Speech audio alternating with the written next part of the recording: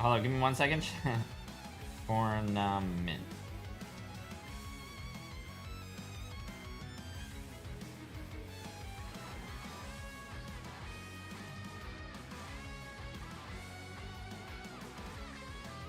Okay, interesting.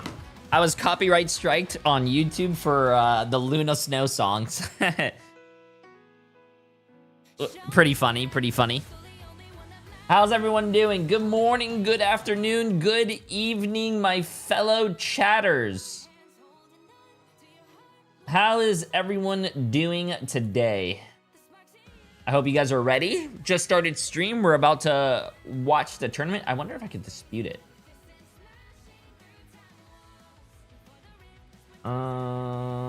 Okay, let's see this real quick, chat. If I go to my YouTube studio and I go look at the video that got striked. Content live.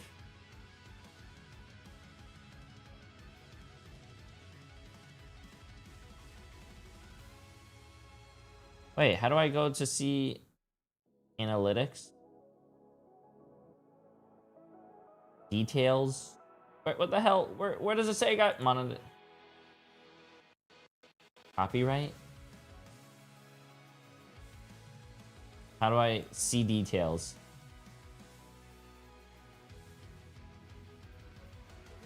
How do you take it out? What can you do? Take action. Erase. Oh, trim out segment or erase the song. Save.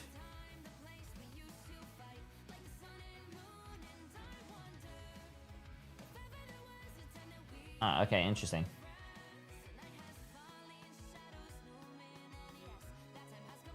Interesting. Yeah, these games are going to be good. Chopped against Citadel. I don't know who Chopped is. And the Navi and Virtus.Pro is going to be a really good one. These games are going to be good, Chad. These games are going to be good. I'm really looking forward to it. Also, they're best of fives as well, just as a heads up. It's going to be a lot of fun. A lot of fun. Let me go here. I got to... Before I get into anything, though, I gotta get my account going here, chat. There we go.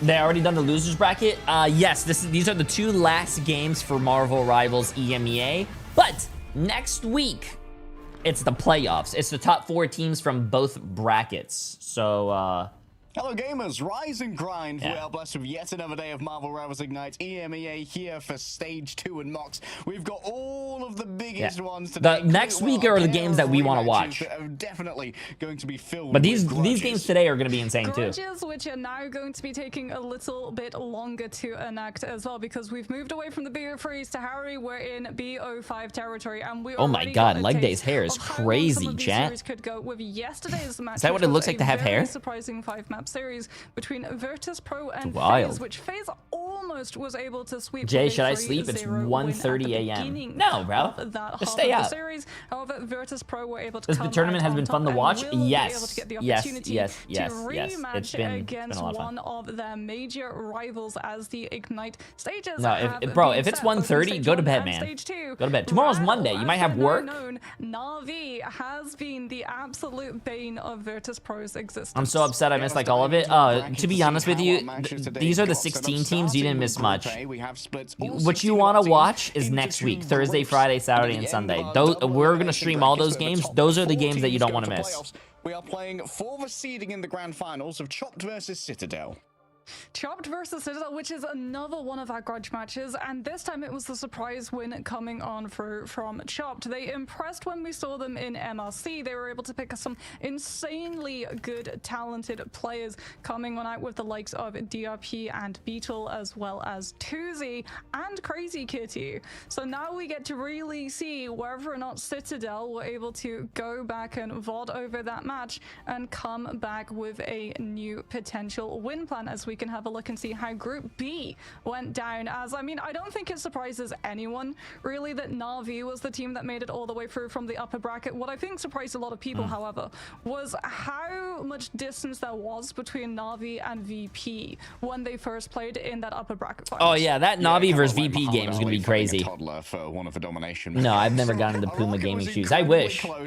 Those shoes do look comfortable. Watch that one. You can actually access the replays in game now by going to a live streams portion of the tournament tab at the top, and then you can scroll through to the match you want, and you can view the replays in game, so you can get your favorite POVs. Like if that's Jerky's Magic, that might Wait, be you can actually fucking do that? There's no fucking way. There is no fucking way that you can actually do that. Holy shit, I gotta look at that. Out of their little hibernation caverns, like they take 2 maps to get I'm here early enough, he reads YouTube. Oh my god, I always read YouTube throughout my stream. Chat, it's hard to read my... Usually I can't read YouTube chat or Twitch chat. I'm in the middle of a game when I'm playing. Yeah, I think Na'Vi, though, they have a trump card up their sleeve. That being I told you, I'm pretty sure you can rewatch the games you missed out. Yeah, but I didn't know. No, see, my creator brain, I didn't know you could go to the in-game tab on. I know they had a thing in their client, but I didn't know. Let's just say someone popped off. I didn't know I could actually go watch that person's specific POV. I didn't know that. But speaking about things that they're not going to want to keep away from them, it's a lot of money. They just added that, yeah. The closer you are to that first position, the more I have to go look at it because I know they use 2 different clients. There's a professional client. Goes to the team who comes there's a pro client that they use to play all these games on, and yeah. More importantly, Harry, I think we'll see. That allow those 3 teams I'll look to after this. to Atlanta and DreamHack and compete in the end of the year LAN for the champion of Ignite as a whole. Yeah, everybody is desperate to go to Worlds, but 250,000 smackaroos. You can watch the full what do you call POV at TTK probably. I'm gonna be honest with you, I don't want to watch that. Here's for schedule from today: Chopped versus Citadel, which is a rematch of a 2-1. I'm better than TTK. Close series, and Na'Vi versus VP, which is a rematch of a. Yo, what's up, Alice? What's your favorite trip you've been on? My favorite trip? Probably China was really cool. Again, where Na'Vi had a considerable struggle getting one over on an opponent that previously they'd looked. Oh, wait, this is the funniest thing. J3, objectively speaking, you ain't actually be the most healthiest Marvel Rivals big streamer. Every other streamer streams the game constantly and complains all stream. I mean, I complain about the game. How does that... Convoy map come on for VP. We'll have a little bit more luck, but we'll have to wait and see, as this first series could go down to the absolute wire, as we're going to be able to take a look and see who are the players. Oh shit, chat! I'm gonna start the predictions. At Citadel up first. These are going to be a lot of very familiar faces with a new player in the mix as Gaming. well. Melio got sniped against who are they playing against? Citadel Gaming against who? Known as Na'Vi, and has joined Citadel Gaming, and it looks like he's going to be starting the Chopped. roster yet again in that dealer's position alongside Chat, Tanuki. predictions are going. Start your predictions. Sorry, YouTube, we don't have predictions on YouTube now. Melia really has added a little bit more depth to this roster as well. Alongside Tanuki, both of these guys can play basically any duelist that you throw at them, but also Polly started dodging the Captain America target bans that really were the theme of going up against Citadel back in Guangzhou. I think that MB were probably the first ones to really focus in on that. Yeah, we're gonna have a look now and see a rematch coming on from Chopped versus Citadel, and I want you to have a close look at Beetle, who's going to be playing the whoa, this is the Chopped team. They have Tuzi. On the right side of your screen that shows DRP jumping in on that Venom for the Feast of the Abyss, but look at what Chopped have been able to do with their 2 Vanguards. Holy shit, wait, this guy's insane. Yo, straight up Jimothy. Appreciate the massive prime sub, my friend. You are the first new sub of the day. I appreciate it. Use it in direct LOS of the Emerald Smith, so they have to fully disengage and try and round a corner. I've seen Crazy Kitty before. I've seen Tuzi. When DRP is able to catch them on the disengage and immediately. I don't think I've seen anyone everyone else though. Feast of the Abyss. And that is to say that Chop's I Vanguard don't know. line is I have bad memory. incredibly strong when it comes to those dive opportunities. Yeah, we talk about pre-existing synergy, like sticking together as a team a lot. And Oh, you're fine, comms, Fish. And while Chopped may be a super roster that was... You've had MASH on your team hastily like put multiple together, times. full Like I said, bro, stage I'm gonna two, be completely DRP honest with you. have been playing I don't together fucking for a remember long it. I time, play, probably listen, with chat, a if I big play 50 crown games of jewel Marvel team Rivals a picks day, previously, that means picking up 50 real times duelist 6. Chat, what is powerhouses that? like 2Z, 300? Kitty put so much behind this roster as well. I believe MASH also came from Pep. That's like 300 fucking people I have on my teams or against me. I can't remember every single fucking person. And times that by 7. How many people do you think I play with? I play with a lot of people. Oh, and Red M Panda. I appreciate him as a new tier 1 sub, my friend. Yeah, Chopped did win that last time, and you know what? Let's have a closer look at how last time went between these two teams. Specifically, let's have a look at the ban format. As you can see, I am a console player, but I learned so much from your videos. Hey, I appreciate it. Appreciate it. Means a lot. It means a lot. Give me 2 seconds, chat. So one-sided Ultron coming on through a lot of the time for Citadel. Melias really like to start playing that one. It allows them to pocket something like a Star-Lord or a Phoenix, as well as keeping it out of the Jeff's way so that you don't have to worry about Rage of Ultron shutting down the It's Jeffs, as we also got to see a lot of bans going the way of Magneto. Once again, managing to strengthen the Star-Lord, because if you have Galactic Legend, Meteor M is able to absorb the entire duration of it, so now a strategist is forced into burning one of theirs, plus you don't have to worry about a Meteor M crashing down on a Jeff's head, and that's why Chopped really started prioritizing being able to play that Phoenix. We got to see a lot of it getting saved, as well as Luna and Invis, the two strategists that they started leaning, so they could run a traditional 2-2-2 composition if they wanted to play something like the Phoenix with a different duelist alongside it. Yeah, Phoenix is kind of a pluripotent when it comes to comps as well, being both an incredible poke duelist as well as having that excellent melee damage up close, as we've seen, I believe, from Jerky previously, decimating backlines, rolling up on people and just, you know what, I'll get a quick 2-piece. Actually, it was 2Z who managed to do it. I think that was actually on to Citadel. Oh, no, it was on Insomnia, decimating their backline on Celestial Husk. With a quick flank on the Phoenix. Those melee weaves are diabolical, and also it makes it really hard to 1v1 Phoenix because she gets healing over time whenever she detonates a spark as well, and that's I forgot to get my socks and put them on. You guys don't want to see my little so I wouldn't be surprised to see a lot more Phoenix today. Don't Yo, Red forget M Panda as well. I appreciate the massive gift sub. Absolutely when insane. I was looking at some of the matches a little bit closer in my own personal time, Jerky was actually watching over my shoulder, and he told me that there were a couple of fights where he popped Ensong Inferno just I think that's because mental. I think that's because I'm older. I'm more mature. Complaining the appropriate amount. Everyone complains, but if you trash talk all day, you hate what you're doing. Ridiculous. Triple kill. The game is trash. Makes no sense to me. I think most of the other streamers are kids. So I wonder now that we head into the series fresh, whether or not the Star-Lord is going to be on the chopping block immediately, or if again we're going to be trying to see a couple of different compositions getting weakened out first. Because if you're trying to play something like an Ultron or a Human Torch or a Phoenix, Star-Lord is one of the best heroes to be able to go head to head with those flyers up in the sky. You get iframes, you get automatic reloads on activation of your right click, in which case you get 2 of them, and if your team is running something like an Invis, he's going to be getting that shield staggered in front of him too, to make sure that he can get all of that sustainability up in the skies. We are going to be heading to Celestial Husk, our first domination map.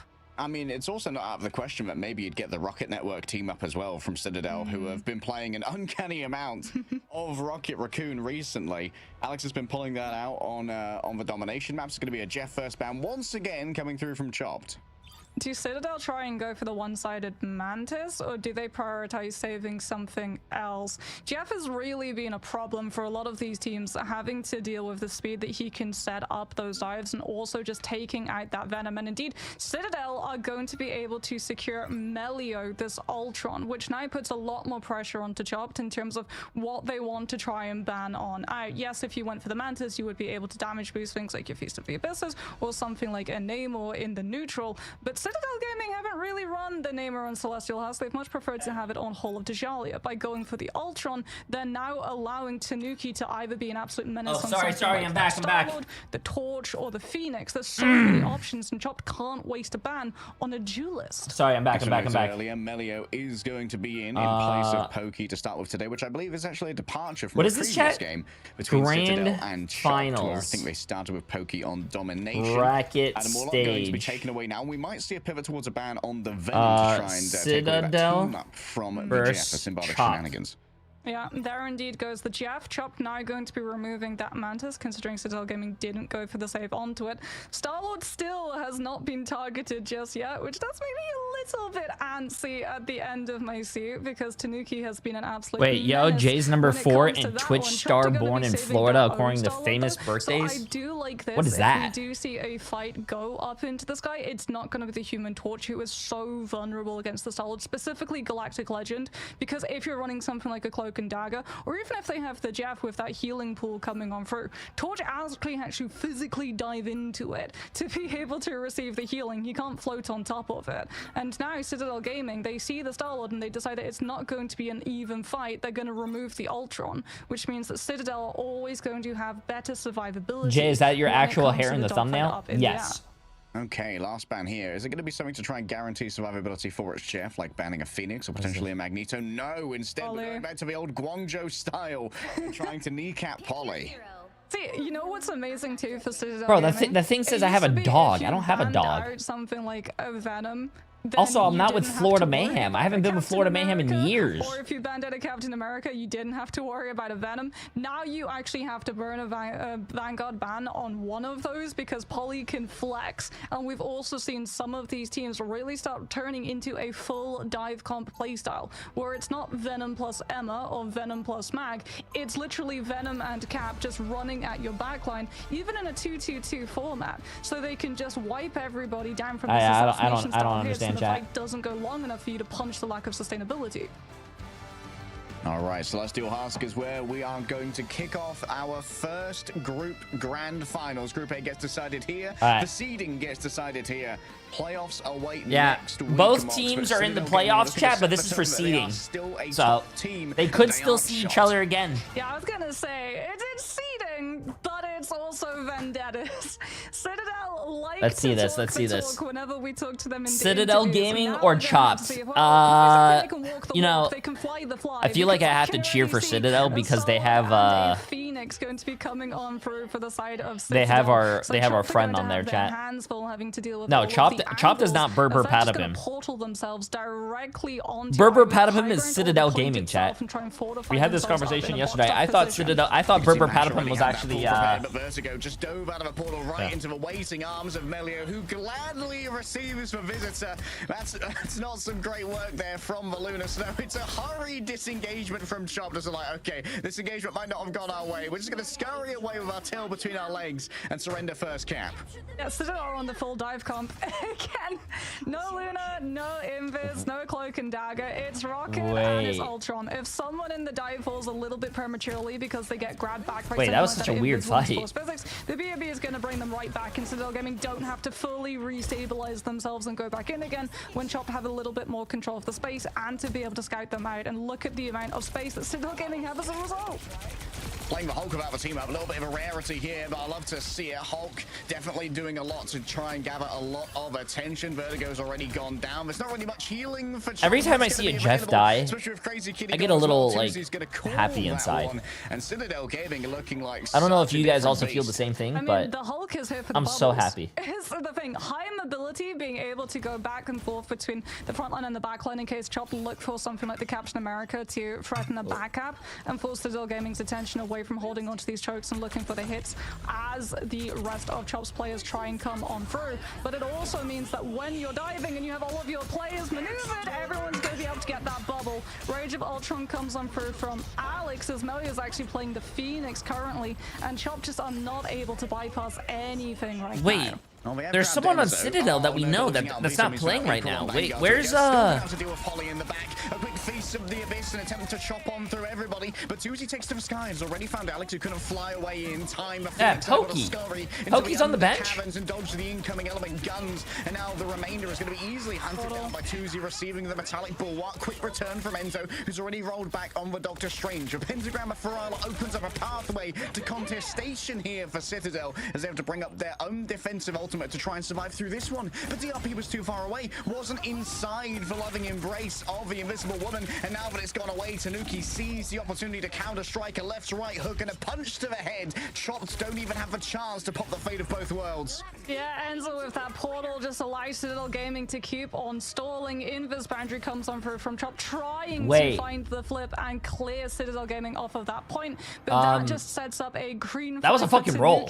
So wait, Are we sure this is the grand finals, chat? And yes, at the beginning, the triple strategist line Are we is sure? enough to keep everyone from Chop. I feel like I blinked and the round was Citadel done. Gaming start actually using the other players to dive, and that just breaks through all of the healing that Chopped had up and running, as DRP was not there with the Meteor in time. Chopped beat Citadel last time? Really? Hey, that means Citadel did their homework, came back swinging, weaponry, and I like that. Yeah, I mean, I actually Nash really is do like trying, how but there's when so a team many beats different another team, resources but that then you have like to they get through. meet Remember as again, well, and the other Hulk team that got against the beat bubble is doesn't winning. get That affected means by they the actually force did fucking physics. improve, and they actually did If do their Citadel homework. Gaming want to go It's for a good. soft dive, they can literally stagger the Venom to go in first, absorb all of that pressure, and then when he wants to try and get out because he's getting too low, Enzo can jump through, give everybody the barrier, and there's nothing that Chop can do to prevent the soft dive. Helpless before flying green. Why is Star-Lord so popular? I think he's a very into the consistent abyss and good no poor DPS. shenanigans this time, Marks. Yeah, Tuesday's gonna be over to the Psylocke. This is something that we've seen a couple of times try and do. She isn't that great in terms of overall meta, but she is still incredibly strong at being able to contest these flyers. So Alex on that Ultron is gonna be taking a lot more pressure focus fire now. Thank you. Excuse me. Alright, Sonic Vortex already used to try and take someone out from the sky. Beetle round the back, eyes onto Melio. Getting on top of this Phoenix is going to make sure that that damage can't be sent elsewhere, but getting close to the Phoenix still is dangerous in its own right. Alex forced to use the Meteor Ram, and there's an attempt not to charge it. DRP, I'm afraid you're not quite that guy today. LeBron given the ball and fumbles it for the Golden State. Unfortunately, as Tuesday wraps around the back to get on top of Melio, the peel comes through, an unbreakable barrier sent on top of Melio. Oh my goodness. I'm sorry, that ult is really fucking strong, bro. The sparks were built up, the one taps were delivered, and Yo, W's. I like that, Z. Yeah, sunk cost fallacy now coming in through from Chop. They need to win this fight, so Icon's Freedom Charge layered over the top of Galactic Legend from them. But Crazy Kitty's taking so much damage. He tries to dodge one angle, he immediately dodges into more danger. Uh-oh, both DPS for Chopped are already down. Uh-oh. This is falling apart Chopped. for Chopped, and Citadel Gaming will be able to hold on to the point. Bro, Chopped. Well, Vertigo. Tuesday is going to have that down to the butterflies now, but it's going to be so hard. Chopped to is getting actually rolled get to right now. utilize it, because Citadel Gaming are just going to be able to scout out where that Psylocke comes through from. Alex or Ken, either of the all can try and heal through it as well. And if Polly gets the damage boost from that Rocket Seer as well. Oh, I saw the Virtus.Pro game yesterday. The reverse sweep, that was a good one. Yeah, waiting I really want to watch the Virtus.Pro game today against Navi, because apparently Navi fucking rolled the Virtus.Pro. So I want to watch like the matchup. Didn't have time to teleport away. Maybe it was forced out. It's brought back though. It's the BRB.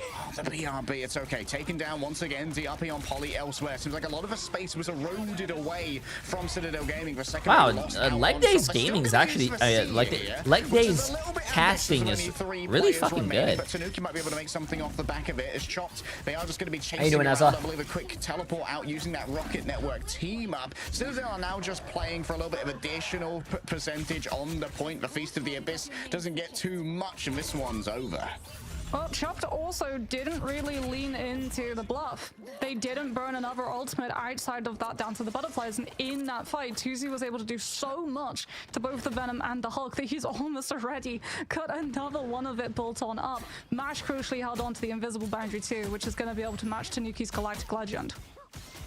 Tanuki getting the personal pocket here from Vertigo as well. The speed bubbles coming on through. Unbreakable guard, just making sure that Million might not have to use that teleport too early. But when you're too judicious with your resources, you end up not using them when they're needed. Enzo's going to lose out on the Hulk form, reduced to puny banner. Alex up close and personal, getting some healing over on to the Rocket Raccoon. The PRP, I think, takes a single I won't be honest with you. From It's the first time through the strategists. Yeah, the patty cake. I actually ever saw Psylocke ult do something in this tournament. I don't think Psylocke is good at all. To be invested to save Enzo when he got grabbed by DRP. We've been watching a lot of Psylocke players. I don't think Psylocke is good right now. Either they're in control of these spaces, are able to put enough pressure onto Citadel Gaming that they can punish the lack of overall sustainability that a Rocket and an Ultron bring when you have this much focus fire damage coming on through on one specific target. Psionic Seduction is going to be able to keep all of Citadel Gaming from being able to keep up that Phoenix, and Tuesday on the Psylocke has the higher ability to find where the BRB would be stationed to prevent Noe from being brought back.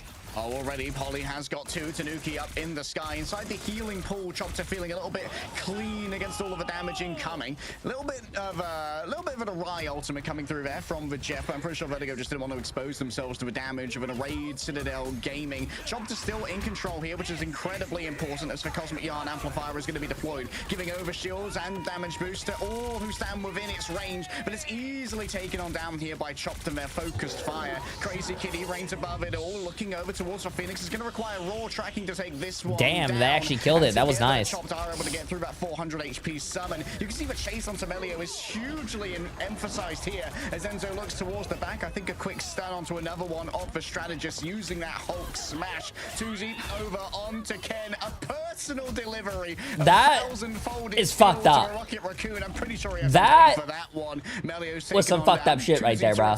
Mash opens up the portal, and it's going to be a last-second contest once again from Chopped. Yeah, Mash coming in front of the Doctor Strange, but Chopped crucially don't have ultimates right now. Alex is so close to Rage of Ultron. Can he manage to find the placement off of it to allow Citadel Gaming to start to come back into this fight? Tuzi's been able to find the Hulk. There goes the Rage of Ultron, and Chopped have absolutely nothing to deal with it other than Mash on the Doctor Strange looking to shield it off. But for Citadel Gaming, with their very ephemeral comp, they have to stay static on the point during all of this as overtime starts to tick on down, going up against the Tide. Melio doesn't really have that much to try and play with. Crazy Kitty can't quite avoid the cellular corrosion. Look at how low everybody is, and this is where you really start to struggle with the Ultron and the Rocket Raccoon. The healing, bro, it's crazy how some of these controller fucking tank players, it's crazy how good they are. But you're playing an eternal bond. You just like, can't burst through this at the moment. Crazy Kitty once again takes to the skies, wants to ride to Galactic Legend, and it certainly is going to be a long one, as this surely is going to go to 3 sub-maps on domination. For Celestial Husk, uneasy to claim. The Citadel damn, bro. Damn. Wait, chat, we might have a game, bro. It's not over yet. When you're running that, I thought Citadel was just going to roll the other team. These fights have to be fast, or you have to be able to reset the majority of your composition while having one person bounce the point and keep it under your control. The second that Chopped actually managed to gain a foothold on that point, the percentage is going to rise. Wow, never mind. Psylocke, chat, never mind. I think Psylocke is still really good. She just doesn't have the same burst potential. I mean, fucking 22 and 6 with 16 final hits, 15,000 damage. I mean, apparently the character's still good, just not as good as before. Off of the Phoenix and onto the Psylocke himself. I mean, there's a reason why. I think you just have to have a different playstyle with Psylocke. I think Psylocke is more of a character that could get in, finish a kill that's very low, and get out.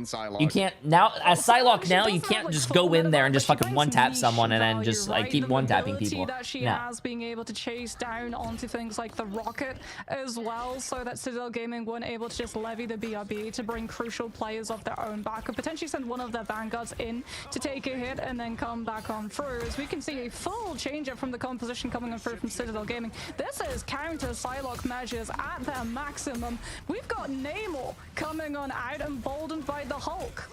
Gamma Squid, good to go. Crazy Kid can get through as well. Shadow, yes you did. You needed to see that. Cast of a Feast of the Abyss. A patty cake back and forth around the Guardian Shield. Sustains the back line of Citadel Gaming through the Dance of the Butterflies that was given over by Tuzi. Chopped, we get the cap for free. Oh, Citadel, a little bit of a fumble there off the back of their fight, and you could see that Tanuki kind of just gave that one up. Didn't want to try and play this out. Melio doesn't quite get the same vibe. Chokeslam. Oh my, yo, poor guy, bro. Poor guy. being in that scenario and you just getting staggered, not a good feeling, man. Strategists up above the point itself because of the dance of the butterflies coming through from Doozy. That's how Chopped were able to pick up the point as quickly as they did. A great force physics as well onto Enzo, almost pulls them down into that puny banner form, and they're just going to be able to continue building off of the momentum from the Hulk getting out by trying to find the Venom and driving back in. Okay, 5 ults here from Citadel Gaming, but can they use them efficiently is the question. Defensively, this point is so easy to contest. Oh, an early force here. Enzo's already been forced to use all of Oh, he went to go counter the Hulk ult by swallowing him and wasting his time. He's just stopped it up though. Yeah. That was the entire duration. That whole duration of the Hulk ult is just done. That was a nice move. Another reason why I hate Jeff. Activate their ultimate. Sees Beetle fleeing away, but can't really find any squishy targets right now. Only the Vanguards are presenting themselves, and Crazy Kitty emerges from their subterranean lair, ready to duel up in the sky. And you can see that constant refreshing of the Guardian Shield onto Crazy Kitty, making them even more difficult to assail. Chopped. You don't even play Hulk? Yeah, but I play other DPS characters, and every time I ult, there's sometimes that Jeff swallows me and I can't ult. Hulk is the only character that doesn't have a channeled ability like that. Just all pile in the damage. The Exile comes on through. They might be able to pick Tuzi up at the back of that one, but no, somehow he manages to get on out thanks to Peel coming on through from DRP on that Emma Frost. And this could well be a 100-0 unless Citadel Gaming, when they come out of this portal, can pull a run. Yeah, this is crazy. Citadel came out 100-0 Chop, and now Chop just came back and just won the next 2 points. Last second contest coming through from Citadel Gaming. Chopped on the precipice of winning out the first map in this best of 5 grand finals. DRP sees absolute stars right now, spinning kicks in a tight corridor, but it was a bait after all. Went too far away from their backline. Chopped have lost 2 of their Vanguards. They smelled the blood in the water, and yet they went directly into the fishing nets that were so perfectly arrayed by Citadel. Bro, I love his casting, bro. His casting is so funny. Invisible ultimates couldn't get it done. They smelled the blood in the water. Which would provide all of the yeah, Chopped actually did throw. I don't know why they pushed so far into that little that room, but yeah, he kind of pushed so far he couldn't get healed, and he kind of got punished for it. As possible off of all of these players who are going to be stacked one on top of this other. Crazy Kitty sees the Doctor Strange and sees dollar signs in the eyes. Vanguard getting grabbed by this Wolverine is going to be curtains for Citadel Gaming's push. All right, Crazy Kitty. I've seen a lot of their Wolverine in the past. Going to be an opening up here with the Sonic Seduction. Quick cellular corrosion moving over towards the back. It's Jeff looms in the distance, and it could be, oh, looks like it's just going to be a disengagement here. Don't want to try and play it into the Sonic Seduction. Instead, they're just going to prioritize getting that raw healing. Oh, an interruption on the Eye of Agamotto from Melio. Holy shit. Absolutely not. Bub and tackles him out of the sky. The Sorcerer Supreme beaten down by pure clawed action. Citadel Gaming now trying to counter-strike using the Galactic Legend. And there are so many squishy targets for our available. But look at that concentrated. Dude, no one's fucking dying. No one's dying, dude. The VIP package delivered to the Wolverine. Oh, he's got the last stand here. Manages to find the Feral Launch onto the air, onto so many of the players. They're going to follow it up too with the invisible. Oh, Chad, this is not looking good for Citadel. Pinned into the Ensong Inferno, followed on up by Tuzi, and chopped off of the back of that. Find the flip. Citadel Gaming have to keep overtime and play. Piece of the Abyss is up for Polly, but there's no follow-up damage from the Dance of the Butterflies just yet. Tanuki on one side, Enzo on the other. Crazy Kitty pulled back on him, but the healing is so good. They are just taking such good care of this Wolverine. Holy shit. State carves through even the toughest diamond. Adamantium claws are met with 1,000-folded steel. The Dance of the Butterflies can't quite find the final blows, but Tuzi's already wait, it's doable, it's doable. The Shinobi's found Taroni as Vertigo looks to just try and wait, I never even noticed that. The hat? The usage of the healing. I actually never noticed that. Do you guys see the hat when he's ulting? Blood, and it's been smelled there by the Wolverine. Tanuki too far gone. Beetle with a last chance here, keeping it contested, but remember that Chopped is still in control, so in this time, all Citadel need to stay on the point at all times. DRP. I don't understand how this is still in overtime. Reinforcements here to a beleaguered Chopped team. Crazy Kitty's gone for a disengage, and Beetle's found round the back, was alone in the back lines. The invisible boundary might well be the hearkening of a recontest of a last stand. Oh my fucking god, bro. The Citadel supports are crazy. Yo, bro, this is insane. The fact that they were able to live that was good. Shield of DRP, but will anyone be sonically seduced? DRP is There's not going to be enough burst, though, making sure the Sorcerer Supreme survives. Also, what's really crazy, other than how long this overtime scenario is, what's really crazy is that fucking this, like they is still casting this. The Victim's Mash has got to be the first one, but inside of the healing pool that Jeff provides, you can survive anything. Melio's down, 2 strategists inside the mouth of Jeff. There's no recompense for this one. Chopped have done it. What a back and forth between those two players. Dude, that casting, I don't even think he took, I think he did that all in one fucking breath. I don't think he actually, I don't think you actually heard him when he do it, was it? I don't think you actually heard him do that. He was just doing that all, oh my god. Also, Chopped bringing that back and winning after getting fucking rolled first point. Holy shit. And the Luna for Citadel finally turned the tide. 2Z. To be able to clear the board of that point. 2Z. 23 final hits, chat. 23 fucking final hits. Oh, also, I should probably go over here, right? Because, when we went to that triple Vanguard setup, 23 final hits, 30,000 damage. Holy shit, bro. For me, won it for them. Last Stands being able to pin Citadel Gaming all off of the points that Chopped would be able to keep monopolizing that space, and then knowing as well where they would be landing, so that match would be able to build the invisible boundary around them for the slow impact rather than having it up for sustainability for the side of Chopped.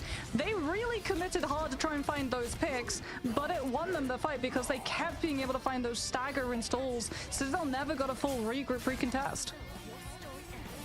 Man, I don't think I've ever seen a fight so long that we had 3 pentagram of Ferrari used. 3 portals. Because that one opened up with Enzo swapping over onto the ever fast. Wait, there was 3 portals? That overtime lasted that long? Bro, a portal cooldown is 200 seconds, chat. That was a 3-minute fight. It was absolutely wild. Citadel as well, like when they came through with the dance of the butterflies, holy stacking shit, with the piece of the abyss damage, it looked like that would be it. It looked like it was like, okay, they're going to be able to find the flip, it's going to go 99 to 99, we're going to have all of that overtime, but Citadel would be the one with the point control. And then the Wolverine, I don't think I've ever heard her cast like that. Who? Hold my maple syrup. Moxie? I don't think Moxie is the...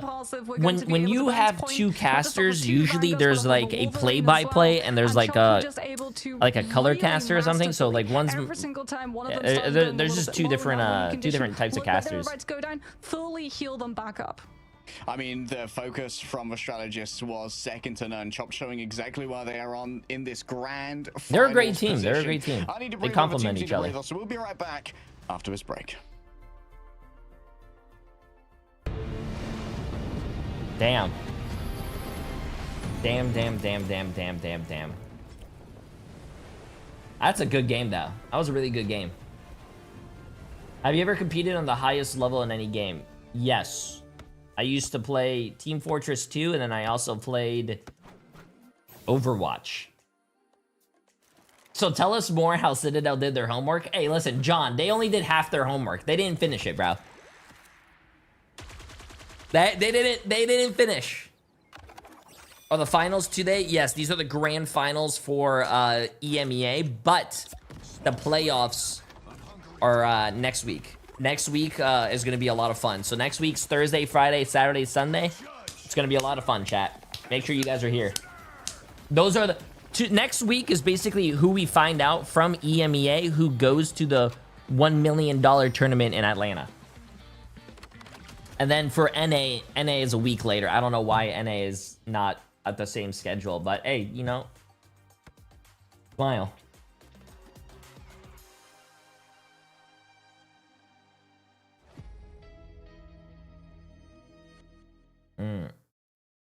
I hope this game goes to a game 5. Does anyone know what happened last time these two teams met? I know Chop beat Citadel, but what was the score? Probably 2-0? 2-1? Oh, it was a close game.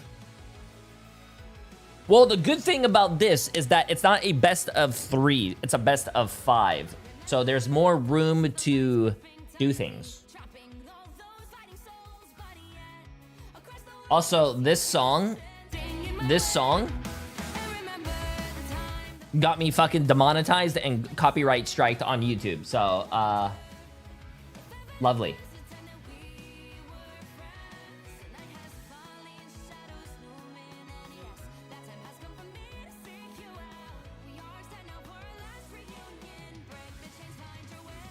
Oh, that was actually a short break. Wait, what?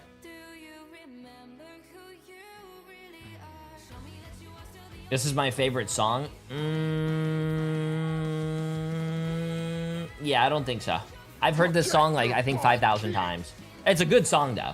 A dragon for 27 months. Appreciate it, appreciate it. And you know what's actually really funny? When I looked at the copyright strike, the copyright strike is not on Marvel Rivals. No, no, no, no, no, no. I got fucking copyright striked by Walt Disney Music Company. So, like, I got in trouble with fucking Walt Disney.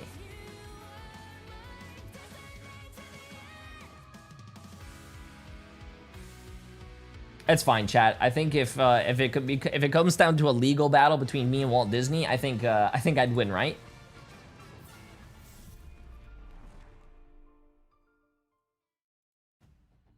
One of the longest domination maps we've seen in a hot minute, and there's a best of 5 Wait, on the doesn't docket here, Mock. So doesn't this like might be a I'm not bit even of a trolling. long Doesn't one, as Mickey now Mouse or Citadel something get to come choose like which map we go to. I wonder like, if we're gonna be seeing a different ban strategy come through. Isn't it like Citadel, free to the because public in like a moments few like years those or when like it 20 is years just or like some shit? over I'm like time not it's even been going joking. So long, losing both of your strategists to its Jeff in one go is a big old rough one. You're not going to be trying to burn a ban on something like a Wolverine. That was much more of a niche strategy to be able to take things and target. It's public like, domain the now? Doctor Oh, is Strange. it actually? I mean, Oh, what a shit. huge interrupt as well coming through from Crazy Kitty. Getting the lunge with the Feral Leap onto Eye of Agamotto was absolutely massive. Cancelling a Doctor Strange ultimate, we see that pretty much every single day with Emma and Carbon Crush. You get Diamond Form off the back of that. To get the Wolverine to Am I doing a subathon? No. Manage to get the CC onto the Strange before it hits Oh, him first. bro, come on. I That's loved actually Chop's logo. perfectly Look at that, great bro. timing, because you It's a don't get fucking CC cat. when you wolf jump. Yeah. Choppy. And like that would have been ruinous for the backline. Like the consistent shielding that a Captain America can Okay, provide is I might basically need just a for his own cheer for personage. Chop to now, I bro. think the Emma was elsewhere, so the Aegis shield was not going to be coming on up. Let's get into map number 2. Yggdrasil Path Mox is on the docket.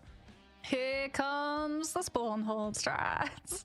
Chopped, though, are going to be taking the defense. Citadel Gaming actually decided to I want to take switch the from attack first Overwatch to and foremost, Rivals, as but we're actually Rivals gonna be seems seeing an instant overstimulating. save Just onto play it. The Emma, so they'll be able It's a lot of to fun. prevent Chops Play and both Vanguard games. from Both being games able are a to lot of trade fun. their positions on the objective and eternally stall. Plus, if something like that Wolverine does come on through, you can avoid all of the consequences of those grabs and grab him yourself, as Chopped are going to be removing Pluto the is public Invis domain woman. So January weakening 1st. flyers, So what weakening does a something like company the need Phoenix to as do well if you try and if take I him come off out with a angle character lane and let's just fight, say but in also 50 years the weakening character becomes 2-2-2 public? composition. Do they just have to Because pay like a normal shit ton of fucking money traditional again to make it format not now in public? stage 2 Or is it Invis and Luna, so that really does limit like what do they do? Gaming's options.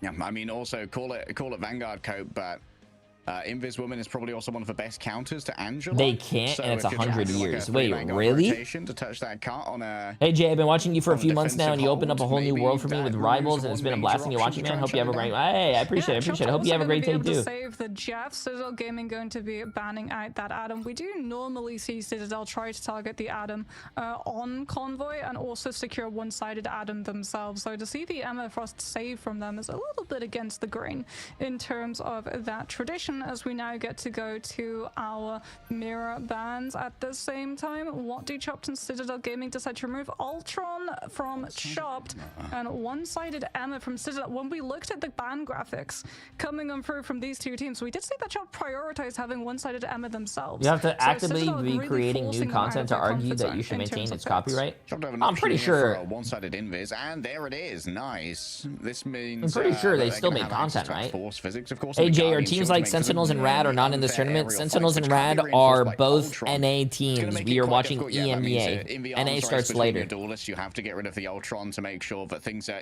even remotely fair. Is this going to be a mag save from Citadel? Because they currently, if they do want to go for something like that Phoenix, they have the opportunity to use that to counter a Jeff ultimate, but they don't get Rage of Ultron. They don't have the Invis to be able to help out that Phoenix, however, and it's actually going to be a Jeff save coming in through from Citadel's side. Does that now force Chopped into banning out the Venom the way that we saw previously? No! Ooh, Ooh, they banned the Groot, which I'm actually a big fan of, because Groot, when you're an attacking team, is one of the linchpins of the spawn break composition, where you combine his one ultimate team with bans either 3 torches supports or something and like a Moon Knight. a Emma, and then another team bans 3 supports and a really can be Groot. useful, especially when you're looking at potentially strategists who have trouble breaking the Groot walls as well. With if it's the 3-3, they don't have the duelist, they don't have the raw output to really break the Groot walls. Can be great for isolating a Vanguard away from the heals that would be forthcoming, and maybe being able to start cracking that composition off the back of an isolation. Strange didn't get banned from either team either, so we're still going to be seeing the Portal of Ferala come through into those second fight recontests for the defensive side, likely going to be on that high ground. Oh.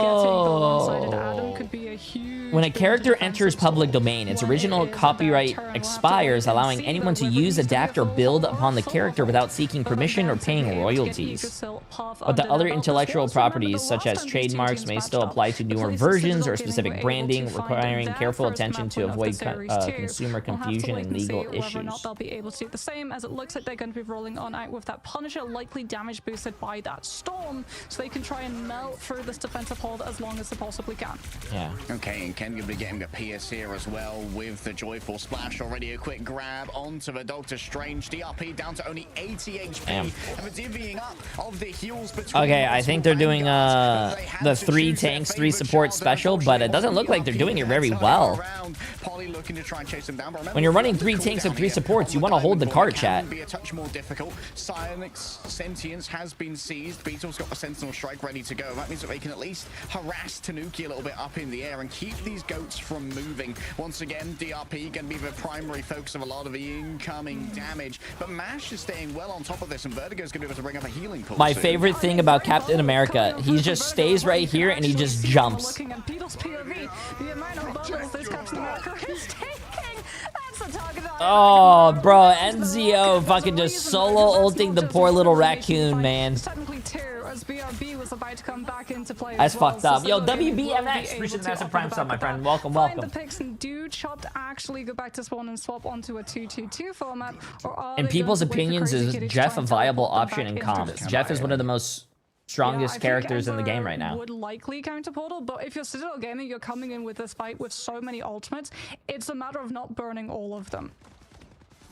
Right, counter portal used here by Enzo. Chopped's not going to be investing their own, which means they might be able to come back with it later on in the fight. Beetle already taking a bunch of damage, and the Omega Hurricane is going to be the opener to start this one out. Already, are you joking? Chat, Jeff is one of the strongest characters right now, bro. Why do you think all the pro teams are either banning it or playing it? He's MASH, all they can do is watch the weather front move on, and Citadel Gaming should be able to cleanly claim first. That's big for Citadel too, because it means that they're going to be able to pocket that Punisher with both the Strange and the Armor Shields if DRP tries to find the Meteor Arm to counterplay the Final Judgment, which is going to be most likely the opener coming on through from Citadel Gaming side, as it's going to absolutely melt down the Freedom Charge HP that Beetle affords his team. Yeah, that Freedom Charge HP doesn't last long when faced with that much raw damage. Okay. As you said, straight away, going to be trying to get through this one with the raw damage provided. Oh, the Meteor M, is the protection going to be there? I think it was bursting almost instantly. The damage... Oh, he actually got 40% more damage from Final Judgment. I don't even know numbers that big marks, and I've got a degree. Tanuki looking to escape from the incoming. It's Jeff, both for Punisher and the Luna grabbed, but it's too risky a path. Oh, he's going to put them in the corner. So Crazy Kid is just going to put them in the corner here and attempt to mug them in the streets. Nice. Have a streets know some hands right now. Melio and Alex were unprepared for their walk on the wild side. Oh, Nakamoto comes on through, but I think it actually didn't manage to find what it was looking for. 2Z Nag with that mag bubble, as well as the Pocket Guardian Shield coming on through from MASH. Gets to unleash the Galactic Legend when Citadel Gaming do not have a single defensive option. I do really like what Citadel is running, though. The Jeff with the Storm basically kills through any support. Potentially pretty good. Survive the invisible boundary that Chopped are going to be able to utilize against Citadel Gaming when it comes to the Sharknado once more. Storm's coming, Annie.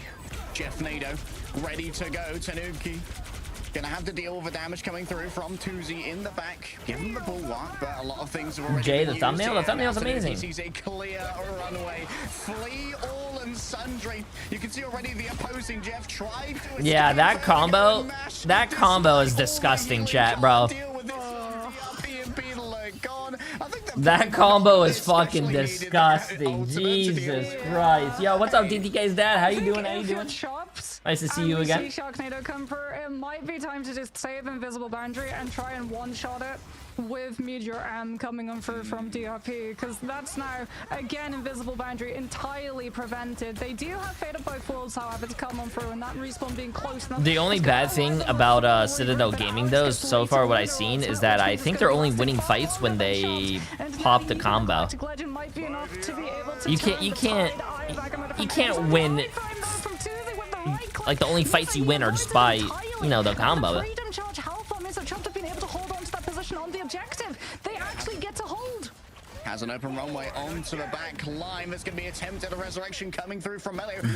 Big res from Melio. He was hiding in the rafters, sitting on a beam, and it means the remainder of Citadel Gaming can come on in now. Soul Bond going to be used to give over a little bit of additional sustainability, sharing out the damage between all who are present. Enzo's already been taken down, but rezzed up in short order. A quick grabbing of a sentience here means Tuzi is in danger, but look at that healing pool in front of Tooth Gnasher and Tooth Grinder. Crazy Kitty's Oh, gonna here opt to comes the play combo elsewhere. again. Tanuki and Ken once more set up. Sharknado. Oh, one and done. It always was. Tanuki sings a song on the wind. Okay, Tanuki's a really fucking goated DPS player, bro. 2.5 minutes for C. Even though Ken is helping him, that's crazy. Jeff is looking real good right now. If you're chopped and we go to a third. Hello, J3. It's the Queen's Me first stream. Anything to warn me about? I hear you are balding. Yeah, you know what? Where's my mods? Get a band going. Come on through with the diamond implemented carbon crush and try and find that elimination and stagger for Citadel Gaming to continue their momentum. Match has the invisible boundary though. Citadel Gaming had to burn the combination last time, so it will be able to find value as Tuzi gets full bubble so he doesn't get hit by that Emerald ultimate and can continue holding this off angle and building up Galactic Legend. What's that? Ultimate suppressed and strategist Oh, lost. no, you're good. DRP Thank forced you. to disengage as they watch their captain, old Appreciate captain, you. fall Thank before you. them. It's a What is mad this? dash back to the spawn. You can see that an Aegis shield has already been erected in the no, doorway it to looks try like and stop Thousand any Island. outgoing healing. They're about to have another. Is that what you made? Sharknado. Oh boy. Tanuki and Ken are gonna be able to get it online, potentially for Smash or DRP. Oh, that's into burning tasty, their though. ultimate. Isn't it Thousand Island just like ketchup and mustard or something? Enzo goes aggressive with the Ivagamoto directly onto anyone from Chopped who could try and bypass the spawn hold and put themselves onto the objective, forcing Citadel Gaming to path back. Usually in ketchup. Oh, thank you, thank you. The Meteor M, and it does manage to at least put a little bit of pressure onto Citadel, but unfortunately it doesn't one-shot the Jeff Nado combo, and Tanuki gets 2 once more. Once more, the Jeff Nado inside the invisible boundary is not an ideal matchup here for Tuzi, who will stand alone. Focused fire in onto the back line, but Alex gets plenty of healing from their compatriot in Ken. A trust long forged over years and years worth of scrims. Polly taken down onto the floor, but manages to wrestle Beetle back out of that one. Crazy Kitty on the back line is able to do a huge amount of healing for their compatriots. I mean, Melio has the res. However, Melio still sitting, ready to No, go I with the definitely Karmic think Citadel Revival. wins this. Citadel has, like they just have all the ults. Chopped has no ults here. Chopped is Chopped. If Chopped wins this last fight, I'm gonna be surprised. Gets for solo stun over onto Masher. Follow-up's not there though. It seems like Vertigo and Crazy Kitty are taking good care of their ally who is in desperate peril. Vertigo forced to flee elsewhere, and Polly is just gatekeeping this doorway right now. You can't get Just past spinning, Polly. kicking them back into the wall so they can't get past them. Like you said, strategists denied any opportunity to help their vanguards. Holding the spawn And door Citadel and putting a Gaming find the shield full there so the push. 2 supports can't heal their team, that's fucked up. On the heels that could come through as well. These charge siege just getting in the way. Oh man, Citadel really showing off one of their niche strategies with the Jeff Nado coming out.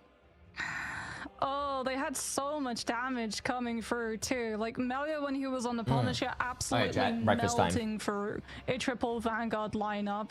The only thing that potentially could have stopped them, because they had to invest so many ultimates in one go, was if Chopped had Adam. And that's exactly why Citadel Gaming removed him from the pool.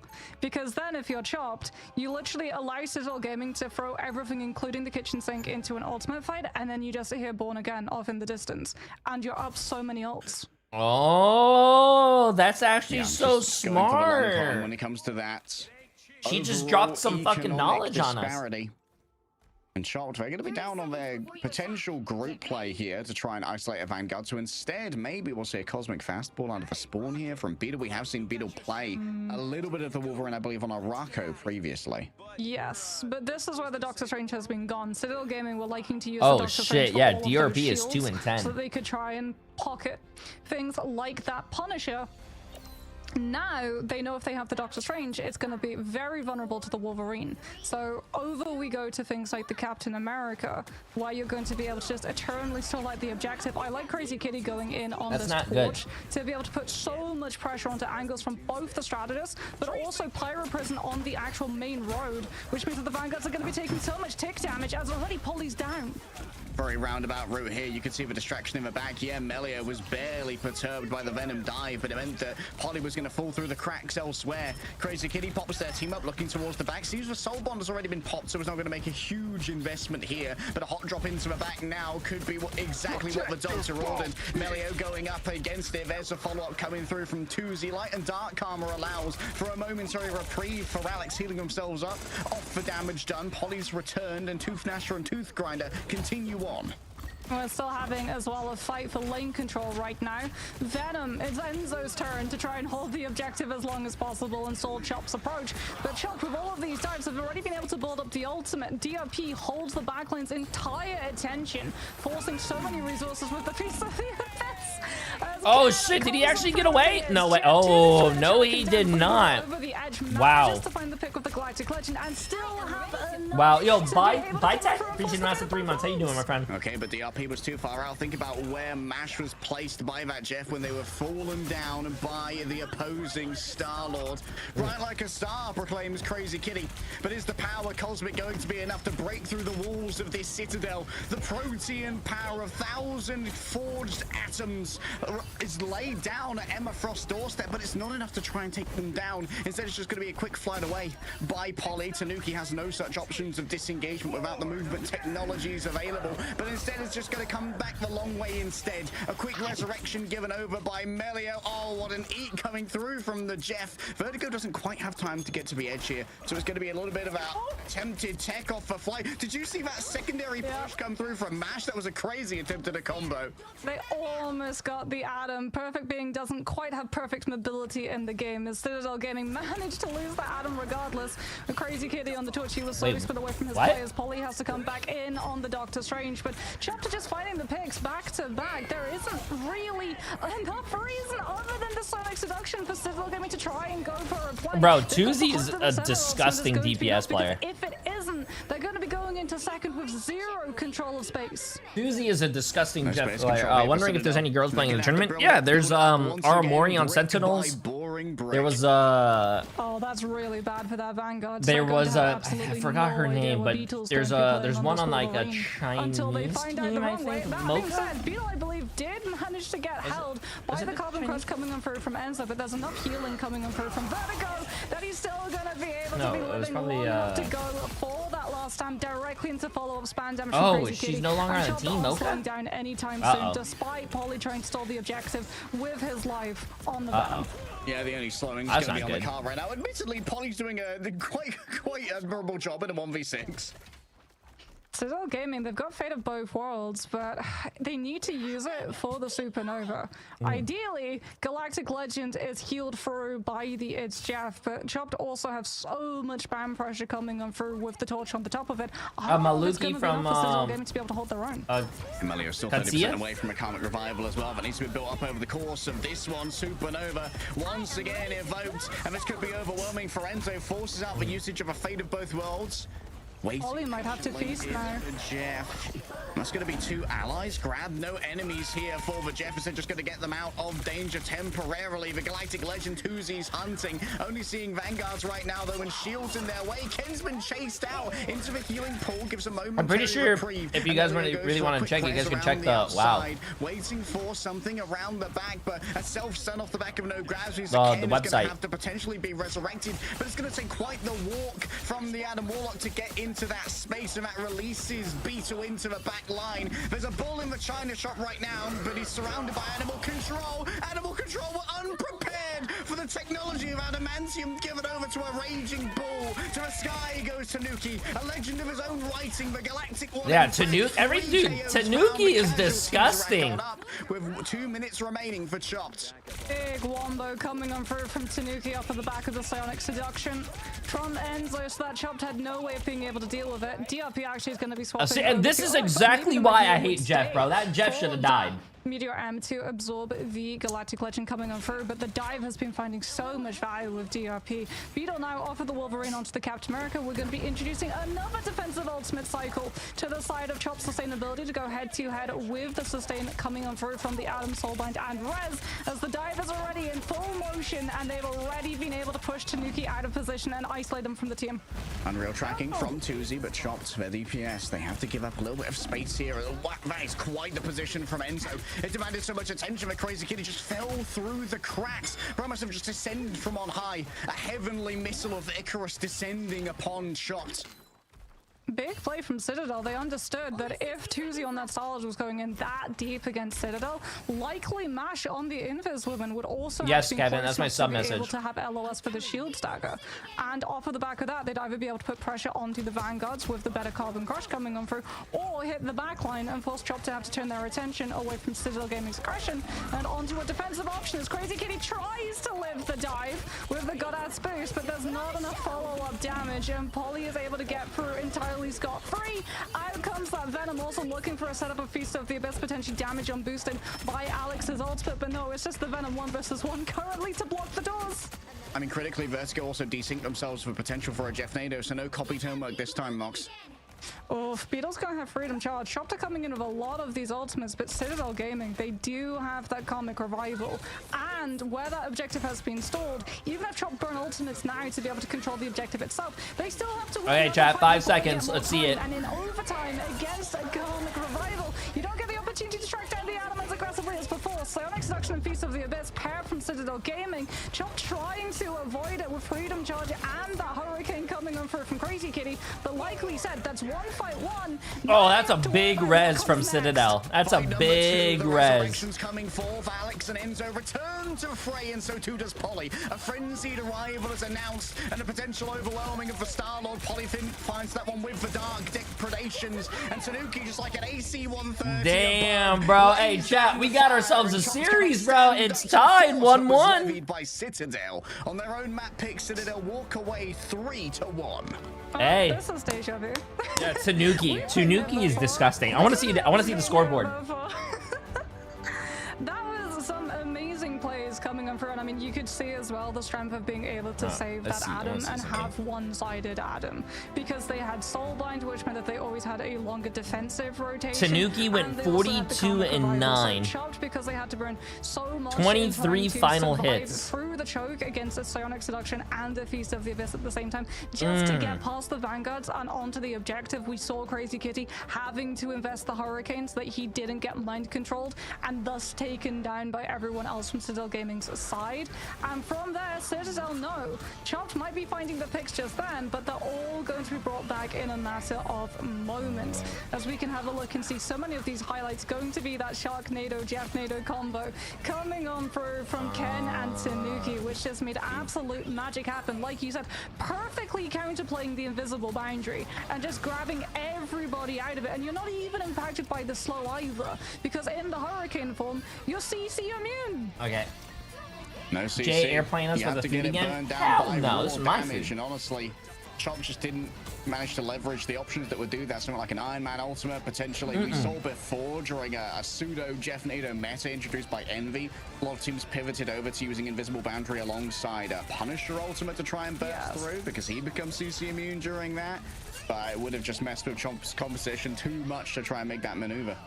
Tanuki here as well, absolute hero of the moment, alongside Enzo, being able to stall out the momentum coming on from Tanuki carry, man. psionic seduction to be able to set up for that Galactic Legend, taking full advantage of, well, as that was the moment actually that their entire backline was being hit and accosted by a last stand coming on through from Crazy Kitty on that Wolverine, who'd been able to separate the backline, put enough pressure onto them to have to hold inside that small room, and already forcing out the symbiotic shenanigans. And I might need to start playing Star-Lord again, yeah. Knew that he would, with the last stand, have enough damage to find those picks.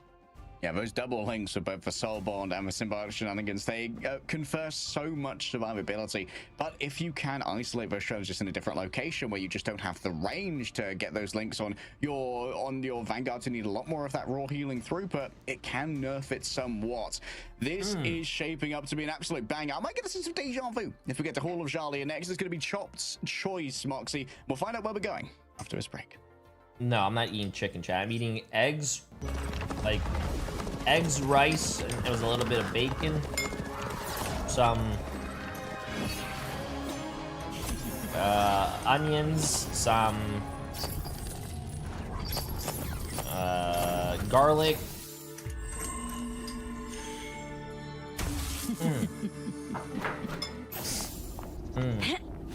Rice for breakfast? Yeah, like leftover, like, have you guys never had, like, rice and steak for dinner, and then you have leftover rice, so you just take the rice and you make, like, fried rice with it for breakfast with eggs? Yeah, that's normal.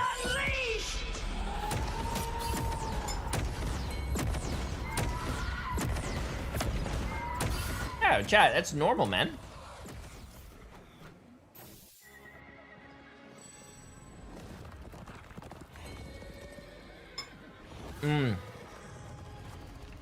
That's a good skin, by the way.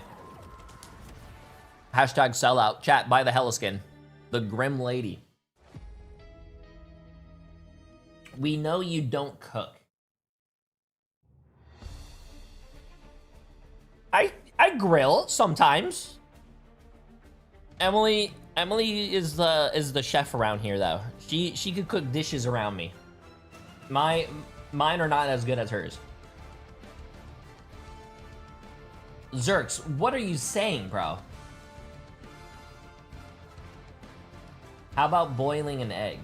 I've never, bro, who eats boiled eggs? That shit is disgusting. I actually don't like eating eggs in general. Boiled eggs are disgusting. Listen, I like my eggs scrambled with a little bit of cheese and a little bit of ketchup. That is the good shit.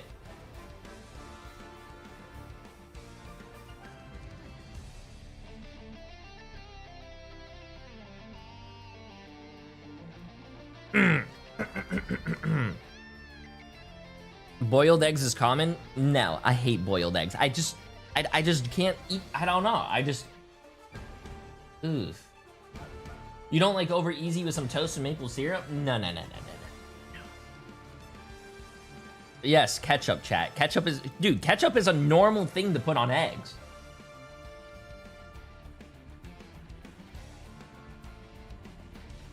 Nah, man. The taste of the yolk is ruined by the sugar-infested ketchup. Good. Good. Jay doesn't even like cucumber. I don't trust anything he says.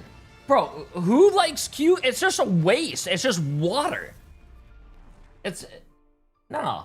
Like, nah, you guys have horrible taste buds. I said it. Because it's Stormy with a chance of sharks, with Jeff Nader reigns supreme for Citadel over on Yggdrasil path, but now there's room for adaptation from Chopped in our best of 5 series, Marks. Yeah, I strongly expect to see an instant ban on Jeff coming on through before Citadel get an opportunity to be able to save him, especially if we see that Chopped continue trying to lean into these 2-2-2 compositions, because as we said, the traditional line for a 2-2-2 format in Stage 2 2 of meta is Luna and Invis. And Jeff Nato, unfortunately, Watermelon's directly good, though. prevents Invisible Boundary from being able to find absolutely anything that it's looking for. Plus, it really does stop a lot of the traditional storm counters from coming on through, as it is going to be Convergence that we head to, but it's not going to be Hall of Djalia. And Doesn't like indeed cucumber is or the eggs. Okay, I never said I don't like Jeff that we eggs. I expected. still Chop eat say eggs. enough. Get this But he out has, there. We but he don't eats care honey if on Jeff pizza. doesn't Honey have on pizza is environmental delicious. points Have you and never drugs. had like a We hot just honey want him gone. chicken pizza? Oh, okay, It's yo, just Bree, offer I'm up the sorry, potential but you for have some alternative shitty ass mantis fucking here. taste. That's what you give away when you ban the Jeff first. Gonna be the first protect coming through from Chop. Oh. Okay. Well, Wait, first, wait. Missing a protect is not the worst. They forgot a Missed the oh, Jeff chat, ban, that would have GG's. been worse. Yes. 100% that would have been worse, because Citadel would have been laughing as they picked Jeff into the save. Citadel now going to be banning out that Ultron, so if Chop J3, want what's to your go spice for tolerance? something like a torch play Like, and just play the ring around the I think the roses of natural spiciest thing I cover ever to be ate was able probably, to, on have the you ever been to like defensive side, McDonald's and prevent had the like attackers a from taking McDonald's the high Sprite? ground. Oh, Torch that is going shit's to be spicy, significantly bro. weaker, also puts a lot more pressure onto Mesh, who can't do does that. go It's for too something like spicy the for me. Invisible Woman to have to play within LOS of his duelists, as Citadel are indeed going to punish and go for that save onto the Mantis, because Chopped went for the ban onto the Jeff instead. And now without our first Honey protect does not here, go there's on a pizza, good just like chance that we could pineapple. even see a Jeff Honey ban as definitely well come goes on through pizza. from the side of Citadel. Like missing a I protect isn't can't the talk worst about thing in the food world, takes with you it guys, doesn't because you guys have the inherently worst allow food more takes I've ever bans seen in from my the other life. side. It just gives more options for what those bans could be. Speaking of which, Adam taken away, and now we have simultaneous bans. Yeah, Chopped very much remembering the convergent strategy that Citadel Gaming had before, where they utilized that Adam and the Jeff and the two links to fully walk aggressively onto Chopped within the first fight, and guarantee that they picked up 2 ticks incredibly quickly, as indeed there goes the ban onto the Jeff, but Chopped are going to be able to mirror the Ultron ban, as Citadel Gaming did not save it, instead going for the Mantis, Thank you, which just is a going ball to to have dad. a Thank you. lot of all-round damage boost. I wonder, does this mean that we see a Star-Lord ban potentially come on through from the side of Honey Chopped? and pizza is Because so Galactic delicious. Legend If would you be guys picked up think that's bad, I don't incredibly quickly if understand. so. It also puts a lot more pressure onto them for having something like the Invisible Woman, because even though Invisible Boundary gets stopped by the Jeff Nato, it stops Galactic Legend incredibly well. All right, there goes the Hulk, taking that away from Enzo's pool, not wanting to deal with the Gamma Namor potentially, and the protect on the Adam here for Chopped. So we are going to have the Karmic Revival in the back pocket if necessary. And now Citadel, without the option to ban the Adam, they go instead for the Phoenix, getting rid of that major source of damage. Yeah, not just that, Mag had also been able to make it through despite not being picked or banned. That means that you want to remove the wombo combo potential of Ensong Inferno plus Meteor M being able to find eliminations even through. Do you think if a team forgets to ban him? Citadel Gaming, it looks like they're going to be going for that free strategist line, but it's not one that we Do you think if a normally team get to see forgets to a whole save, they lot just type in the of. chat and the Melee other team and respects Ken it? are actually going to be able to They could get do that. Vibrant Vitality team up coming on through for the It depends on how. It depends on the other team, I think. If there's like $250,000 on the line and you forget the ban, they'd probably be like, "Yo, that's your fault. Sorry." There's going to be a lot of front-loaded damage coming on through from Citadel Gaming side. Yeah, we had a quick talk to level 1 Crook after their Bree, match against you're gonna like Elite it. VP So you can just give 10 about, subs right now. How he felt about the Vibrant Vitality team up for the Loki. General consensus seems to be, at least for Na'Vi, that it is an excellent way to try Pineapple and is make your goated on dives pizza? not only a little Okay, bit that's more where I draw the sustainable, line. utilizing I'm the banning that guy. healing and essential immortality that those greens provide, but also the surprising burst and the wider AoE means that they can roam around a little bit more and get a bit more chase. They also Okay, chat, match Chop 3, let's see take it. the, Adam Warlock, so potentially can also manage to find a copy onto the Adam, so you can still get a revive. Though Alex being on the Luna also makes for a great copy target, as we can see Tanuki currently getting absolutely damage boosted to symbiotic Pepperoni circles pizza and with honey back is fucking on the Phoenix, bomb. already 15% off of just a stray couple of shots hit on Chop Stack. Oh, the ping was given over. I think the information was gathered by Polly. Gets pulled in after using the symbiotic resilience. You can see that Ken pre-positioned a clone there in case they didn't use the emergency greens, but that's not going to be necessary this time around. True, but Citadel Gaming have already been able to counter-rotate into Chopped, who are going to be trying to levy the high ground advantage, developing the angle for their Nemo, but Tuzi's coming under so much pressure. The damage boost onto the Venom. The Mag is going to be stacked with the backline and will be able to peel it, but Enzo now moves into position and tries to punish the lack of metallic curtain. And the damage boost on the Venom also changes the calculus with how you try and deal with something.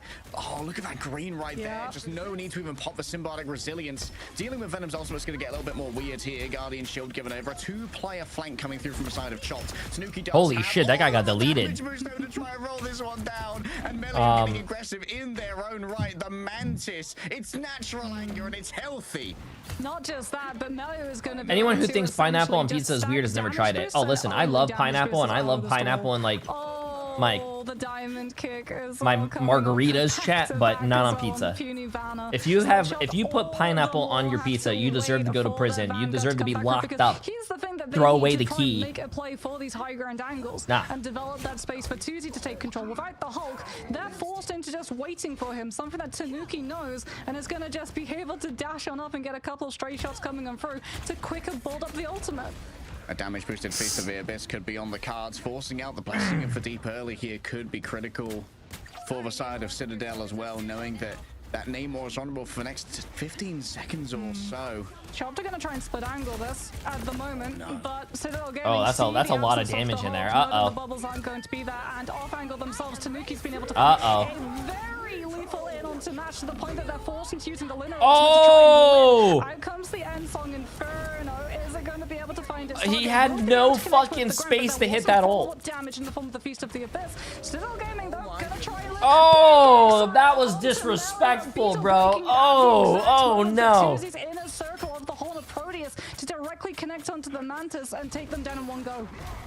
An Aldrich offering to some Protean god. Alex forced to use their own ultimate here. Hulk ready to turn it around with the breaking of the worlds. Maybe a damage boost here for Polly, but no, I think that the Mantis is too far away. You could instead go for the one off the back of the Fate of Both Worlds, but the timing wasn't quite there. Maybe a little bit of shielding given on over. Polly frozen up. Beetle taken back to their regular green form. Tanuki reigns above it all with a damage boost and a dream going up against the Namor, but there's so much healing ready for the King of the Oceans. But Tanuki has to back on off for a second longer.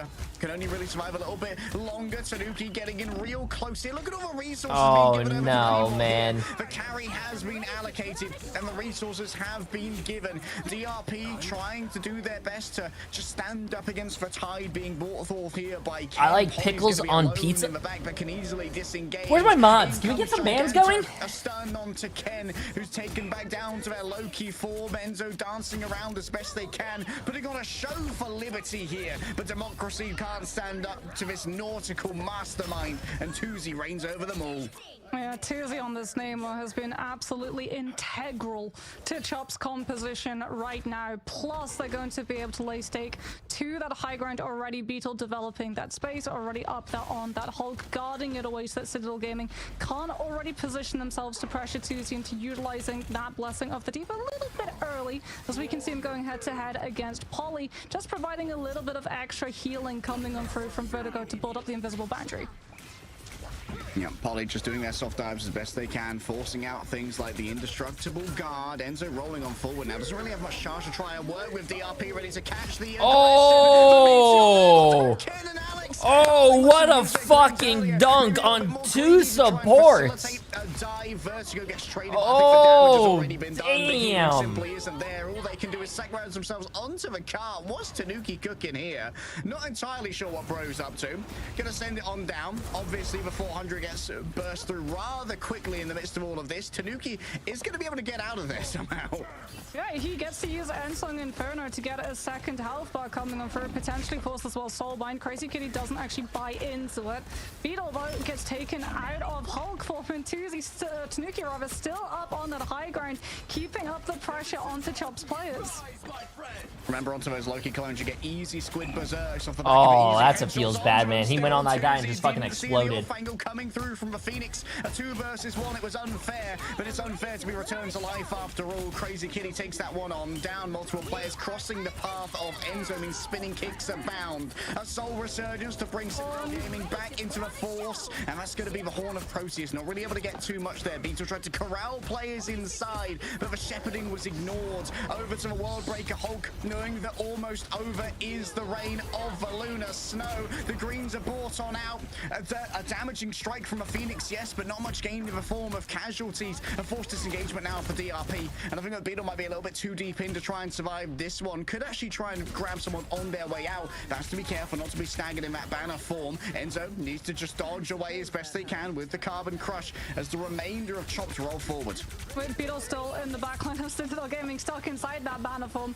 DRP does have that Meteor M though, something that Ken is going to have to really closely watch for when he goes for this copy onto the Luna's Fate of both worlds. Poly with that Venom Piece of the Abyss, sees where the Magneto is going to be. Cantanuki. Oh my god. Okay, this guy's hitting some fucking crazy meatballs, bro. God damn. He's hitting some crazy meatballs. Now comes the fate of both worlds to push the team forward and potentially find the damage boost for the Piece of the Abyss. AoE a touch too strong. Melio rolling forward, becoming a duelist once again in their own right. Damage. Oh, that's not good, chat. Chopped going for that fucking res and dying right there. Oh no. Reses themselves. In comes the portal. There's going to be a last That's not good. Courtesy of the Sorcerer. That's not good. The pentagram of Frala is opened and the body block is shied on by here. Vertigo could be knocked out of their own ultimate and potentially burst on through it whenever healing's not the most. Even post buff, Tanuki's getting up close and personal. The premier melee DPS has made themselves known on the point. I still don't understand how Chopped is. Oh, they teleported. Never mind. Overlord has no magnanimous designs, but the 400 HP is easily burned on through. Chopped put themselves in a corner, and Beetle's back on the emergency deployment of the Wolverine. I still don't understand how Citadel is like. God damn. Good shit. Good fucking hold. Good fucking hold. This is a game, chat. Down upon the nations that one day said that he would never fly. Citadel, hold on second. So the worry for Chopped coming. Pineapple belongs on pizza like tongues belong in anuses. It's not for everyone, but those who enjoy it are a little bit more sophisticated. Nah, ban that guy.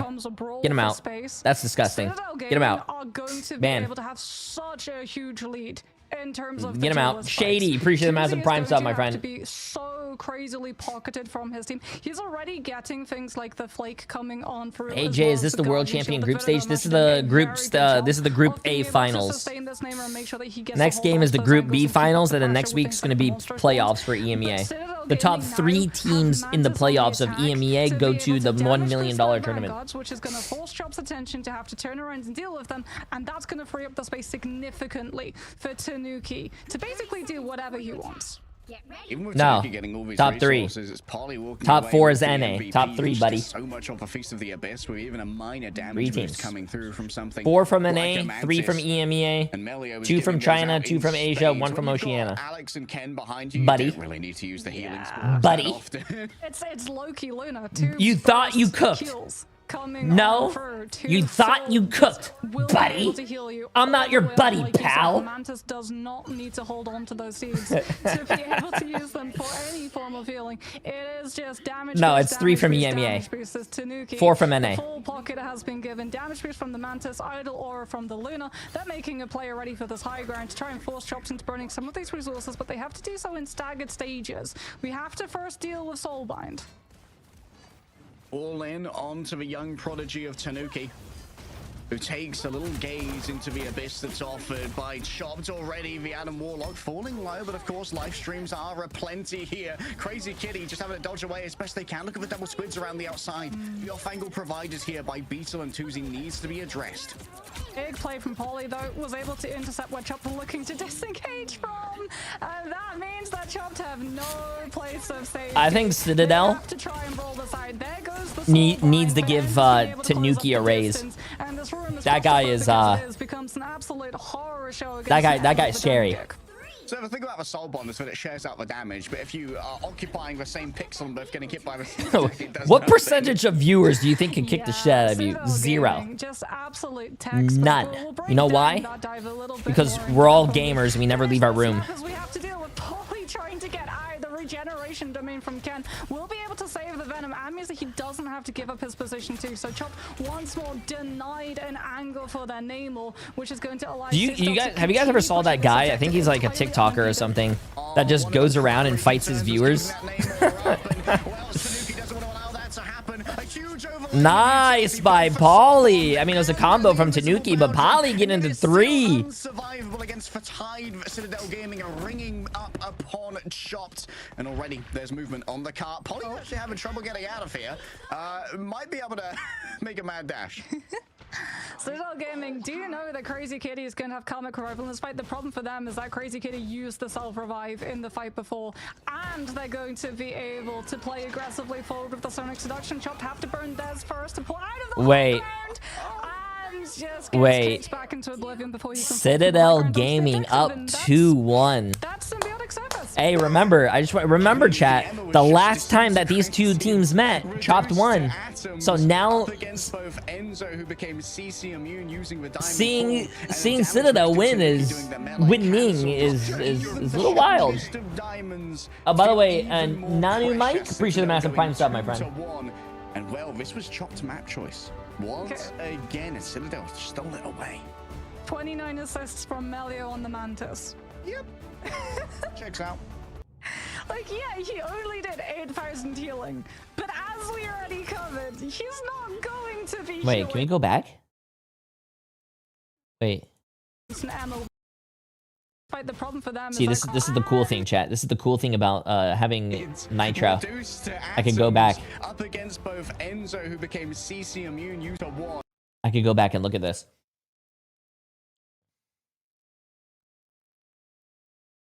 Damn, Polly on the fucking Venom going 28-3 with 11 final hits. NZO 24-4. 22-3. Damn.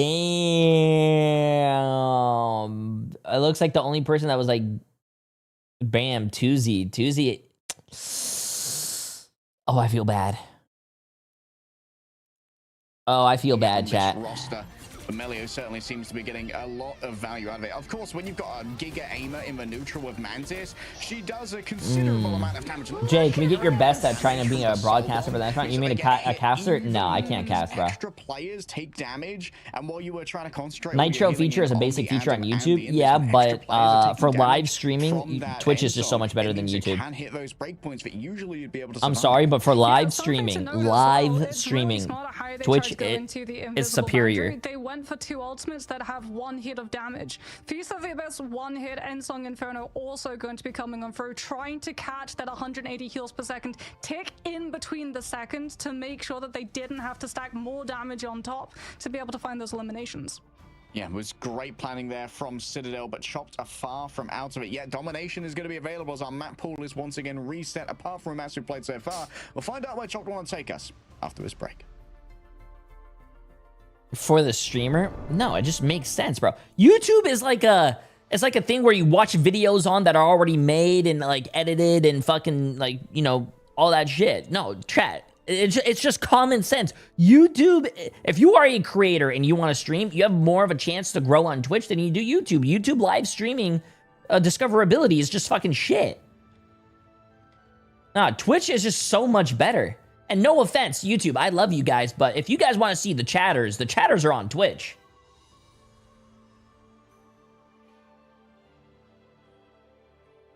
Yeah, it's just, I mean, like, look at YouTube. YouTube a few years ago were signing all these fucking creators to come over and live stream on their platform, and then they just gave up, and they're not doing any, like, you know, live streamers anymore because they know it's not good.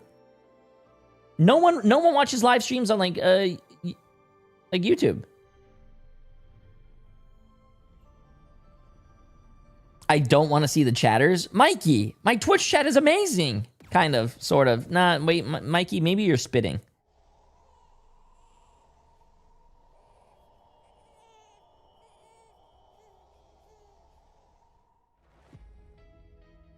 Do you need help or anything? Do you need help? That breakfast was good. What do you need help with? Give me 2 seconds, chat. While you guys fight with yourselves, give me 2 seconds. Stop.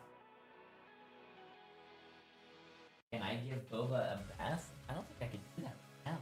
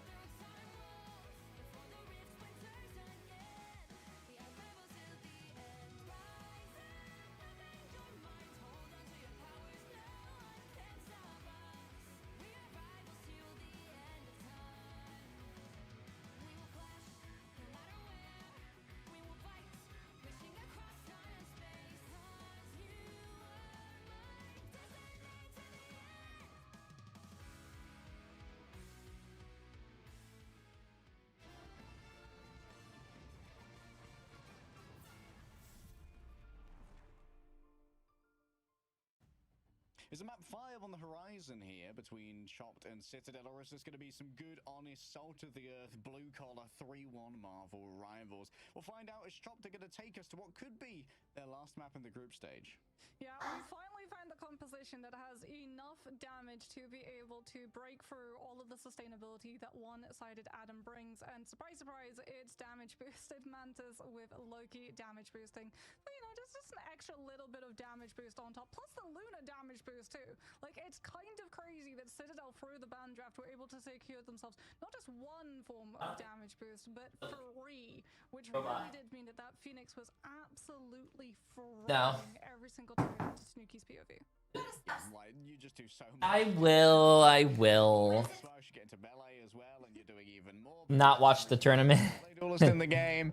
It's just ludicrous, honestly. And like Melee is pumping out the damage on the Mantis as well. You can really throw it out on the Mantis, and you get rewarded. Why are you bullying me? How well your aim scales with each of the headshots. Refreshing a life spore. Okay, chat. So Focus up, focus up. Melee is going to be getting more spores than your average Mantis. I hope you guys are ready. Kind of I got Doritos. Doritos. They tried to play this Hulk Namor to have just so much spam damage and try and pick apart Citadel when they were looking for rotations. Plus Namor being able to control the off angles with things like the Invis Woman, the Guardian Shield. But that meant that they had a majority of their players stacked up so they could receive things like the AoE healing from the Guardian Shield and also the bubbles from the Hulk. Also, so YouTube Phoenix Premium also gets you free YouTube music. She's hitting plural, which is Who listens to music on YouTube? all of that damage from that end song Inferno and the Spark application too. And it also meant as well that Citadel saw a huge chunk of space that was entirely free from them. They went for the contest on the high ground on the right side of the point itself, and when we're actually following their walk up, you get to see the silhouette of a Venom go all the way around the left side deep into where Chopped would try and disengage when they were pressured, falling from the high ground onto the point, trying to stabilize one of their vanguards to hold the point, and then pulling their strategists back into that box off of the side of it to be able to try and steer away from some of that spam pressure coming in through. But that just meant that the Venom was at a great Spotify. Yeah, like one of the things about the Loki damage boost as well is that when you've got these 3 strategists, you've got such a healing output and such a capacity for triage, but you can be a little bit more laissez-faire with the usage of a long cooldown of regeneration domain, where when you have 2 strategists, you might want to use it a little bit more for something like an anti-dive, maybe saving your Luna, or even saving yourself when your Luna potentially falls elsewhere, because Loki doesn't have a huge amount of self-healing available, but with what can be given out by Melee, it changes the calculus. We'll go to Domination now. It's Chopped's map choice, and they can go basically anywhere they haven't gone before. Oh, I hear Hell's Heaven. You do hear Hell's Heaven. Oh, you get the music this time. Clap, I do get the music. I mean, Hell's Heaven Overtime, I think, might be my favorite, but I mean, Citadel game. I have never listened to any game's music. I turn all the music off when I play video games. I hate music when I play games. Take coming on through from Chopped, because not only is this one of the best dive maps, this is also one of the best Black Panther maps, and Tanuki is already teasing it. I mean, admittedly, Tanuki has been teasing it for the last 2 maps. I still believe that it could be a great play. And you know what? Chopped is like, you know what? That Mantis character, pretty good actually. Pretty good. What are the chances? What are the chances this is the first time we get to see the Black Panther Hulk team up in action? It could be real. It could actually be real. Because especially if you're going up against Mantis, like if your Black Panther does get slapped, that shield is going to automatically kick in when he goes low enough. That's true. That could be a great way to try and mess with that. Probably going to see Citadel. I have a good idea for a 1v1. Every 1 kill equals any skin he wants. Oh yeah, that sounds like a great idea. I don't want to have a one-sided Mantis either. Likely both teams are either going to make a play for the Adam here in terms of bans, or maybe a little bit of a heist protect. Emma, like on Hell's Heaven, we also tend to see rushdown compositions, like full dive compositions coming on. What's your favorite music genre? Type. Navi have played it. Oh, that's an easy. Played it. Citadel have also when I go to the gym, I put my headphones in and I listen to K-pop. I wonder if we're actually going to be seeing just a full mobile composition, and Emma doesn't really fit into that. Emma is great at stopping rushdown with things like the Carbon Crush, but not so good at being able to play in as aggressive places with the higher mobility that is afforded to things like the Captain America or the Venom. Okay, the Loki ban. The Vibrant Vitality shenanigans shut down. I mean, can you imagine what that would do for a Black Panther as well? I mean, I know we're talking about the Black Panther a lot, but like projecting that into the enemy backline could be ruinous, NGL. Citadel Gaming keeping their options open as well. Being able to save the Emma means that they can go for a number of compositions. As Chopped still haven't really targeted any form of dive either. The Adam going out from both of these teams means that we don't have to worry about one-sided soulbind. I listened to the news channel at the gym to be able to stall it What? until you're able to win it, as Ultron is going to be taken out of the side of Citadel Gaming a little bit later. As you can see, Chopped making sure that if it is going to be a dive component with Citadel Gaming, maybe spicing up the ban draft by trying to mind games Chopped with the Emma save into thinking they're going for more of an anchor composition. Instead, then immediately curveballing into a dive. They want to remove the Ultron just in case it's Chopped are going to be saving the Loki, so they get one-sided. Bro, I feel like that is like, to be looking for the front-loaded damage. I don't know, man. That sounds really wild. Against them previously. Like, I can't imagine. Star-Lord or Phoenix here? I'm just, this is just me, chat. Before the match starts, I just gotta say this. Okay. If I walk around the gym and I grab someone's headphone and I puts it in and I listen to it, I can listen. It might be like, you know, rap. It might be some like hardcore rock, or you know, something that gets you really hyped and like want you to lift heavy, right? I can't imagine grabbing someone's headphones just so I can listen to the weather. And hey, don't worry, chat. After the weather report, sports at 4. Like I'll be like, what the fuck am I listening to? Regeneration domain for Loki changes when you got that vibrant vitality. Admittedly, we aren't Nah, seeing bro, a composition here. I mean, hey, if it works, it works. Might use it to try and That's one way to get the news, actually, though. So I don't know. Hold a bit more defensively for when Tanuki comes in. Yeah, something to note as well is that Chopped got the full Vibrant Vitality. They got the Groot and the Mantis. Okay, let's see this. And the Loki, which means that we're going to be seeing a lot of sustainability, but not only that, Strangling Prison as well. If it is going to be like a dive composition coming in from the side of Citadel, and you run like the Captain J3 is a classic Slim Shady type of dude. Venom, you don't have all that many shields to be able to try and block a Strangling Prison. Who's the real Slim Shady? Ensong Inferno follow-up. And yeah, you are going to be quite vulnerable to Vasonic Seduction as well. When I lift at home, I usually have your stream on in the background. W. There's nothing that gets me more hyped than listening to a J3 stream. Just to try and shut down any potential usage. Wait! Wait, we're getting the Black Panther! Oh, shit! I hope he stays on Black Panther for the whole game. Oh my god. Wait, go back to the Black Panther, bro. I don't want to see no fucking Venom gameplay.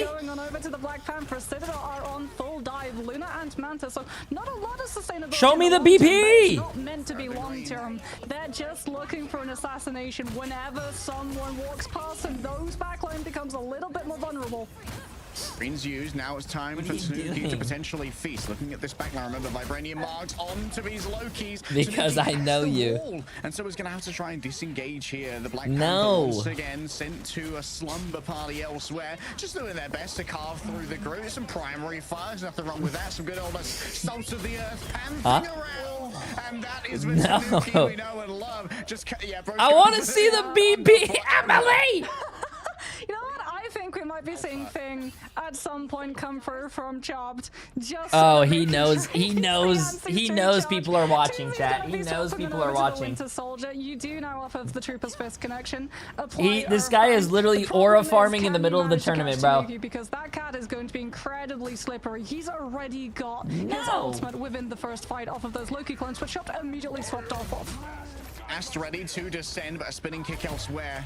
Heard Beetle sending out a Strangling Prison. Didn't want any of that smoke, but Melio's going to be the one creating smoke stacks here. Bro, dude, he is taunting them. He's destroying their mental. There's no way, chat. He is aura forming and destroying their mental in the middle of the game, bro. Ultimates for this next fight, but again, how do you survive all of these dive angles from coming on through? You really do just try and provide a little bit of attention elsewhere onto the points that Citadel don't have that premature position to jump on one of your players the second that this dive begins. Okay, a little bit of baiting here from Tuzi and the crew. I'm not sure if they know the exact location of Tanuki. Yeah, they do. They managed to hunt him down. That's one cool cat, but it's because he's been put on ice here by the Winter Soldier. Tuzi backing off to the healing. Wait, please tell me he still stays on BP. Oh my god, he's staying, Chad. He's staying. It's an unfair fight, but already he's been afflicted with a spark. Nice slow there onto the disengagement of Enzo, but that invisible boundary is so far away from the remainder of the team. They're all in onto Ken. Tuzi's turning around the corner just to pop, chat. Here comes the Black Panther. Instantly chokeslam. Oh, chat, there goes the Black Panther. 07. No second chances, no forgiveness. Oh my god, he's still going. Contestation ready. Big plays coming up from Chopped. However, no point flip just yet. Ken comes up through with the portal Ferala. We go into freedom charge, and Polly is going to allow Citadel Gaming so much sustainability to hold on to this point. Vertigo is forced into utilizing the fate of both worlds because Chopped used absolutely everything they had in their arsenal to try and disengage it, and now Citadel just have the overall numbers. Oh my god, bro. Oh my god. We didn't get to see him kill 3 people. They only showed us the end. But he's...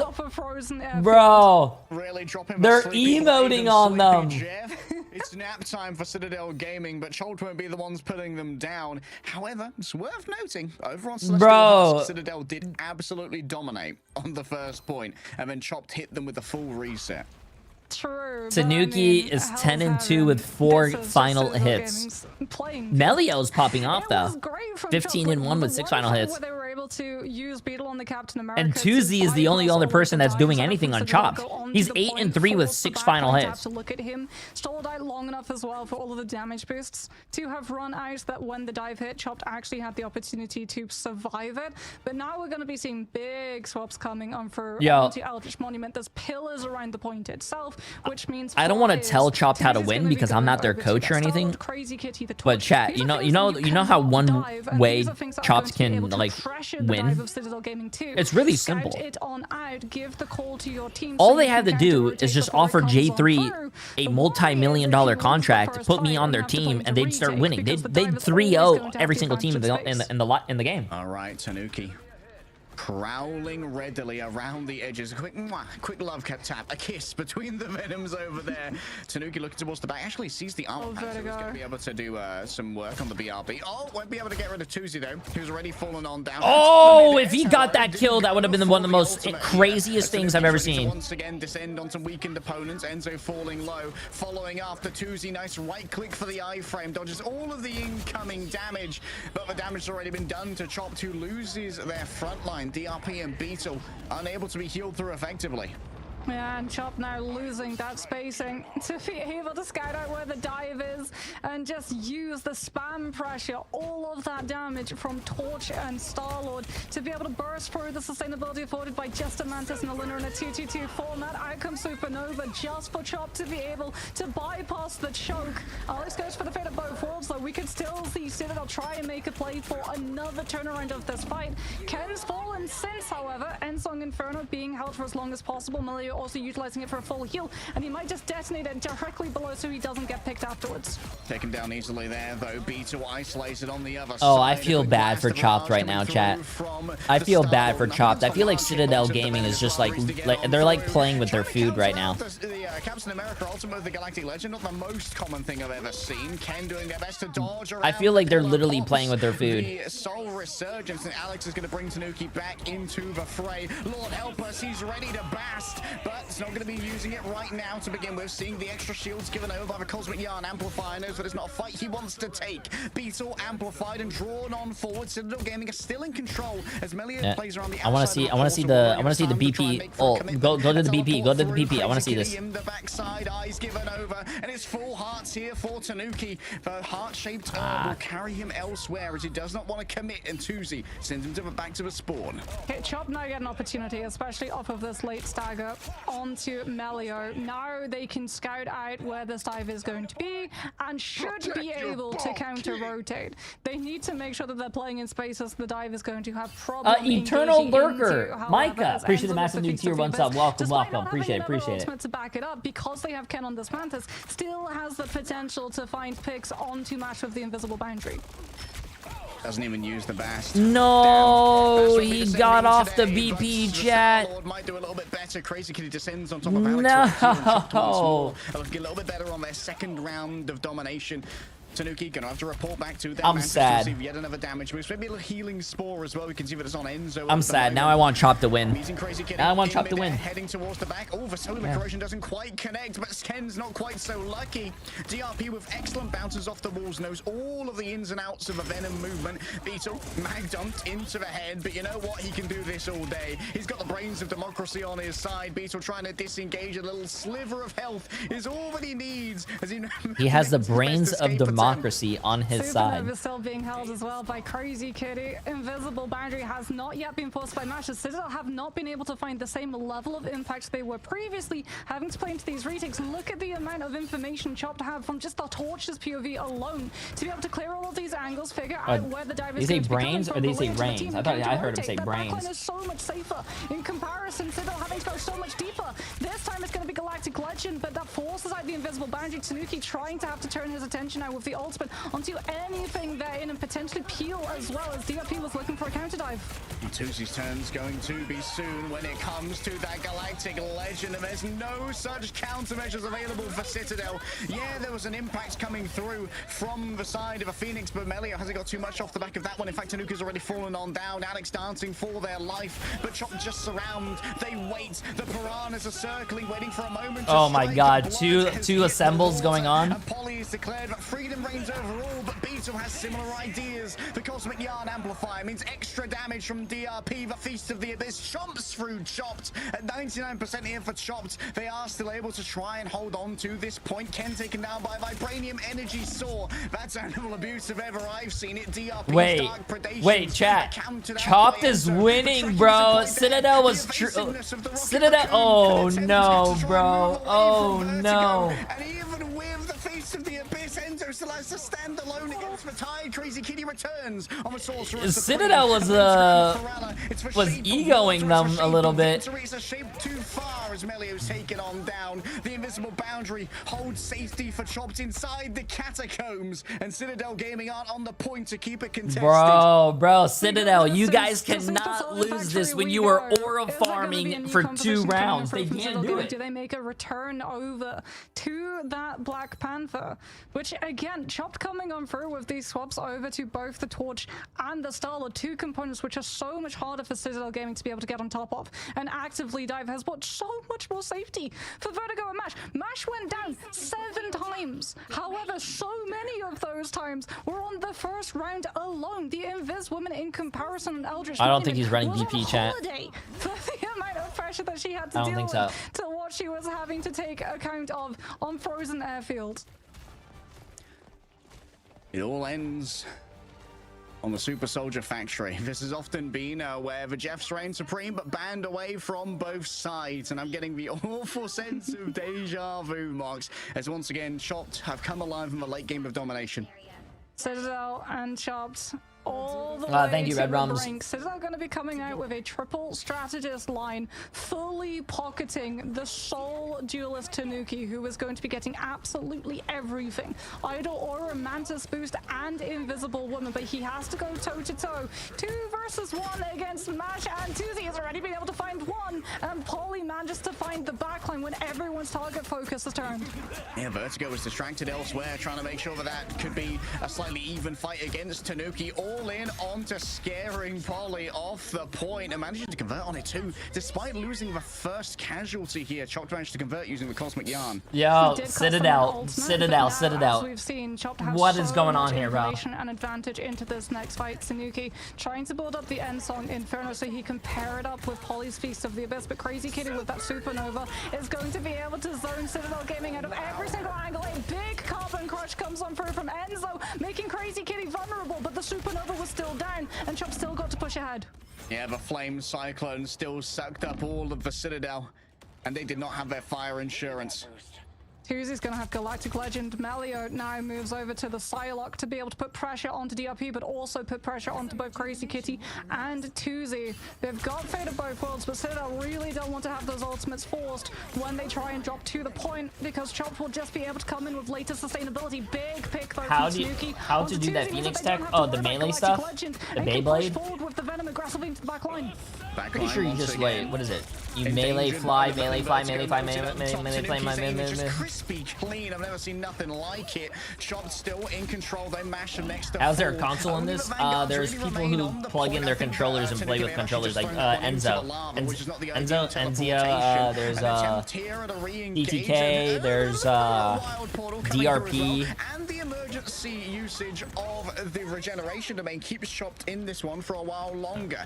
Up comes the invisible boundary. It's countered out by Alex. Looking forth, it's Emma Frost who tries to claim their minds. Tuesday does their best to dodge away from incoming deliberations. The charisma saving throw doesn't work on out, but it might well be the dex that works out instead. No, Melio has the hit markers to hit the AC indeed. Tanuki looking for all of these vulnerable players. Oh no, chat, bro. Compared to the element guns being pumped forth from Tanuki, bro, and it's finally Citadel needs to hold this for the rest of the game, Oh dude. goodness, the If they patience don't, of we Melio to not go knock to that the down last butterflies match. Before Tanuki's in position to follow up and stack the damage of Galactic Legend after all of the strategist ultimates from Chopped has ended. However, Chopped 95% on the point, just need one singular fight. Citadel going to have to play this absolutely perfectly. DRP on that Venom going to be pulling over to the point and pulling a lot of that attention. Oh no, bro. Oh But no. at the same time, there's been a trade of the backlines, and only one has the Rocket Raccoon to be able to bring them back. Yeah, the BRB brings Alex back into the fray. DRP looking elsewhere. Once that back line, a frenzied arrival could be everything, but with the Cosmic Yarn Amplifier, it's too dangerous to try and touch the point. Tanuki has to try and make it work, but the Blaster Barrage is easily gunned down by Chop to have all of their arrayed members looking for the stragglers, the refugees of Citadel Gaming, and they're not allowing entry here despite Polly's proximity to the point. The deja vu rings real. Well, to be honest with you, to a climactic map 5. To be honest with you, you cannot ask for a better series, chat. We are on match 5 of the first game of the fucking day, bro. That is what's fucking awesome. But what's also not awesome is how Citadel was oral farming so fucking hard that they actually lost the fucking Having to round. contest the point flip and dropping off of the high ground, not being able to find any opening, having to as well respect the fact that Chopped had better ultimate economy when the fight turns into that brawl situation. Oh and my, move Mr. away Puff from a dive Senior, window. appreciate the massive 18 months, my Still friend. losing out on the Luna because he was able to pop You should have on the stayed on point BP. to join his Starlord on the You should have stayed high ground BP. catwalk and find the pick necessary to give Chopped the confidence to start utilizing those ultimates before Citadel had anything to match. Yeah, Dive is beautiful to watch, but it's also hard to watch. Big shout outs to our observers here at Ignite, managing to catch that map so perfectly that we really understood what was going on at all times. And you know what? Sometimes you rage bait with emotes and you do actually get them angry. Sometimes you don't want them angry though, Mox. Sometimes that's a dangerous proposition.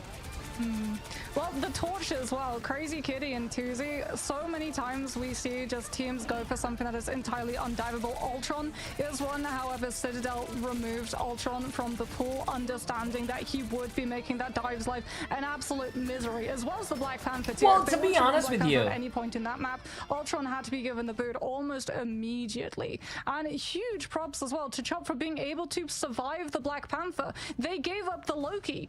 Well, to be honest with you, I think the Black Panther was working, but the reason they probably switched off is maybe they wanted to troll chat. Maybe they wanted to lose because maybe they don't want to hit the first seed because maybe they don't want to play against the other. I don't know. Maybe they want to lose chat. Because if you think about it, maybe it's a 5-head fucking strat. Maybe they want to lose this so they can get an easier bracket for the playoffs so they can roll through the playoffs. Think about it. Think about it. Oh, they're having a break. Think about it.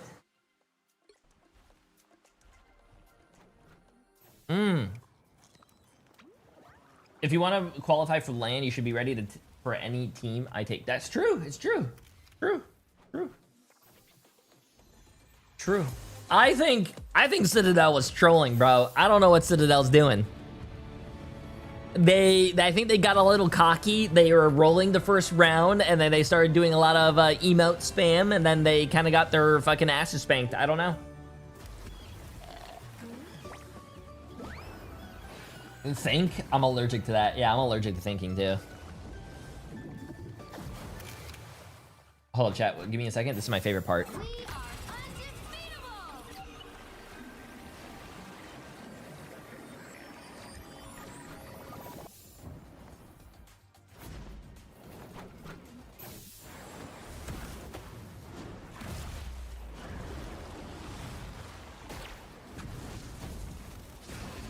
Oh yeah, I don't know if you guys knew, but when he ults, his shirt burns off.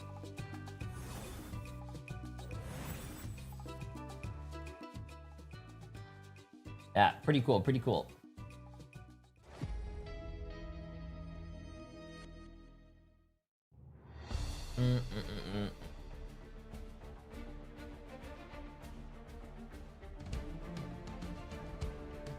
Jay looks kind of hot as Widow. What? He's telling this for the 67th time. I think that was the first time I actually said that today. I don't think I actually ever said chat. Did I say that today?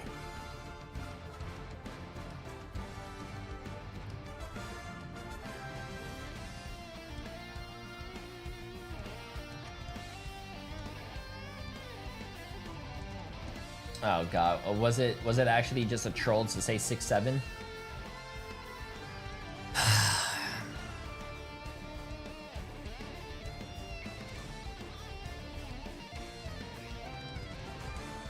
Wait, I have 45 seconds. Oh my god, oh my god, oh my god. Wait, I need to look at something. Chat, I have 45 seconds. I have to check something. We're not missing any of the tournament. I just have to check something.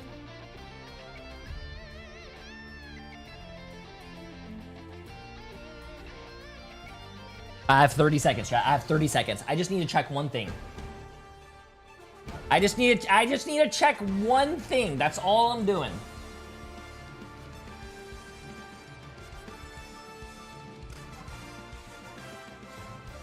I just need to check one thing.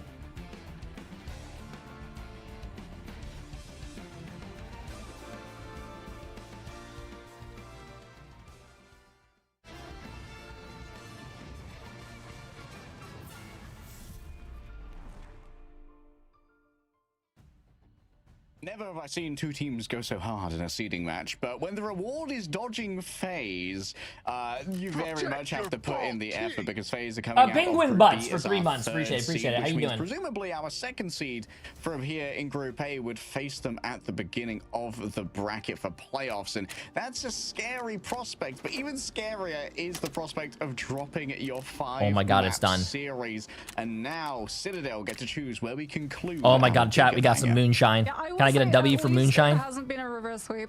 Like there's something a little bit more taxing on the mind about being up 2 maps and then fumbling the bag 2 times in a row and then going into the 5th one with that playing on your mind, essentially going, we could have won this, we could have finished this out, we should have won this, and then tilt's gonna start coming into play, right? And you can't afford to tilt at this point in the game. You just have to go, okay, that was that game, that was that round, this was the ban draft, and we're going to be changing this about our ban draft coming in, and now we're just going to continue trying to play our own game. And that's something that Citadel have always been known for, both when they were under the name of Berber Patapim, and then when they got picked up to Citadel, they didn't really care about what was meta. They made their own meta, as we got to see with things like the Black Panther. So if we do go to something like Call of Djalia, I feel Are you gonna play Arc gonna Raiders? seeing something a little to be bit honest with you, I don't know if I like Arc Raiders. Traditionally see, maybe they go back over to that Hulk Namor to try and control some more of those off angles I don't against know. the Third Flyers. person. But that's my worry, Harry. Any of the convergence maps that are left, Central Park or Hall of Djalia, are really good flyer maps. And I mean, they just lost to a I gotta flyer work out, chat. composition. That Okay, listen. Human Torch I just gotta go swap work was out. Huge from Chopped. Yeah, maybe they don't opt in for that, knowing just what's waiting on the other side. Like, Tuzi's really scary on these. Crazy Kitty also amazing to pivot over on to the Human Torch. Having 2 good Human Torch players on a team does mean that, like, it's very hard to preempt you when it comes to your map picks here. And for Citadel, it's going to be all about just, like, gathering their own, like, chakras a little bit as well. You know that Salah's going to be making them do the simultaneous clap to try and get on the same page. But, like... when you have you guys actually ever done a clap so everyone can get on the same page? Yo, chat, you guys ready? Clap in 3 seconds. 1, 2, 3. Kind of forever. Are we all on the same page? Are we all on the same page? We're good? It happens. Sometimes you just motivate the enemy to come back at you all the more difficult, and that could also. Are we all good? No, you guys didn't clap. Back of mental attacks can really start to afflict you. Wait, where are we going? Yes, the banger is playing. Okay, so it is a dodge of convergence. And yeah, we talked about it. We were worried, like, Holo Djalia too, the last time these two teams met up, like... I just clapped without my Citadel hands. Gaming Wait, what do you mean? walked their attack around What? the first time around.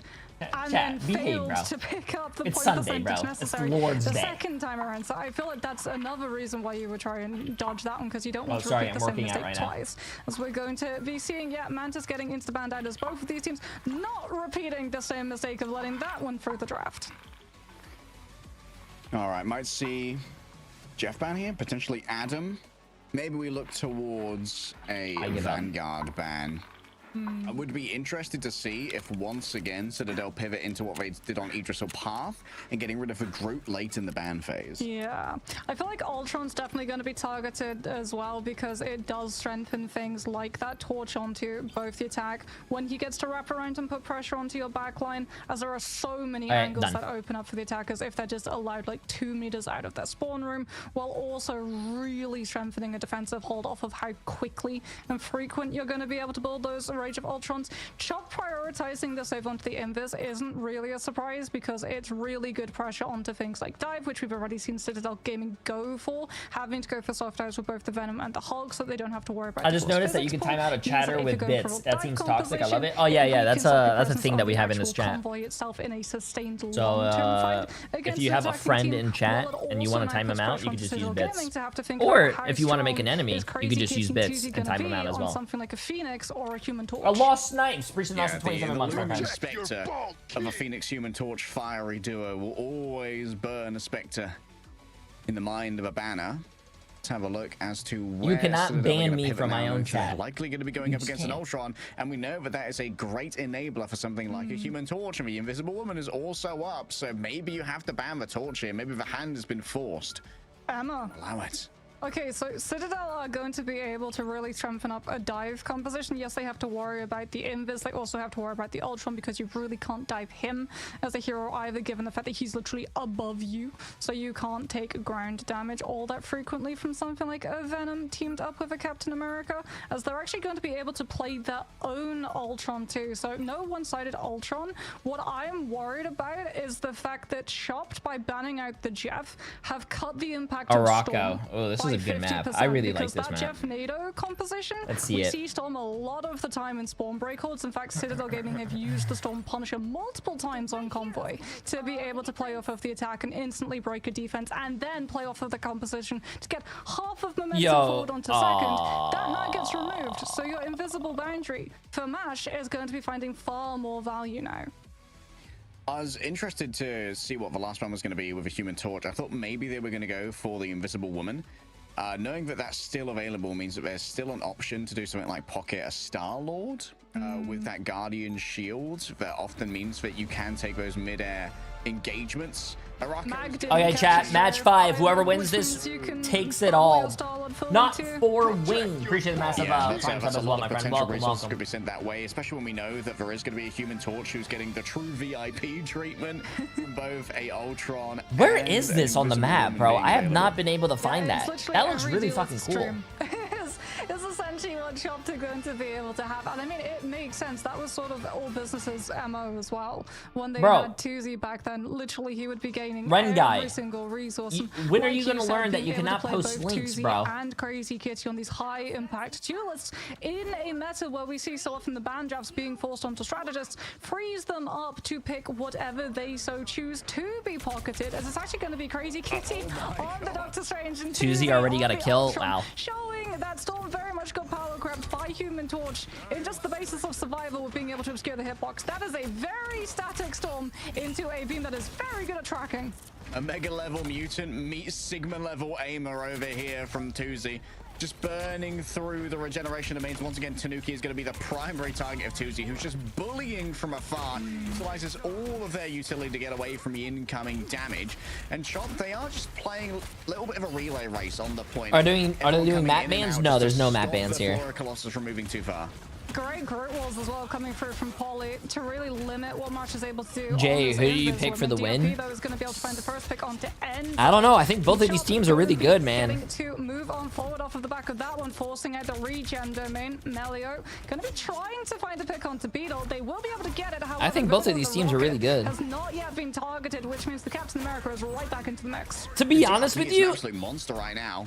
I think Citadel should have won their last game, but I feel like they were trolling. 5 shots per second, I say. So And they were like, W. they were like, I feel like they were egoing the other team, so it would be kind of funny if Chopped wins. Same three Vanguards are going to have their ultimates ready and available before Citadel Gaming get theirs online. Out comes the Strangling Prism from Poly into the damage boost from Tanuki, and it's going to be an Ivago motor attempted from Crazy Kitty to even up the playing field. However, CC immunity from Final Judgment of Melio means that Chopped are going to start losing this fight now.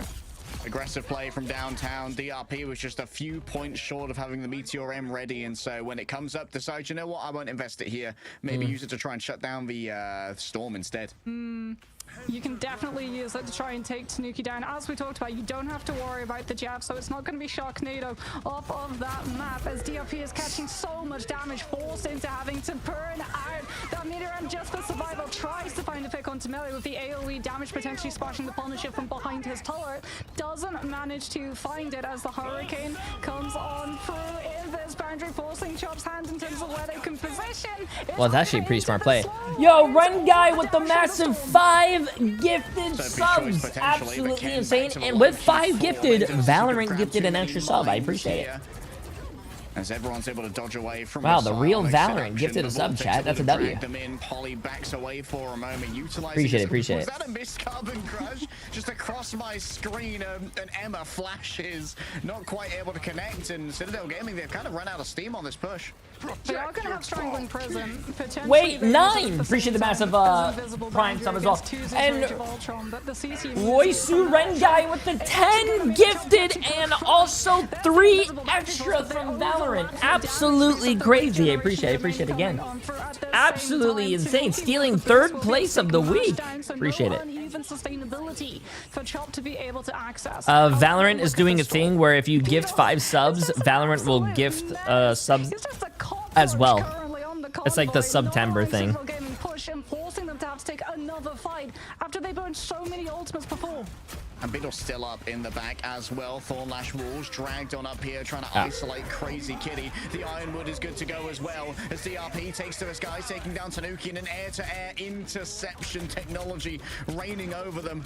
As Melio now knows there's no Meteor M, this could be time to go with their final judgment. Pure damage ready to be laying on down. Beetle's got to flee away. Crazy Kitty, the Shield of a Seraphim can't stand up to this. The Cloak of Levitation, equally poorly suited to such audacious maneuvers. Beetle stands up to dual chain guns, but democracy simply ain't that strong, and that's going to be a full completion. Oh, good shit by Citadel though. The invisible boundary.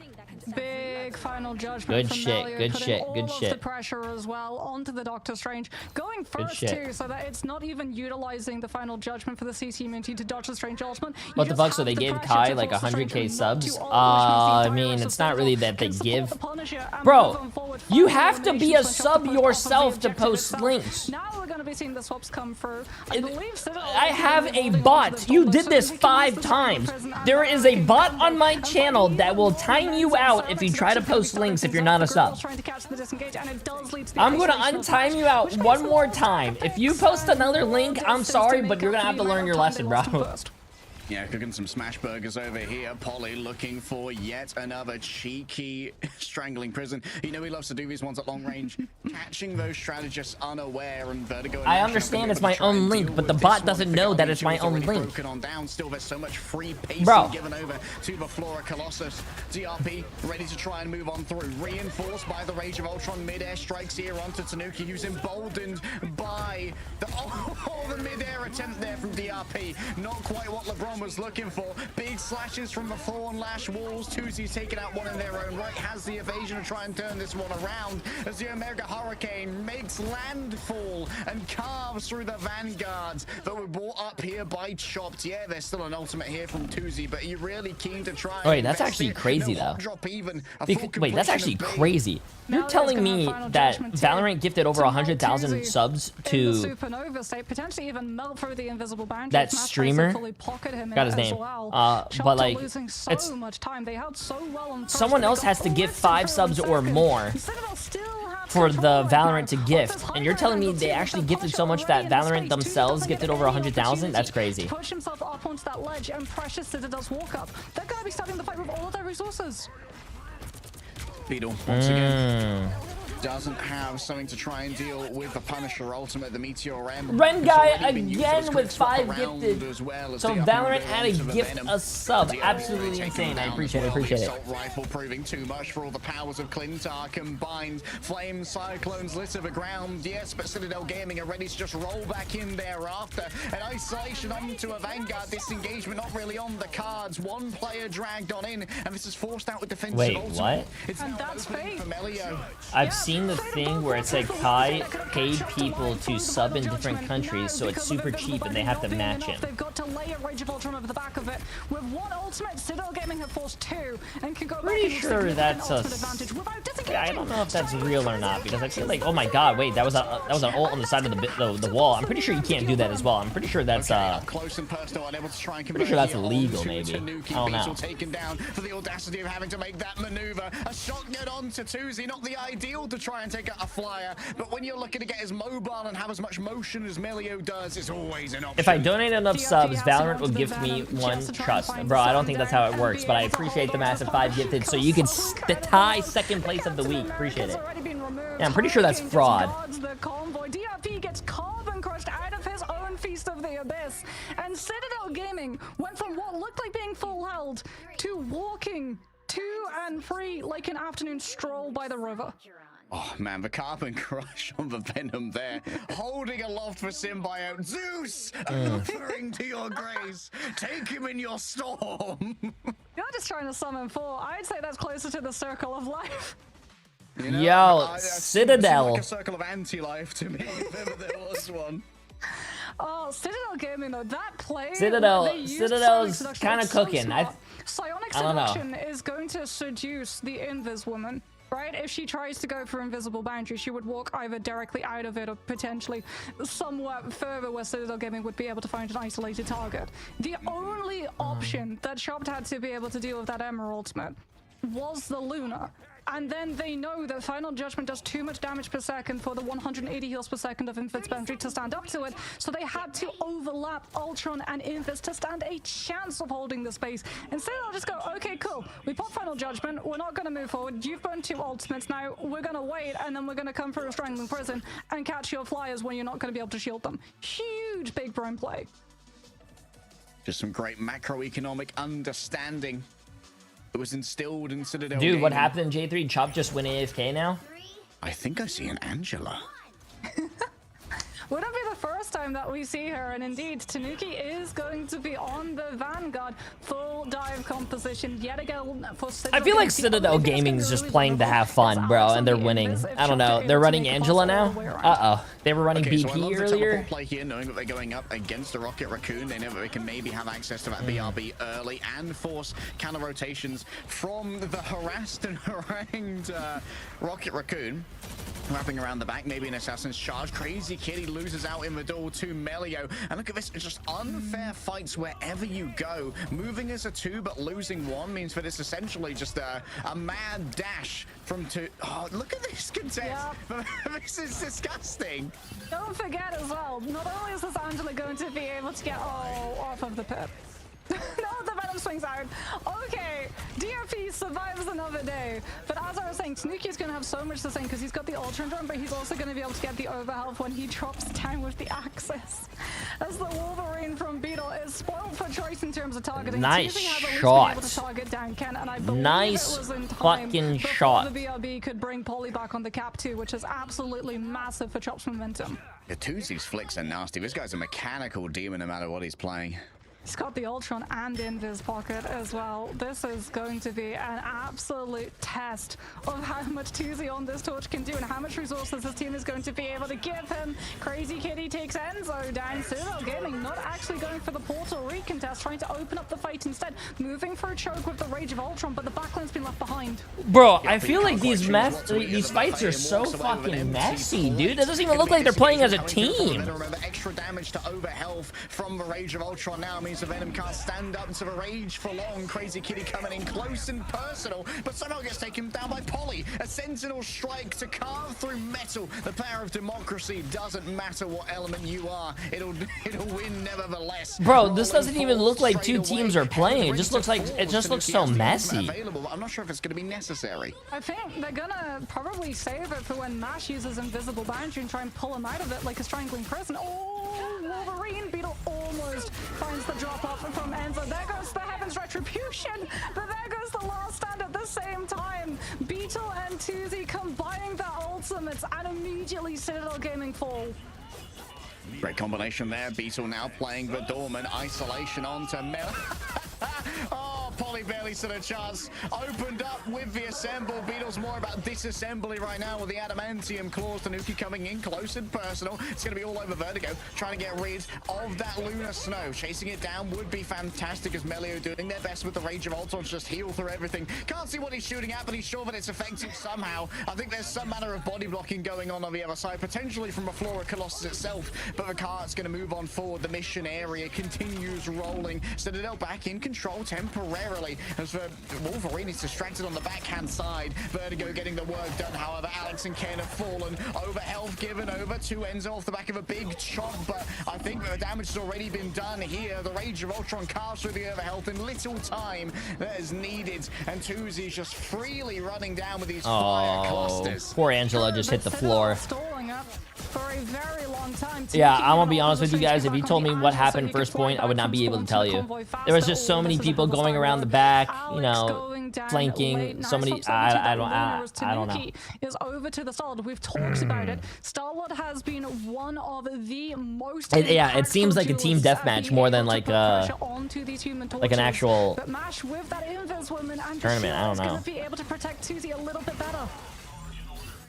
Beetle wrapping around the outside, last stand ready to go. Big pull coming through from the Invisible Woman. And now Beetle still has their passive, so they're emboldened to move on forward. Tuzi starting to lay down the damage. Another big pull. The Invisible Women are absolutely on it in this blast off. And Tanuki taken down now. It's still extra space for the payload. It was temporarily stalled out by the Venom. Ken's gonna have Invis Boundary, but you can't use it until Beetle's expended. That last stand, wait a minute. No, yeah, they're pocketing the shit out of Tuzi, definitely. It's incredibly deep. Tanuki's like Tuzi's getting the snowflake, he's getting the what do you call it, Ultron drone. They want to keep him alive. I mean, I would want to keep him alive too. He's a carry. That focus fire, and Chopped again managed to find the eliminations to win the fight and keep the convoy moving. And going into this next fight, they've got 3 strategist ultimates to be able to out-sustain the Endsong Inferno.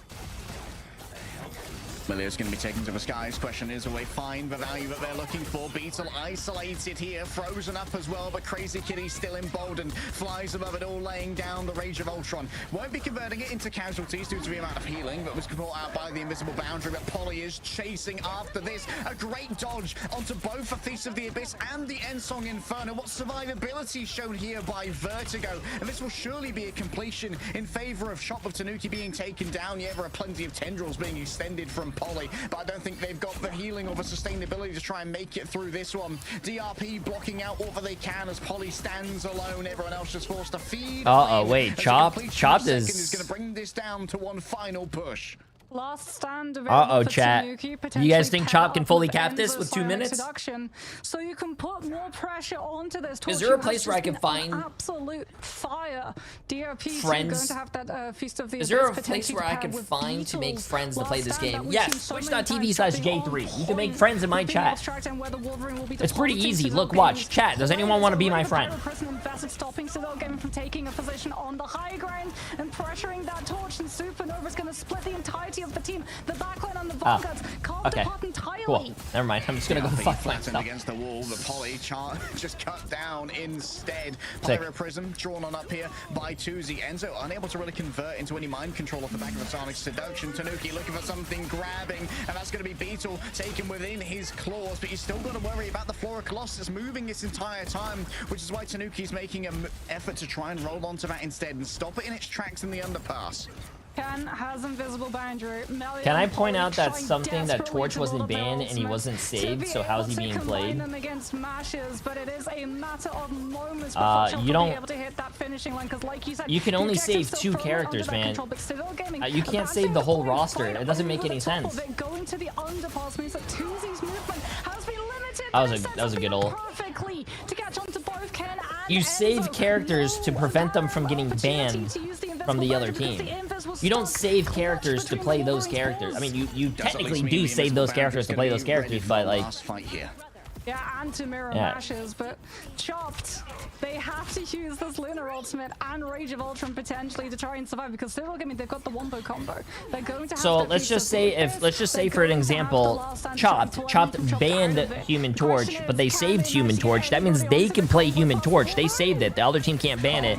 But since they banned Human Torch as well, Citadel can't play it. But the sustainability is still going to be there. A prison has been erected here by Tuzi to try and trap in that back line, and Poly's still got some space to work with on the cart and the Feast of the Abyss on the backhand side. Mash brings but if a character's not banned or saved, Chad, that just means that the character's still going to be playable. By the battle recall beacon, Beetle getting up close and personal already, 69% of the way towards another nice ultimate. As you're dragged on forward once again by the auspices of a lunar snow. Plenty of healing given over by Alex, but thus far we are without casualty in this fight. Oh, Tuzi is popping, man. Tuzi's popping.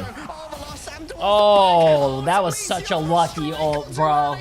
From the stars above comes a very angry Canadian, and his rage sustains him. It drags him forwards, and it drags us to extra rounds, surely. A Citadel are thin. Bro, this series is not gonna end, dude. We go to overtime, chat. Chop is gonna have a minute. Citadel's gonna have a minute, like 37. This series could have gone. Was that Beetle the only way? I'm scratching my head trying to figure this out, because we didn't get the M as POV. It must have been a Wolverine Feral Leap. Could have been a freeze. Maybe a freeze from Vertigo as well. It was either a grab from the Wolf or a freeze from the Luna coming on through, because if that Sonic Seduction had come on out, Citadel Gaming win that. No other way to put it. Would have suppressed all the ultimates as well. Meant the Beetle wouldn't have had options to try and cover that. Yeah, those are the bans. So just an example. Look, they saved Inviswoman so they can play Inviswoman. Doesn't mean they have to play it, but look, they banned Jeff. So the other team can't play Jeff. Man. If the other team didn't ban Jeff, they could still play Jeff for their team. Again, being able to survive the damage boosted Feast of the Abyss and Ensong Inferno at once by just do-si-doing around that pole on second. Unreal value. These bans don't work like comp bans. These are tournament bans. By the way, Elite Snake, I appreciate the massive 3 months, my friend. Oh boy, we are going down to the wire. We said it was potentially going to be a 5-mapper. It's not just a 5-mapper. It's 3 rounds of domination, multiple times, and overtime rounds in Convoy. Who will be able to take the win? Citadel Gaming did manage to stall Chopped for an awfully long time, but so too did they get stalled out as well.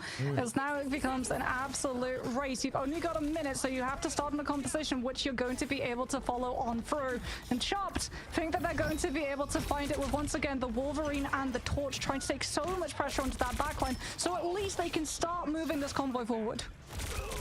Never let your ranked teammates tell you that Ultron Invis isn't enough healing. Tanuki spreads out the damage with the Blaster Barrage, but up here in the sky, it's just a raw damage duel between the Flyers. No, I don't think saves should ever be in ranked. I'm sorry. HP, Tuzi up close and personal. What the hell was that? I think he's just resetting with his team. Saves should never be in ranked, because you're gonna get those Spider-Man players who go, "Hey team, bro, save my Spider-Man. If we save my Spider-Man, I'm the best Spider-Man in the game. Just trust me." And then they're gonna go 2-16, and you're gonna be like, "Why the fuck did I save this guy's Spider-Man?" Have you guys ever had that person on your team? Have you guys ever had that person that was like, hey guys, don't ban Spider-Man because I am the best Spider-Man. Trust me. So you don't ban Spider-Man when the other team has like a really good Spider-Man? And then your Spider-Man goes 2 and 15, and you're just like, why the fuck did we not ban this character? In overtime, though, they always need someone. Tanuki falls down limply to the floor. Beetle grabs now Enzo, gets kicked away in a spin. Plus, you'll have everyone on your team trying to save their one character they want to play. I don't think that could work in comp. This is a team-based game in this tournament, and they scrim and play with each other. It's a lot different.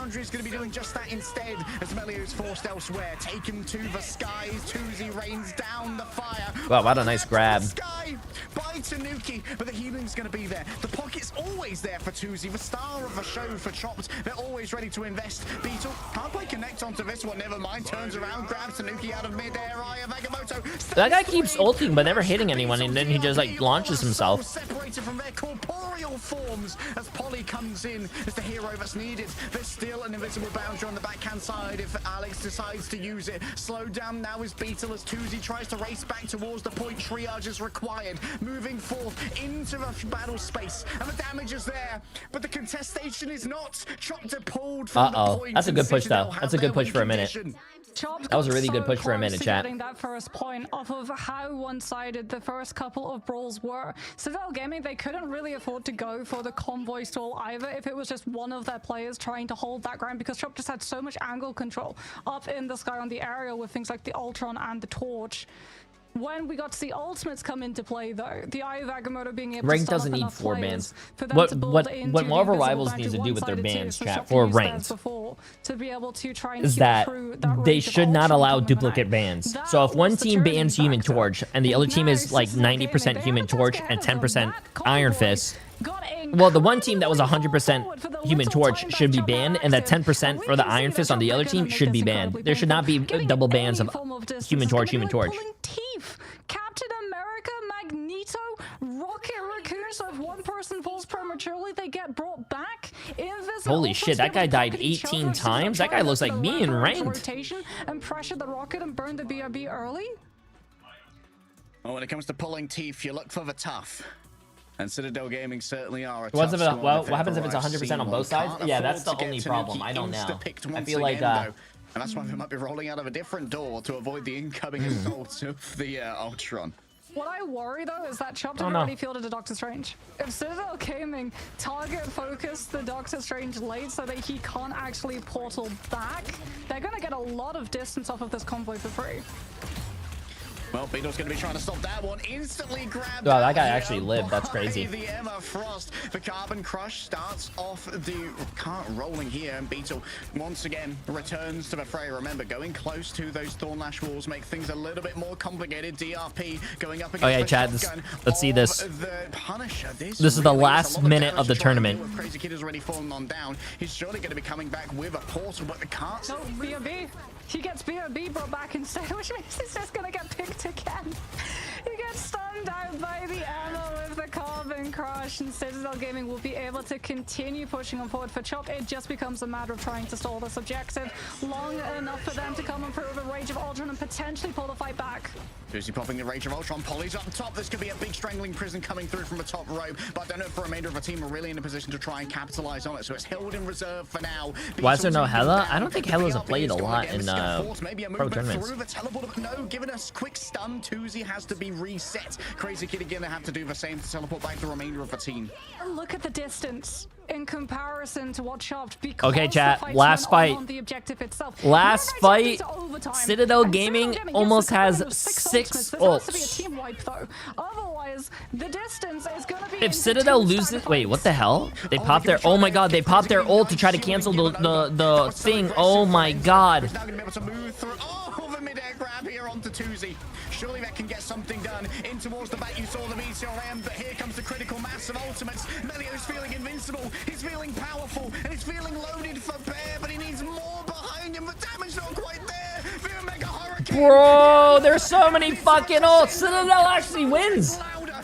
Citadel wins, chat. DRP returns. Tuzi's here dancing in the air. Nah, that was too close of a game. Dancing is a funeral song for Chopped. That was too close of a game, bro. That was, nah.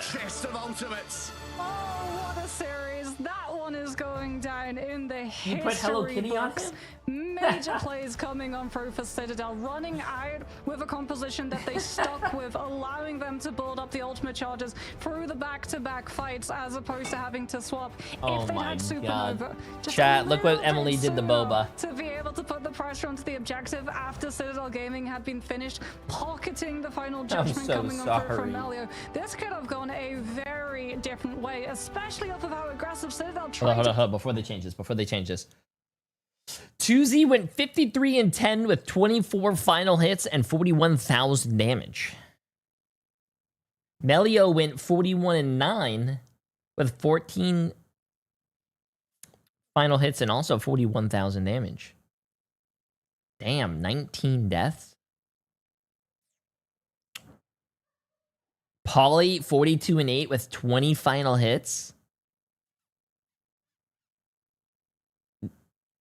God damn, Yeah, chat. she pointed out DRP had to use both Iron Bro. Bulwark shield on the Strange and bring up their metallic curtain to try and stop the rest of the team from Bro. getting grabbed on in. So they came out on the border with no 2Z's a survivability really good resources fucking and player, Magneto. man. When you're I don't going know. up against a That was a good. Punisher No. with He doesn't need to get off that team. Both teams basically have a win against each other. The first time Chopped and Citadel met, it was a best of 3, and Chopped beat Citadel. Now it's the best of 5, and it's the grand finals. Citadel beat Chopped. So, I mean, to be honest with you, really could at certain points though have gone both teams are going to be in the playoffs next weekend. Next week, chat, which we're going to watch. They could still run into each other and have another rematch. actually So- incredibly strong too. He was getting so many good grabs onto such wonderful targets. However, after a hard-fought victory, Citadel will be able to come out on the end. Saying a 5-map series, I feel like, doesn't really do it justice. That had the potential of going to a BO7.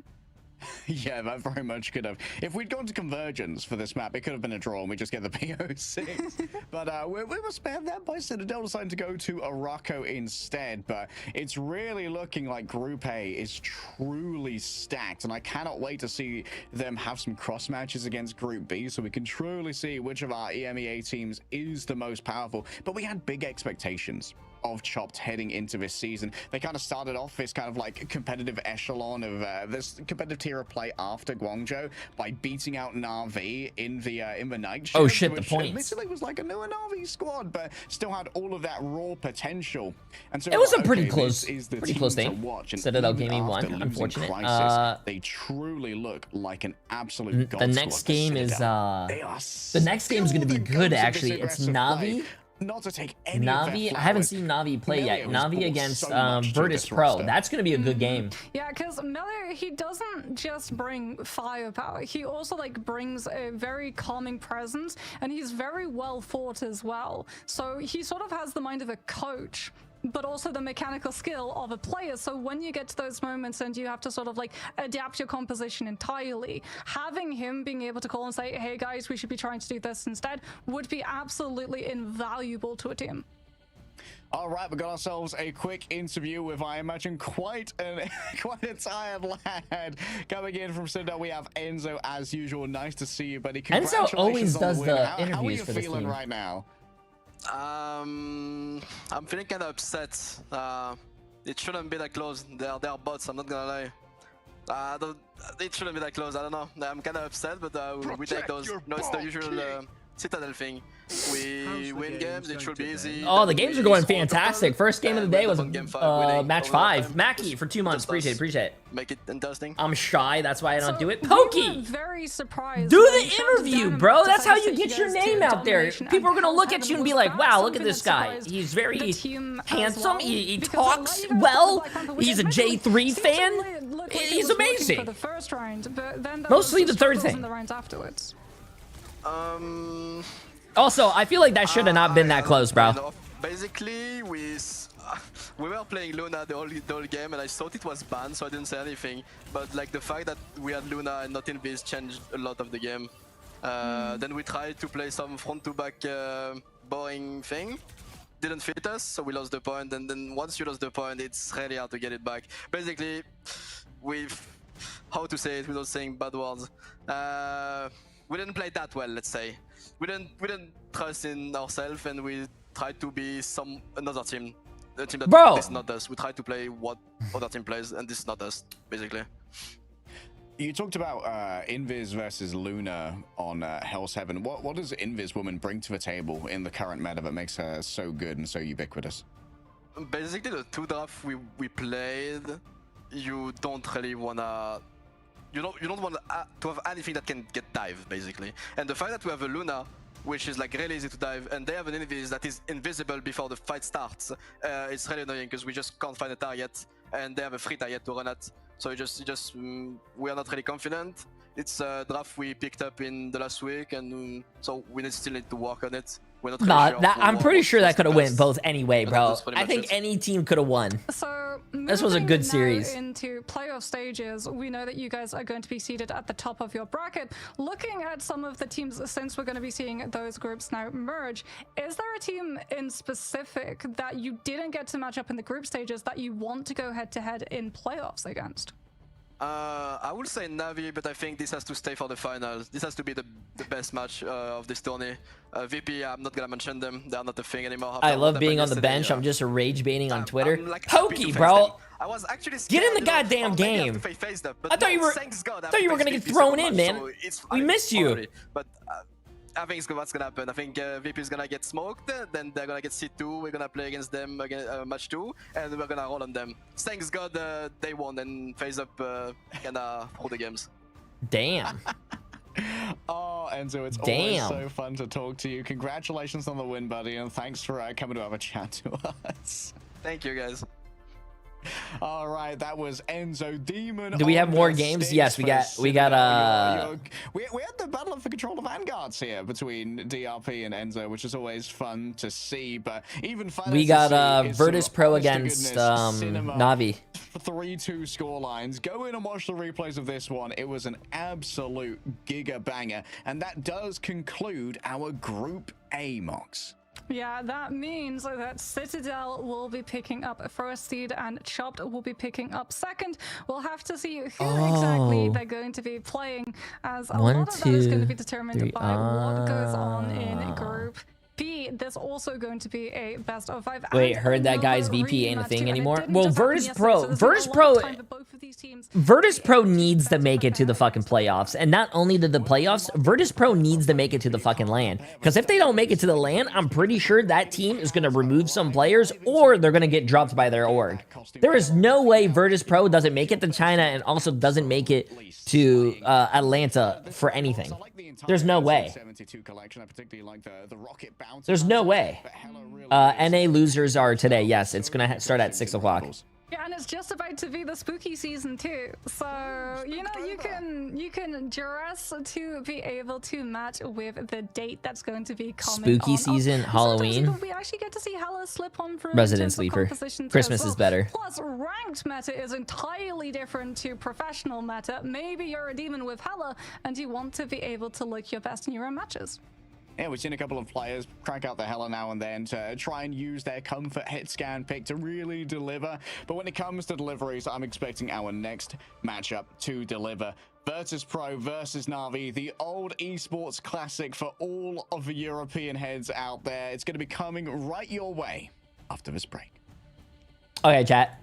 Next series is going to start after this. I'm going to go to the bathroom. Wait, why is my brother calling me?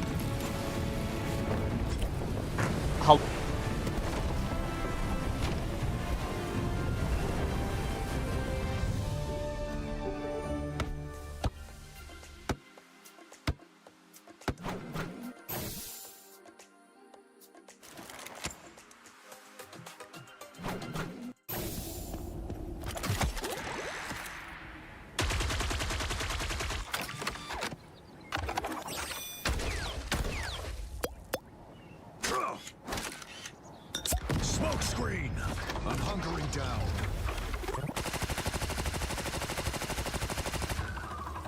Judge! Jury! Executioner!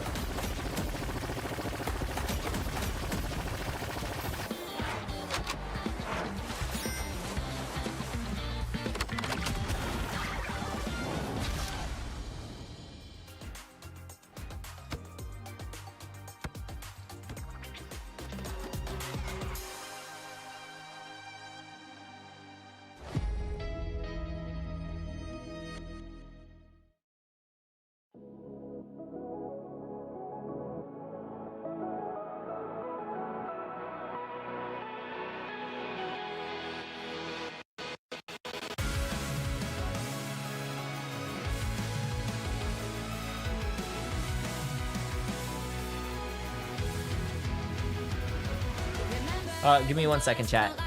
Jay, we can't hear you? Yeah, because my dad called me. I was on the phone with my dad. Give me 2 seconds. I gotta go to the bathroom, and then we're gonna watch this this next one. I'm gonna start the predictions for you guys, so you guys can get your gambling going. But good luck, good luck, good luck. Navi versus Virtus.Pro. Before I go to the bathroom.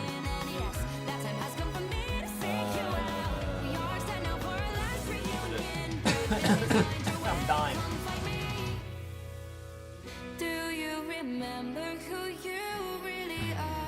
I don't know. Navi, remember chat, Navi is the team that won the mid-season finals in China. Virtus.Pro needs to show up.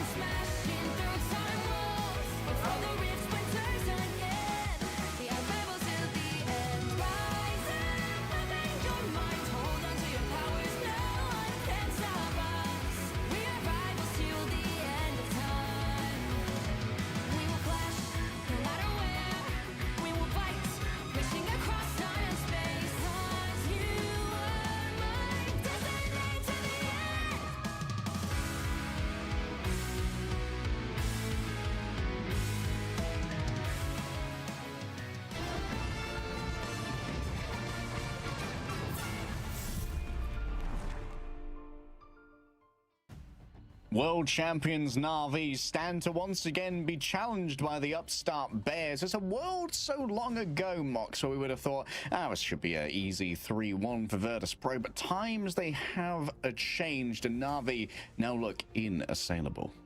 Yes, Na'Vi, we were, you know, a little bit on the fence considering they'd just lost Melio coming in very, very late to that roster lock as well. But Crisis and Jerky have acclimatized to the team through those trialing periods, and we've got to see a lot of synergy coming through from them.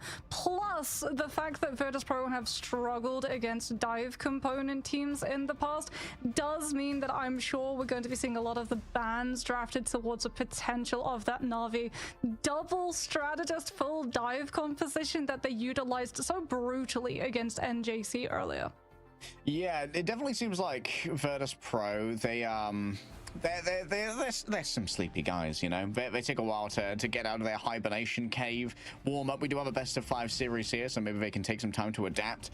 Although someone smarter than me can probably break it down better. I couldn't help but notice they did a lot better once they started first banning Jeff in their reverse sweep against FaZe. And you know what? This roster does have all the talent that's needed to try and bring it to Na'Vi, but do they have the drafts?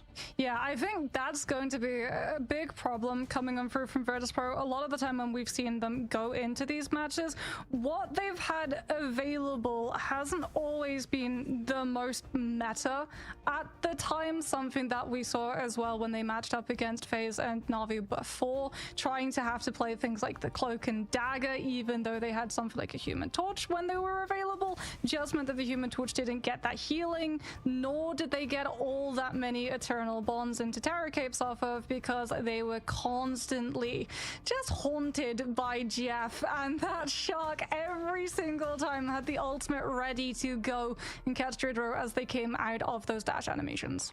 Yeah, I think there's a lot of value to be had as well from just banning Jeff when you're up against Na'Vi, given that there's someone on this roster who I would personally consider the greatest Jeff player in the world, and also a little bit of a free thinker when it came to playing Jeff, even before he was considered good.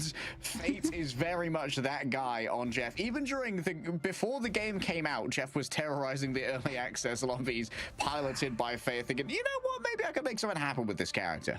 Remember when the game first released, and like literally for the first week of December, every single bit of content creation was complaining about how OP Jeff was, and to nerf the Shark, and people had to be like, well, actually you can dodge the ultimate. It used to be bigger. Remember that? Jeff used to be larger. Yay! Oh yeah, I remember like the compilations, like ways different heroes can avoid Jeff. So like, Grid can put down a wall between like the epicenter and himself. You could obviously the one became most popular is Cloak and Dagger's Dark Teleportation to just confer the iframe onto everybody, because it's only a single instance of a capture that can come on through. But like Na'Vi's roster needs very little introduction. But as a Vanguard player, I'm always here to glaze. Trust me. Like, bro is just the IGL of the century, an absolute RTS player. in a hero shooter, somehow maneuvering all the pieces to always have the perfect dive work out. Not just that, Navi's ban drafts have been absolutely insane. So before we head into round number 1 against these teams, I want to have a closer look at how this draft system has gone down between these two teams in the past. So let's have a nice little bit of magnifying glass put over these moments, because the draft system, it's so important in Marvel Rivals. These are not universal bans in Ignite, so we really get to see targeted compositions and also trying to get the better draft from your opponent. The Mantis ban, we expect to see coming on through. All right, chat, I'm back. Highlighted the importance of the Jeff. They're going to immediately go for the save on that one. This then forces Virtus.Pro into needing to ban something like the Ultron. Worrying about a full dive composition with Jeff, Ultron, Venom, Star-Lord just makes it a little bit too tricky on maps like Domination, where they're going to have so much mobility. Sorry. Backline, Yeah, so like I was saying before I left, Navi is basically the same team that won in the mid-season finals, the $500,000 tournament. But I think Melio left that team. Melio went to he was in last game. Chat, what map was he? He was on Virtus.Pro from the Venom Jeff Flyer Citadel, composition, and who just won. Ban now comes onto Virtus.Pro to weaken the Flyer, because I don't know, man. Like, I would feel really bad if I was on the team that literally won the mid-season finals. You literally just fucking won, and then you leave the game, you leave the team to join another team, and then that team loses, but the team that you just left that won is still winning. Bro, I would feel like I made the biggest mistake of my life. Through from their side, making that Flyer duel even harder for Na'Vi to be able to win.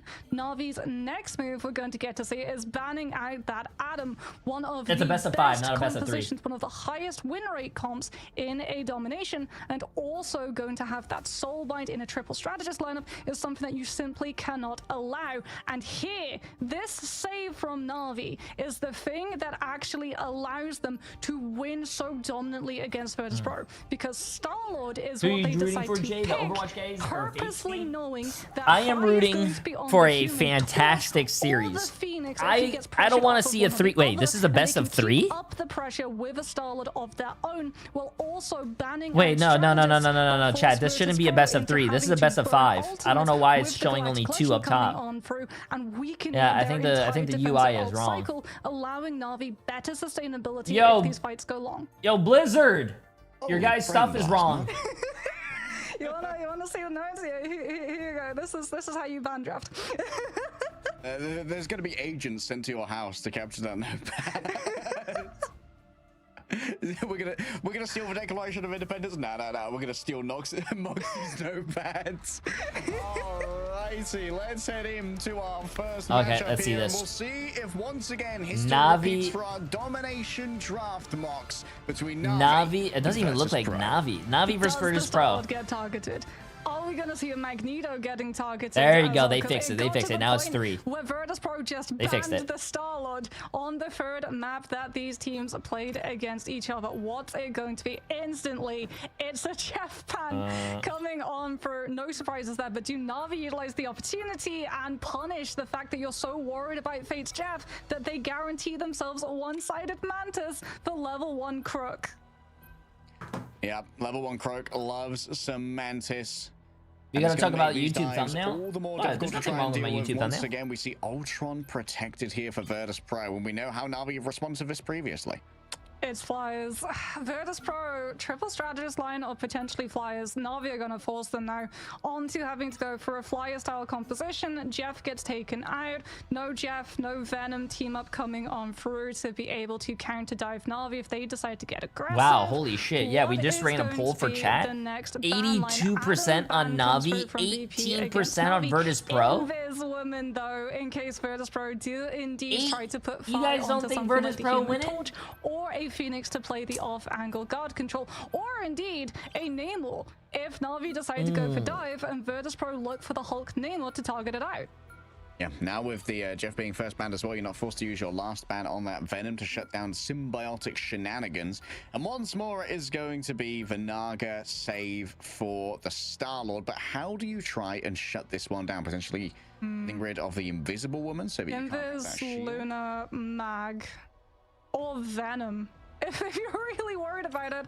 But the problem, yeah, I was gonna say, if you Damn, banning ban all out the support Venom, characters, you're just gonna chat. get a 4 Captain supports America banned for each who's team. gonna be able to do the exact same thing, only with more solo survivability. So removing that Luna is actually stronger for Virtus.Pro, because now they're going to have one-sided idle aura for Phi to be able to match up. And I also like the fact as well, he's starting off in the Star-Lord rather than something that's easier for the Star-Lord to be able to target out, like a Phoenix or the Torch.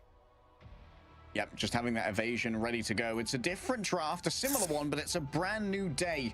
And it's a longer matchup here for Virtus.Pro and Navi. No, they Stamina do is need going to. to They play do a need to role. make Adaptability what do you call it? is going to play a role. support On characters. Celestial Husk, everyone's going to come out 100% They need to energy, take a little break raring and ready to on go. DPS characters.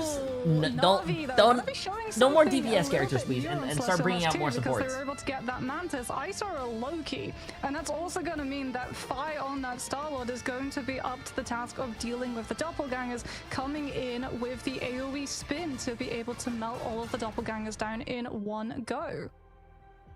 Certainly is some good returns on those spins.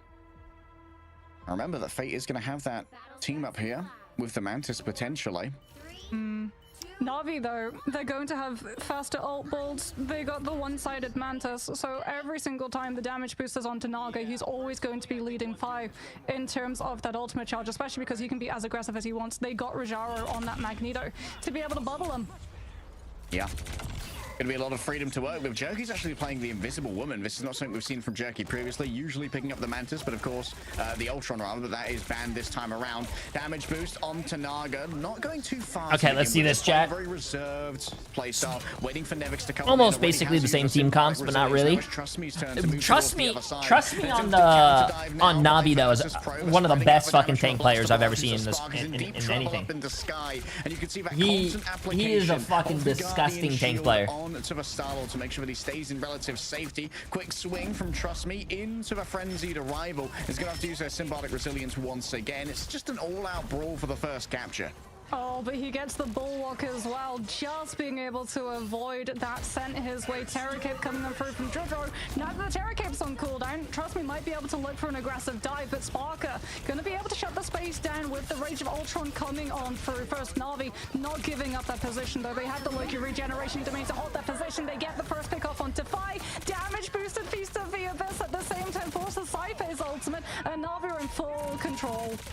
Mighty Legend gonna ring out. Sparker dips away from the incoming healing of Valona, knowing it's about Wow, to you don't expire. fucking do Pancake is any strong damage to inside both of of those the supports Dire when they're Force pocketing each other. I think the Damn. damage might well have been done here That's already to crazy. Virtus.Pro. At this point, they're just stopping the initial capture to give away some additional 3 percentage points. And there was a really cool play from Rajaro there, using the jump pack from a rocket beacon in order to go up and use the metallic curtain in front of the Ultron. That was crazy. Yeah, I mean, there could be an even better play coming in through from Rajaro in a matter of moments. Meteor M to absorb pressure from Galactic Legend, potentially turned into Eternal Bond wipeout as well. Fate with that regeneration domain going to be back on cooldown too, to have the God of Mischief alongside the Invisible Boundary. They might not even need to use Meteor M against the Solid for that reason. All right, Rajaro waiting to find something with the Meteor Ram inside the Invisible Boundary, an attempt to No, shut he's this not one gonna be down. able to hit Forced it. Move Yeah. elsewhere to a safe That was a good position play by up in the sky. Dreamchild to not get hit. There was a gap in the regeneration domains, and now just healing up between the Invisible Boundary and the Guardian Shields as well. A pair of Guardian Shields is far too many to deal with here for Virtus.Pro. Trust me, going to be forced to escape in the midst of all of this and back into the loving arms of the strategists and the Rage of Ultron also ready to go. It's Sparker moving forward, looking towards the back line. Jerky's deeply in danger, but Fate's ready to try and answer this one out already. Fincy's there with the finish onto Naga, but a quick dash away from the Invisible Woman gets her into invisible safety. Nevix going to be forced to disengage as level 1 Crook moves on forward. Navi is still in control this entire time, by the way. Bro, And they can't Virtus.Pro through the is, Virtus.Pro's already used so many chat. of their resources. Yes, If Virtus.Pro loses, I think we're about to witness, like, and not only that, aggressively run towards Saipe, who was so close to the I feel like we're force, which witnessing would a team allow probably like Virtus.Pro disband. unparalleled sustain fight I mean, on there are a the bunch point of and good potentially players. find It's the just flip. that At it's, least or maybe it's just not their meta. But if they don't make it to land, bro, Virtus.Pro, I feel like is gonna be bad. Not making it to land twice when you're like a really favored team, that's tough. Tried to hold on to it, but that just means that Phi gets left behind and picked. Fire was nearly so evasive, moving through the mushrooms and the trees, but Naga was good on the follow-up, and the damage boost was even better, wrapping around the back. A Blaster Barrage is good to go when Spark is under siege. The Cellular Corrosion, I don't even know how that works onto metal, but Clintar still claims a life in its favor. A damage boost maybe, but no, it's just going to be the Terror Cape, meaning that Hanavi are a little bit more vulnerable inside of this invisible boundary that are feeling nice and safe and secure. Meteorem ready to go is potentially the finishing blow towards this particular sub-map. Level 1 Crook dodges away from the Sonic Seduction, grabbed in, Terror Cape and Finty can convert. Inside of this though, it's going to be a Meteorem dug directly on top of a Vanguard. Nevix and Finty nowhere to be seen. The meters are there, the sustainability can't be brought forth, even with the Eternal Bomb. Oh, wow. What a lamp. That lamp actually saved that person. I thought they were going to die when they jumped. Still, and I think that converts over onto Jerky, as Trust Me just finds the dregs, coming back in with the pentagram of Ferala. A last second contest from Virtus.Pro, but Na'Vi is still in control, and they're going to be able to come back with their own portal if they so desire. Nevix had to use their Feast of the Abyss, tried to carve through Rajara. I think he may have bubbled himself there with the metallic bulwark. Multiple members of Virtus.Pro have backed on off, and it's isolated them in the eyes of Trust Me, as surely Na'Vi are going to be able to clean this one up. Oh, Galactic Legend, they might not need it. They managed to pick Saipe, who was against Oh, and they got... Yeah, just pressure onto Virtus.Pro's last remaining player, trying to anchor the fort on the Doctor Strange. Man. And Na'Vi will be able to pick up Celestial Vault with Galactic Legend still in hand. Big plays coming on through from them. Oh no, this ain't looking good, chat. This ain't looking good, bro. And a huge part of it is because Fly isn't just being melted the second he tries to show up for the aerial fight. Playing on the Star-Lord, yes, you have verticality, but you can also drop down to the low ground and actually receive the benefit of your Eternal Bond when you're recharging. Yeah, getting that Eternal Bond can be everything. You can see Jerky once again going to be heading out with those extra packs. I wonder if Rashara is once more going to be able to grab this jump pack. I loved the rocket jump pack, then using the magnetic descent to slowly float in front of the Rage of Ultron and just no-sell all of that damage into the curtain.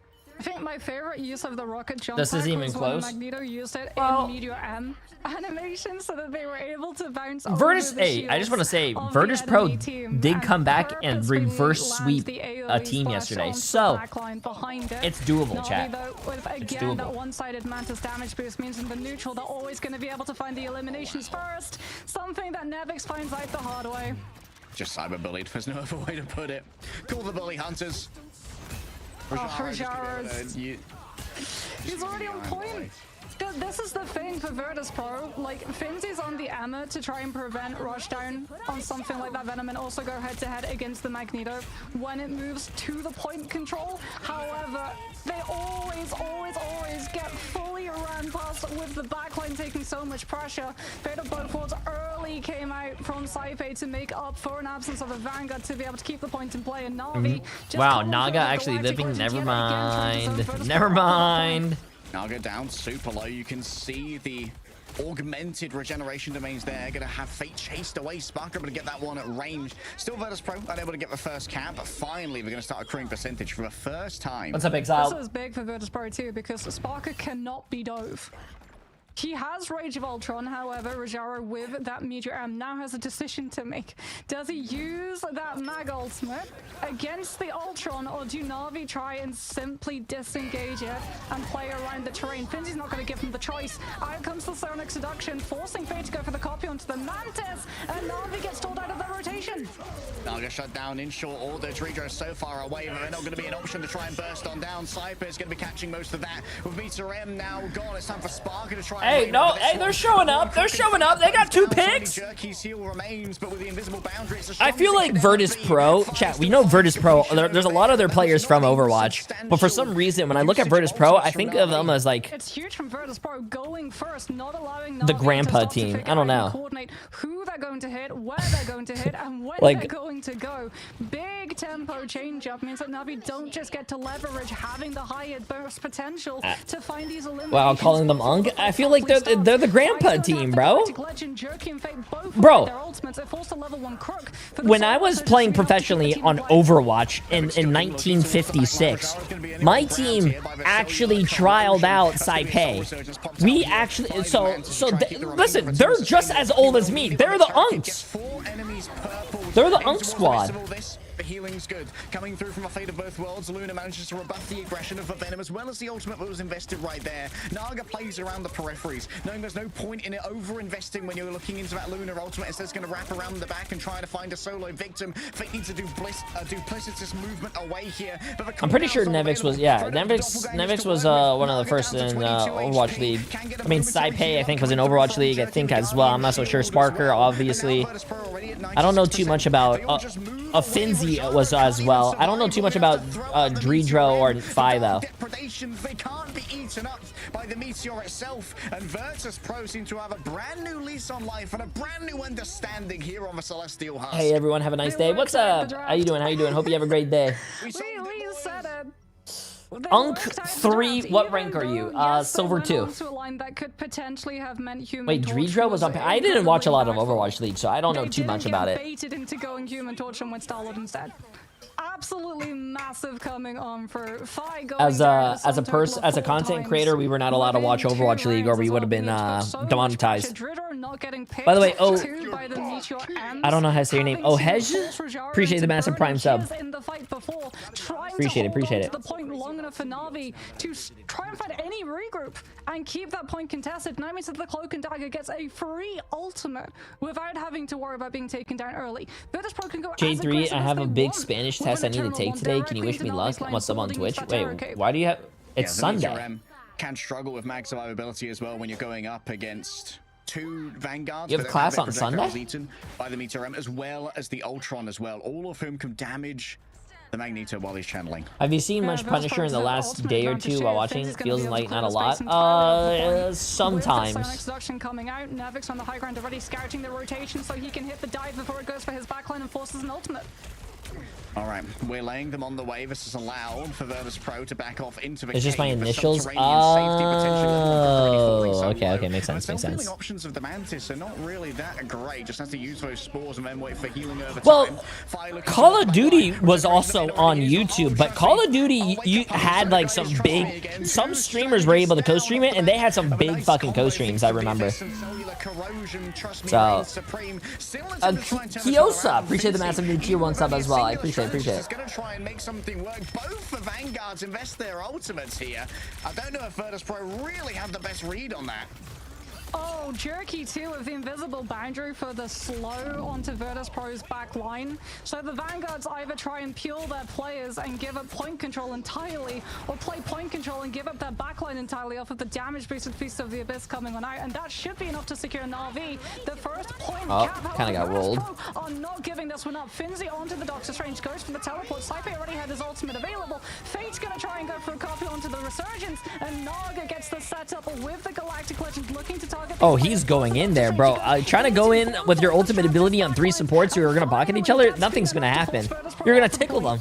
Yeah, that forces the disengage, so the point gets captured in favor of Na'Vi, and now Virtus.Pro know there's no point in fighting it out until they have themselves an opportunity. Yeah, Rajara is going to be able to close that opportunity as well, potentially into this next fight. If Phi burns Galactic Legend or Sparker with Rage of Ultron to open up this next fight, immediately they go into the Meteor M with that Magneto. All right, level 1 Crook in major danger. Peeling comes through from the Meteor M. What I just noticed is that a lot of pros, even though when they pop their ult, and like the Magneto's popping their ult to counter it, they still shoot.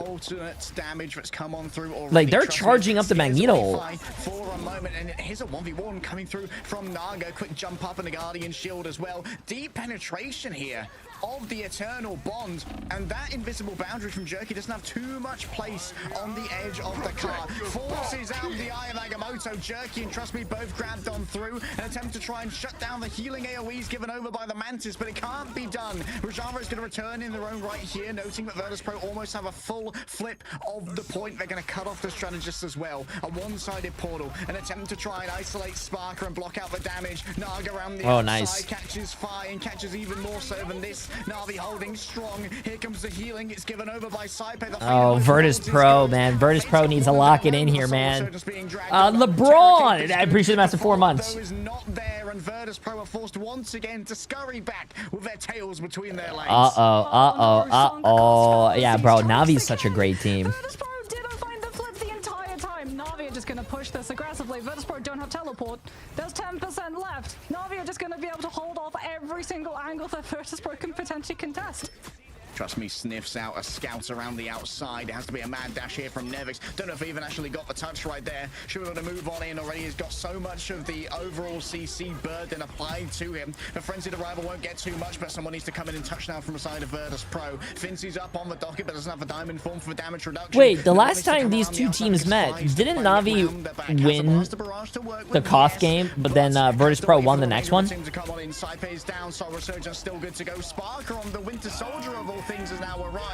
Oh, nice job by Sparker to not die. But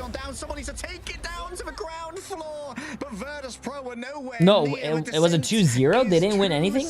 But the descent to 0-1 is complete. Navi win out on domination. It's kind of ironic given it was a 2-0, like Virtus.Pro just got rolled. No, there's no way. Coming on through from Virtus.Pro where they identified, okay, Marvel Rivals Ignite, bang, regroup and try again. Grand Finals, was the bane of group stage control because Navi just kept being able to bounce it off of their players. Rujaro too, when we got to see Virtus.Pro try and play for that last fight with Finzi on the Emma, perfectly Doctor Strange shielding off all heal LOS for both the Luna and the Cloak and Dagger, who would not have been able to get the auto-lock target onto their Vanguard because there was no position to bounce the light daggers off of the back from. Oh, shit! The Mantis once again delivering in droves. Virtus.Pro did get 2-0'd. Regeneration domain super valuable, but also just being able to damage boost Naga and have these unfair fights, as well as make sure that even without a combination ultimate, trust me, could still be a real menace to the Abyss. Not just that, yo, Thick Biscuit 69. Appreciate that for Prime sub. Didn't have to burn a strategist ultimate. Appreciate it. Welcome, welcome. Like Galactic Legend, though we saw Navi being more than okay with it. In fact, I guess I can. Yeah, hold on, give me a second. Advantage of both having the Loki and the Mantis and being able to use just the base out healing of Soul Resurgence to live Galactic Legend while also get Fosabot. Let me so you guys can type exclamation mark bracket and look at this. Give me a second. Rather than the Soul one, Virtus.Pro definitely looked a lot closer when we went to that second round. I think like being able to have the Star-Lord really good ships. Meant that they didn't have a composition, which thank you for having the keeping the drops on. I'm about to get the blade and the rocket. Nice. Yeah, bro, chat. If there's any drops and you guys need to watch a streamer, I have no life.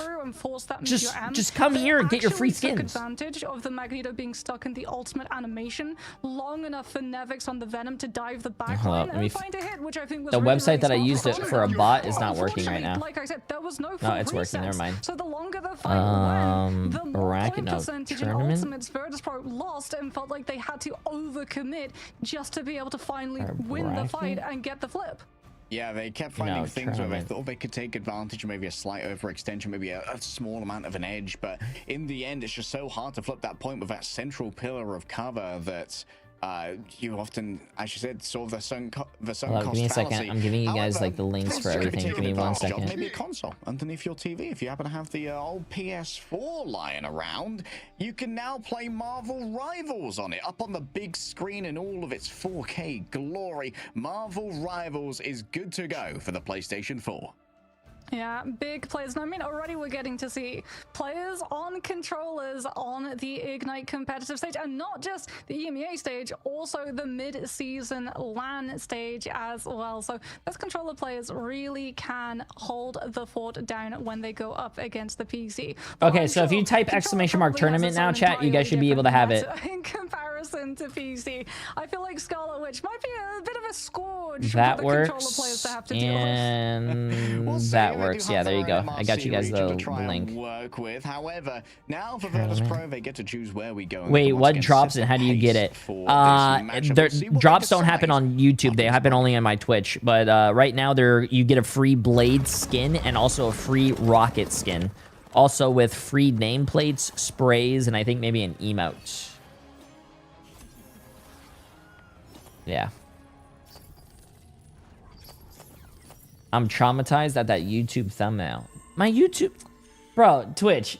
Can you guys help me settle this? My YouTube thinks this is a very scary looking thumbnail. I don't think so. I look good. That's not scary.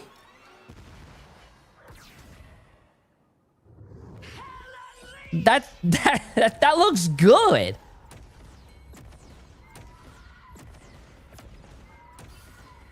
Nah, bro. I'm bleaching my eyes. Why are you guys saying smash? I don't get it. What are you guys smashing? Like, smash the like button? Oh, thanks, guys. I appreciate it.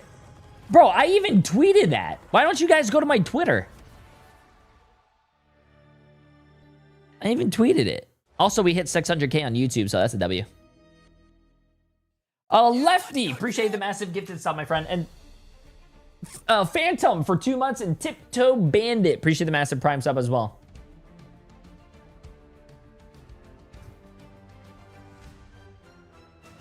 Real photo, by the way. What the?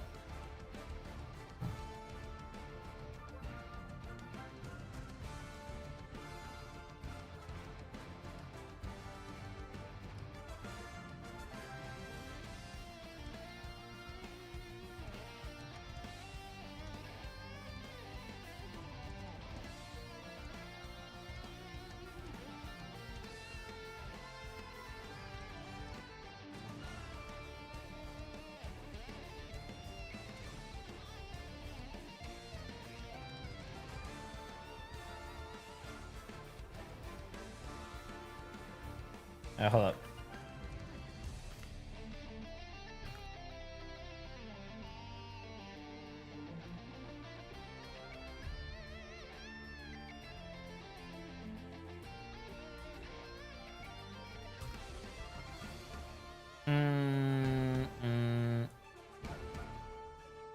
There you go. Did you see yesterday that someone in Flash's chat was trying to make it look like his success was just riding off of yours and Flats burned him in return? Damn. No, I didn't see that. I only watch myself, and yeah, I don't watch anyone else's. That's fucked. But I do think a lot of people have said like Flats' come up was because he piggybacked on like, you know, Emong and other streamers. Yeah, but I don't know. I don't think that also works. I think as a content creator, you do collaborate with other content creators, and I mean, that does give you more eyes on your stream. But I mean, at the end of the day, he's putting in the work. So feedback is just win, lol. I have the clip. I showed it to Emily. If you want the link, what the clip of what happened? Sure, I guess before this match starts. Going to be, as we've talked about, Virtus.Pro's I think I don't think it's. I don't think. Let's just say hypothetically, I don't think a streamer, let's just say with 100 viewers, can stream with someone who has 10,000 viewers, and then automatically one day have, you know, thousands of viewers for themselves. No, I don't think it works like that. I think the content creator does need to put in the work and the effort and everything to also grow. Because let's just say you guys watch me and I queue with, let's say, Tim the Tatman. You know, I want to support small streamers. You guys might like watching me, but you don't like watching Tim. But if you do find out like you like watching Tim, then you guys are gonna start watching Tim, and then you guys have another streamer to watch. Okay, let's see this. Second at any point, then it is going to be a little bit of a pain. Oh, it's a pretty quick clip.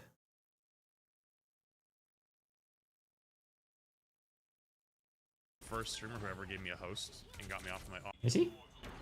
You got mad that J3 passed up your viewers, so you had to start botting? Sad. You know me and J3 are friends, right? Actually, you know what's funny enough? You know J3 is the first streamer who ever gave me a host and got me off the ground? Did you know that? I didn't even know that. Jealous of him. That's my guy right there. Actually, wait till after the stream. I'll show you my my bookmarks tabs. I have his stream bookmarked because I've had it bookmarked ever since the old Overwatch days. But hey. Yeah, bro. Like, I don't think.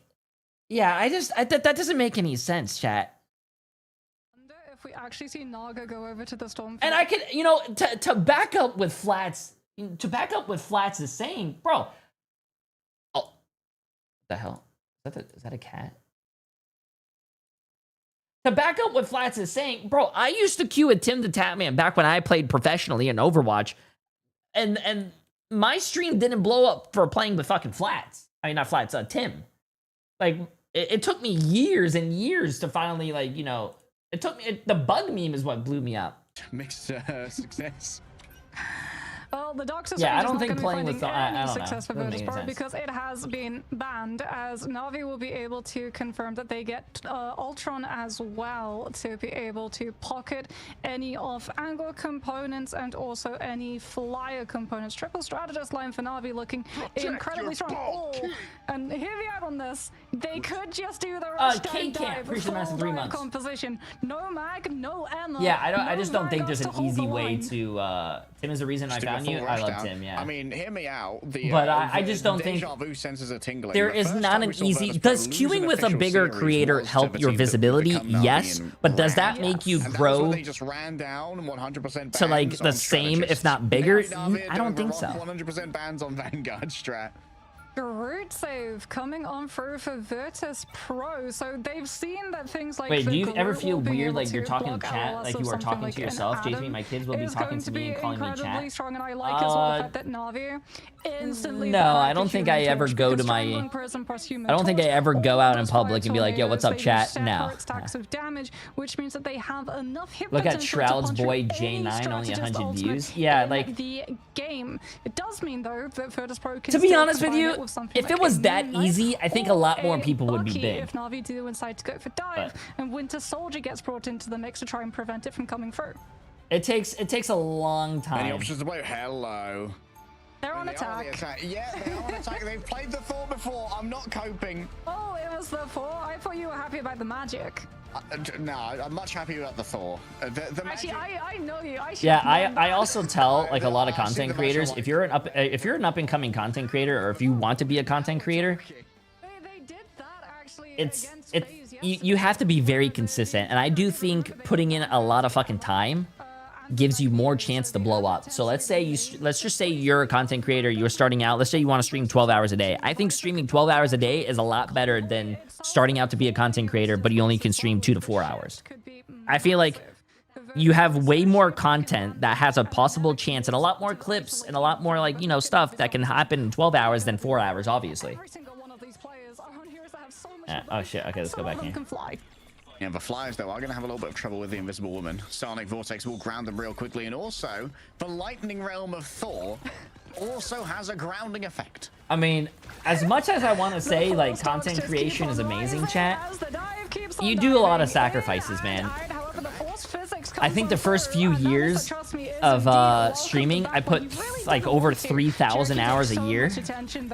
I was like averaging like 3,500 hours a year of just streaming. It also means that brawling on the cart can be a little bit more dangerous when the Thor is throwing out those Awakening Rune lightnings. Oh my Yeah, goodness, streaming Rashad like up 12 on the fucking hours a day, every single day. It takes a toll. Leave him alone. He's just a little guy with a gun moving in towards the back. Trust me, doing some damage. Look at all Like the basic, Vanguards like I think moving all of together. COVID, yeah, nah.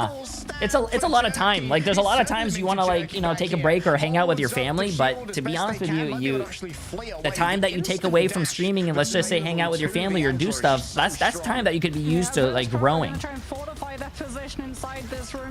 And like we don't have a normal job. If we don't stream or if we don't make content, we don't get paid. Against the Rage of Ultron, there's the Winter Soldier. The Earthfind is Yeah. applied to Jerky, but he's still got the shield uptime and uses the Assassin's Lunge. And if we want to take like, let's say I want to take a vacation, yeah, but yeah, you're gonna, yeah. Attempts to pull him back on And also, let's just say I take a week off. If you take a week off, let's just say you guys will go start watching someone else, and if you guys start watching someone else and making your routine go around that content creator, then you guys forget about me. And it's a lot of different stuff. Here comes the counter coming through from Djalia, of course, against many flying enemies. Okay, anyways, chat, let's go back to the tournament. Go back to the tournament. Bullying of Nevix gonna be everywhere. Hell's ready to descend. I'm really excited that Angela's getting played though by Na'Vi. Of Trust Me, Heaven's Descent.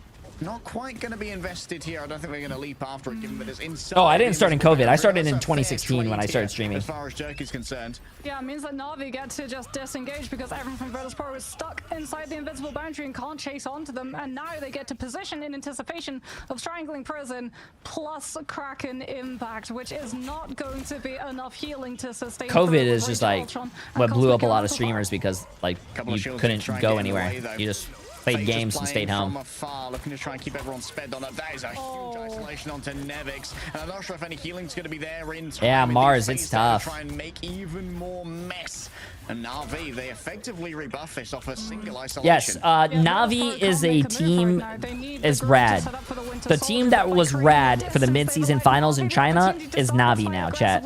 They only got signed for the mid-season finals. But he's got so much mobility that he's still able to get out almost entirely unpunished. Freedom Chapter Yes, there's NA today. run at the back line, forcing the Winter Soldier to have to turn his attention to deal with the Captain America, which again means that there's no follow-up Kraken Impact from the Also, my rank is not Diamond 4. If you keep typing exclamation mark rank, you get a new rank every time. Pops off. Never mind, Fate just gets decimated for a second, but anyone hits the ground. Jerky doing their best to disengage. There's still a little bit of pressure on the car here to stop it from moving forward. Rajara is forced to flee away and avoid the bionic hook. Also, those are Overwatch ranks, yeah. Am I sticking around for all the games? Yes. I am watching EMEA, I'm watching NA, I'm watching everything. Gets a huge pick onto Jerky as well, except Asia and Oceanic. I can't stay up that late. Manages to carry as well. Trust me, we've still got Kraken Impact sounding on off. Sends Trust Me to the spawn dimension for a little bit. Rajaro taken on down and grounding again and again. The stone haymakers begin to connect. Rajaro just plays around the outside, just being professionally annoying. I know I do it as well. In comes the Feast of the Abyss. Jerky taken. Look at Fate.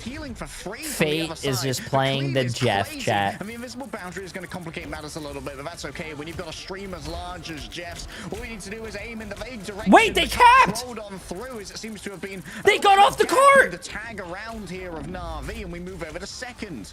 Yeah, Na'Vi losing their players now, also going to be losing the opportunity of setting up an aggressive dive on second, and it looks like Fate is, I duo with him a few times, chat. You guys know Fate. He's a good guy. But I don't like him. He plays Jeff. To have to worry about.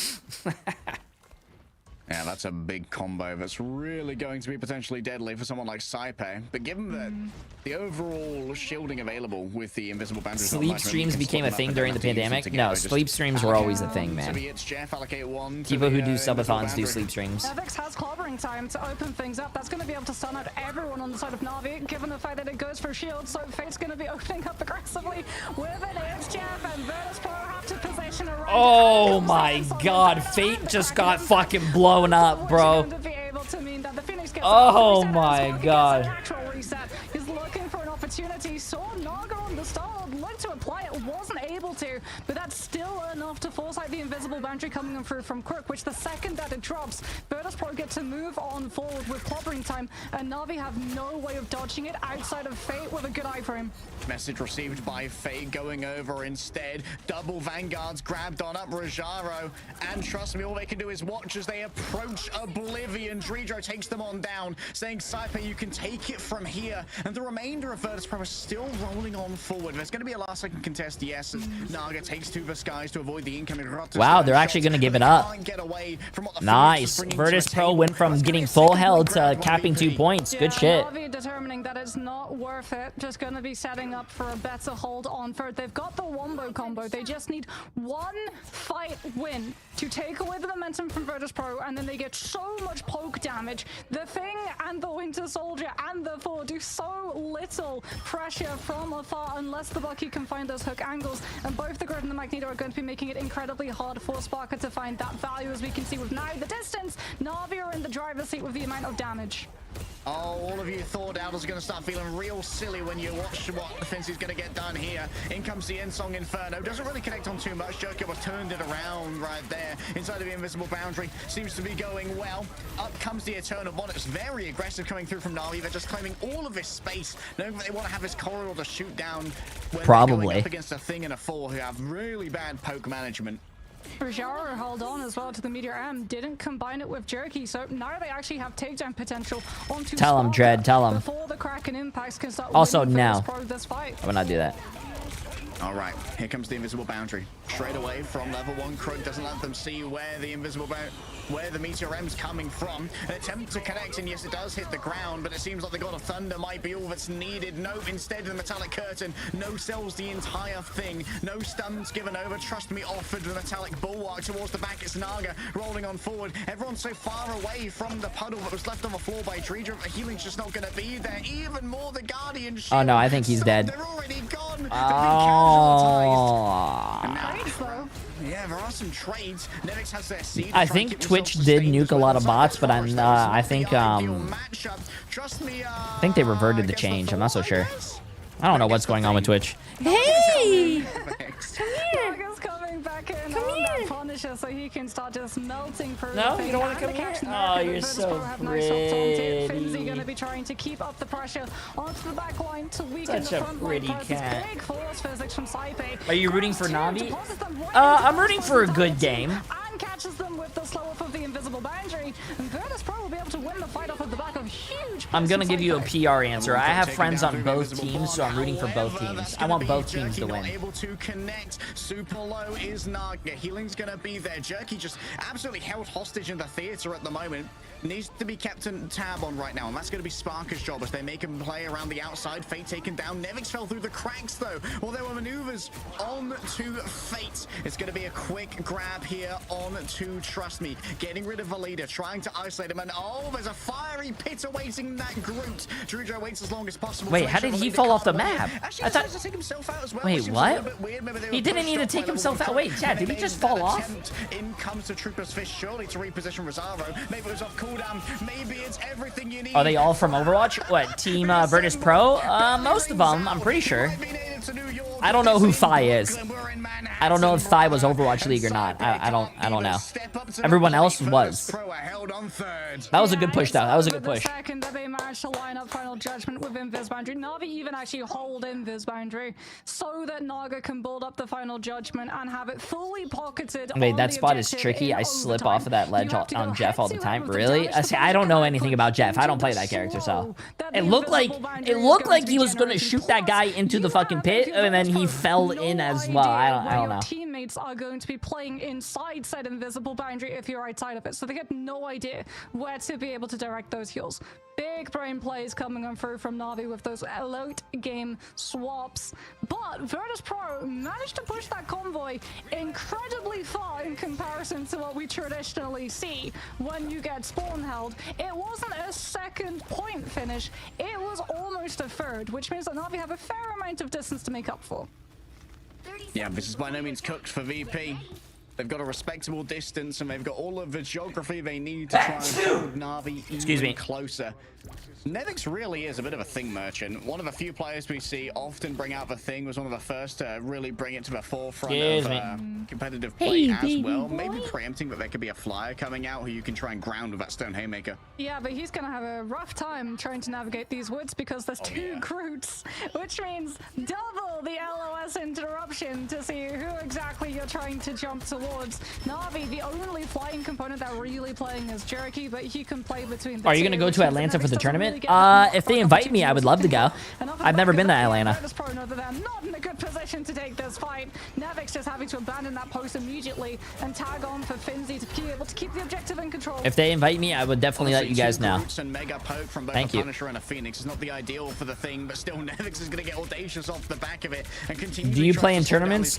Yes, I do, but mostly streamer tournaments, not these tournaments. Damage here needs to be healed up, but there are three strategists behind him to try and make it work, and of course, he's also immune to those force physics as he is an immovable object. Sparker and Trigger and Saipe, like you said, just getting so much What the healing hell? for the back of Nevix taking all of this damage. Bro, what are Jerky you now onto doing? the storm for the damage boost to finally break through this thing's health bar. It's Jeff comes on through from Fate early on. Invis boundary from Saipe at the same time. However, Naga manages Oh, to dodge it. dude. Final judgment, but level one Poor didn't have Naga. Invis boundary, and the Punisher falls immediately. Yeah, It's all well and good to try and dodge the incoming damage, but when the rest of your team is gone and there's no one to peel for you, Citadel did win, but it was a very close game. Yeah. Real quick, 5 of a quick do-si-do to take down. Trust me, and 1 minute and 20 seconds have already passed. this cat's a crackhead, bro. This cat wakes me up at 7 a.m. jumping and running around everywhere. With Jerky's ultimate in comparison to Virtus.Pro, wait, Naga. Hurricane comes through first. Do Virtus.Pro try and respond with anything? Yes. Naga was an Overwatch League player too, right? Time to save Nevix. Jerky takes to the sky and burns through the Cosmic Yarn Amplifier. Nevix resurrected here by the BRB, but I mean, Saipe cannot be the prime recipient of it. The remainder of Virtus.Pro are going to throw themselves onto the car for a little bit of additional stall, and we're likely going to see another stall come up soon. Oh, but that additional stall, because it's... That was a good hold though. They held 2 minutes basically after spawn. Rad didn't disband. This is the same team. They just basically signed to a new org. Only one person left that was on Rad. So even if Fi is able to find the strangling prison onto the rest of the team, Na'Vi have CC immunity, and the Punisher can dodge it and make sure that VP don't get to capitalize. All right, early usage of the... Oh, nice wall peel coming through from the Ironwood. Great play coming through from Fi. Oh, no, bro. He popped the Judge. All he said was Judge. Both the Invis and the group of Eronius momentarily rescued as Fate from downtown with the... Yeah, Nelio's now on Citadel, chat. Oceanic retribution onto their counterparts. And Rad now has a team that's an NA. The tracking is from Jerky on the Storm. Bro's an absolute menace when it comes to any kind of mechanics. Saipe raises up the invisible boundary. Wait, did Saipe just use his ult but not go into the ult and he just died and lost his ult? In the back by the Jeff. We said that Fate was the premier Jeff for a reason. Bro is the shark incarnate. And Finz is not quite so lucky. A full take on first with a minute to spare. Oh, the flank Jeff shenanigans to just split Virtus.Pro's attention because Naga actually got picked. He tried to go for the final judgment as he got hit by the strangling prison, but actually goes down before level 1 Crick's invisible boundary comes up and loses all of the ultimate. Saipe used Inviswoman ult on point, but he was so far back he wasn't in his ult, and then the Jeff just came around and flanked him. And when he dies, he loses his ult. Jerky looking from afar, a mega hurricane, good to go. The remainder of the team may well be taken down in advance by Nevix.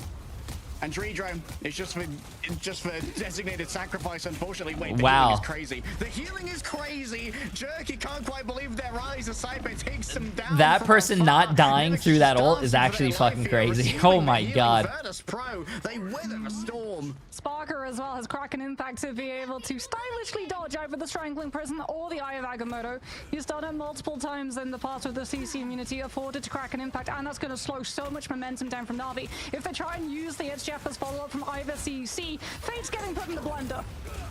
Well, trust me, might be in the blender to begin with here. Sparker opening up.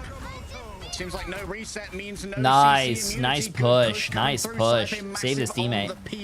And Fate is still waiting up above. 2 players grabbed on up. No environmental hazards, but the damage could already be done. The isolation of being down 2 members could already be everything that you asked for, and a touch more to open it up for Na'Vi. A quick symbiotic shenanigan, an attempted turnaround here. Naga looking to try and cull. The aura's been applied onto multiple players, but I think they've survived long enough.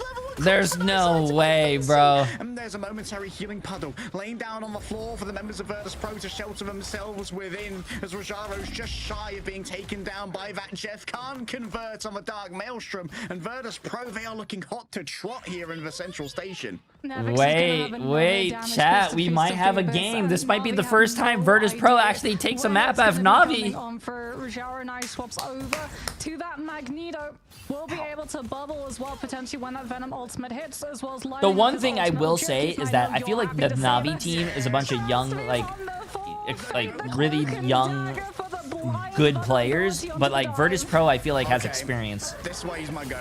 Nevix towards the back, converts onto level 1 Crook. Not even Thor could deal with that one. And Rotterdam tears through Asgardian flesh. Virtus.Pro get that bro, one what is he saying? Sparker 2 doesn't even need to commit the Kraken Impact. He'll have it up and available for this next fight. Not much Psylocke this tournament. I think Psylocke is still a good pick, but to the Winter Soldier now, because if he's grabbed there's other characters that are better. Troopers first, he can't even use the Dark Teleportation to iframe the subsequent damage that will come his way.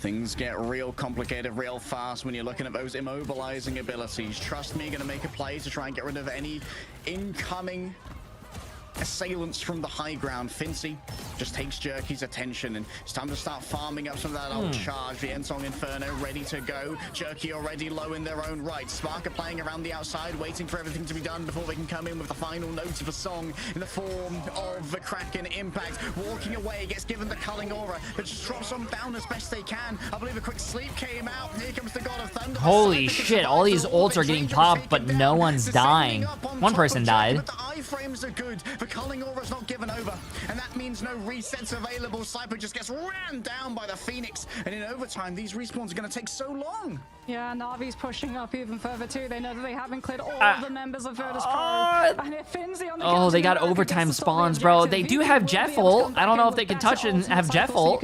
Oh, no, they could definitely touch. Finzy has Assemble. Potentially to grab some of Na'Vi's players. What's up? But the dark teleportation coming on through from Fate dodges it. Our teleportation is sick. Rajro even better. Dridro taken down, and only Saipe now remains blocked off by the metallic curtain. Spark goes wide with a Bionic Hook, can't connect onto any player, and now Jerky's just in an all expenses paid luxury trip to Damage Town. Sparks are accrued, and Sparks will fly as Virtus.Pro are going to have to defend on last. Na'Vi have momentum, but they've only got a minute and a half to be able to get almost all the way to the end of third. Now, do we see any swaps coming on through? Finzy still going to be on that Captain America, rolling out ahead of his team. I know, bro, man. To play nuisance. Emily put Hello Kitty on him. Listen, chat, I don't know. Anything's trying to occupy those Winter Soldiers' attention to clear the way for Nevix on the Yeah, Phoenix does need a nerf down. Well, the Venom opens up real strong here, but is already rebuffed with a lot of damage, forcing out that symbiotic resilience. Na'Vi know they have to give up a little bit of space here as Virtus.Pro walk on forward. They want to get at least 2 fights out of a defense here on third, but Rajro is going to start taxing the health bars of the back line. Guardian Shield in the way, the Eternal Bomb moves forward, and you know that it's going to be incredibly difficult to try and take out anyone in the midst of all of this healing. Finch is already away. Fake's been taken down. Like you said, the Trooper's Fist stops with Dark Teleportation, so now all that healing that Na'Vi were counting on is missing, but Virtus.Pro is still down on Fincy. Yeah, Virtus.Pro are still falling back as well. There's currently no Vanguard presence on the objective itself. Something that Nevix tries to make up for now, throwing himself onto that point. Na'Vi with the better ultimate advantage coming into this. They've got the invisible boundary. Virtus.Pro trying to stack the cards with the Soul Resurgence, the Invis boundary into the slow, into the Force God of Thunder. Okay, we're about to see like 500 ults get popped here, chat. The patience is strong. Saipe needs to survive through this. Oh, what an ult into the building. Wait, Virtus.Pro, chat. Virtus.Pro took him out. They don't have the sustainability, and they do not have the hope. Face coming out in a desperate attempt to try and portal through this one. Bro, we have ourselves a series. And Virtus.Pro, even up They the series, actually took him out. Virtus.Pro proving why this is a team that we talk about having that pedigree factor. The Unks are back, bro. The Unks are back. Hey, that just proves, chat, that even old people can still play this game. He's always going to be semi-viable. Also, I don't understand why Mantis would jump into the water and when they see that big-ass fucking whale. If I saw a big-ass whale in the water, I am not jumping in the fucking water. Hell no. I'd probably shit myself if I saw that in the ocean. The fact that we saw Na'Vi saving the Jeff have to swap off of it shows that Virtus.Pro pushed them over the edge of that comp. You know what? Fi making a rotation onto the Jeff as well, putting up a good performance in his own right. Now, it was looking a little bit cooked early on. I'm not going to lie. The first point, bit of a struggle.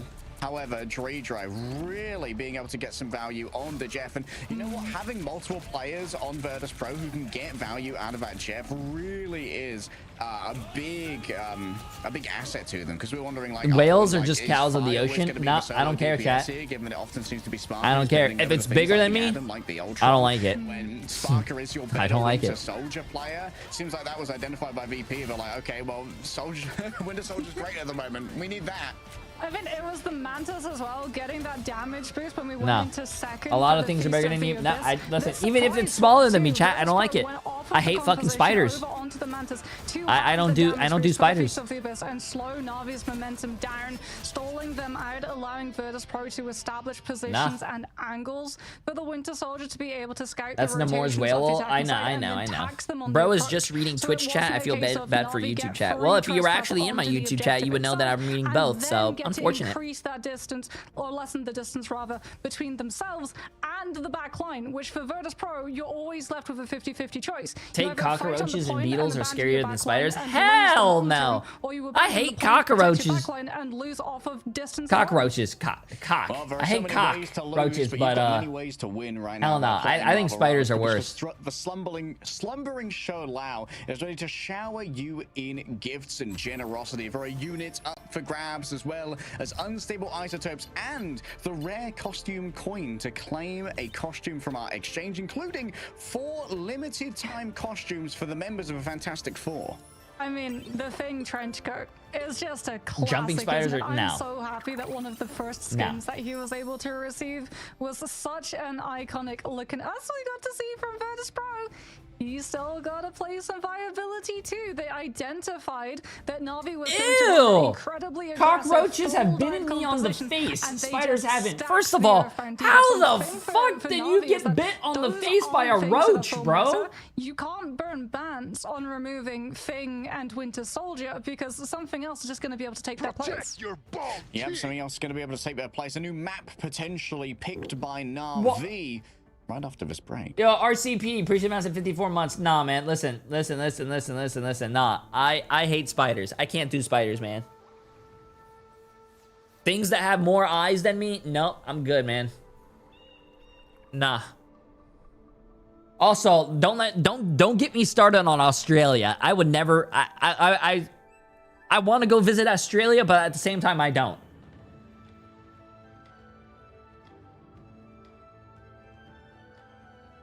Nah, man. Possums are scary? Possums are not scary. Did you know, isn't it like possums can't have rabies or something? Pretty fucking cool.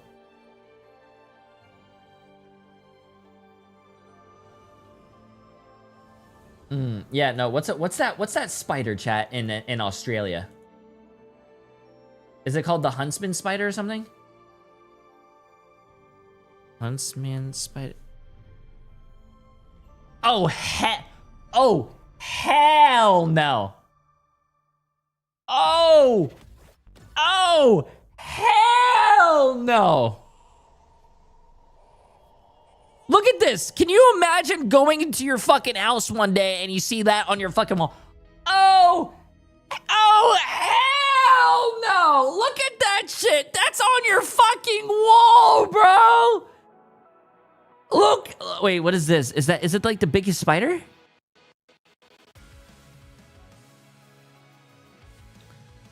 Is that a fucking spider killing a possum? Oh my god!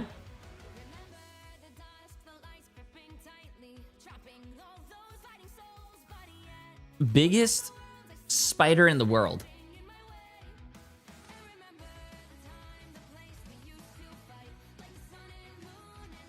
Oh, hell no. That's one thing. What the fuck is this? what the There's no way that's real. But can you, bro, I don't understand how people can get tarantulas as pets. And they're like, wow, yeah, this is such a great pet. No, it's not. You keep it in a box and you feed it. And bro, why would you let that thing climb you?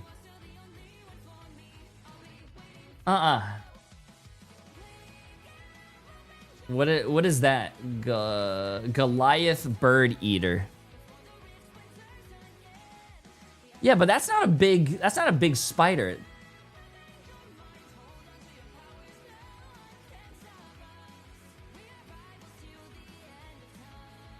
I understand it's big, but it's not like a huntsman. Huntsman is bigger. The huntsman spider is the biggest in the world now.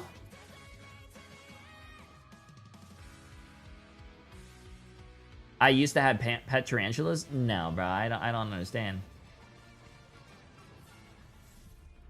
Search camel spider. As far as I'm concerned, if both teams played Thor, they both won. So here we are, 2-1. No, 1-1 here between Na'Vi and VP. Ew, that thing looks... I mean, it looks ugly as shit. What the... Choose which one we're going to. Yes, That looks like a scorpion and a spider mixed in the one. Ugh. Just because it's going to put a lot of pressure to instant ban out that Jeff. Okay, chat. Anyways, back to this. Back to this. Back to this. Second and third of this map. Wait, that's not Central Park music. That's all of Djalia. Okay. Well, Hall of Djalia does still have some environmental hazards to deal with. It's also a very strong dive map too. So This is also where Na'Vi handed Virtus.Pro their first series loss ever. yes, They're trying to back awake in a stage trauma one. response, perhaps? Well, Flashbacks? they did enough. The threat and paranoia of Fate's Jeff potential has been enough to guarantee that Virtus.Pro instant ban out that Jeff, which frees up the Manta save from Na'Vi as they went for the choice of attacker side, which means that they get first save before Virtus.Pro get the opportunity to get a double ban. However, Virtus.Pro are going to be able to save themselves the Jeff after banning Na'Vi out of it. Okay, this might force out something like a Venom ban from Na'Vi.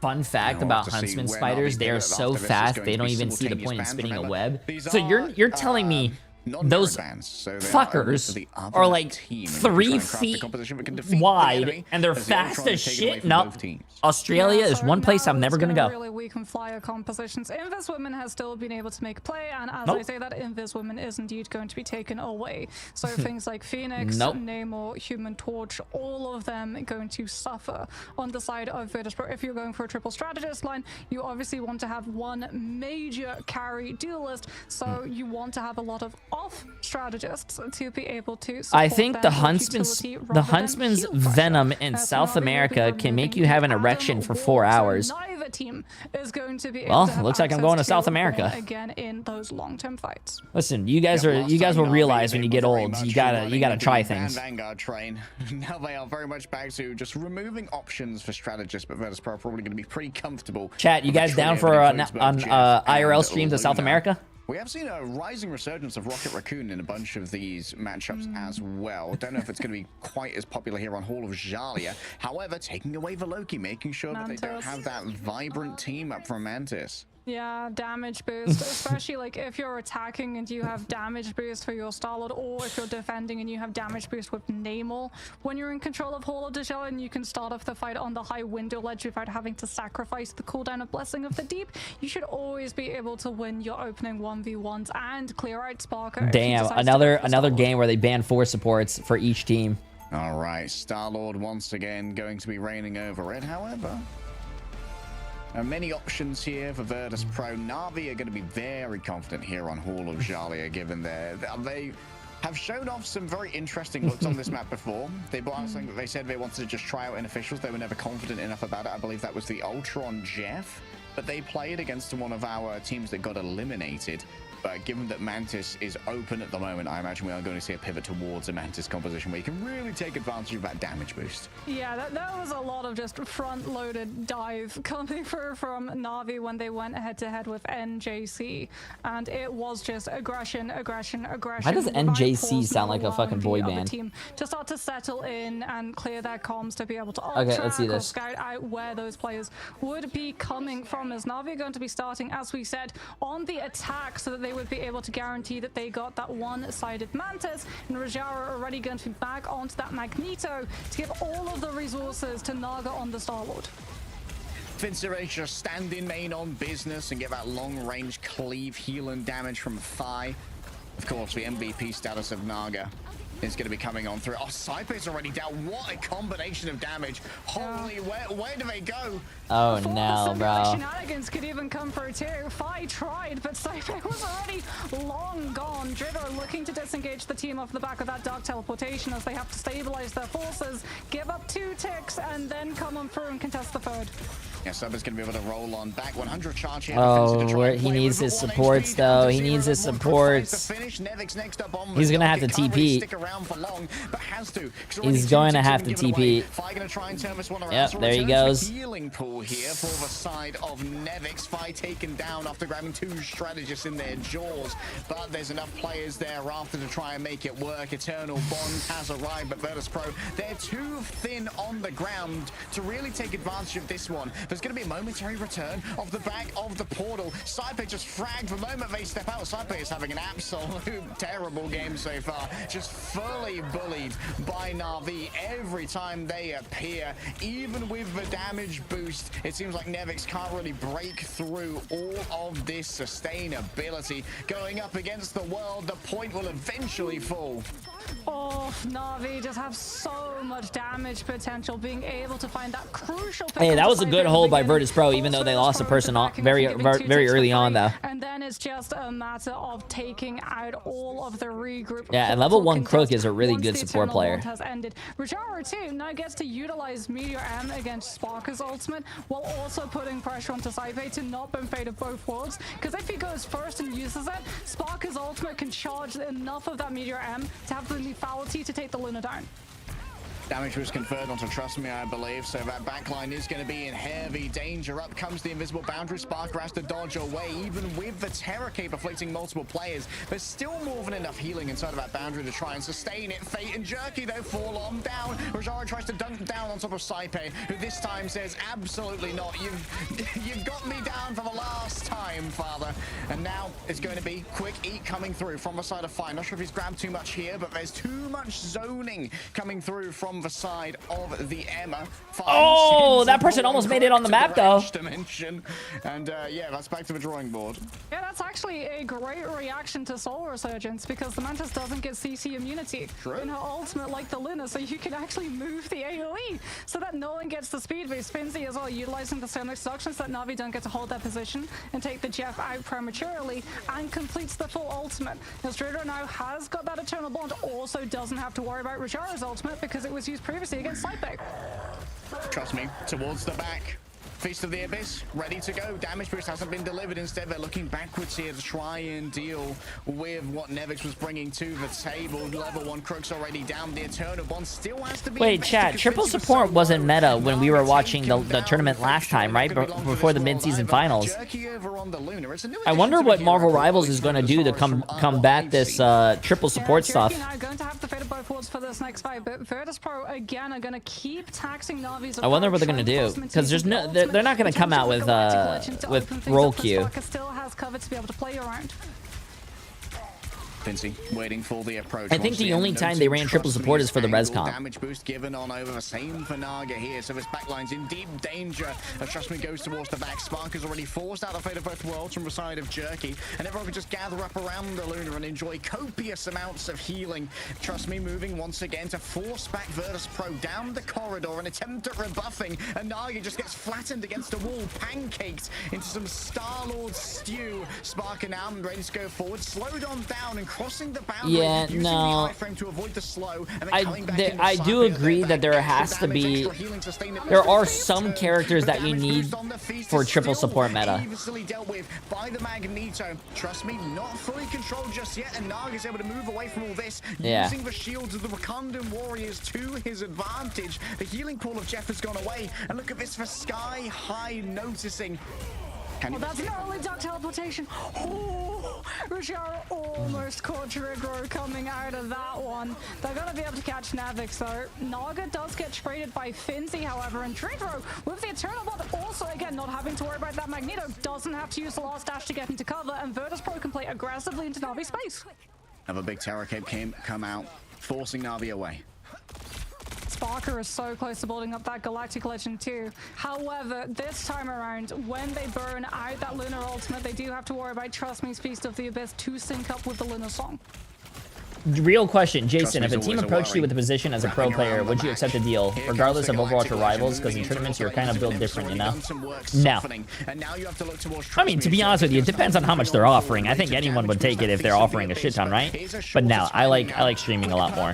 It's more chill. Seem like it's going to come on through. Instead, they have to try and flee away from what Finzi's bringing to the table. It's going to be the Sonic Seduction. Streaming is just so much better than pro play. I do think pro play is better when you're like a smaller content creator, for an example, because pro play is the easiest way to get your name out there. To try and rain down fire upon Virtus.Pro, and this entire time the mission objective has been moving, coming in close for a little bit of melee DPS. Demands that side A cowboy dog for 3 months. Appreciate it. How you doing, my friend? Both worlds, but ready to ascend with the Ensong Inferno. The approach of Jeff is absolutely torched underneath the double ultimates of Ensong and Meteor M. Naga dodges away temporarily, and inside the Eternal Bond, there's plenty of space here for Virtus.Pro to work with. There's only 6 seconds remaining. This is now must win for the side of Na'Vi. They've chased down Jerky. The remainder of Na'Vi need to clutch up. Trust me, maybe with a quick eat off the Feast of the Abyss, but Naga's down as well. Rajaro doesn't really have the sustainability here. Fate is under pressure from the outside. Demands the healing, demands the bulwark too.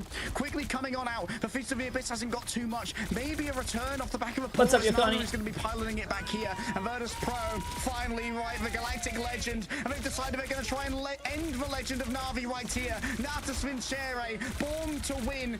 They're just soldiers of victory. But Jerky at the moment just has to hide away like a rat in a swamp in the cellars below. Nice. Wow. Virtus.Pro with the hold on second point, even though they kind of like gave up first point real fast, was good shit by them. Yo, I'm telling you, the Unks, they got that experience, chat. But they weren't able to consolidate all AJ plays for 3 months. Appreciate it, my friend. How you doing? Virtus.Pro are just so mobile, and if they have to peel their strategists who are taking so much pressure from things like the Stolid and the Venom in the backline, they give up their presence on the front line on the objective in overtime, which is something they simply cannot afford to do. Good stuff. Banning Good stuff. that Loki actually coming on through was huge because it meant that when Naga goes for the Doctor Strange, they can't force someone else to swap onto the Loki and have regeneration domain to cushion the fall of everyone from Naga. Oh, I hate banana spiders as well, bro. Oh man, that was such a long hold on second.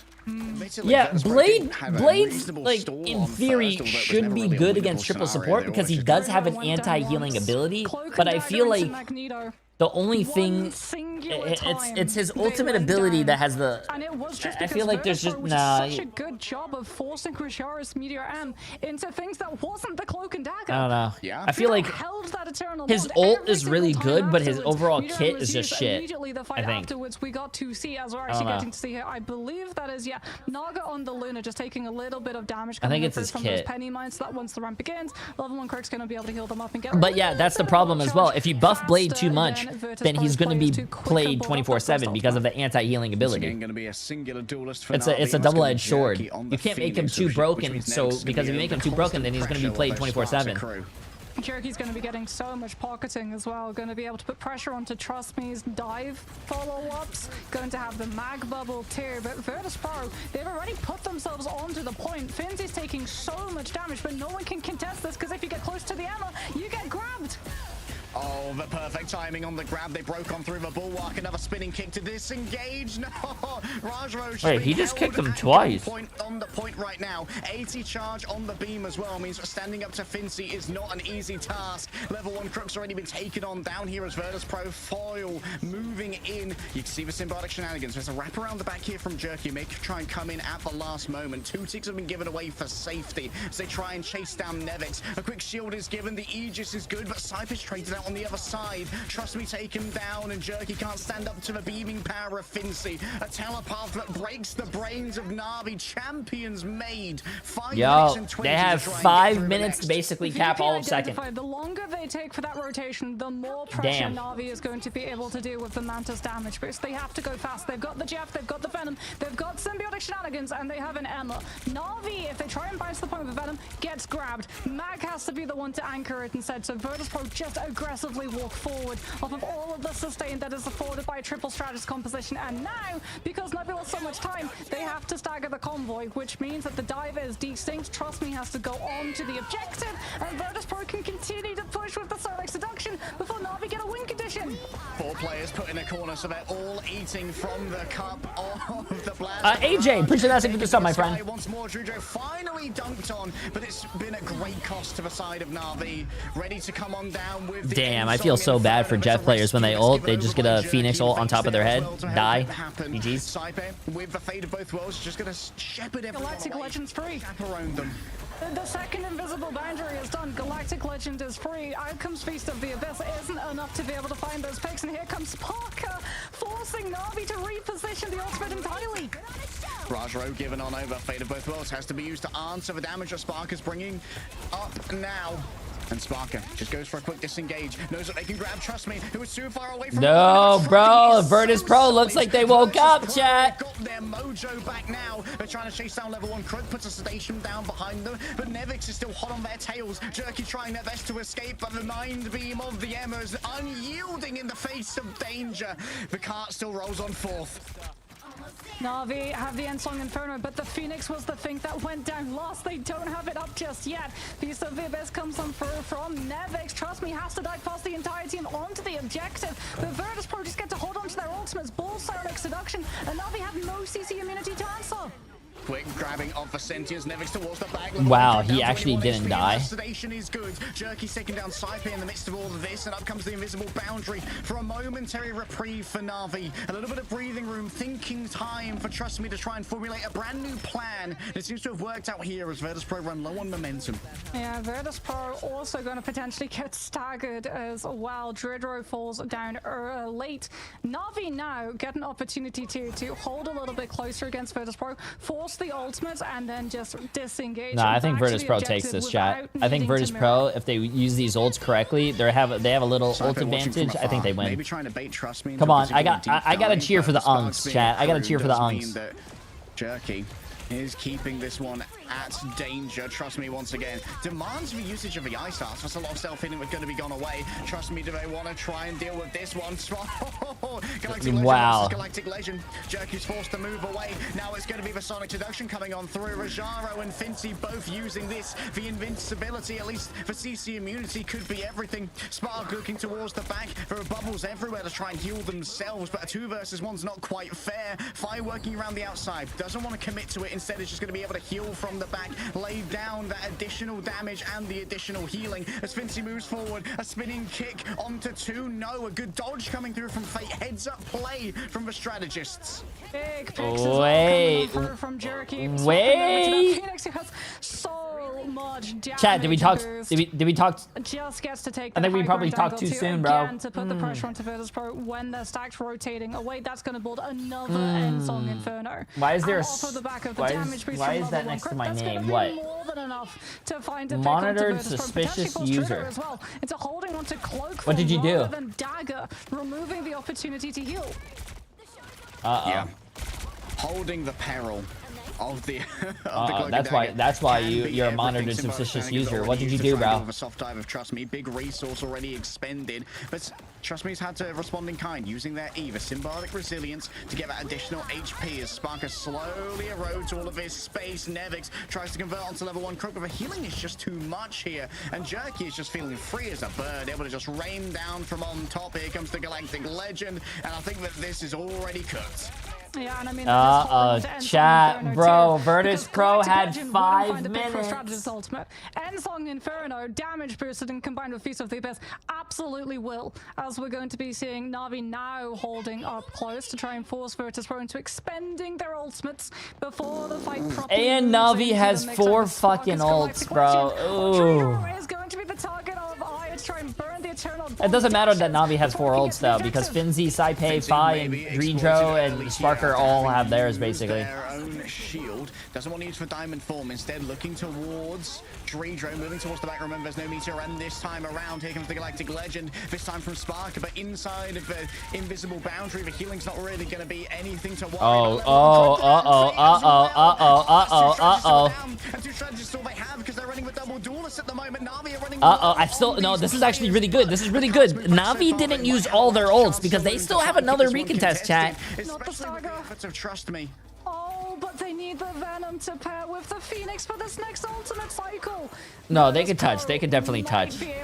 Oh! They ate the. Oh! They ate the TP! The Mantis can't damage boost. Virtus.Pro are so close to being able to get the finish line, and Na'Vi can't they ate the they're nowhere near TP! heads up Jeff! play from Fi on the land shark. Na'Vi being hoisted by their own petard here. They showed the Bro, world there's the no power of way Jeff. they didn't hear And that with the coming. siren song They- called Virtus.Pro listened, and they listened good.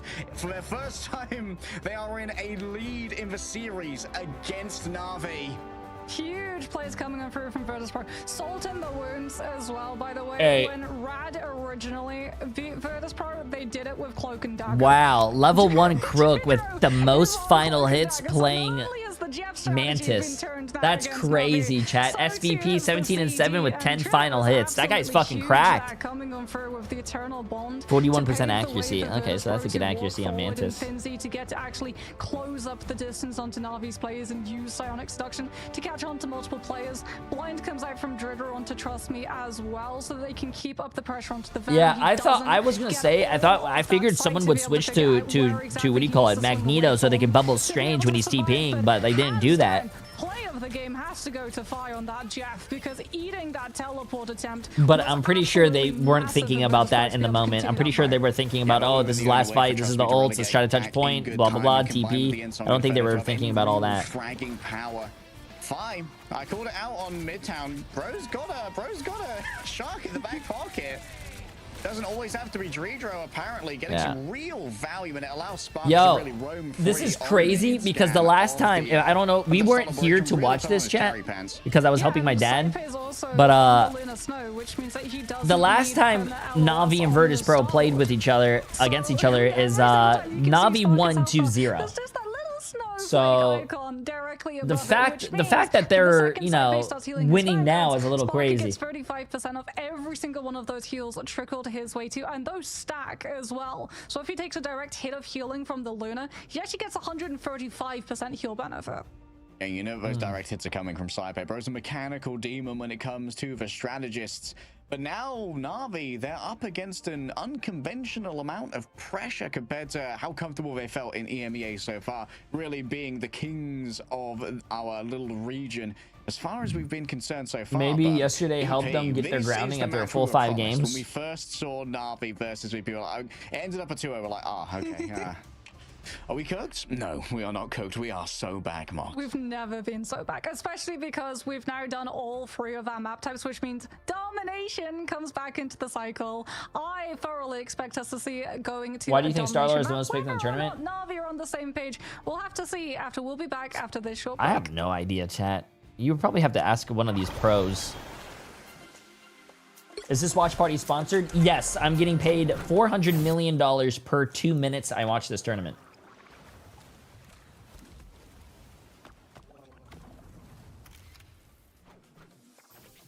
Yeah. All these teams are close in skill. I think EU is probably a lot more teams are closer in skill, but I think NA is definitely a little bit more wild. Yeah. Yeah. Can you buy me some corn chips, please? No. No. No. Corn chips?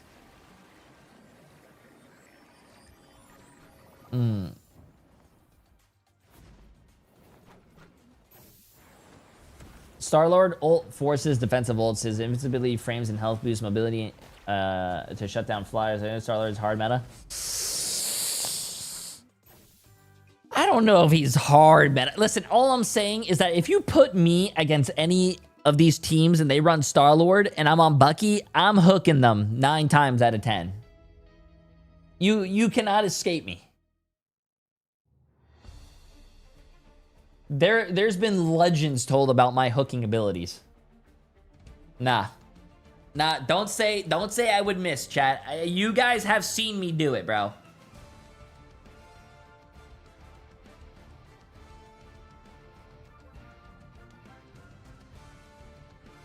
Also, it doesn't really matter if you're running 3 supports, 2 tanks, 1 DPS, and you're playing Star-Lord and you pop your ult and you do force out a support ult. You're still running 3 supports. I don't think like that's gonna do anything.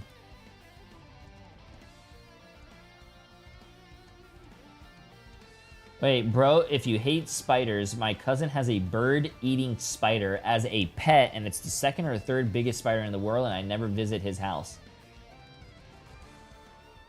Why? What happened to your Star-Lord, Jay? Why did you stop playing him? I still play him every now and then, but why?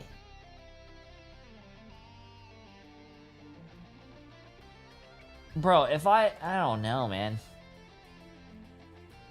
I don't understand why people have spiders as a pet. Like, it's not like a dog or a cat or something that's gonna love you. It's a spider. Spiders aren't gonna cuddle you at night and be like, wow, warmth, love me. No.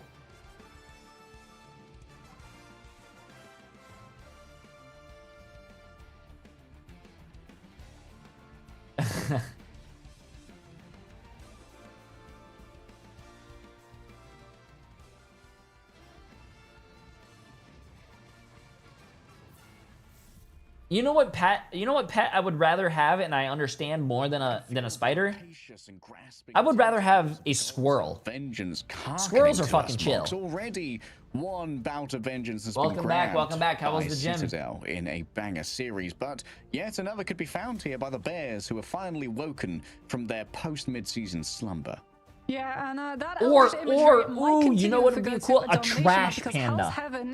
Trash pandas seem like awesome fucking pets. pets. Like if you're Na'Vi, Krakoa would be the better option, especially because that was the map where you did really just absolutely steamroll VP. I feel like raccoons would be so cool. Oh, chat, give me 2 seconds. Let me go. I need to get water. Now at the perspective we're seeing from Virtus.Pro's compositions today, I don't know if it would be as different in terms of point percentage the way we saw previously, now that Spark has moved over to the Star-Lord. Yeah, Sparker moving over onto the Star-Lord, playing a little bit of the Winter Soldier as well. And, you know, when we look at these games, we've got to remember that, like, losing that heavily on Krakoa gives a lot of very easy means of identifying improvement for Virtus.Pro when they're moving between these series, like how we can tighten up our gameplay, where we really got exploited, and what counter strats we have to try and deal with that. Because it seems like Trust Me is being a lot more accounted for on these dives. We've seen consistently double, triple CCs go on to Trust Me on the Venom, even though that was on Hall of Djalia. But we are continually seeing these resources being used to get that early advantage and exploit the aggression that Trust Me brings to the table. Yeah, they're planning for the soft dives. Like, they're really doing a good job of scouting the Venom, and as we talked about, like, Ultron is really good for scouting positions, but so too is Star-Lord, because again, he's playing up in the sky. He's trying to play around cover as well. So a lot of the pathing and rotations that a Venom is likely going to be trying to take to get into a backline unnoticed, Star-Lord is more than likely going to be able to catch, in comparison to something like an Emma or a Magneto, whose entire vantage point is essentially the space in front of them.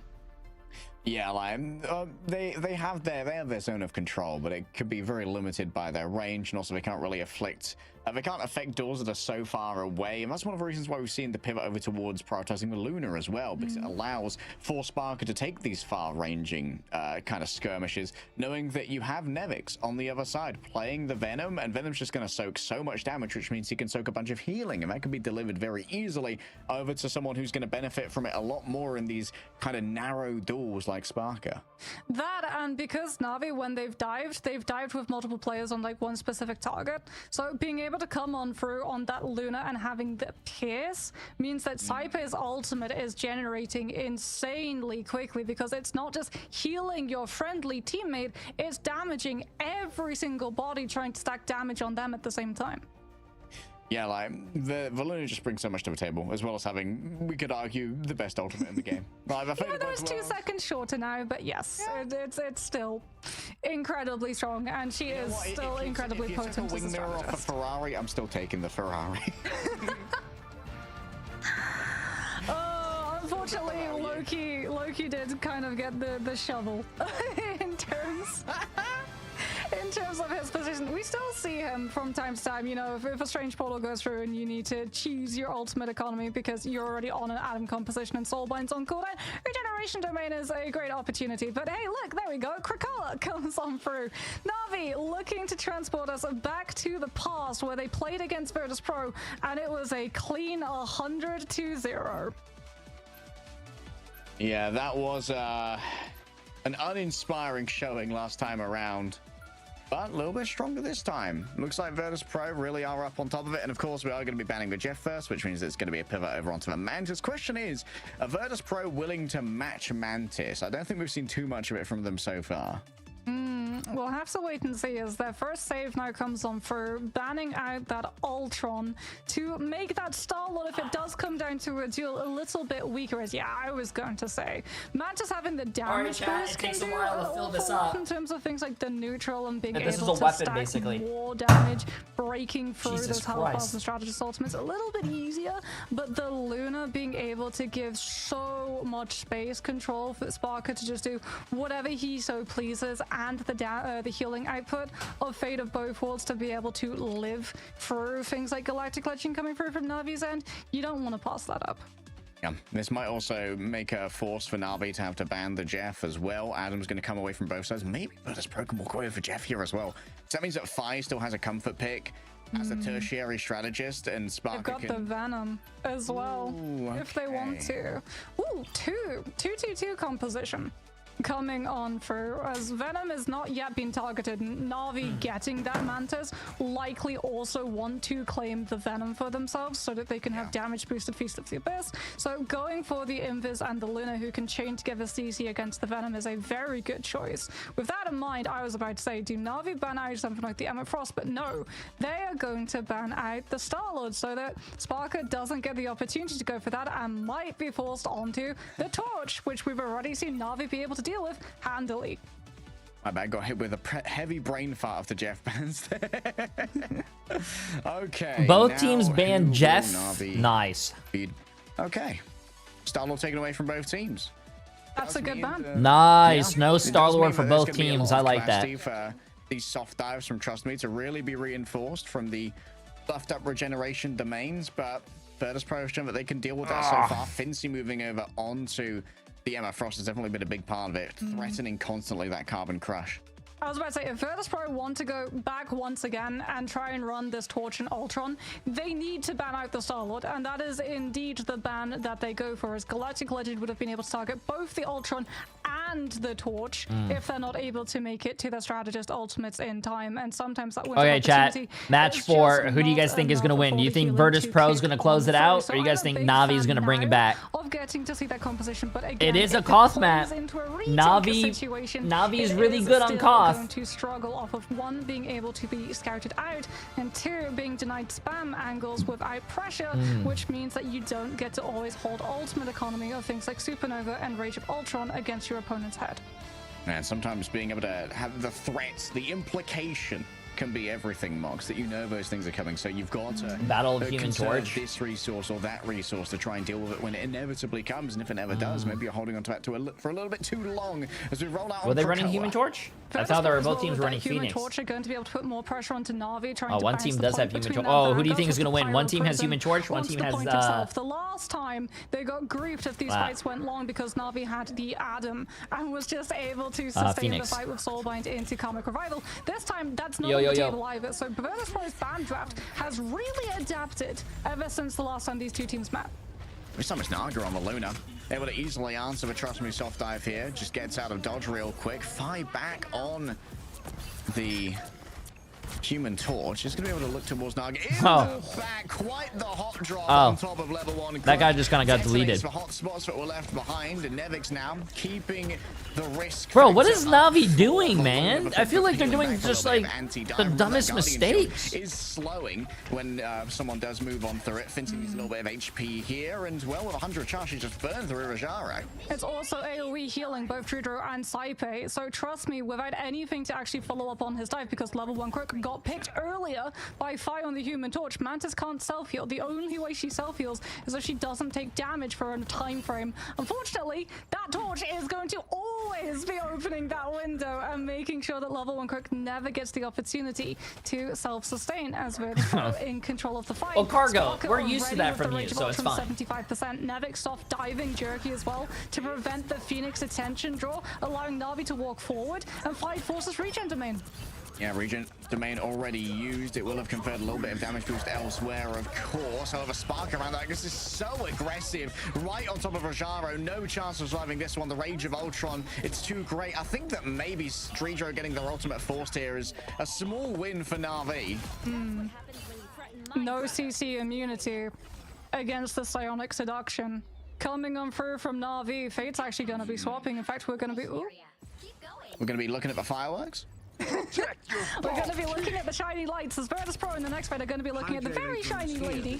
Rajaro are going to have that Psionic Wait, Seduction do you have two Twitch accounts? Red Rums, I appreciate the massive 7 months, my friend. Distance between themselves and the Emma as possible, And is while still controlling the Drayla? Appreciate the massive 2 months. How you Gonna have to doing? be quite the relay race between the Vanguards and potentially Fire to keep this one contested. Nevix might want to try and strike first. And moving over. Why is every team running Venom? Venom is a very good tank character. Very good, very good. Good survivability, good damage. He can one-shot people when he combos with Luna. Still goes for a chomp, and out comes the regeneration domain as promised previously. Jerky heading towards the back, and air-to-air missile taken down before they can quite contest. And now it's down to the mechanics of Fire to try and make it work, and the mechanics are good. Two players grab their minds controlled, but Pretty Lady demands their attention. And even with the fate of both worlds to be decided, only fate that I see after 14,601 tries is a thorough wiping of Na'Vi from this point. Jerky will return with the help of the pentagram of Farala, but the damage has already been done. And Finch is already here body blocking. Spinning kick to try and keep players away. The pushback is good, and Virtus.Pro, the Bears are certainly roaring. Oh, Virtus.Pro from getting 0 to 100 to 100 to 0, removing the Adam, removing the Star-Lord means that there is so less pressure on the Torch and Ultron composition. What the fuck is Na'Vi doing? Oh my god, they didn't even get a single kill. We're taking Na'Vi's way.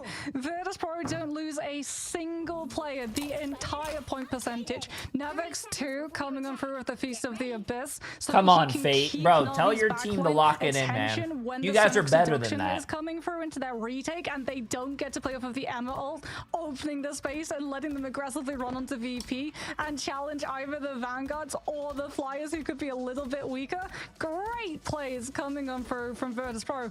Na'Vi are going to have to try and figure out some way of dealing with this, and already I can see a Captain America. Maybe we're going to get the full Captain America dive composition coming on through from Na'Vi to hit the backline, or Jerky going over to that Psylocke is going to be looking to pressure out the Flyers. Yeah, Sparker currently sitting on the ace, I believe. Needs the attention of Jerky. Oh, he's already looking for the Human Torch, but you have to worry because Rage of Ultron's built for Sparker. Na'Vi don't have a single ultimate to force it. Yep. Jerky noted on the approach as well. They can just hang out on these treetops until those trees are broken. Hot drop could be on the table, dropping straight on in. The Rage of Ultron ready to go. They want Jerky real bad, but the healing is really good. And Cyber's been taken out on the other side by Jerky. Naga just managing to survive that one. I forgot they swapped around who was playing what. And now it just seems like this one's clean. The addition of the chaos factor from Captain America changes everything. Yeah, the Captain America can go bait Virtus.Pro to have to peel and just go for the patty cake of the Invis and the Luna, which then means that the Torch is left with the Ultron. I hate Captain America. Psylocke, and we can already see Virtus.Pro going to be changing things up. Sparker over to the Winter Soldier to be able to deal with the Psylocke and Captain America better, but Fire's already taken down now that he doesn't have the Ultron pocket. And these streets got hands. Absolute mugging there. And now they're moving up onto this high ground control. Sparker on the Winter Soldier. An earlier adaptation when we saw last time, where Virtus.Pro doggedly stuck to their previous composition and got summarily destroyed on the carousel. Can he manage to find a grab onto Fate on that Invis boundary? Yo, cast from scratch. Appreciate that some 9 months.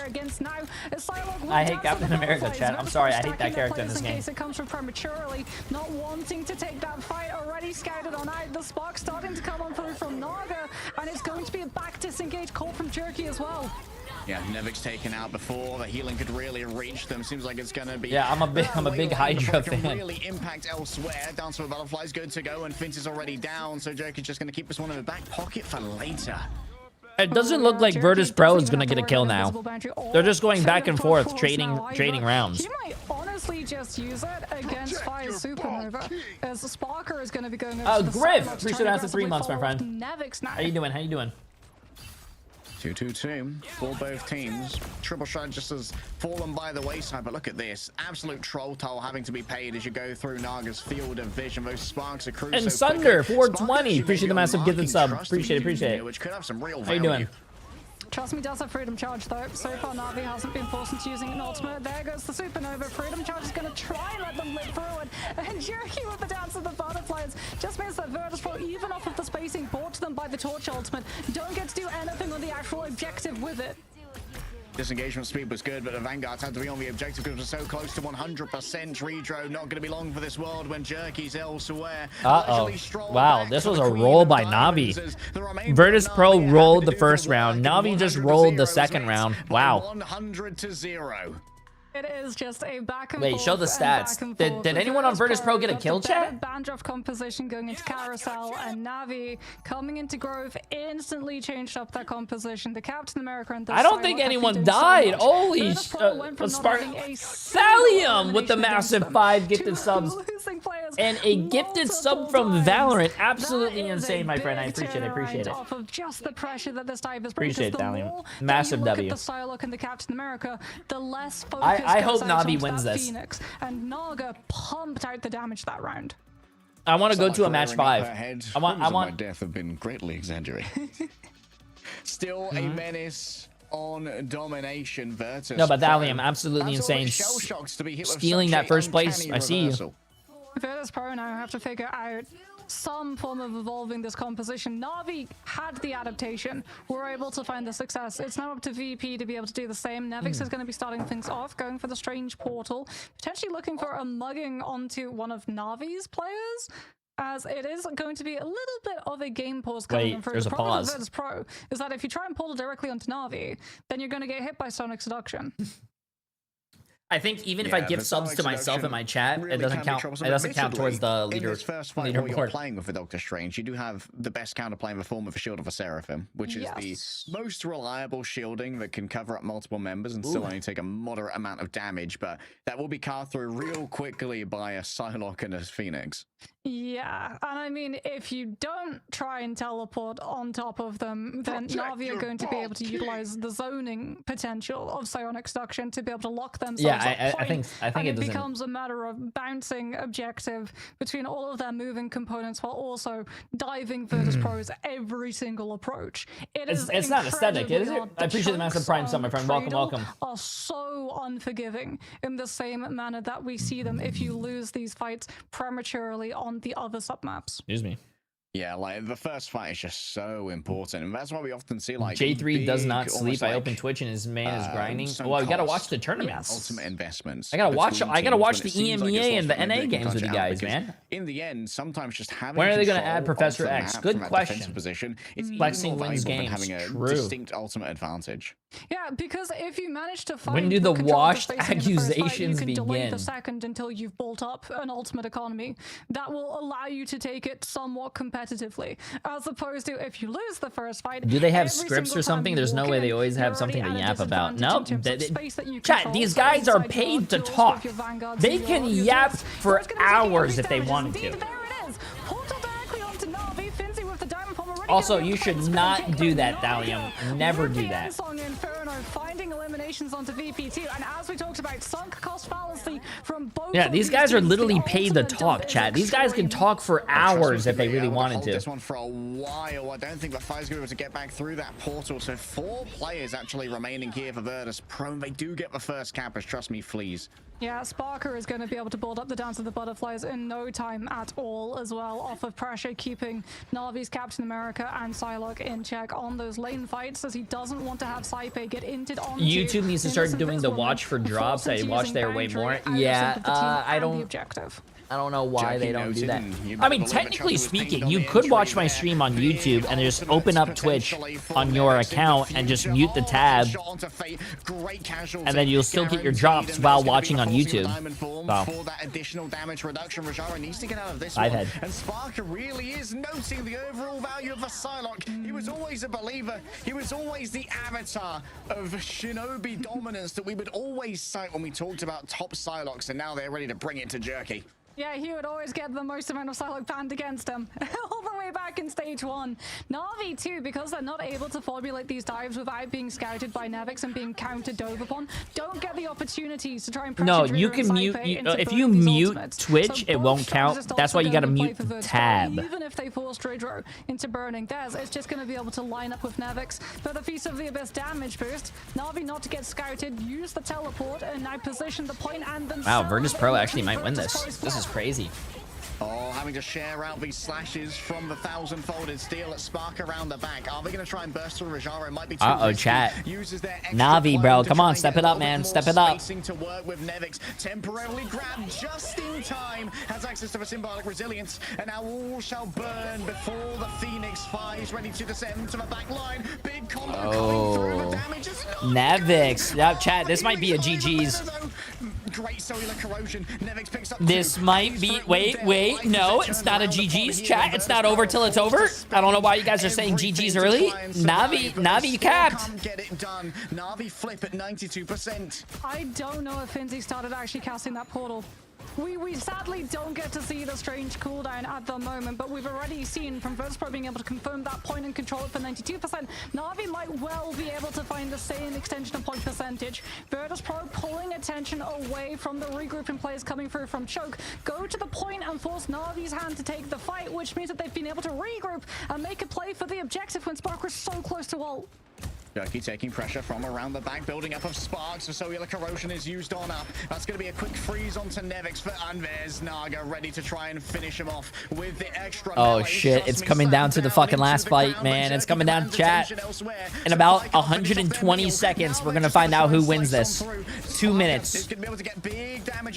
Uh-oh, Virtus.Pro has the point, bro. Virtus.Pro has the point, and they got the pick. Level 1 Crook and Fate find themselves far away from Finzi's auspices, and so they can't have their ultimate suppressed. Saipe take him down. Virtus.Pro has the better Luna Snow ult, though. There's going to be an attempt to recontest here from Rajaro. Virtus.Pro critically in the midst of all this have flipped over the point in their favor, so Na'Vi need to stay contesting inside the invisible boundary, preferably as Fate's ultimate dissipates. Level 1 Crook levied against Oh shit, Naga's popping off though. Close, but taken down as Bro, chat.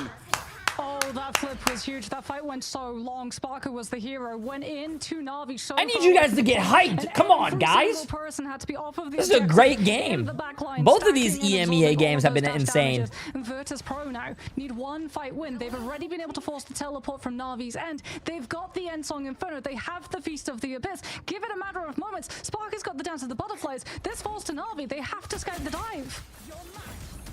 The dive has to be scouted. Already Jerky forced to disengage. Nevik looking towards the back. Feast of the Abyss ready to go. They desperately want level 1 Crook. They can't quite convert. Trust me. Rebuffs it all with the freedom charge. No team has ults though, chat. No team has ults.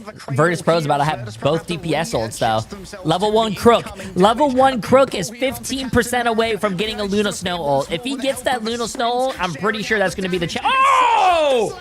And fire from the sky strikes down with blazing fury. Na'Vi might be born to win, but now I think that's GG's. They'll drop from the sky for a last moment contest, but Naga is naught but an avenging Icarus, flailing against the unyielding rays of the sun. The bears, they rise up on their hind legs and say, you may be born to win, but you're not going to be winning this one. And they roar for victory.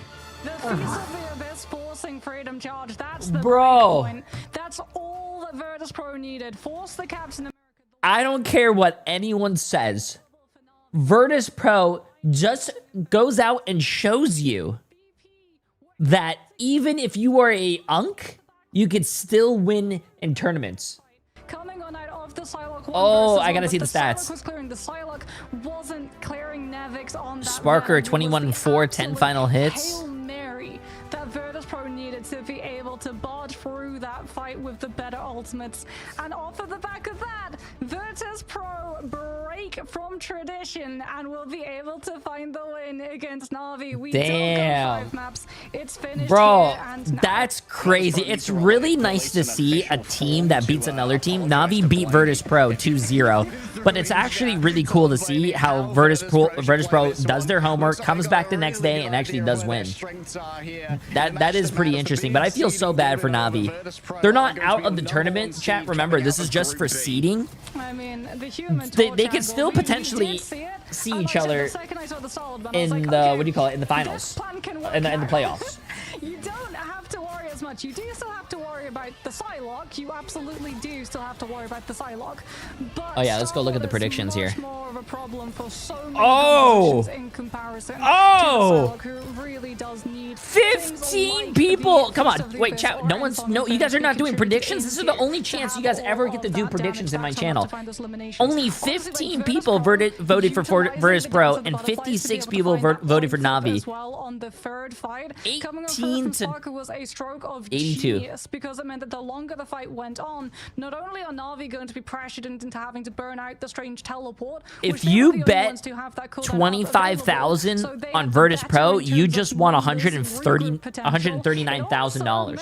Yes, chat, dollars. $56,000 bet, you won $300,000. Navi would feel pressured into throwing in to guarantee that they won it and got the flip back afterwards. Huge plays. It was ridiculous. Like, honestly, seeing the pros react to like the nerf to a wing shogun's like, okay, yeah, maybe we'll leave Psylocke, and like, okay, maybe we have some of the best mechanical Psylocke in the world, so maybe we will start using the Psylocke. Okay, maybe we're gonna mirror a Psylocke, because this seems to be doing really well here, and it's great to see Virtus.Pro kind of embracing what made them such a formidable team to begin with, and really going back to that identity and being rewarded for it.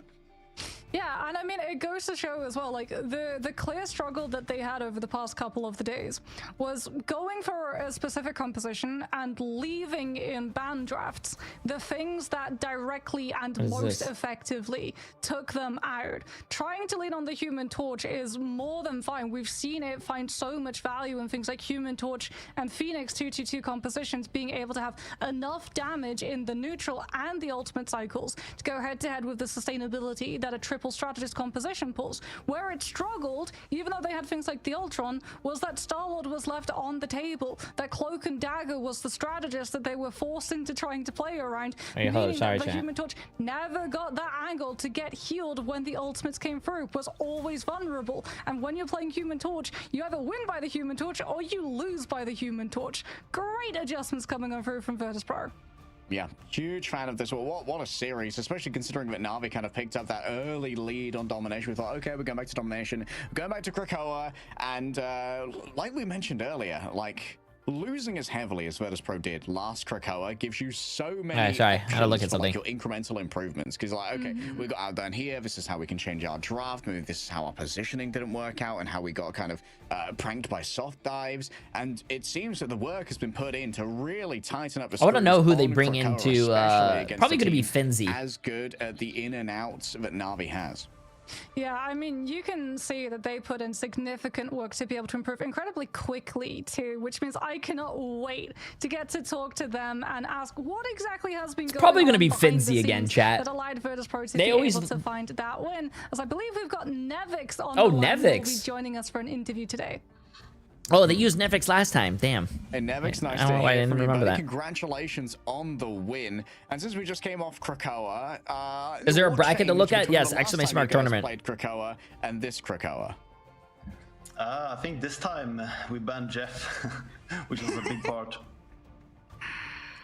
I think that guy is very strong right now. I think our draft before was pretty bad, so we worked on it overnight, and it felt a lot better this time. So, without obviously spilling all of the secret sauce, what do you mean by, you say, worked on draft? Did you basically run through so many formulas, or was there like one specific person on the team who looked at all of the team drafts and went, okay, in the past we should have done this, this, and this? So it's really just the team coming together and trying to understand like which line of bans you want to do to get the worst triple support pretty much, because that's what it comes down to on this meta, especially on the more open maps and the domination maps. The triple support comps are very strong, so you need to respect them, so you can't really afford other bans or like a bad line, we noticed. How have you guys decided to divvy up who's playing duelist when between Fire and Spark? We've seen Fire as a single duelist, we've seen Spark as a single duelist, and we've seen double duelist at the end of Krakoa. Yeah, I mean, they both play a lot of the support character or duelists and strategists. So like they mix and match however they feel, whatever they feel like. So it's a little bit random sometimes, but I don't know, we can do whatever. So we saw on both rounds of Krakoa for the first, you guys got 100-0, and then Na'Vi walked away 100-0. What do you think changed? Why were you so dominant in the first round, and then Na'Vi was able to find the momentum in the second? So they changed their comp. In the beginning, they ran Loki, which was pretty punchable against Venom and like 2 flyers. It's really hard for Loki to find his spot. So they changed to double to 2 supports, which had like Luna Invis, which is really strong. So that's why both teams ended up on 2-2 in this game. And Phoenix like controls way more space, has a lot more pressure. So that's why they swapped it. Obviously, except for you guys, who I assume are going to go to LAN, of course, there are 2 other spots in EMEA. And there are a lot of very good teams here in EMEA. Who else do you think would be joining you in DreamHack Atlanta? My odds, or my bet is on it's Citadel or Shot, but I think Citadel is slightly better, but it's really close between those teams as we saw before. But they're talking about the LAN already? Listen, sure. no one's made it to LAN yet. All right. Shit, yo, if Virtus.Pro plays like they played yesterday, they're not going to make it to LAN. But hey, today they did well. Today they did well. Thank you, guys. NA starts in at 6 o'clock, so an hour and a half. Well, those Eldritch Gods of Vengeance, Marks, they did get their feast today. 2 comeback stories. A 3-1 in favor of Virtus.Pro, and a 3-2 revenge for Citadel up against Chopped. Oh, that's going to be making the EMEA power rankings very spicy indeed. I cannot wait to see how the tier lists are going to change in between now and playoffs next week. And let's have a look and see how exactly our bracket is going to be impacted by all of the matches that have played so far. It is indeed going to be Citadel Gaming finding the win. And like you said, the revenge against Chopped in their Group A grand finals. No, EMEA is not 4 teams, it's 3, chat. B and got to see Virtus.Pro dispatch. After, I feel like this one's probably particularly tasty for them, given the fact that Rad handed them their first overall loss all the way back in stage 1. Getting the win today must have. Am I going to play ranked for 90 minutes? We might do content first. As well as I believe that Na'Vi also had them the loss in our playoff bracket. Yeah, there are more games today. We have the lower bracket of NA today. Down to the lower bracket, which was obviously tragic for VP, but we also saw like FaZe playing VP incredibly close. So wait, now let me see we the wonder, schedule, like, chat. FaZe, after getting 2-0'd by Na'Vi in the first round, have they grown to a point where they can threaten that team because they had such a close map against VP? Like, the transfer of property is everywhere. As we look at our playoff bracket, this is what we have good to go next week. Citadel versus Vice, Na'Vi versus Insomnia, Chopped versus FaZe, and Virtus.Pro versus OG Seed. Oh my, I really want to see how the Na'Vi versus Insomnia game goes, but I think Chopped versus FaZe yeah, is we have 4 games today, chat. For 4 a games. lot of people when it comes to bracket predictions. Yeah, I'd say that Chopped and FaZe probably are 2 of the most dark horse teams. Like, people would assume when it comes to who goes to LAN from EMEA, you'd say Citadel, Na'Vi, and Virtus.Pro. But Chopped and FaZe, I think, have some of the best chances of upsetting in this bracket. We've seen already that Chopped really have that X factor. Yeah. And FaZe, they can just explode out of nowhere. Wait, if you could only go to one big gaming con in the US, which one are you picking from the UK? Yeah, well, like TwitchCon or well, I don't know, BlizzCon. BlizzCon is supposed to be coming back next year. BlizzCon, TwitchCon, or like Citadel will be matching up against or like before we move on to Na'Vi versus Insomnia, DreamHack versus FaZe, and Virtus.Pro I don't know, versus it depends on OG. what you like. There's a lot of other things like Comic-Con and, you know, yeah, there's SawCon. SawCon's actually really good. Stages, as it's going to be starting next week on the I don't know, it depends on what you like. If you want to meet streamers, or if you know that your favorite streamer is going somewhere, you could probably go to like TwitchCon. But if you want to watch, like, let's say you're a big Marvel Rivals fan and you like watching these tournaments, you could definitely go to DreamHack and watch this tournament live. Probably going to be a great time. Best of 5s until it's best of 7s. It's double elimination. It's going to be an absolute slobber knocker of a week. Slobber knocker of a week? I've never heard that term in my life. Matches for today, though, and we can have a look and see how exactly everything went down. Oh, never mind. We can unfortunately finish off. You know what? I was so happy. I was expecting that we were going to get a 5-map, but we're not getting a 5-map. Unfortunately, we're doing the opposite. We're going to be ending the broadcast. So we just wanted to try and continue, you know, hold you guys hostage, cast to start the game, cast to stop the stream. I've been Got Moxie, this has been Harry. I'm pretty sure I just pointed in the wrong direction. GG's everybody. We'll see you. They were waiting for the transition to go show you guys some stuff, and then they said no. Unfortunate. Okay, chat. We have to wait till 6 o'clock, but I want to go see if what they said was actually real. I want to go to Marvel Rivals, click, let's see. I want to see if what they said is actually real, chat.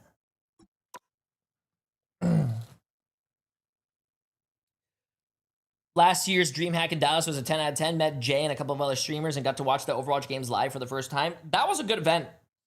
Actually, if you're from EU and you like Overwatch, I know DreamHack Stockholm is coming back. I don't think I'm going to that one, but DreamHack Stockholm is a thing.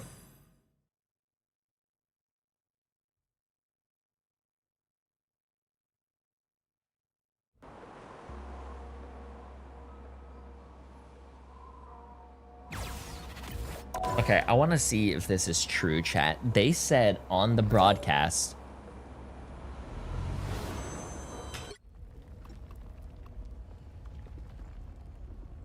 Okay, we have to wait for this rotating thing to go, I something.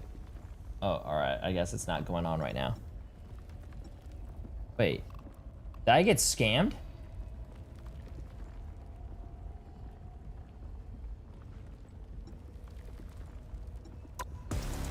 Wait.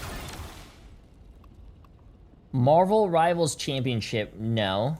Live streams.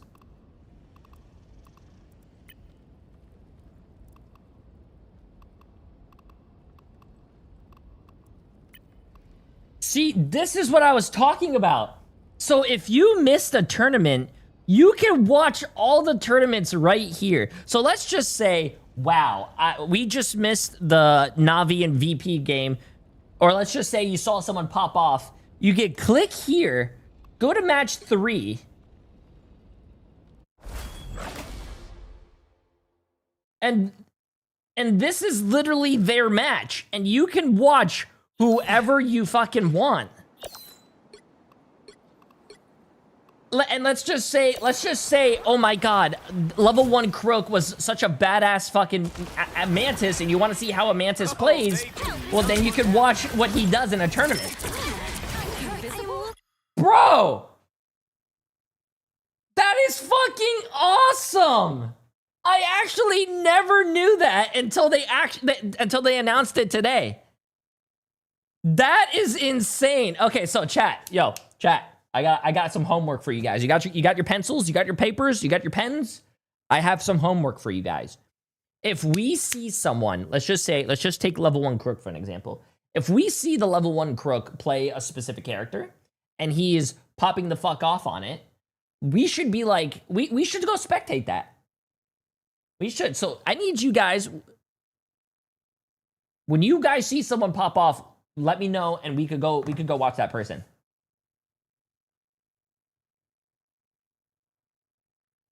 Oh shit. Okay, I did not mean to do that. That was not on purpose. Oh fuck. Okay, that was not on purpose, bro. That was not on purpose. I swear to God. Oh my god, dude, I'm fucking done. Okay, that's a little embarrassing. That was... Okay, anyways, that's actually pretty cool. You can watch anyone that you want, chat. Anyways, changing the subject, bro. Changing the subject. You can spectate anyone you want. Okay, that's cool. That's cool. That's cool. That's cool. That's cool. Yeah, that's woof. Before I leave, though, we did watch someone.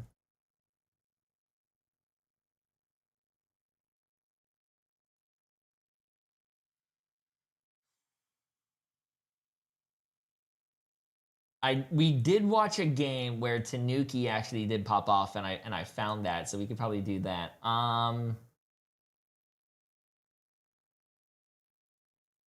Okay, so what we're gonna do here, chat, is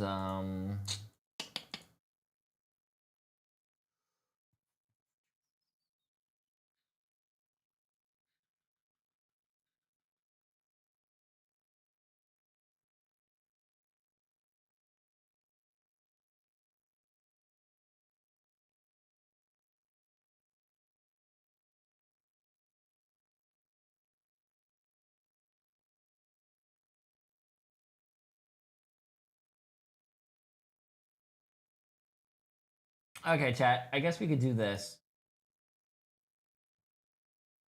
We're gonna be able to do this. Chat, did VP win? What happened? Virtus.Pro did win, yes. But Virtus.Pro and the team that they just beat, Navi, it doesn't really matter. Did he message me today? What does this? What does that mean? They're both still in the tournament, even though Navi lost. That was only for seeding. So next week are their actual games, and the next week, the first 3 teams in EMEA make it to the playoffs. So yeah, bro, I watched your Elo Hell vids, first time live stream. Well, I got a secret for you. We are gonna do a cheater video. We are actually doing a cheater video today. We are doing a cheater video, and then we are gonna go play some ranked after, only for like an hour though. But chat, I have a very interesting video for you guys today. You guys are probably gonna be like, yo, J3, what kind of cheater do we have? Well, it's funny that you guys ask. Can you guys ask me that real quick? Can you guys say, hey, yo, J3, what kind of cheater do you guys have to? No? No, it's someone, just one person. One person, chat. You guys gotta do that. One person. What cheater do we have? Yo, Eric, yo, appreciate it, yo. Thank you. It's funny that you guys ask. We actually have a Squirrel Girl. We have a Squirrel Girl cheating in competitive on Diamond 2, chat. And the summary is, it was a very normal match, and I've never seen a hacker Squirrel Girl, but when I saw the POV, she was landing some impossible shots. Like the nuts having some crazy range they usually don't. And the gameplay seemed normal. I'm guessing that means until the enemy got low HP. And then suddenly the nut killed them somehow. Like the nut was teleporting. Okay, chat. That's a lot of commas. A lot of commas. But anyways, let's go check this out. The hacker's name was Zia. Okay, let's see this. Okay, well, if you guys look at the stats, it doesn't look like the Squirrel Girl's cheating, but yeah, I mean, it's just a little solid, casual 33 kills and 2 deaths with 21 final hits, 28,000 damage, and a 53% accuracy.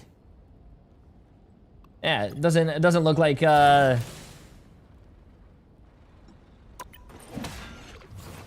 this person doesn't even look like they play a lot of Squirrel Girl at all. Look, she had 23 minutes on Squirrel Girl and went 2 for 2. Played 10 matches on Angela, won 7. 9 matches played on this character, won 8. I don't know. We'll see.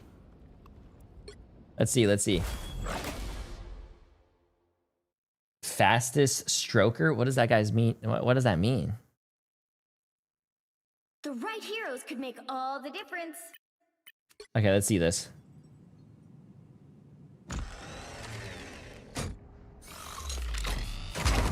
I'm hulking. All right. Okay, it looks like this person is playing Squirrel Girl. Do they have a skin? No, that's the verse sus thing, chat. If when someone doesn't have a skin.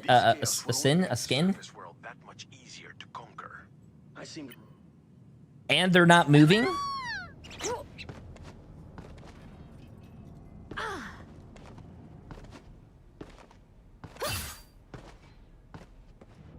Okay, let's see this. It's not easy being banner when everyone wants to know who. Okay, let's see if this person's actually cheating, chat, because I don't think someone can play Squirrel Girl and actually cheat. I like the cold. Like, look at this. You're gonna tell me this is a cheater? They're just spamming it down fucking choke. I already did the crosshair check. I appreciate you. Like, this does not look like cheating at all, bro.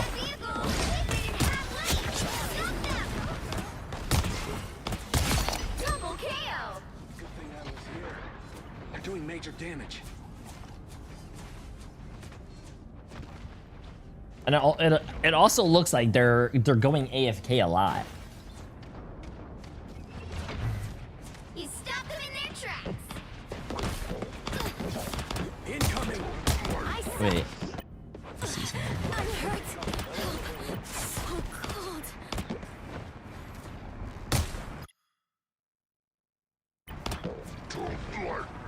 Wait, how was that a hit? You guys saw that? I'm hurt. Look at this, look at this, look at this, look at this, look at this, look at this. Your first shot is right there. Your first shot's right there, right? Your second shot is right there. But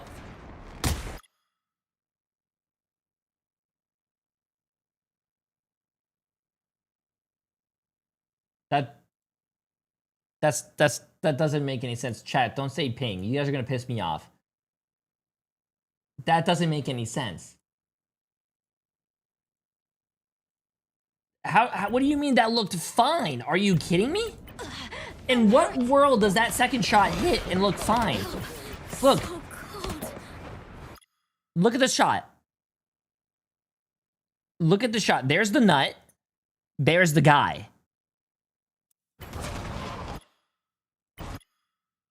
How does you can see the trajectory?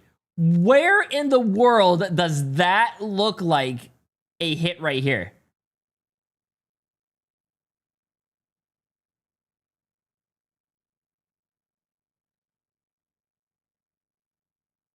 No, bro.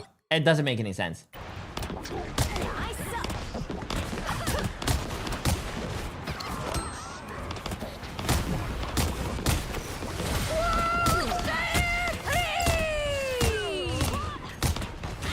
I think you can see it right there as well. Also, it just really seems weird that this person goes AFK a lot.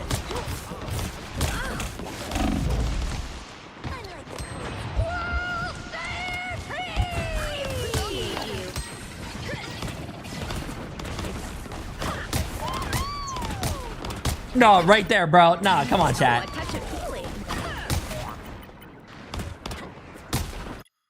The shot off the ambulance into the air hits the squirrel girl down here.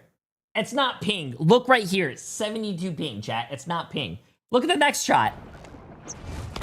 The next shot is a mile away from the squirrel girl. And that hits. That's the only shot that looked like it hit, but that hit the person that was in front of the squirrel girl, which was the Thor.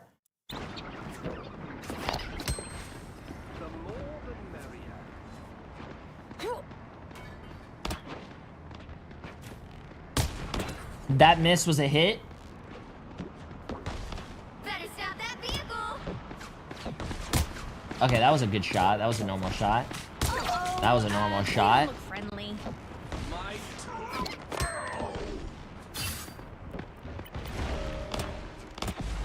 No, bro.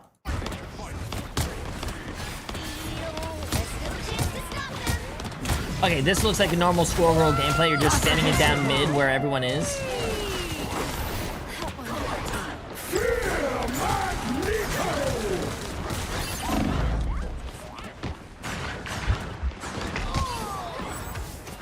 They hit a checkpoint. Now might be a good time to stop them. No. Here I come again.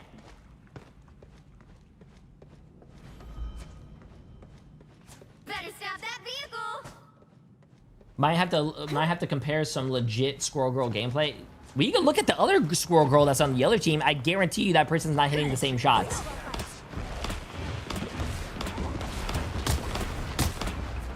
You owe me one. Another way to let you go. Follow me. Stop them. See, but if we look at the normal person, we're not gonna see this person's shots. You can tell right there that it's not real, chat. The person doesn't even move their crosshair and they're hitting people that are not even there. Bro, look. Cold. That's a hit. That one hurts. That's a hit. That's a hit. Bro. They hit, look. So cold. Ooh, a touch of healing. I suck. No, that's not ping, chat. That's not ping. I'm sorry.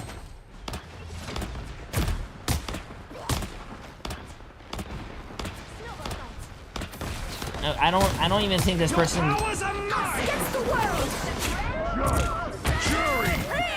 Wait, go on the kill on the other squirrel. It was insane. What, like back here when the other squirrel died?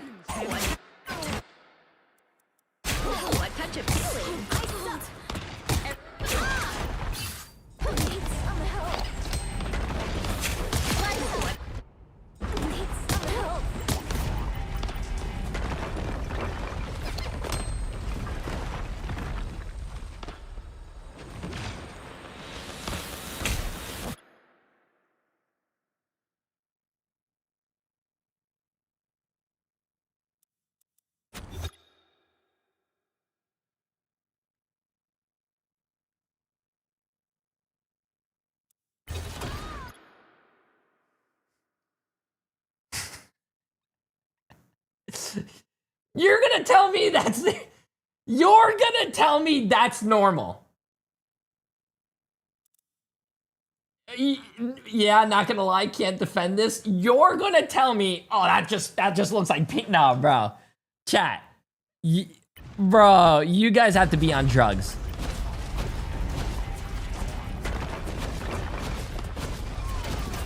No, I wanna, god damn it, I went too fast.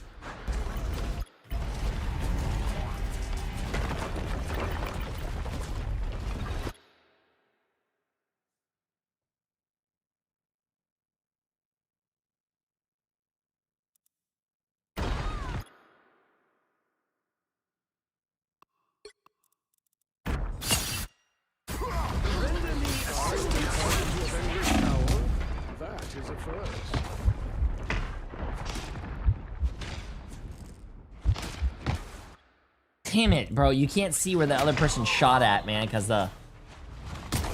Okay. I want to go before this person died. This is the normal squirrel girl.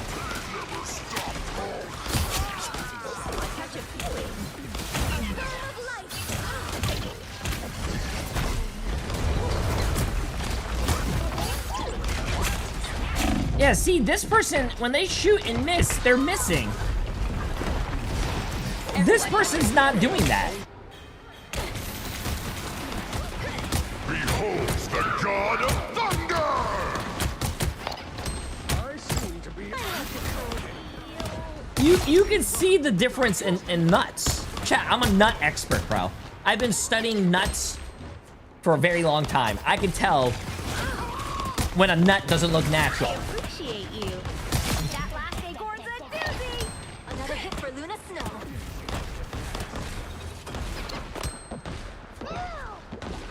Stop them in their tracks.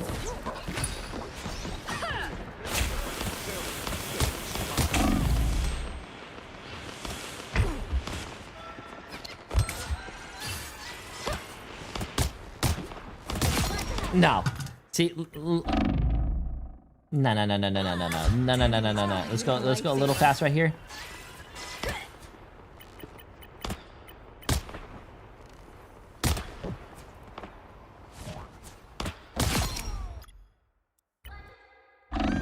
Okay. Hold up. Ah, you're a lifesaver. First of all, he pre-fired right there. Watch this shot. That shot right there, that's over there, chat. You see that shot that's going over there? That killed that person. And if you go back to this person's POV,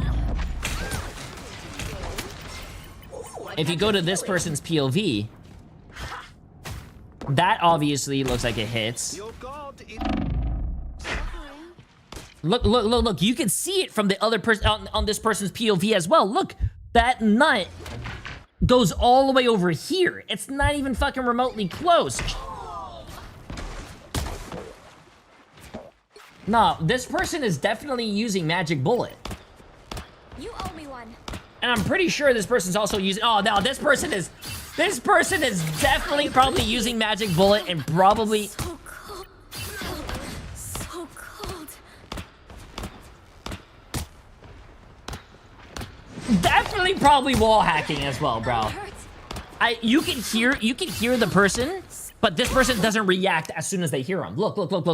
You can hear him Oh, a touch of healing. Cold. right there. You heard that person start moving. They are moving. But this person doesn't hear that and then start reacting. This person stays right here and shoots for another 10 seconds and then reacts. Enemy in front of us. I'm hurt.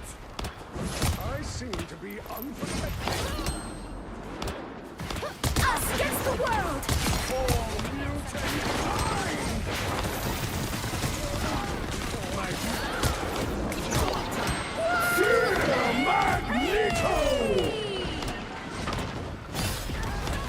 I like the cold.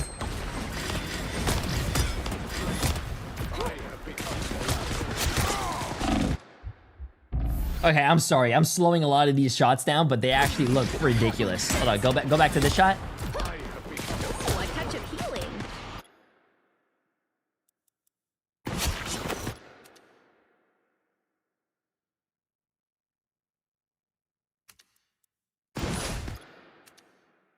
That shot all the way over here that hit that pillar hit this guy. Yeah, nope. Chat, stop. You guys are not rage baiting me. Oh, nice job. The fastest stroker. He just stroked those two people and they died. Nice. You stop them in their tracks. I'm not done with this fight yet.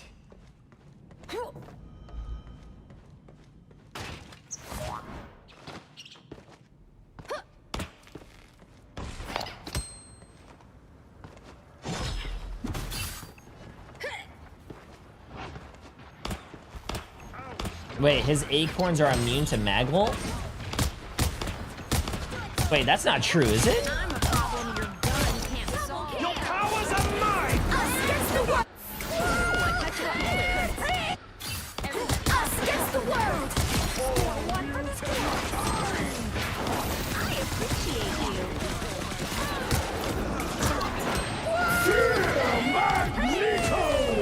you. No, he's not in the ult. The ult was like right... No, he wasn't in the ult.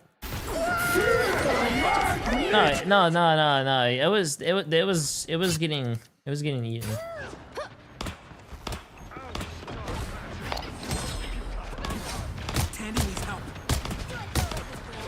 I'm a problem your gun can't solve. Your powers are mine! Us against the world. No. Right there. Out of all the characters, why Squirrel Girl? I unleash the Berserker. Fragile. Got him, Tippy. Okay, so I'm sorry. Let's slow this down real quick. That shot right there, chat. Hits. Got him, Tippy. Bro, you're telling me you're cheating with hit scan is too obvious, but you're gonna tell me this doesn't look obvious? Look at this. We're gonna break this down one by one. The first shot looks normal. The first shot looks like it just ricocheted and bounced and hit. That's fine, whatever. I can pass that. Second shot's up here.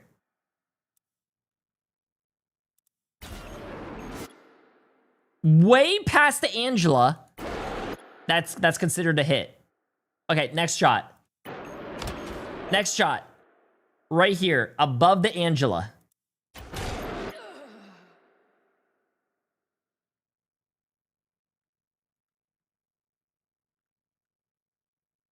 She's dead.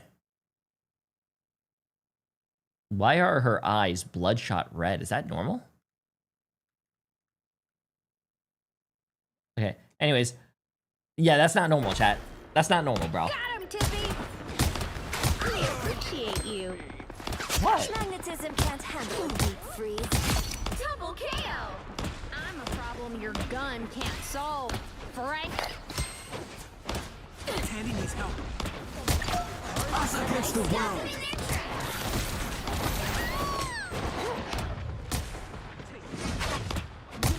Okay, that I am not gonna replay that, but that should not have hit.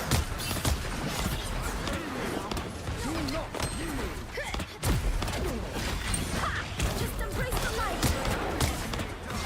TBO spotted that guy. A nice It just doesn't make sense to me, bro. On a character that's not really that difficult to play, all you have to do is spam down a choke. Why are you cheating on it? Co-op time. You'll have to keep fighting until we have a winner. Would you try how cheats? Would you try how cheats for education? Are you saying would I try and cheat in a video game for educational purposes? No. The current score is 0. No. 2, 1. What? Time to switch things up, including which side you're on. Would I shoot myself in the fucking foot just to see what kind of pain it would cause? No. I'm not gonna do it for educational purposes either. Like, what?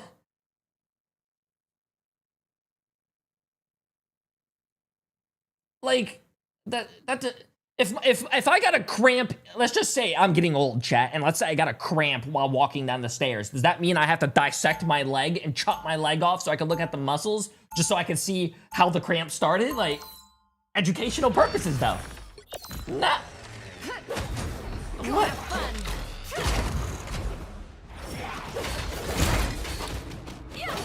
Wait, doesn't it also seem weird that the Squirrel Girl's ult usage and cooldown usage isn't too great for being that cracked at shots? See, that's how you can usually tell who's a cheater or not. Usually cheaters, they have some crazy aim, they hit all their shots, but their mechanical skill, their like, you know, game knowledge, or like their other what do you call it, ability usage is not good. They're shit. They're bad players.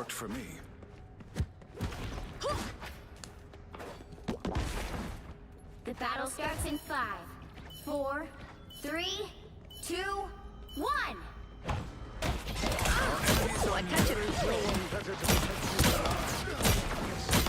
No, this person, I don't think this person knows the game. I have not seen so many spiders since. Oh, never mind. Like those shots.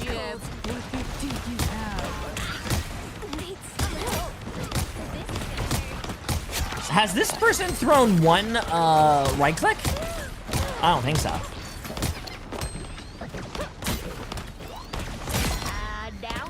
Positioning hasn't been bad, not gonna lie.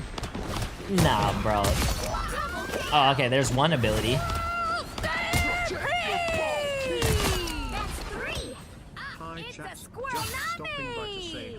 How you doing, Spice Run? I appreciate the massive 16 months. Hope you're having a great day, buddy.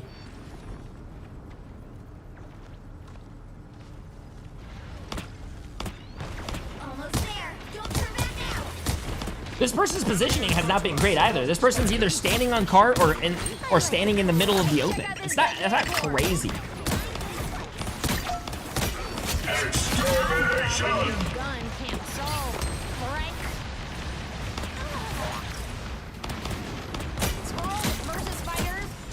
Oh, I want to see that. Hold up. I want to see that.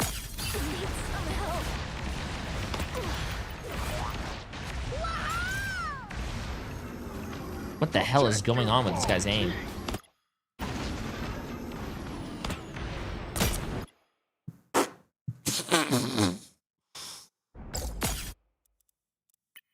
Okay, hold on. Sorry.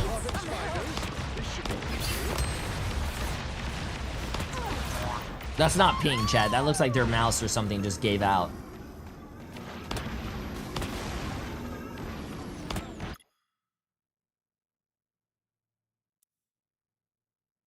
Look at the shot.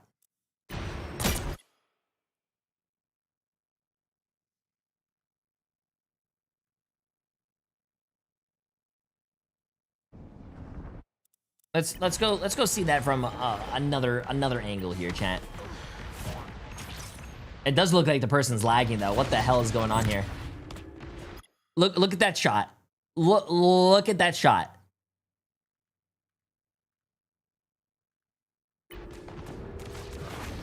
I want to see the other shots. Hold up. I want to see the other shots. That looks like a decent shot.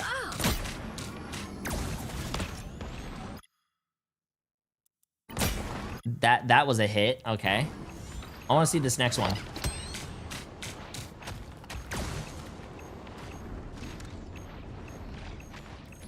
This is gonna hurt.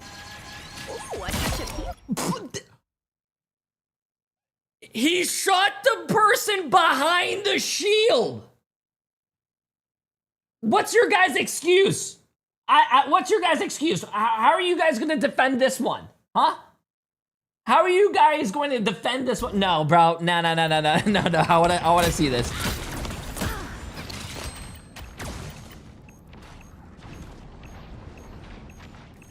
This is gonna hurt. Ooh, I touch a heel. I'm sorry. No, go back. This should keep us safe.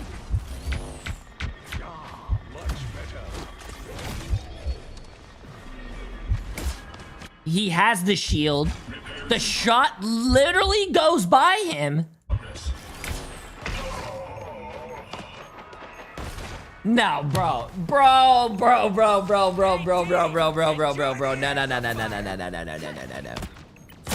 Emergency shutdown. I am invited to a Vehicle reached a checkpoint. Keep up the momentum. spiders never stood a chance. Wait. What? Emergency shutdown. Emergency shutdown.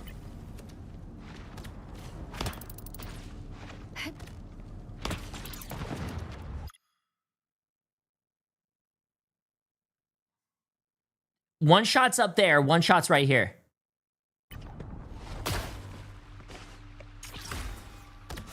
But those shots hit those people down there. I like the cold. I'm hurt. Jeff, you're just the cutest thing. Magnetism can't handle a deep touch of healing.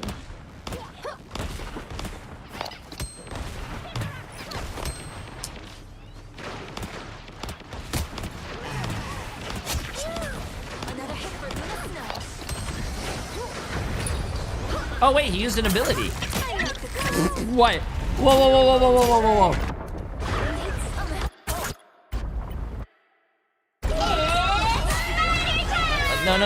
No. Go back.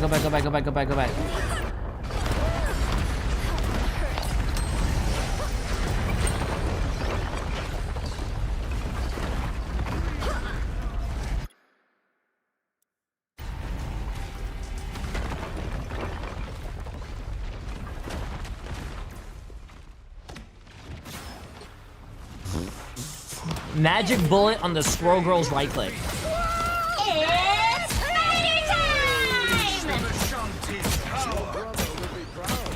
Chat, if you play against a person who's playing a projectile character and you see their shots going past you and then it's hitting you in the fucking face or behind a shield, that person's obviously cheating. Obviously, bro. This is the number one VOD player, right? No. This is not a number one Squirrel Girl. Bro, this person's Diamond 2 cheating in a fucking video game, dude. 2, 1. Crazy combo on the Ultron. Wait, on the right clicks?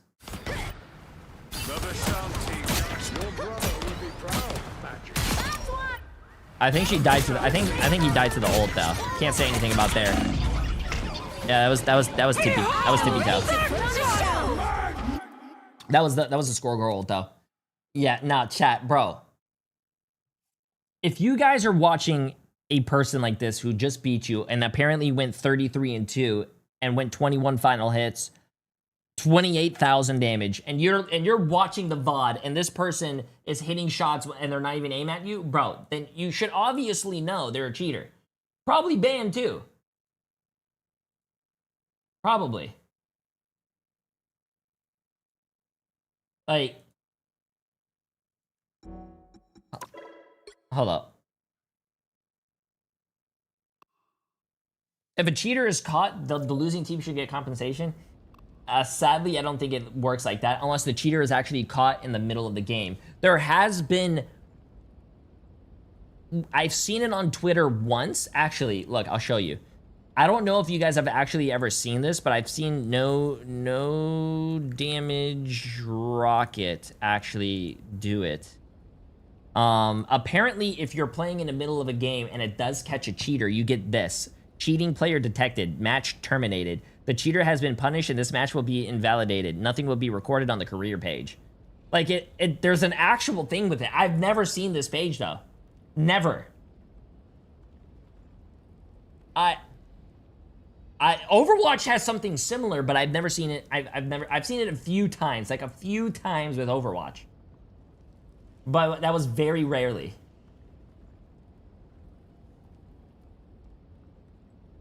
Yeah, never knew that existed. But anyways, let's see if this person's actually cheating. Report player, you know, we gotta do the stuff, chat. I hope this person who cheats in video games gets cheated on IRL.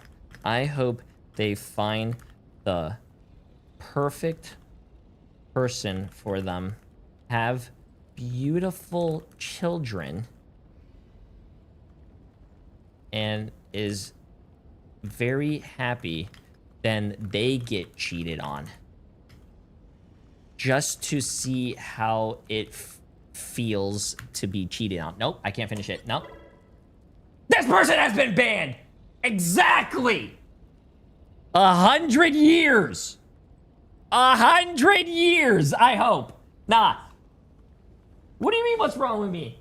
If you cheat in a video game, you deserve to get cheated on just to see how it feels. I bet you it's not gonna feel good. I hope, hey, eye for an eye.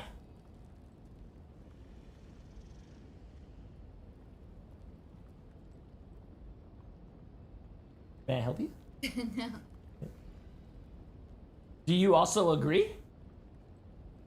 What do you mean you guess? Well, no. What do you mean you guess?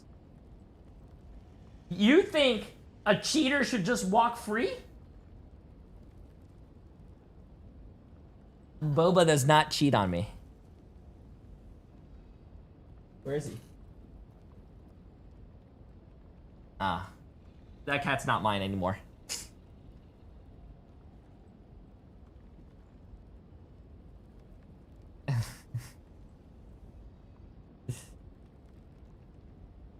Ay. Okay, let's see if he... Oh, shit, I don't have the code anymore. Fuck. Oh, wait, can I still spectate this guy? Fuck, I don't have the code anymore, chat. Oh, well, whatever. I don't have the code anymore. Apparently Boba is hanging out with Emily more than he's hanging out with me right now, so I gotta go talk to my child.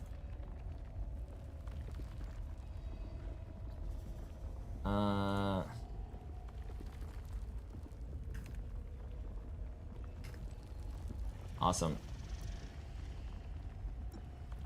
Okay, chat. Well, shit. We have about like 52 minutes, and we have 50 minutes until the tournament restarts. What's my rank?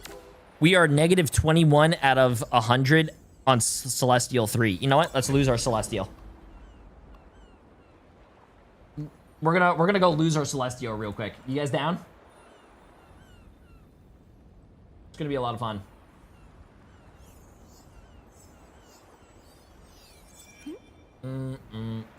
Then you can play with Salt and Nick.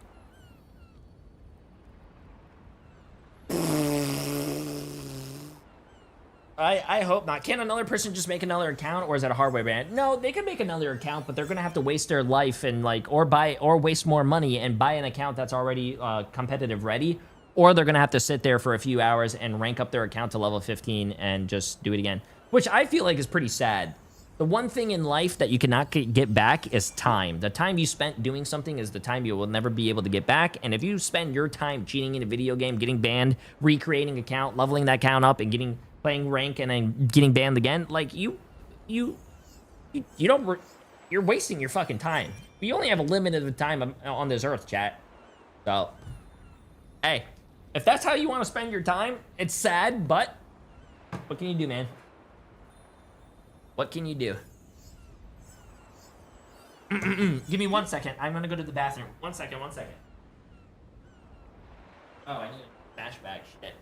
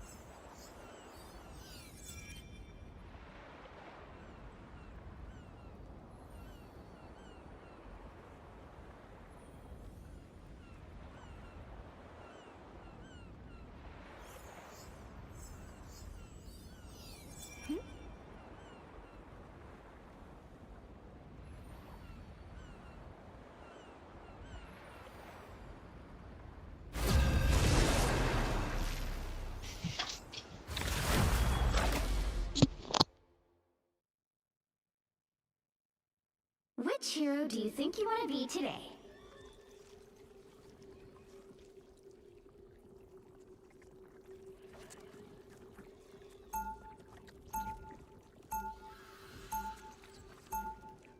Now, who am I gonna banish from this match?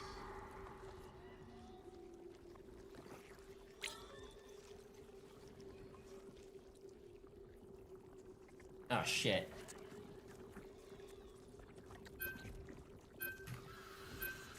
Ah, shit. Wait. Ah, shit. Chat, I'm not feeling support, Hey, bro. what's up, guys? What are we doing? We're running dive? I'm not feeling support. Listen, I filled 20 games of Luna, and I have 2 games won. I am not playing support. For the greater good of my team. I'm not for Phoenix. One torch. It could be in Phoenix. They could also ban torch. I feel like it's more likely to ban torch than Phoenix, yeah?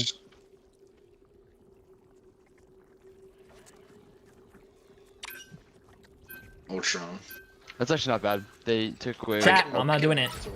I'm not doing it. Like my aim with the Maggle. I'm not doing it. The right heroes could make all the difference. Listen. Yeah? Okay, cool.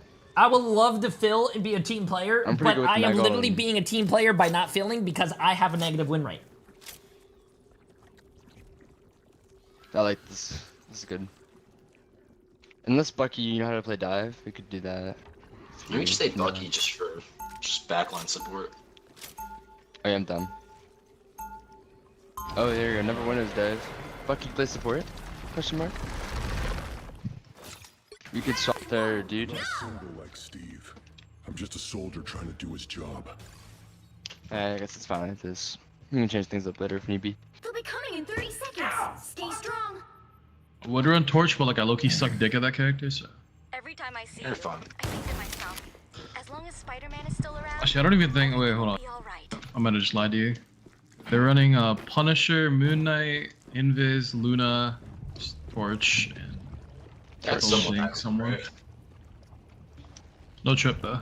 The battle starts in 5, Okay. 4, 3, 2, So 1 tank? 1. What's their tank, man? Okay, Yeah. chat, I'm gonna show you guys how to be the best hooker on the block. Mag. You guys ready? First game of the day, no We're good. warm up, nothing. Just spent 5.5 just gonna hours fucking watching the tournament. Eat the torch's Don't even- butthole and then we're good. I'm diving Moon Knight after he.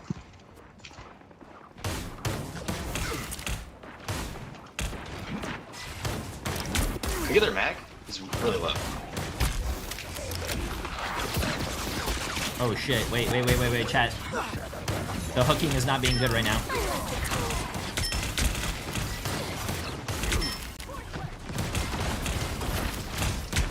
Mag and die. Okay.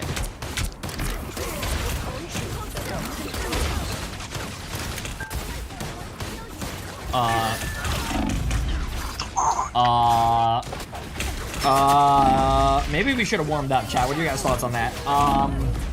Push one. Got him. Ooh. I can touch. Someone got a TP though. Oh. Venom, you probably got a TP. I can come back with Venom ult and stall. But I don't know if I would. I wouldn't even know you TP. Still not enough time to touch. Wait, Jay3's on our team? I touched. Wait, so I'm not TPing. I'm getting mixed signals, guys. Just get whatever. But the war never ends. So who's gonna ult first? Support something first. The other side.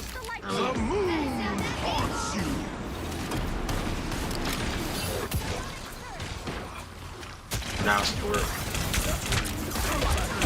I don't have bubble. There's a dude pretty aggressive. I mean, we just have like a card here. Units one.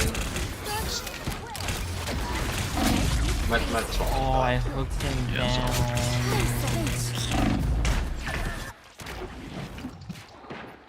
Okay, maybe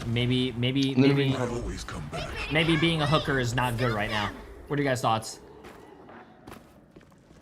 Maybe we go Hella.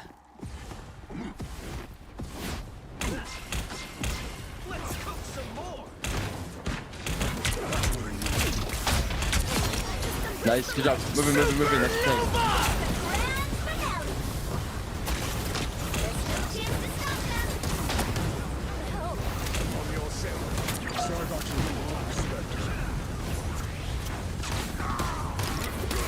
Judge, jury, executioner!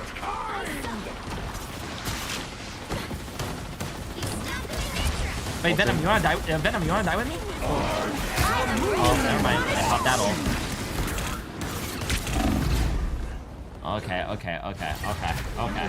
Okay. These stupid character punishes, dude. I hate it. Nah, he should have died right there, but they Luna ulted. Yeah, I know. It's just a shotgun to some damage. I'll swap after all. Oh, Moon Knight 1. Nice shot. I'm diving. Mag. Literally one. Go. Torch one. Luna right side. You look at Luna? Yeah, Luna's one as well. Can we get her before she gets in?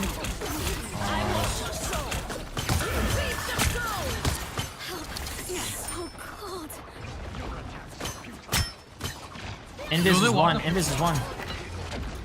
trying to mag off and use one out. Luna's one too. Damn.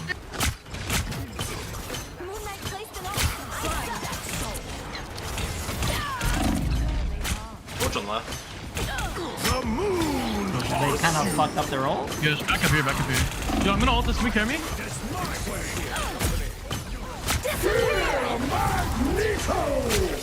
I got mag. Oh shit. I'm about to push that. Well, you're gonna get one pop. I'm on the support. Torch. You're not dead? I get one shot by Torch. Torch. He's really low.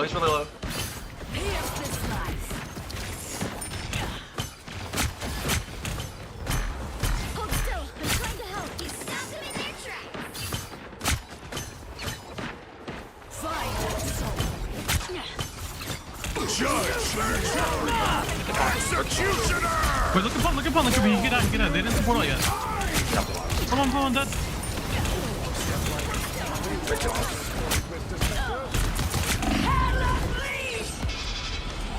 You gotta carry Hello out of that, bro. Thank you. Oh my god, this guy's away. Oh my god. Gonna have. Look at the torch. Can we fuck with this torch? One dead. Torch one. I can hit you. I got you. Best, thank you. I'm walking up. Looking at punt. Looking at mag, dead. I can't. That's police up. Punisher's alone on the left. I swapped to Groot. I don't know why. Oh, kind of free. Oh, can you get that guy? He's getting pocketed by Invis. I don't know. It's some shit. Can't kill him.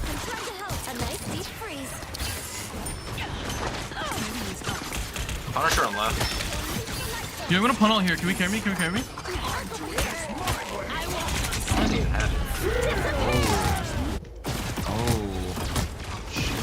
Keep them alive. I'll come with shotgun. Back off, I think. Back off. Back up. Oh yeah, Oh, that's a wipe. That's a wipe. They're probably in the game. Combos.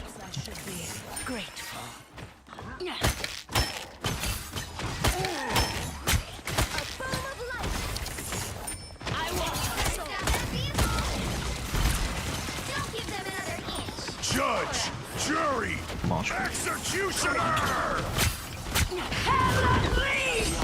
I am ready to put on a show. He's just blocking. Oh, nice. Walls. Drew half. I missed one. He's still like one Oh, HP. that piece of shit actually fucking chased me, bro. Go, Venom. God damn it. Punisher. Mag weak. Trace the light. I'm poking it out. I'm with you, Venom. Nice. Oh, they're on You can Spidey. push them up. They only have one healer for now. Protect your bald king! Back off a little bit, I guess. They're gonna miss his bag. The wall. Yo, do you have bubble mag? Nah, Let me know. Oh, no way. The current score is 0-2. What's stuck pass? 3. Is it Spidey? Time to switch things up. yeah, we see that in this shit. Side you're on. Bro, I didn't even. Was there even a sound? No one escapes hell. I didn't hear anything. You'll need a top-notch team to win this one. That's crazy.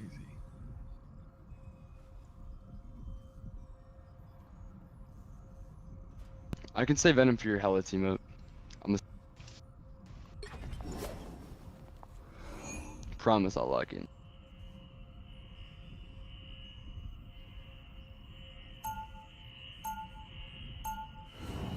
I know they switched to Spider-Man, but I didn't hear the Gotta fucking come back. Spider-Man. Yeah, I'm just gonna try it out for first life. Spice Rum for 16 months and Feefers for 16 months. Appreciate it. Bro. 30 seconds before you attack. Actually, Get ready. does anyone who's not on support right now play Mantis? You are one of Null's creatures. Because we could triple stuff with Mantis if we need to. I don't know if we can run Mantis just like this, you know what I mean? warned him but to stay away from what is try. mine. If you damages me and Spidey, you could, or Hella even, get some good value. The battle starts in 5, 4, 3, 2, 1. All you need to do is capture the mission. Can you put 2 damages on me, Got Mantis? it? I'm gonna dive in. Alright, I'm in the back line, let me know.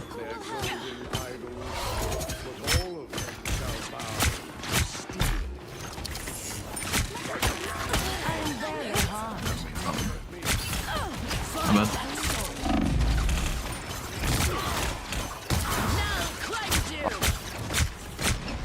I'll wait for you.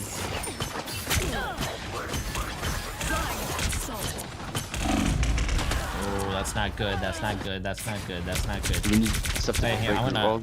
wanna pull this guy in. I can help break walls. Okay, chat. Round two on the hooker. Round 2 on the hooker. Just trust I me. don't think Trust we me. runs Mantis into this.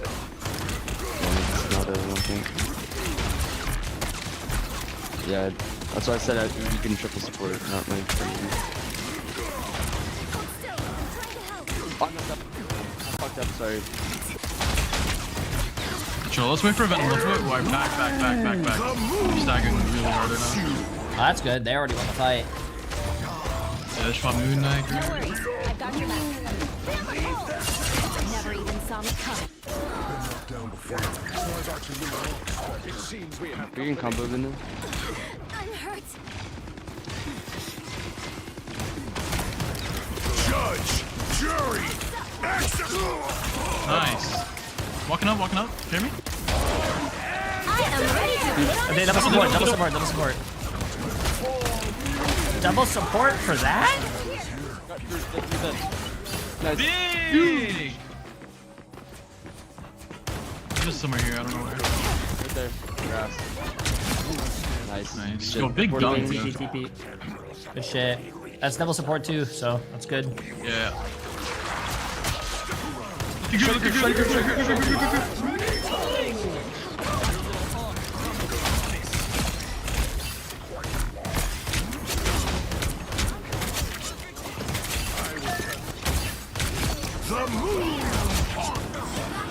Nice.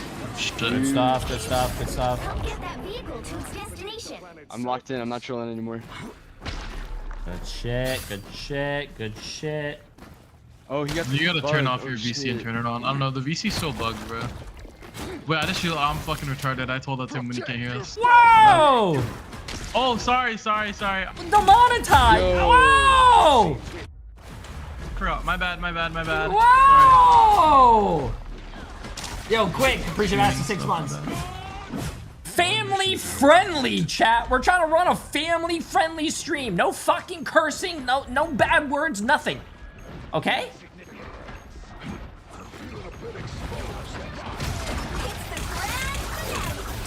I'm gonna move in. Right here. Move right here. Yep. The moon haunts you. God, CC heaven.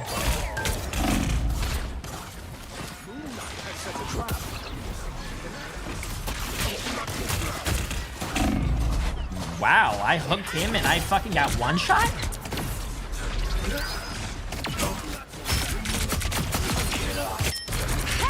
Been knocked down before. Okay, it's Doesn't weird. last. I'm just shield me for a second and break it.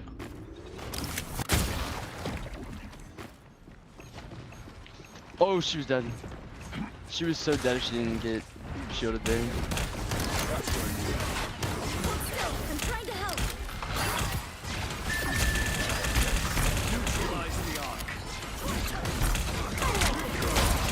Need some help. Get that vehicle moving again.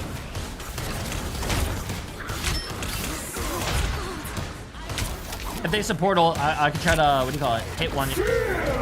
And you can slam dunk.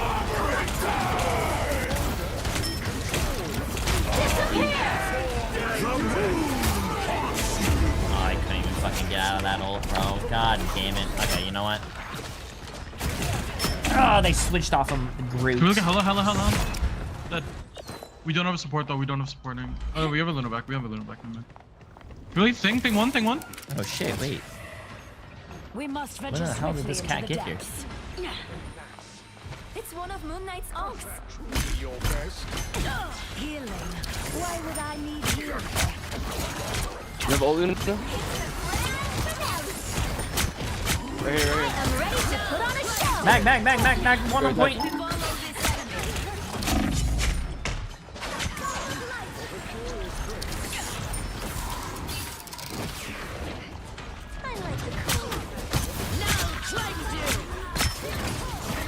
Give me up.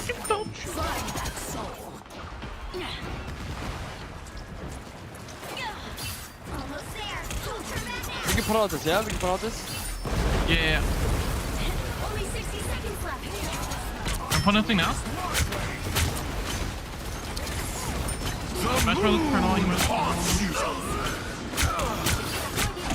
Look at the center of that. Luna's out from the back. They're down both DPS. Oh, you guys are leaving actually. I want our guy at CP, but no. I shall claim Can we die in my TP? victory eventually.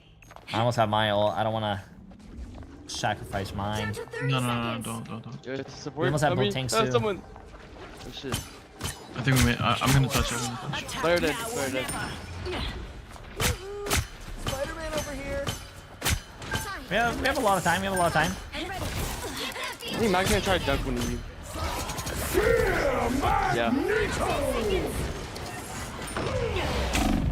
What a fucking bitch, bro. He tried to hit me. After bit of T, you gotta get Mag low. I can't fucking move. I can ult after this.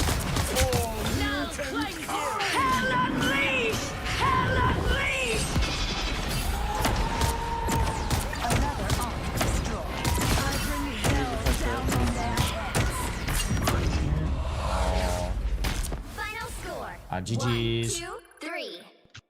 GG. GG. Chat. Well, you can't expect to win them all. I could have probably warmed up for our game, right?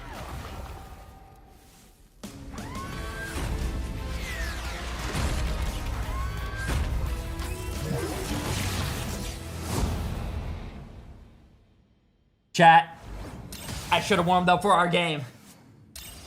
I should have warmed up for our first game of the day. Oh, fuck, man. Hey, listen, after the tournament, now we have something to grind for. Oh, shit. Oh, shit. Not looking good. Not looking good. Okay, yeah, let's go, let's see this.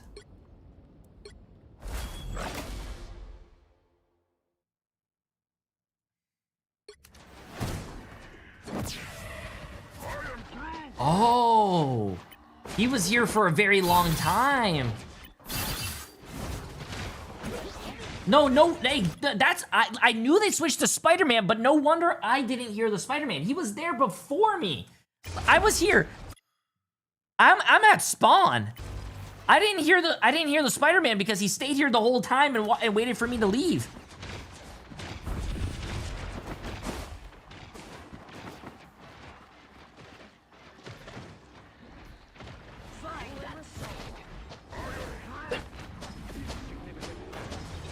As if being on the surface of Clintar wasn't bad enough. It's now Oh my god. The current score is 0. Oh, man, you can hear point cap. Yo, Zay, I'm 30 years old. Wait till you're 30 and you're gaming. You'll need a top-notch team to I want to hear what excuses you have. Listen, I'm old. My ears don't work the same.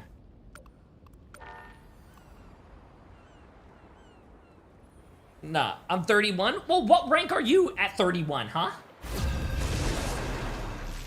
Bro, I thought you were 56. Chat, that's not even an that's not even an insult. If I was 56 years old and I'm still playing in the top 0.5%, what's your guys' excuse for all you 20-year-olds? You guys are in your prime and you're letting a 6-year-old beat you guys? No. I'm not. No one escapes hell. Now, who Nah, am bro. I gonna banish from this match?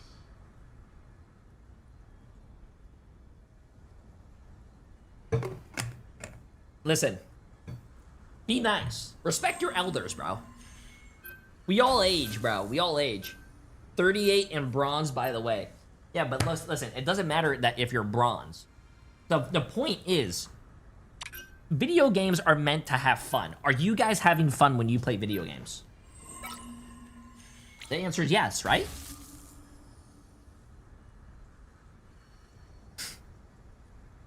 What do you guys mean no?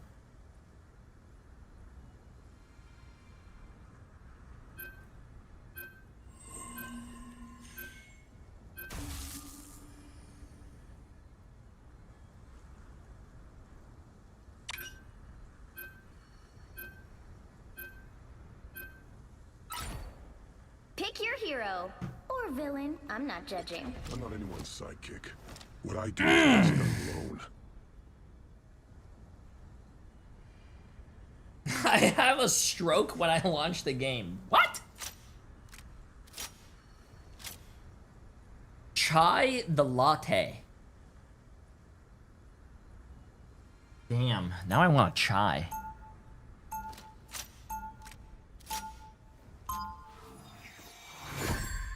Yeah, I'll go Mantis if someone plays tank. But I don't think play that or Jeff. Jeff is man. I'm not a symbol like Steve. I'm just a soldier trying to do I his job. think this is the team comp. Hashtag trust. A symbiote? Ugh, I hate these flarkin' things. Reassure you that the Okay, I gotta. Jay, you miss me. This guy's stream sniping. I am in streamer mode. This guy followed my stream 3 minutes ago, and he is watching me. 4, 3, Goobies! I am not sniping, bro. How are you gonna say you're not sniping when you're literally answering my question and you're not even on my... Mods, find that guy, blow up his fucking computer. I don't want that guy ever to play computer games again.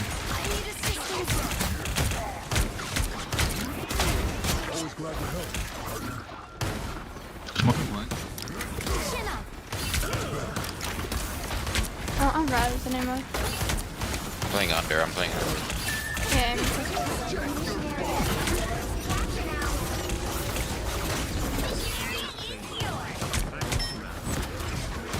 Now.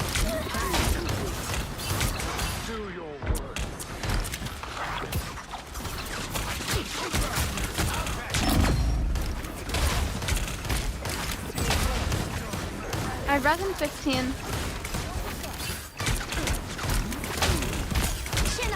Court one. Actual one court. Nice. Are they stream sniping J3? And is he on our team? Or? I think he's on the other team. Okay, yeah. Yeah, I don't think he's on my team. I know. Yeah, thank God he's not on my team. Help me! Bro fucking sucks. Look at him. Look at him dying. That's very mean. You go rock hill. Oh, I'm sorry. I didn't mean it. I think you meant it. Wait, you said me? Is that the Ash player from Overwatch? Oh yeah, guys, I'm scared.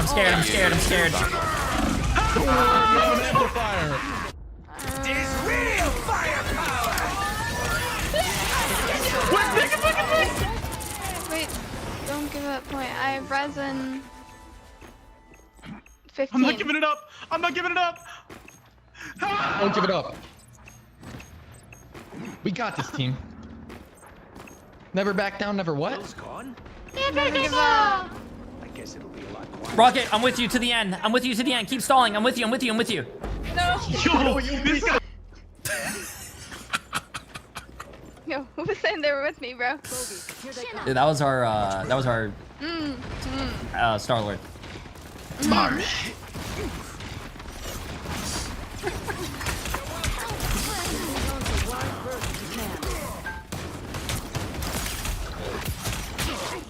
What?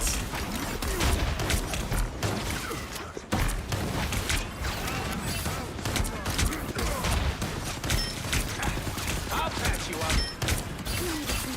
Oh my goodness, Widow! Let's go! I might be dead. Yeah, you only have Mantises right now. So weak. Kept a point, kid. You call him kid, I'm 32.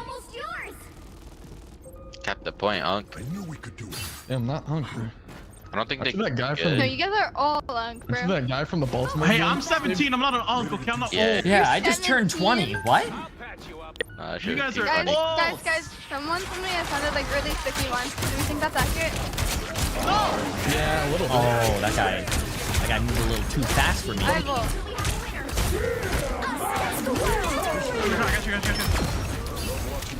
Oh my God, he headshot the ult. Oh my God, you'll get this wood in the Can I hallway, just hold it? Can I just hold it for you, Widow? Can I like Yo, he's direct underage. it towards the Widow, let me hold it while Underage. you He's be. underage. Let me hold you while you be. Let me hold it while you be. Guys, He's underage. Hello? guys, let's My be widow's family underage. friendly. Be really professional. Bro, I am too, bro. We got it. Didn't you say you're 32 or was that something No, else? bro, that's Jay, bro. I'm 17. I'm 20.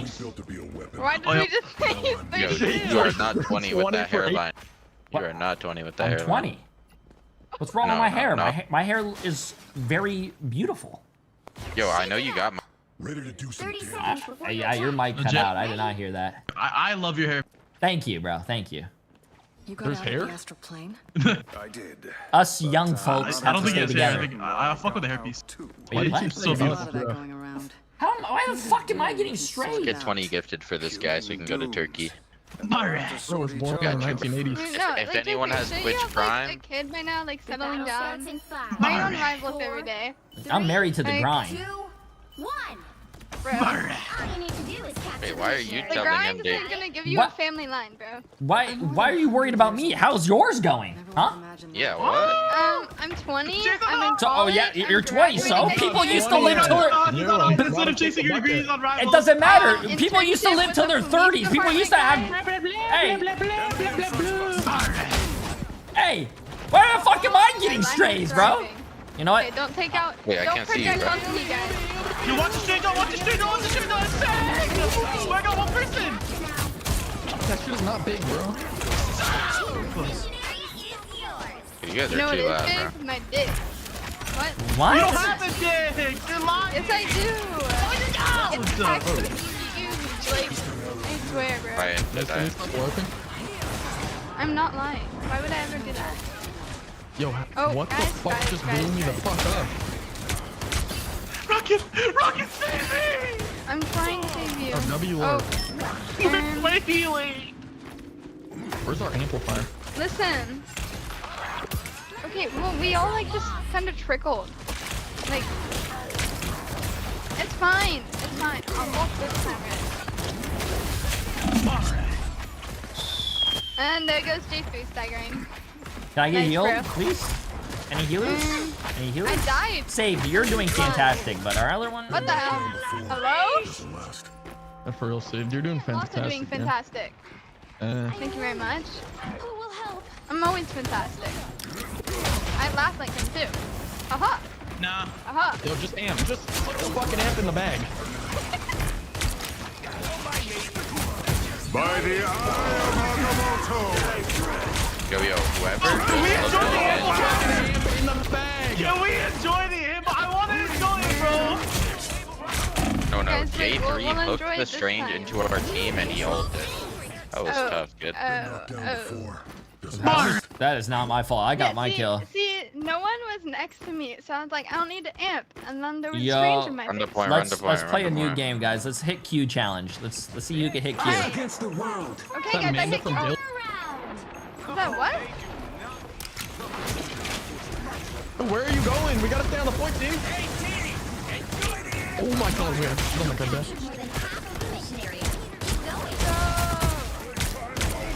Go back. Protect your bald king. Wait, I'm moving my res to be closer to you guys, okay? Don't die.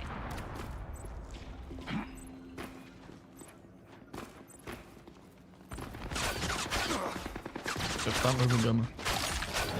Yo, Gamma Kazi. Oh my. Told you. Yo. You don't have to wake him up right after I sleep him, by the way. You can leave him be for low. Don't know who did that.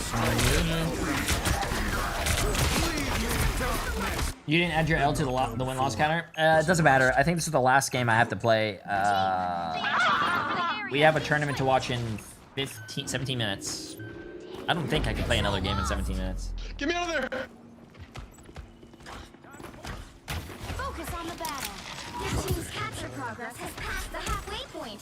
What? I hear this. Where the hell's this guy at? I'm coming back, guys. We only mess us right now.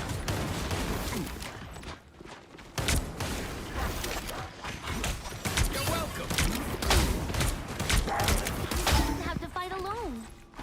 Wait, they're down in support. Run the exploding plasma. Destroy the Punisher's turret.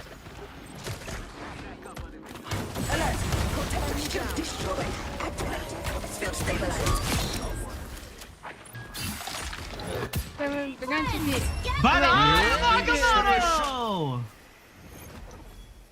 Oh, guys. That was Good a lot job, of fun. guys. I'm GG's. proud of all of us. What the? Hey. I'm avoiding goobies. GG's. Another epic victory. Big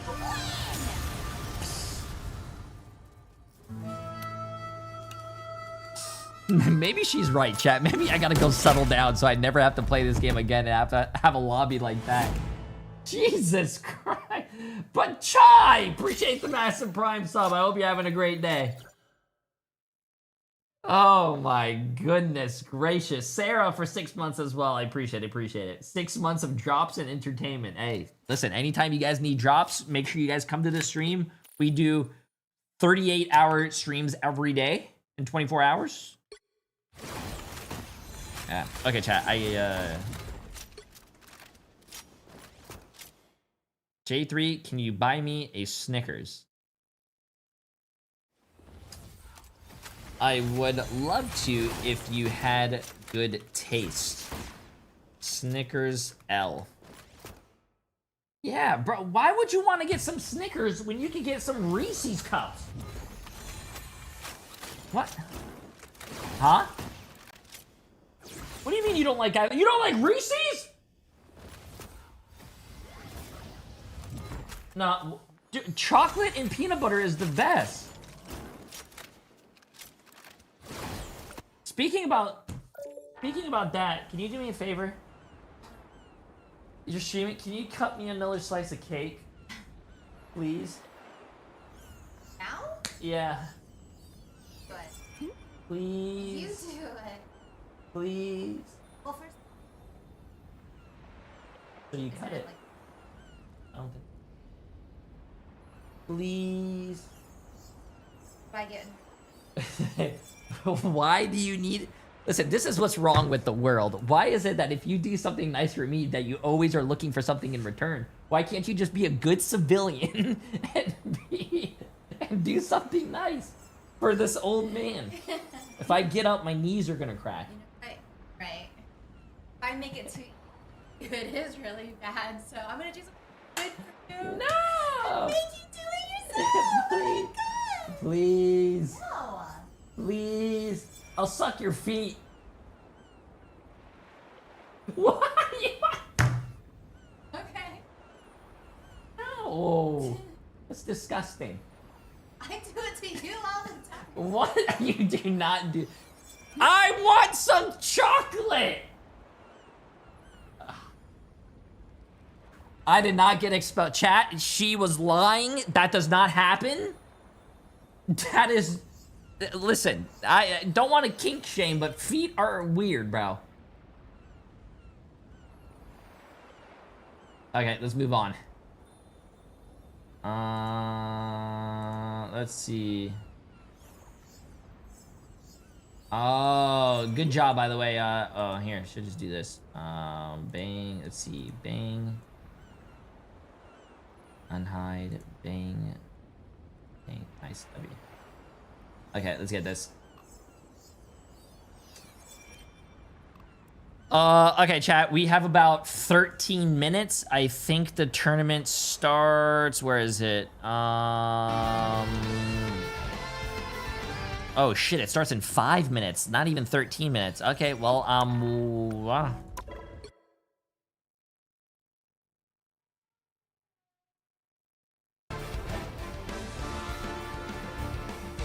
nice. Let's see. We have Dark Zero. I'm gonna take a screenshot of this.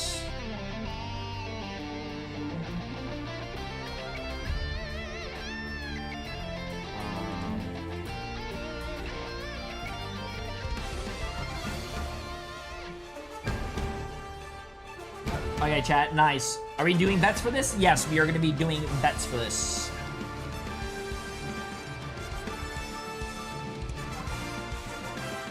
Yeah, why not at 6? Oh, it starts at 6, but I'm pretty sure this is the, you know, they start before 6. The first match starts at 6, so they start probably like, you know, 10 minutes earlier. Do the introductions. Hey, what's up? These are the teams that are playing. These are blah, blah, blah. All this stuff. Yeah. Also, I don't know why I think that's so loud. Bro has 300 unread emails. That's all? You don't want to look at this email right here?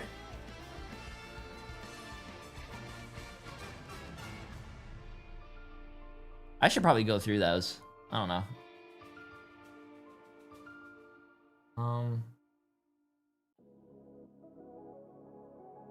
Are there matches tomorrow or is it Thursday? No, the matches are Thursday, Friday, Saturday, and Sunday.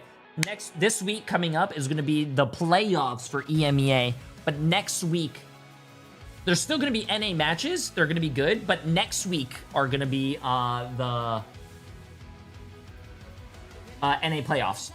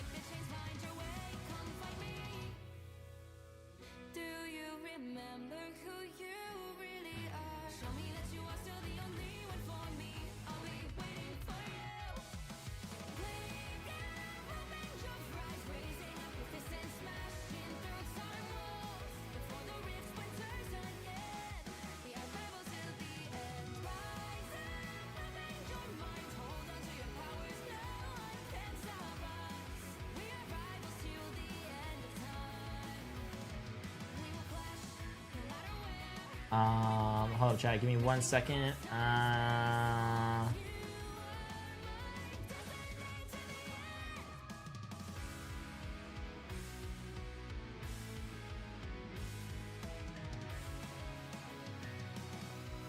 Sick. Sick. Okay, awesome. Marvel Rivals, please use another song. You know what's actually really funny is that listening to this song actually got me demonetized and copyright striked by Disney on YouTube. So I have a copyright strike by Disney. Lovely. That's very fantastic.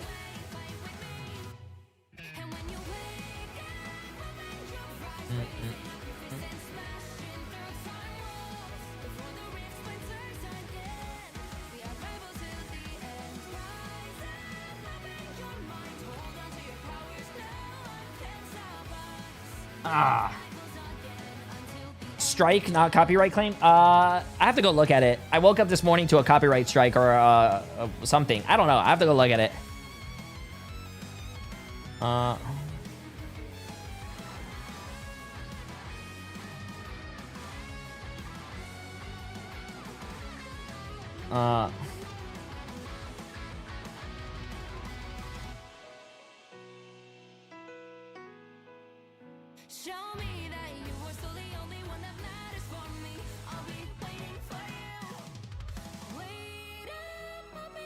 Okay, sorry.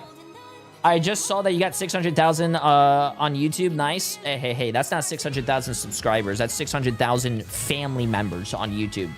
Chat, do me a favor. Sub to the YouTube, and if all 600,000 subscribers on YouTube told one extra person, like your dog, your cat, your grandma, your grandpa, your aunt, your sister, your brother, we could double that number to 1.2 million. If those 1.2 million told someone else, that could be 2.4 million. Okay, let's see this.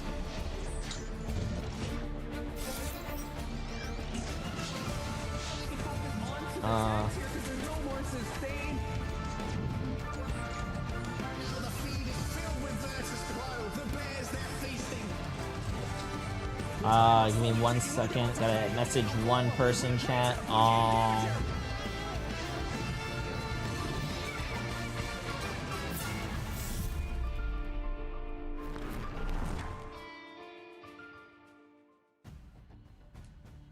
The stage is set, folks, for Heartbreak and Heroics. Welcome to day 4 of Marvel Rivals Ignite, the group stage, stage 2. I'm Cozy, joined by Vicky. And Vicky, we have another great slate of games as we're wrapping up this first part of the group stage seeding. It's crazy to say that time has been flying by, but it's also been amazing to see how things have shaped up here in Americas, already entering the lower bracket. And Cozy, this is where it matters if you want to stay in this competition. Yeah, this is the elimination phase of the seeding tournament, right? And so everyone from here on out, if you win, you get in and you get that seeding spot for what is going to be the $250,000 in the group stage. And right, so chat. no safety net. If you lose today, your run is going to end here. And there's a lot of big names and different teams that it's shocking to see that we could not see them in the next phase of this whole thing. I mean, we have people from, you know, ex-Sentinels and now playing for new teams. And this is where things really dial up and you see what these teams are made for, Vic. Yeah, literally, Sick. It says it right here. One loss, one exit, only the strong survive. I think the games today are basically if you don't win, you go home, chat. Or it's all lower bracket games. If you guys haven't seen that insane series between Envy and FlyQuest, please, I highly recommend you spend some time to look at that because that was insane. But looking at Is Rivals Cozy's first game casting? I don't think so. Kyrie versus Fire Strays, Intergalactic. Jay, when are you broadcasting era? You're a yapper. I'm not a not broadcasting. Being a caster is actually very hard. Doing play-by-play casting, my brain can't catch up. Knowing all the ability names, the maps, and everything, I can't. Of course, familiar names there as Busy at Work and Alani Win would be that other series. Absolutely. Yesterday was full of absolute just bangers in terms of close games. And I mean, I don't know if you saw that Envy game with Fly. It was the Sentinels and Thieves is upper bracket. Upper bracket doesn't play today. Sentinels, 100 Thieves, the Tales oldest time in that upper bracket finals. But we, yes, focus on that lower bracket today and that elimination of the FYP versus Dark Zero. Dark Zero full of some great talented players. We're going to get to them in a moment. Dark. Busy at work. Alani wins. I mean, Dark we saw Zero just against how close. I mean, we even said it at times that YFP. Alani win kind of was the better team. I'll start predictions when they start. They're against 100 Thieves, but did fall to the lower bracket. So just absolutely, we have some great games today. I'm excited to kind of jump into these rosters and what they're going to bring to the group stage seeding. And, you know, I feel like we kind of talked about this a little bit in the green room. No, Rad's not playing today because they're in the upper bracket too. A lot of close matches. These people, they don't want to get eliminated. They're fighting for so much. A lot of these teams made it past this time in the last time we did this in stage 1. And so I look forward to what we might see here, Vic. I just think what we've been witnessing thus far transcend within Americas has been blundering weaknesses of a lack of flexibility with how many strategists have been getting banned here as we take a look at our top pick here, because it's just been insane to see how a lot of these different heroes have been rotating in after the season 4 patches, and more insane to see how many of the strategists have been the ones to be a prio ban here for our teams. Yeah, listen, we've talked, you know, abundance about the triple support, triple strategist, triple Vanguard meta, and we're seeing it right here. And teams kind of focus on one or the other. Jeff has Jeff. Right now, nah, bro, Jeff, Ultron. man. They want to set the standard in the skies and then also dominate the sea with Jeff the Land Shark. We've seen so many great plays with Jeff the Land Shark getting rid of reses at the last minute. We saw that yesterday with us, or 2 days ago with us, and yesterday even more so. And then Adam Warlock, yes, triple res is not there, but that resurrection is ever so important. So cool to see the breakdown here. Anything surprise you from the picks here? I guess with everybody looking at what they're seeing here, probably people wondering what has been going on with Jeff. Don't let that little cute face fool you, because with triple strategist making its way into the rotation, yes, Jeff has been that problem. Works extremely well when you have Mantis 2 available, the Ultron, Adam Warlock that we see some teams opt for, but I also think it really does depend on not 16 only bans. The most but bans the maps that we've been moving on to, is and Mantis. as we do start on domination, and as we still are in a best of 3 territory. Next is Ultron, then it's... That means that there's less it's on domination. But Mantis is banned the most on every map. Zero chance to shine. Mantis, and mainly that's with combination of Ultron, like Venom. Ultron. We've seen obviously a lot of Venom bans as well. Jeff getting all that pick means Venom and Symbiote shenanigans is just such a solid team up when put together. If you add in the damage boost for the Feast of the Abyss, Mantits are pretty strong. Pretty quickly, and so we're seeing similar kind of results with pick and bans, but this does evolve over the tournament. I'm interested to see how that does take shape over the coming days, Vic. Yeah, definitely agree, because I feel like as things have transcended with analysts and coach now having a lot more homework to digest, a lot of these teams have even said, we don't want to run this triple strategist sometimes. You know, we are sometimes forced to. What was it? Yesterday, I believe it was the last series of the day, I saw like 4 strategists get target banned, you know? And so you're forced to play a hand with having to work around whatever. Wait, wasn't Vicky literally casting here that you need Apex to like a few days ago? Bro, Bro, that's crazy. Going from one game to another and being casting and all those ability names, and that's crazy. With today, match 1, Dark Zero and FYP. You guys know them as Cafe Noir. Dark Zero, I mean, this is a team with so many big names from old teams. You have 2 members that were great names from Sentinels and Rymazing in there, you know, Karova. You can combine that with Smash. And so I know Dark Zero and Org that it's taking this thing seriously. They want to go the distance. They face elimination today if they can get it done. So we start with a great match 1. Oh, yeah. And then we go into Kiri with FYR, another great matchup between 2 teams that found their roster here and put this team together. We have Old Arrival 7. There's so much to break down there that I'm going to be interested to see how those teams stack up in what looks like equal talent.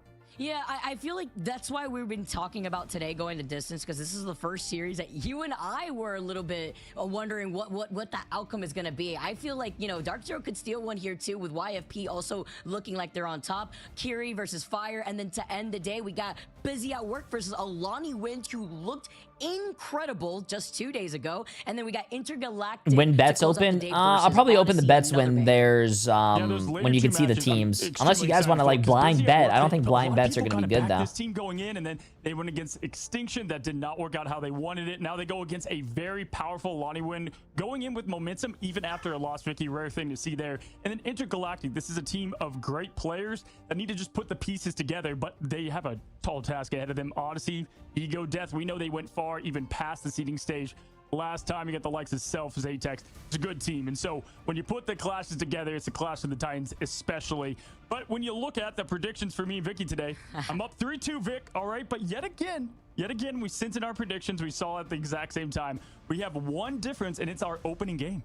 Which is crazy because I just want to be super transparent. Okay, chat. I think now we can do the predictions. And then we have to unleash go release your money. Sure it's fair. Put your money where your mouth is. Mouth is. Are different for this first series. Open things up a lot, right? What have we seen thus far between Dark Zero and YFP? Dark Zero losing out against Team Nemesis, but despite that 2-0, it was an incredible performance there from Dark Zero. But then the Sentinels matchup versus YFP, a different look at Sentinels, it being pretty close. But I wonder if these predictions are going to hold true or if the caster curse maybe continues. Yeah, it's pretty tough. I mean, we talked about how hard it was to pick between teams all of today because you have I don't know too much about these teams in the lower bracket. Like on these, I mean, we've talked about Cafe Noir so much as these comeback kings, and so to go against them was tough. But for me, I looked at the top players there. That's why I sided with Dark Zero. And then looking back at what we've seen in the MRC, it's always tough to tell how that's going to carry through into Ignite, although it has done so pretty well thus far. And so yes, I do take it seriously. We'll see if we end up having the exact same. Of course, the caster curse continues to live on, so we'll see if we jump more into that. But yeah, Vicky, I want to kind of bring attention to what you were saying earlier. Yeah, we have a lot of meta play at first in these kind of triple strategist, triple vanguard, but I love what we find ourselves in because you get the sweat at the beginning, but then as that map unfolds, you start to see very unique comps. I mean, we've seen Rad now, which is such a fun team to watch with Guru. And who's on Dark Zero again? If you type ! Tournament, you can click on the teams who are playing, and you can see who's playing. 2 Angelas coming out, right? We had Guru coming through. We saw it later on in that same day, but it was exciting because Mace, there you go. Thank you, Cozy. But it was exciting because everyone's wondering, where does Angela fit into pro play? Obviously, it's very particular. When we were able to speak to Guru a little bit, we kind of figured out, you know, Angela's there. Bro, I don't know how these casters can like look at the camera so much. It's the individual plays on how to set up everybody. I understand it's eye contact, but it's so hard to just look at the camera, man. I can't do it. What the current meta state is, it's all situational while we take a look at the Dark Zero roster to open up our first series of the day. Yeah, take a look at this all-star team. Yes, they had a tough task. Hey, you know, they didn't play the easiest team going into things. They had Team Nemesis, a very well just put together team who made it all the way in the MRC. No, I don't do that. I'm looking at you guys. I'm reading chat. I never do this. All over. Impunity, we knew from, I believe, old Shroud X. Smash was Dark Zero beforehand. But Amazing Kurova, these were guys that they won this whole thing, the group stage, to go to main stage. And then now they're facing elimination. I mean, what a crazy place to be in. Know these guys very well, Rye. Love you, man. It's crazy to see where they're at right now as we take a look at some of the hot plays that they've been putting, no pun intended, here with Human Torch. But yeah, Velocity, Madara, I mean, this is a stacked team.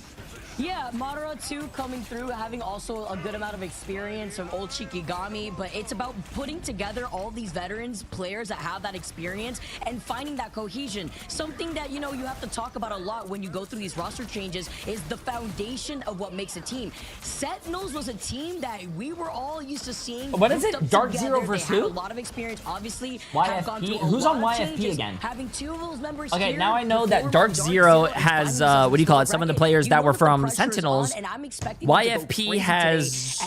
Oh, I remember. I remember 762 was fucking goated. Team Sentinels here going the distance in a game 3 situation. Oh, I remember this. I know Hopeful. I don't know who 762 is, but last time he played, he was fucking the GOAT.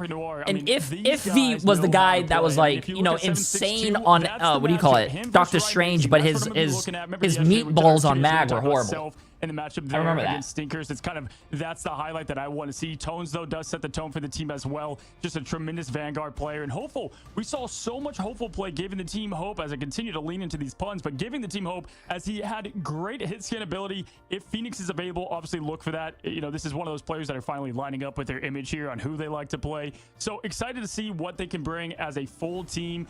They've done great things in the MRC. Let's see now be put together here as we are looking at what this team has done. And Vicky, I mean, both of these different teams and rosters have players. Oh, Avery is a DPS player. Shadow. Just for them. 762, right, Mason? These are players that are so talented that if they lock in, they can get the He is the done. DPS player. 100%. 762 was literally a name that you and I were speaking back and forth when we were watching Cafe Noir back in the day there too. So this is a player that you don't want to ignore, but it's not just him, right? Yeah, this Anya guy is a was very disgusting great on strategist here, too. Doctor His team's Strange. also very But good. like, I don't Hopefully, understand. this could lead His into Magneto winning was condition not when it. When he comes was to playing meta as Mag, well with that it was not correct, good. Adam Warlock, but it's about breaking through these chokes that they don't have an issue with. When you're being held going forward after we're done with our domination map, this is a team that has showcased that they have no How do you issue rate the new in Kunlun breaking map? through I a lot like of it. these The first and chokes third that point are may good. seem Second a little second point's detrimental confusing as shit. depending on what's that line.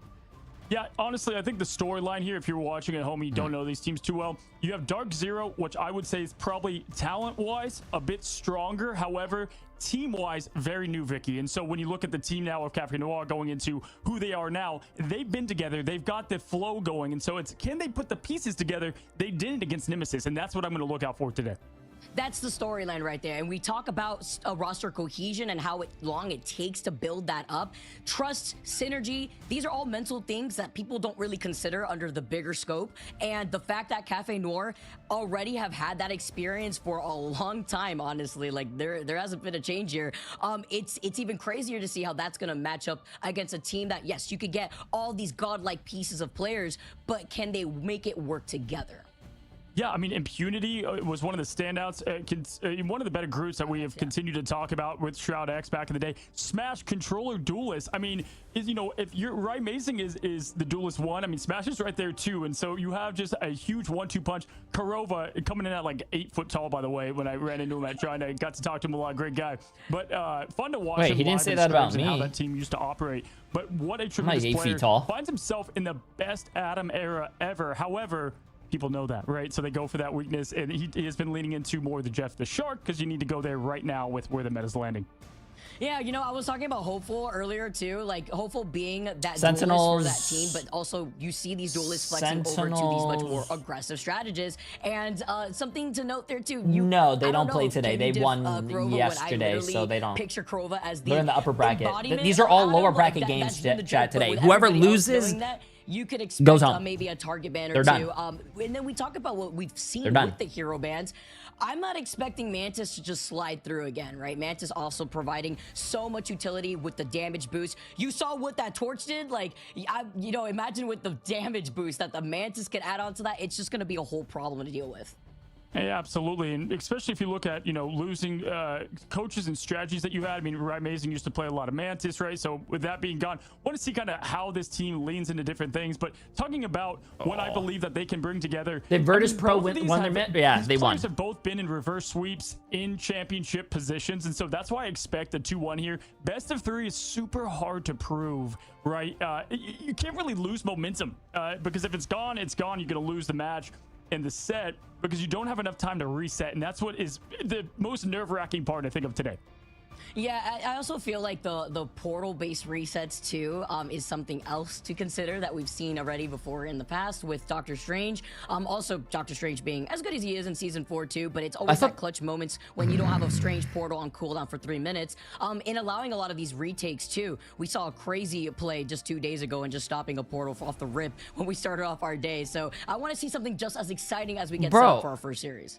Well, FYP, where's your slice of cake? It's still downstairs. That was the best match of that first day one, and Sentinels looked amazing yesterday. And so I think they're just yapping, chat, because they need to wait for the teams to start. Nemesis went 2-0 against Dark Zero. So now you match up a team that played well against a team that's eliminating the other team, right? So you have these interesting storylines. What kind of cake? Oh, Emily got us a 600 subscriber cake for YouTube. Here. That's why I think Cafe it's chocolate ice cream continue to call them is one not with to take like chocolate yeah, cake. as we get set up here and we wait out for the YFP players coming right back peanut butter. in here. This is a Delicious. lot though too, because this is also a testament for YFP if you think about it. Because while you do have these individual talented players, no, on Dark 600 Zero, subscriber, not $600 cake. What is going to work better? Is it going to be the synergy and being able to adjust to the current meta, or are these individual players that are finding their footing in being able to synchronize with one another, who do have this talent, being able to the ones to look back at what they needed to do differently after losing out to Team Nemesis? Have you shown us? Yeah, I showed you guys yesterday. Because essentially, both these teams have a lot to prove. You said that there was like no momentum. I'm pretty sure there's a clip on it. They had lost out earlier on. There's momentum to claim. There's a lot of pressure right now, and if anything, I think being a caster is hard. You have to talk about so much fluff before the matches start to buy time. Yeah, you guys don't remember that the time together that have been able to build. Do you guys not remember the time where I leaked the IP address at DreamHack and they had us stall the broadcast for 2 hours because no one could start a game?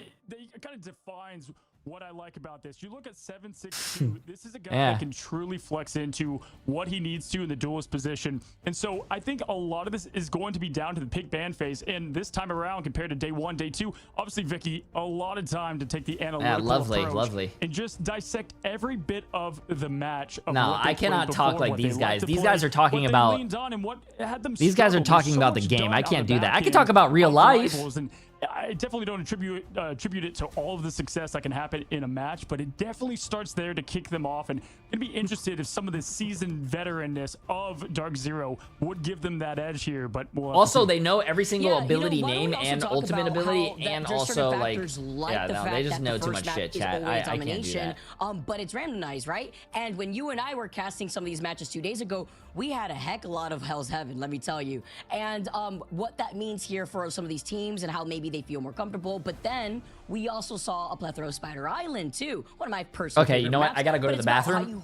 This is the perfect time. Chat, if you guys can get water or go to the bathroom or stretch your legs, I think this is the perfect time to do it, bro. You want to push out through the attack. You want to open things up if you are already expecting the triple Vanguard, triple Strategist, to already have things with the Storm out, with that Moon Knight too, to break through that chokehold. And then sometimes we even see the Phoenix swap off over to being able to get slotted back in once you break through that chokehold. That then starts the momentum. We know that Marvel Rivals is a very momentum-heavy based game, but we also know that before we even get started on these first maps, before we even get into the game, that a lot of these pros have said themselves in interviews that the pick ban phase is where some of these teams find themselves at a loss already. Yeah, domination can tell a lot about how teams could open up, but we've seen time and time again, not only just the days we've casted, but you go back, you can go even look in China.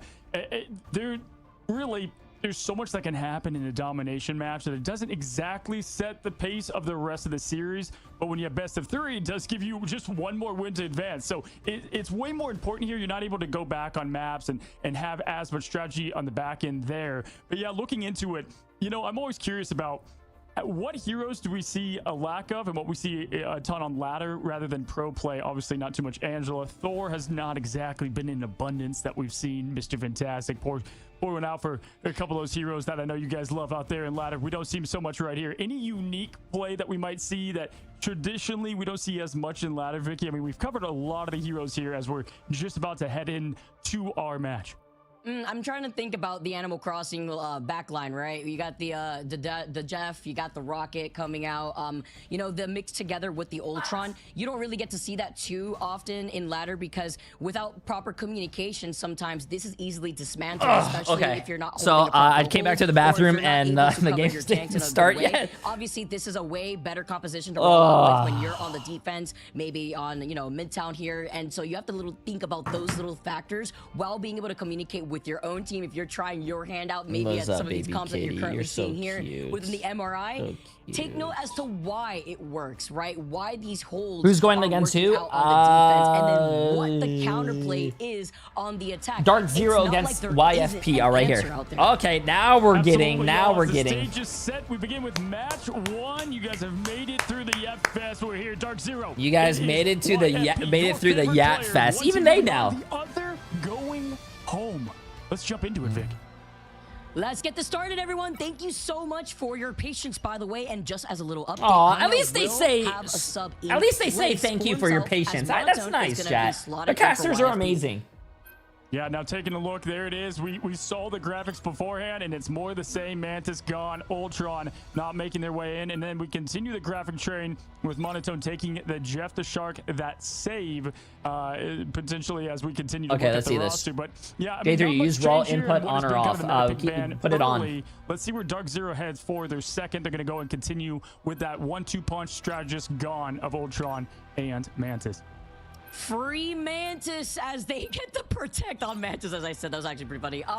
The fact that we're seeing still this priority, though, on the strategist, now we've had a few days of Marvel Rivals Ignite here in Americas to have a lot of our teams fluctuate towards what Can they I have a need piece to of do cake? differently as No, the I'm Human fat. Torch It's ban mine. comes out from YFP. Remember what we were talking about? We saw those Ooh, replays. so far we Ryan see a Amazing is pretty one-sided amazing at Jeff it, and, chat, you and know, we if you also get see the a protect on the one-sided Mantis. You know that pest in the sky will be a problem.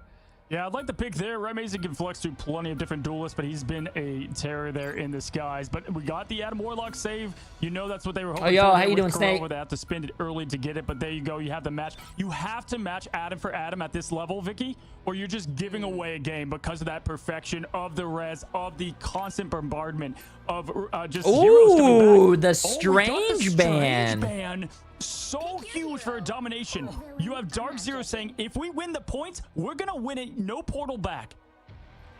That Yeah, this is what NA. We just highlighted, started though. NA. That was the most important thing, because something to note is that these resets were huge for YFP from a portal. Obviously on domination, it's even more I important. love this kitty. No Doctor Strange here, no Luna, no Okay, let's see Ultron, this, no let's see Mantis this. for YFP. That's why you see the double protect on the strategist. They got to work with something here, and they're going to be working with the Adam Warlock, the Cloak, and the Jeff. So it's going to be the triple strategist, as our first map of the day is going to be Celestial Husk. Talk about a little bit of a mix-up here for us, Cozy. Yeah, we had this once, I think, with One time. Dreamland. Who's there at better, the end, NA but- or yeah, I mean, EU? listen, as Oof. obvious as it sounds, not only are you taking away the Well, portal, technically right, that's for speaking, the ban, person, but then the you team who also won get the portal, right, for your team. the So you can mid-season bring aggression, you can bring playoffs touches, you can, was you know, EU, go a so little bit, probably change that EU. game plan up. I like the Strange ban, especially now. You know, last season, Vic, it wasn't really just for the portal, or it was just for the portal. Now, Strange is a very good Vanguard, so you're kind of getting a 2-for-1 there with what you pick, and obviously versus the ban. The chat has spoken. The chat votes for Dark Zero 63% with YFP at 37%. Let's see how these Preds play out as it's the Penny Yes. portal play. Look for the pull in. Oh here, my and god. let's see The again, Amazing Oh coming right my after god. Kennedy taking down Hopeful. It's both strategists gone to open things up. Vic, just coach remains. Oh no, chat. I do think, if I'm gonna be really honest with you guys, I do think Dark Zero is probably gonna win this. Even better in a flash your way for Dark Zero. Talk about some I portal think plays here, already I taking a think good amount of Dark pressure Zero does with win that this lack of matchup. sustainability as Iffy and They have Coach Corova, they have here. Ryan Iffy falls Amazing, down, they Coach have a gets great team. inevitable, but talk about already a strong start just to set the pace in favor for Dark Zero. Yeah, and then it makes it so I don't know if Dark Zero was Ego Death. I don't remember that far. But two people from Dark Zero were, Corova and Ryan Amazing were on Sentinels. They left Sentinels, and now they're on the new team. Exactly how they wanted to here. Let's see how YFP responds. They got to get all together here. Coach got a little bit of ult charge because they were the only healer to do so, right? So look for them to get that internal bond, open things up if they can. And be able to get some swap-ups here too, with the Namor and the hold from Dark Zero that they wanted to just continue on with their domination. But looking at YFP, Coach getting close with that eternal bond here as the back half is happening. Yeah, Corova Trying to on happen Adam Warlock before is Dark a Zero little realizes crazy. the situation tones. Oh, but Gets everyone's to dead. put YFP though in the driver's seat. Nice picks coming out here from the Emma Frost, and close that Silent Seduction, but a nice neutral. This is just takeover grouping. from This doesn't really YFP matter, with right? that first pick being onto Velocity to set things up. This matters. If you lose today, you're out of the tournament. The only teams that move forward, and they don't really matter, are the top 4 teams from as we see so much in pro play, each bracket.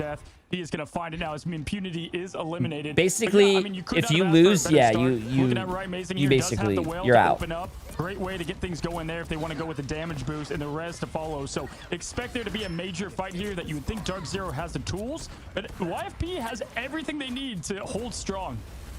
Yeah, they do. They have. Oh, what's up, basically all Kips? the I like how you ultimates came in here with. Although it could be matched here with Dark Zero. It's really only Madara who doesn't have that Sonic Seduction, but with the Supernova, perfect positioning because everybody is grouped up in that side room. It's gonna get countered though with the Mantis ultimate here. Everyone's grouped up together as Smash sets them up, pushes them back onto the point, and the Eternal Bond is gonna keep everyone alive. But with the Adam Warlock and the Res and being able to self-res yourself here, it's gonna allow YFP to stay in this fight. But Dark Zero, I like the way that they're cycling through these ultimates. Tones goes down though without being able to utilize that Psionic Seduction.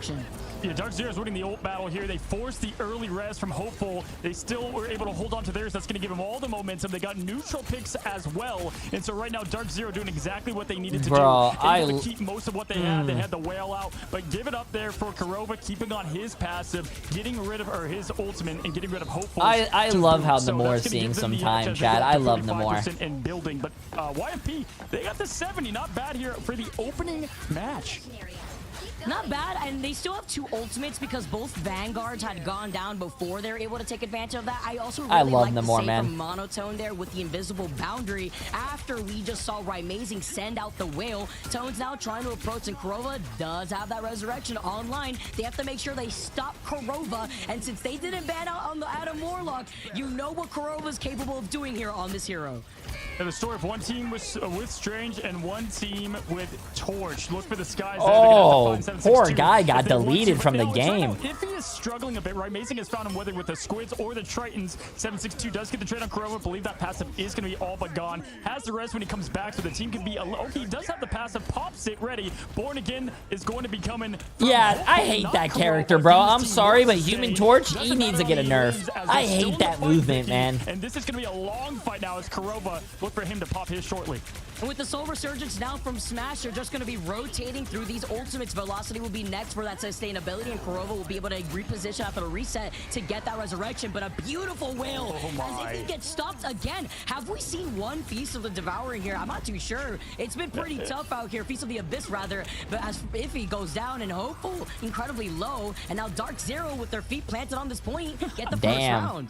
The only thing feasting right now is Rymazing's the limb feed. I mean, the Tritons are deadly, and it definitely thing to point out. There's a lot of different options we could say. The start of that for sure, and certain in the way the ult charge happened with Adam Warlock. But really, Rymazing, Iffy, Venom's great. Did not work Rymazing 17-1 with 11 final hits. I talked about this earlier. I love them more. Whenever it was Sentinels winning the whole group stage last time, and Rymazing. Yeah, but I feel like that Iffy guy is 10k damage. We're seeing it from him, but he's complemented by amazing players. I think he's a great player, but I think he's streaky. Let's see if they're gonna keep trying to lean into this because he's done 2,000 damage on Venom. Contesting, being able to pull a lot of attention. 3 and 5. The inevitable when it comes to team wipe too. But right now, I think he's just a streaky player. Level and over 10k damage already. Like when he's playing his best and like he's on a good like one of his best characters. Like I think Strange. His Strange is fucking awesome. But it ain't really working when he's doing bad. Chad, it's bad. Can expect potentially. Here comes the portal, looking for the aggression. Look at they're looking behind their back. They know what's coming.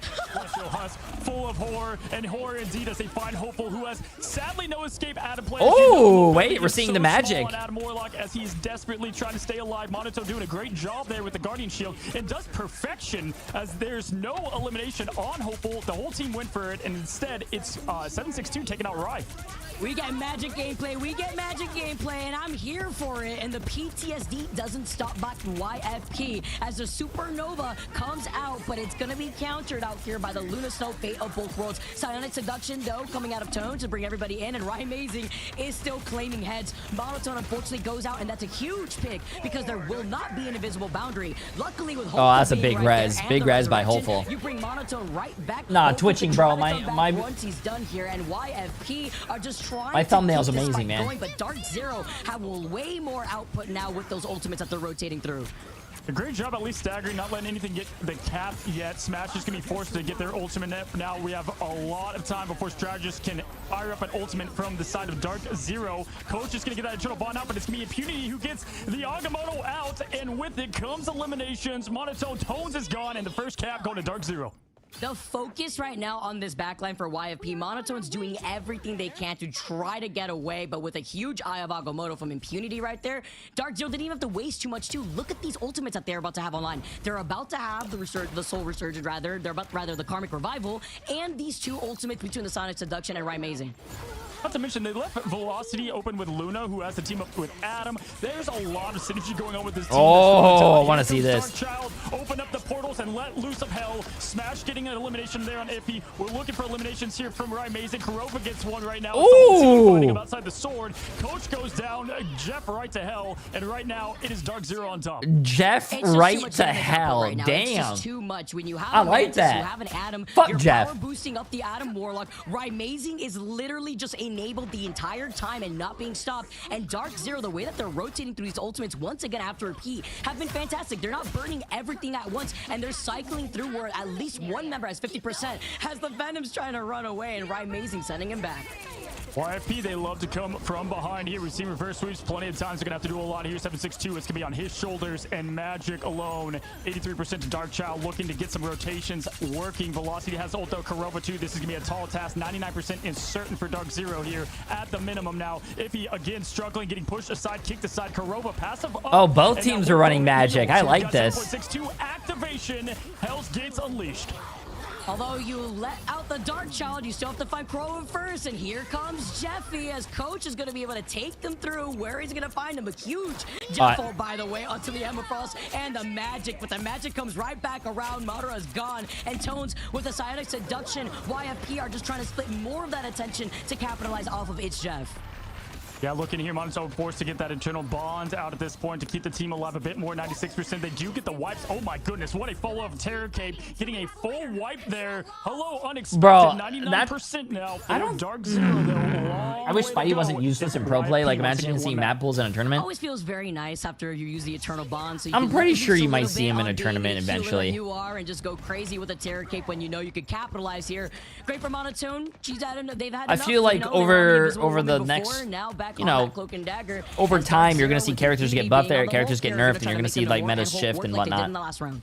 Love the quick switch of synergy. Rymazing is going to go to Nemoria there with the Hulk on Impunity from Doctor Strange. So now you're going to counter 762 a bit better. If he does finally get the Feast of the Abyss, does get, I mean, at least the elimination. Oh, that was a nice dodge on the Emma. We're bringing them right back to it. 762 though, not having any of it now, bringing the full aggression to it. Dark Zero trying to find an opening. We'll see if Giganto gets it. No, wait, Iffy kind of popping off in the ocean for now. Great in the job team's from backline. I'm loving these follow-ups. This is the organization that we need to see from YFP between. Okay, Iffy if he kind of popped, okay, because okay. with Tones being able to boost up that damage on the Emma Frost, they're essentially splitting up Dark Zero in a very scattered fight. Yeah, looking at it here, I mean, 58% definitely set to success here. Hopeful's ready to go, Coach. Also, so you have what you need to hold this and make it a 99-99. We'll have to see. We saw yesterday or 2 days ago there with 100 Thieves saving their ults for the last seconds of battle, right when it's most important. We'll see if Dark Zero's lined up for success there. Impunity close as well as they're pushing in. Squid set up for a bit of a defensive approach as they were expecting, I'm sure, Tones with the Seduction who's moving in. One team offense, other pure defensive right now. Tones pushing in. Nice shield, backing them up. Look for the Dark Child here any moment from 762 when he finds the opening. You saw how much Wait, I don't think Dark Zero chokes them. Big opening from Tones as it is shut down by Impunity and Rymazing, but thankfully with Hopeful being right there and the okay. That was a massive fucking res from Hopeful. But there's no way. Wait, what? Wait, how did he die? Chat, he had ults, bro. The Eternal Bond won't be online for YFP. 99% of 99%, and Dark Zero are here in numbers. The full whale lands on the shark that is Coach. Rymazing singles him out, gets rid of him. I'm telling you, Sue Storm right now considering her options with this, the way that Namor is being played by Rymazing. Wait, YFP probably just threw. Down by Hopeful 762. This looks to be Dark Zero. Guess what, folks? No Doctor Strange portal here. It's been YFP just threw so fucking hard. Their Mantis player. Dude, they had ult advantage. They were baiting out ults. They rezzed. Everyone got rezzed. And the Cloak and Dagger died with ult. Didn't get rezzed. And didn't even use the ult at the end of the game there, bro. Very nice fashion with the adjustments that they had to make too. Yeah, and YFP finally started finding themselves a little bit right towards the end. And it was a little bit too late. But the good news is, you know, we have another match to play. I told you right here, best of 3. It's tough to really get things bouncing back. But hey, we said this team has, I would say, can go toe-to-toe with most teams in terms of talent and 39 and 5 with We 20 finally final saw some hits. Amazing team play from Dark Zero. 20 final hits. From them. So insane job from them putting it all together here. Obviously, right, amazing doing it all there. 20 final hits, but we cannot be remiss not to mention what was just an onslaught of strategists, not only good survival, but look at the damage numbers behind it. Just such a well synergized. Damn. And that helps when you have a Mantis that does not get banned out to give you that damage boost. It has to be highlighted, and then you allow Namor and Hulk to get through. I knew it was YFP from the other day. Why did I bet on them? Goodbye, boy. Not only are you boosting up the damage from the Namor, you're doing it onto the Adam Warlock, and then you have to look onto the other side. Well, the game's not over, chat. You still have another round. If they win the next round, they could bring it back. The little bit of magic play that we did get to see, we also got to see Dark Zero utilize some portal plays in the very beginning to set the pace. I mean, completely comfortable with having Human Torch on the other side. They did not even blink from it, and they were able to deal with it accordingly. And this is a good map for Torch, so hats off to them for that. But I can guarantee you, I don't think we're going to see a lot of Adam, especially paired with Luna in the future ban here of YFP. Wait, they lost already 2 times? They get to play again? They didn't lose 2 times. A little bit. They lost. I've seen a lot of people play Magic before. Not yesterday. They lost it like 2 days ago. And it was these two, right? Amazing. It's a double elim, chat. They lost 2 days ago. They're in the lower bracket now. If they lose this, then they're out. Coach was doing a really good job, by the way. Like, we just saw right there, almost 30,000 healing. It's hard sometimes, especially when you're trying to be impactful from trying to get it's Jeff, and that's the difference maker too sometimes as we take a look at our MVP. Right, amazing. 20 final hits, almost 40 KOs. Actually crazy to see how Right Amazing could open this up so strongly. Almost like, what, almost 25,000 damage in total. Yeah, right here, as you can see. Comparatively to the other side, where 762, we were highlighting this player from YFP. Wait, Namor has one big ass fucking earring? Stick to that magic for a I never even actually knew that. Yeah, hey, he's amazing. They say for a reason the name sticks. The guy's been #1 on leaderboards plenty of time, and it's interesting to see him out of Sentinels now, and just with Korova, you know, we've had that team that was such a strong unit. They were kind of like the godfather of the rank experience around here, playing together since the beginning of Alpha, now separated, seeing how they do, and holding up to the task. Just love that clip of the ocean on ocean violence. The full whale goes for the Jeff ult. Great stuff there. But yeah, looking at it right now, YFP, do casters get paid good? They're going to look to change that up a bit. We'll have to Probably. see. Back to the drawing board. I have no idea. We're going to have a great matchup right after this break. Guys, don't go anywhere. We're going to be back in just a quick second. Yeah, I mean, I have no idea. Depends on the caster, I guess. I don't know. Jay still hasn't changed it to Invisible Woman. Changed what?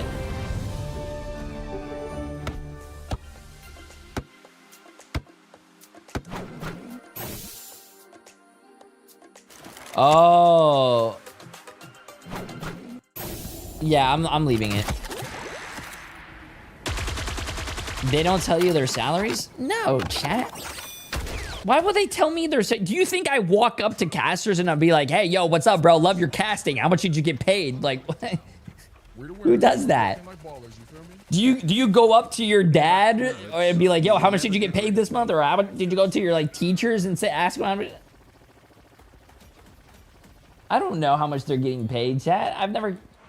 Fucked up, bro. Yo, pineapple on pizza. I appreciate the massive dono, but that is absolutely fucking the worst game I've ever heard of. Appreciate it. DRP. Oh, Derpa Sean? Sean? Pretty sure that's 2 months.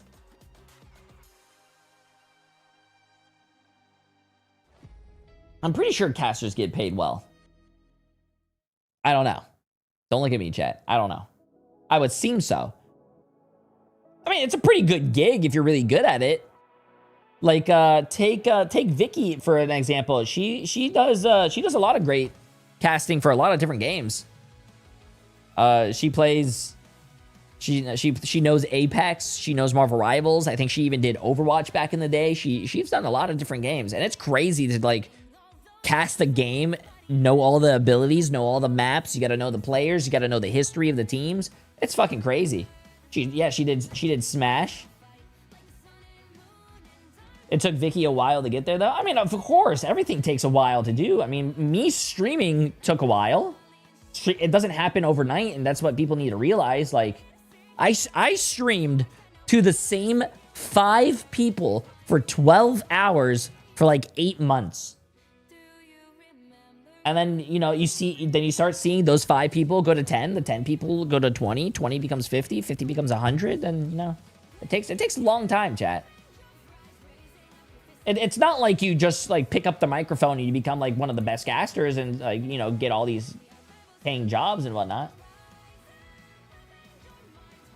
Any of those 5 still around? I think, like, 2, 3 of them are, yeah. Why is TTK texting me? What the fuck? Bro, I'm sick and tired of the Marvel Rivals community. Yo, fuck the Marvel Rivals community. Look at this guy.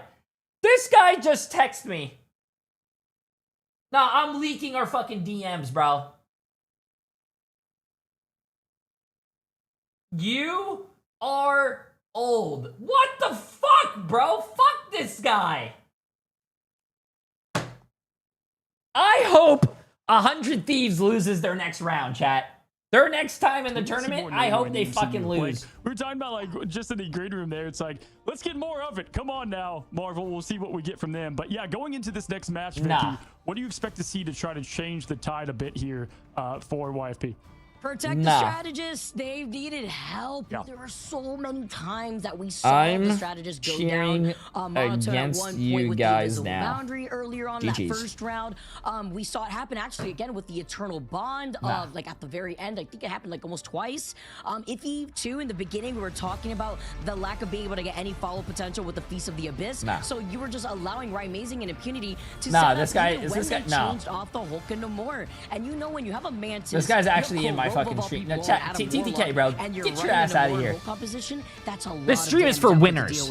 You don't know about that. Absolutely. You know, you can kind of dissect a lot of different pieces of that game. I also think just in general, the Vanguard matchup, it was tough. It was definitely not there in the first couple matches there as if he was trying to pull things together there. Tones, though, again, does have that talent to match it. Both Mantises getting out of the game for Midtown. This match is definitely a map where anything can happen. Is the first save. Who donated? For YFP. Let's see if they didn't even write a message. You just donated under the name Free TTK. Vicky, they were more on kind of that setting up that torch thing going on. They had the Jeff save.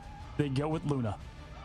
You know, I want to follow up from your point, by the way. Tones played really well. Tones had like 10 final hits, had so much damage. Okay, chat. Map 2 has obviously still been that mainstay frontline tank. The best, in my opinion, frontline tank still in Marvel Rivals here, especially when it comes to this type of level of competition, as the next ban is going to be the Ultron. It's the strategist focus once again as the double Luna Protect comes out for both teams. I love strategist meta, chat. Yay, smile. Any smilers? I love triple support. Same exact method for Dark Zero. They're going with the same strategy as before. Slight difference in the save. Last time you did have Luna banned from, or Dark Zero banned Luna right after this. This would be their next pick, but Luna saved this time around. Obviously going to change things up slightly. Don't know. I don't know if they'll go with the Human Torch ban. We could expect to see maybe another Doctor Strange in there or Jeff, but no, they go with the Emma. And there's the Atom.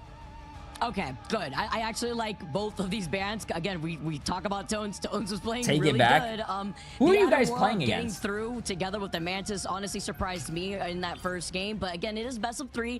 Not as much room for error here in this case as the Protect for the Emma actually. Yeah, I'm a Sentinels fan. I believe we did see Madara on that Emma front I'm a Sentinels in that first fan. round too. Yeah, now does this force like a weird I'm a Sentinels fan. Potentially? We'll have to see because they got the Luna now this time saved. Maybe they just go with Let's go Sentinels. That Hulk being out of there, they're definitely going with a different approach. I'm gonna clip it. Nah, Sentinels are gonna win. Watch. Obviously, we know he can play pretty much anything under the roster. Man is built with flexibility. I think one of the great things about this team is I'm gonna clip it, and you're gonna feel bad if we lose. I'm not gonna feel bad. I'm gonna clip it, and I'm gonna show your message when you lose and say karma. Doctor Strange again. No recontention. Oh, they're banning Doctor Strange because I think they don't want Iffy to run it. Serious. And with Dark Zero starting off on defense, wondering we're probably gonna have the Animal Cross in the lineup maybe as Madara is over on that Emma Frost. We have that Magneto. Yo, TTK, how does it feel nice to see if we get an invisible to never have your tanks get banned because you don't have aura like Iffy? zooming into, Iffy is 'cause getting I his definitely Doctor agree Strange with what ban you're because saying, he's really good the Doctor Strange. flexibility How on come this that never team, happens to We you? saw YFP, they had banned out the Human Torch, but it's Amazing. We've seen Amazing play so many other heroes too.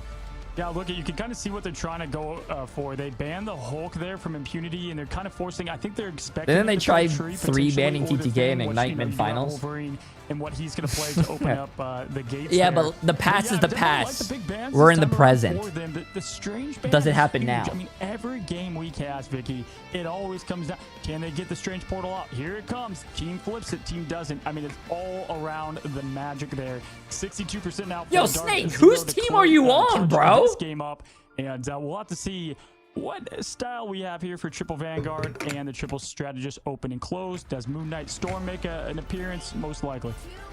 You know what's interesting too, though, is if you let a Strange pass through and an Atom, it's just the reset potential is just incredible in retouching here. And, you know, both of these teams won't have those key factors here with only one team not being able to use Doctor Strange. The other one. Oh, yeah, 3 tanks, 3 supports. Let's get it. Already taking the front line now. Going to be able to try to harass and looking at YFP. They're the team going to be able to try to rock the Storm and the Wolverine. Oh, already expecting that that's triple Vanguard here in between unfortunate, the brute walls but to gets try to res. isolate. I like the answer attempt here from YFP, but Dark Zero having the rocket being amazing gets the BRB and gets their teammate back.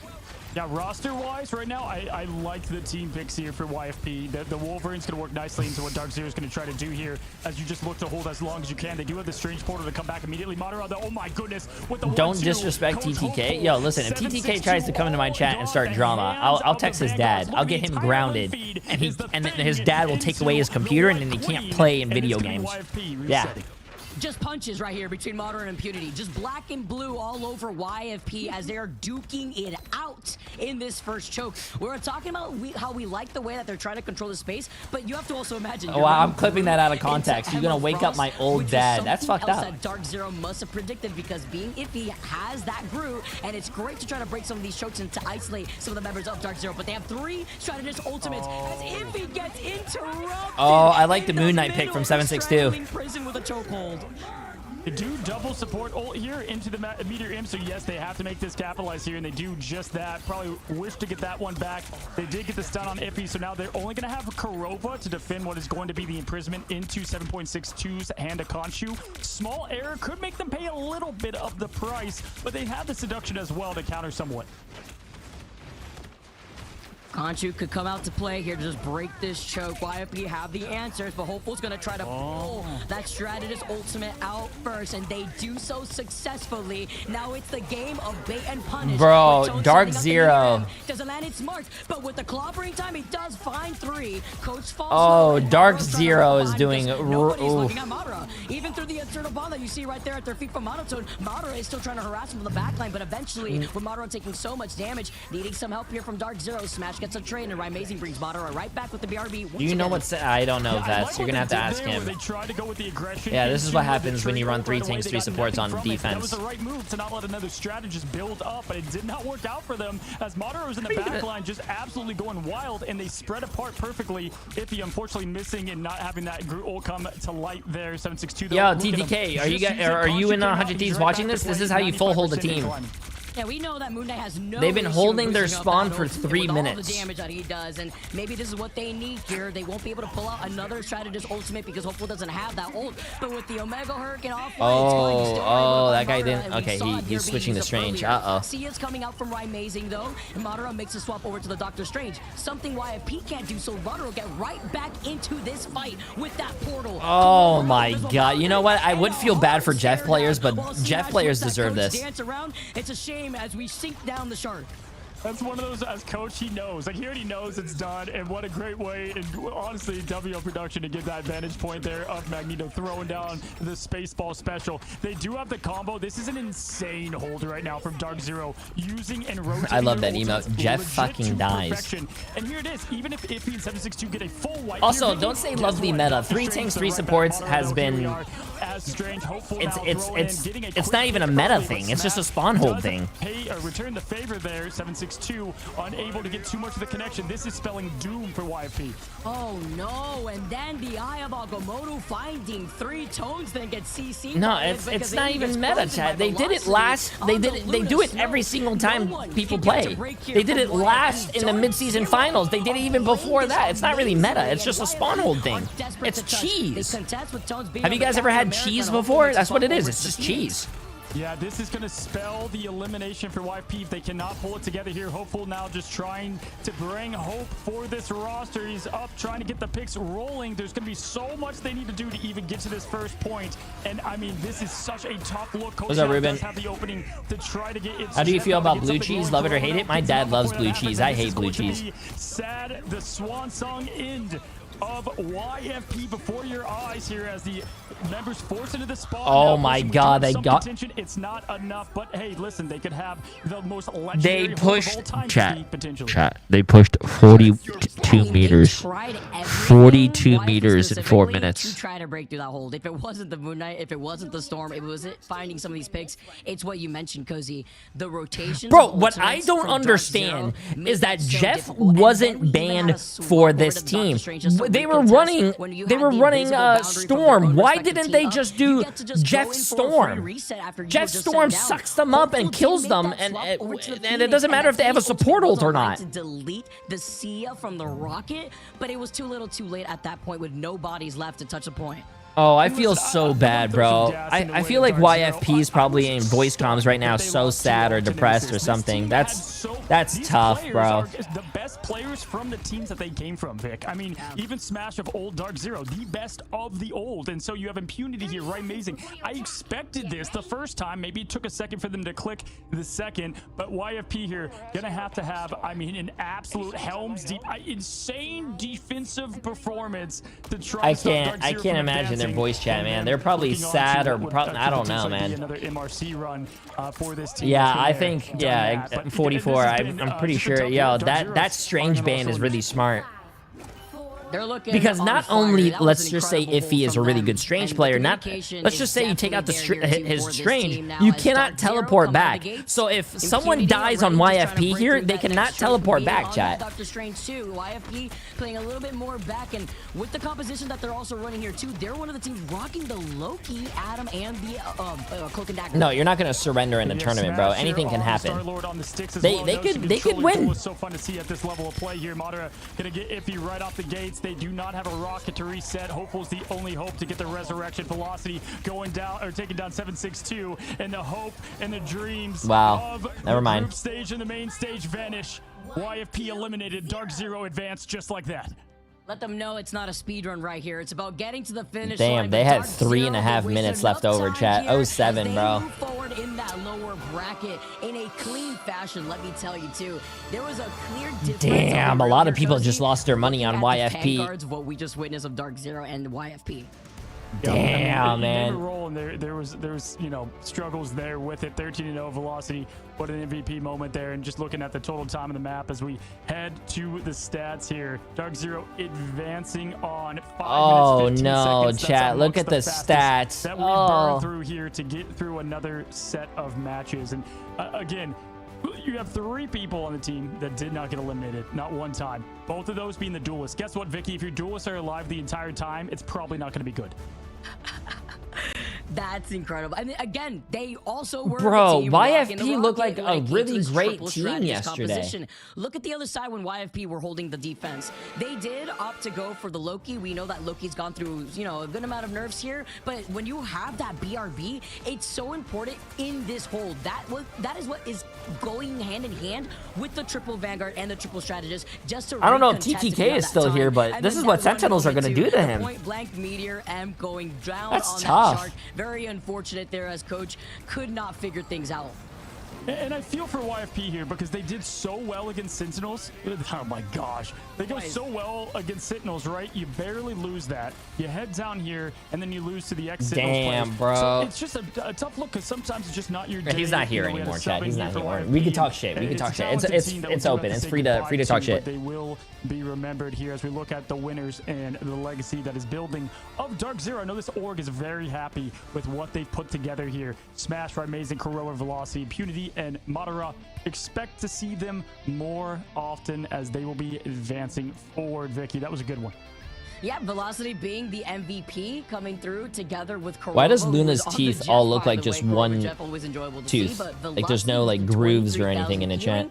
And we saw some there's clutch reses on like how does she floss? She can't floss. There's no Tone 762 who was on the thing at the very end to try to hold up that triple Vanguard lineup because Velocity, you know that Velocity is going to try to clap back there too, and also was able to put in some damage aside from those Team Curie. Absolutely, and this is the no next shade to game. Extinction who Sector did look MR from your better than chat. we were expecting there Probably. on day 2. But guess what? Dark Zero's can advance to them. I don't know. I thought that guy changed names. It's either that or it was Team Nemesis. So I'm sure they're pretty happy about going in that direction, right? Why are you looking at her teeth? Because she was in my face. They're going to want their revenge. Guess what? They're going to get it in the lower bracket final potentially here, or semifinal. I am watching you in the shower. Right oh, thank you, Batty. We just saw Dark Zero, I'm sure, elated all together here. And, you know, I can't wait to see who we have. I believe Velocity will be joining us for the interview, our MVP from that match. I know a lot of them over there. Velocity, I have not had the pleasure to talk to, so I'm excited to see them in just a moment. I like to get to know a lot of our players. We've had some very fun interviews, you and I, Cozy, from the last time we casted too. And I'd like to see the energy that these players provide, but also kind of when's the next game? Right after this, I'm pretty sure. Geo, by the way, appreciate the massive prime sub. I think the next game is going to be Team Curie against Fire Strays here. And let's say hello to our winner and our recent MVP. And hello, Velocity. Canada.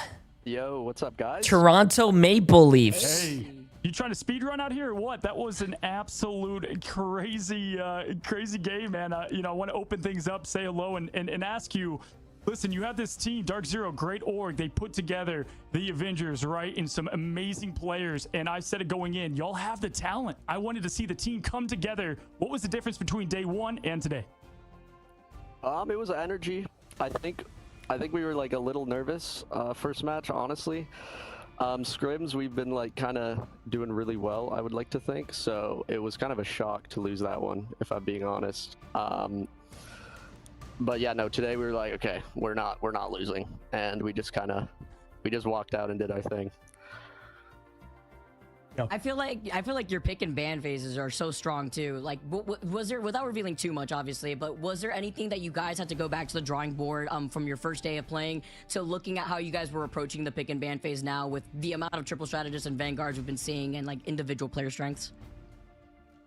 Yeah, we were like trying to be like different, if I'm being honest, and it was working really well. And then the like counters started to come out, and I was like, okay, maybe this ban line doesn't work. I like cooked up a ban line at the start of the patch and we were just constantly winning. And then it just stopped working. And I was a little confused, but I was like, okay, let's just go with the Mantis first ban. And our lives got a whole lot easier, I will say. Listen, I gotta ask you, you know, when you have this team put together, and I want you to walk me through how this team has come together and what it's been like, right? You have guys coming from Sentinels. Dark Zero just beat YFP. To meet them. They're ex-champions of this whole group stage, right? So they know what it takes to go legit the whole distance. But then you also have some of the best coming. Impunity, amazing play. What I said is you guys have like the best players from the teams that you all took from to make this team. How has it been like putting all y'all together? Personality, team play, all of it. It's been pretty good. It's been pretty fun. I had the pleasure of meeting Rai and Kurova in Toronto when they were there. Rai actually slept on my couch, and that was a good time. Oh, really bro, that's awesome, bro. That's awesome. So when Kurova hit me up and he was like, "Yeah, we're looking to like trial for teams," I was like, "Come on over, come on over." And Rai fit perfectly. I mean, the guy plays literally every character. I swear there's not a character that guy's bad at. Yes, sir. And yeah, everything gelled really well. Impunity was like the first pickup that we had. He was like over a month and a bit ago, and he just kind of, again, just fit in really well. We had a few trials going at that time, and he was just like clearly the best option in my opinion. With the other players, Smash was obviously already on the team. I really like Smash. And Madara really surprised me, I'm not gonna lie. I was not the biggest Madara fan right away, and then played a few scrims with him, and I was like really blown away. I won't lie. I was like, this guy actually has a really good brain for the game and is a really good player.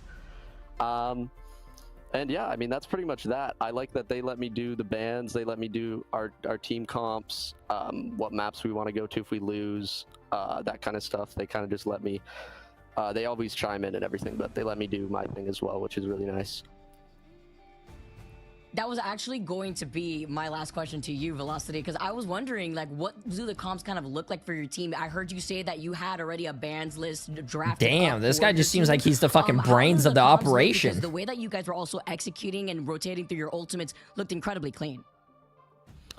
Yeah, we weren't big believers on Hulk Namor originally, but I had, like, this last week we've been spamming it, and obviously we have Impunity Hulk and Amazing Namor, so you're kind of like, why wouldn't these guys play it? They must be stupid. But someone in the main Marvel Rival chat said, "Damn really AI match." That's fucking toxic. Comps, like, we can play literally any comp. Rai plays Torch. Smash has a really good Bucky. Smash has a really good Star Lord. They're both very good filling on the support role for the triples, like support comp. So everything feels pretty good right now. Listen, Velocity, revenge is best served right away, and you guys are going to get close to that with Team Nemesis here soon. You're going to be advancing forward. I know it looks like you're a Maple Leafs fan, you know, a team that, you know, you want to hope can get to the championship more often, you know, or win the whole thing. And so you guys have the chance to do that. You can get there with it. Are you looking forward to your revenge game against Nemesis potentially? Yeah, we'll see them there. Hopefully we'll look a lot better. I mean, I think that was just a slip up from us, if I'm being honest, but who knows? Hey, well, you're in the tournament now, right? You made it through the elimination. That's what matters, I know, for this team. But you guys have your sights set for a lot more. We appreciate you, just breaking down this team that. Yeah, they're the lower bracket games, Eric. More about the team. I'm excited to get to know you more. I know just about everyone over there, and so getting to talk to you was fun to continue to see that breakdown. You know, give my best to everyone over there, Impunity and Rai, Kurova, and more, and enjoy the win. Thank you, guys. Have a good one. You as well. All right, everyone. That was okay. I think we're gonna go to a break. What's up, Onmar? Zero and very quick first opener of games, and love the breakdown and the approach there from them, Vicky. As we're not finished, right? You know, we have a lot of great matches to go. We knew that one would be interesting toss-up on how these teams would perform, and definitely saying goodbye to a great team there, even though it was a struggle there. No, I feel bad, bro. Even though a team just won, and I'm sure they're happy, you got to remember a team just lost. They're probably sad. Rivals upon the horizon, and I can't wait to see how that next matchup is going to play out, because like you said, the first series for me honestly was a toss-up. I was expecting it to go the distance only because I wasn't sure how exclamation mark tournament shows you the schedule. Bro, chat, come on, man. Losing is never a good feeling, man. And you got to think about it. They got kicked out of the tournament. They're done. You know, they're probably going to disband, maybe kick people off the team. You know, maybe drama's happening. True form. That makes me excited to see how these, you know, they're cursing each other out. Maybe one guy on the team just called another guy, you know, just said his mom probably has no nipples. I don't know, man. There could be a lot of drama going on. Who knows? One Shot Cowboy, appreciate the massive prime sub. Appreciate it. For their opponents. Speaking of hell, Vicky, we've got ourselves. You don't know what's going on over there. From Marvel Rivals, one of my favorites in a while. They're all great. But if you guys want your hands on Hella the Grim Lady, well, you could do so in-game right now. Vic, look at this. Hey, J3, do you think...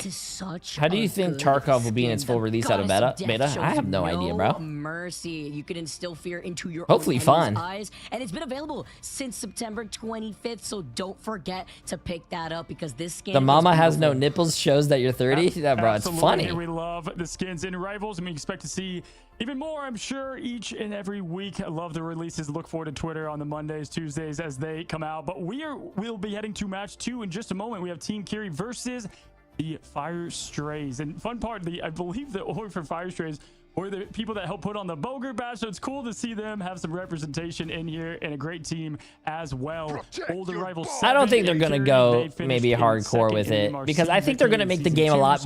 It's talent once again. Tarkov is going full release. It's gonna be on Steam. I'm pretty sure it's gonna try to get a lot of new players in. It's not gonna be so hard. I feel like they're gonna try to make it maybe they're gonna try to make it like noob friendly so they could get a lot more like people into the game maybe. Yo, Charms, appreciate the massive Prime sub as well, my friend. I'm excited though. Also, I don't know Nikita, I think it's like Nikita or something, the lead developer of Tarkov. I don't know him personally, never talked to him, but he seems like a chill guy. I'm following not following him, but I see his tweets and he seems pretty cool when it comes to his community. Like I remember there was he announced that there might be like a little miniature, you know, wipe, and then people were complaining about it. And he was like, okay, yeah, you know what, the community doesn't want to wipe, we're not going to do a wipe. I think it's going to be pretty cool. And also I think they're going to be implementing a lot of cool things, because if you go to skills, it shows a lot of different things that are pretty cool. Yeah, I mean, I think Tarkov is fun. Also, I don't know about you guys, but not even just Tarkov. Playing Tarkov fucking Arena, that game is so fun. I love Tarkov Arena. But hey, maybe if the game goes on Steam, you know, Steam has their own anti-cheat. I don't know if it works like that. If you bring a game on Steam, does Valve come out with their own anti-cheat for that game? But it's a fun game. I love Tarkov. When I'm not streaming, my go-to game to, like, you know, not stream and to just chill and relax is Tarkov. I love it. It's a horror game though. It's just something about that game is just so fun to me. It's so fun when you get into a gunfight, bro. It tenses up your body. If you don't know you're getting into a gunfight and someone's around the corner and they're just camping and you die by it, it's shitty, but it scares the fuck out of you. I don't know, man. Anyways, I'm gonna start the next prediction for the games, chat. It is Team Kiri against FYR Strays. Enjoy, have fun. I'm gonna go to the bathroom and oh, devs need to implement VAC by themselves. Valve, oh, okay, that's pretty interesting. Yeah, hopefully they have a better anti-cheat when the game goes. Okay, chat, I'm gonna be right back while you guys are doing the voting. Be right back.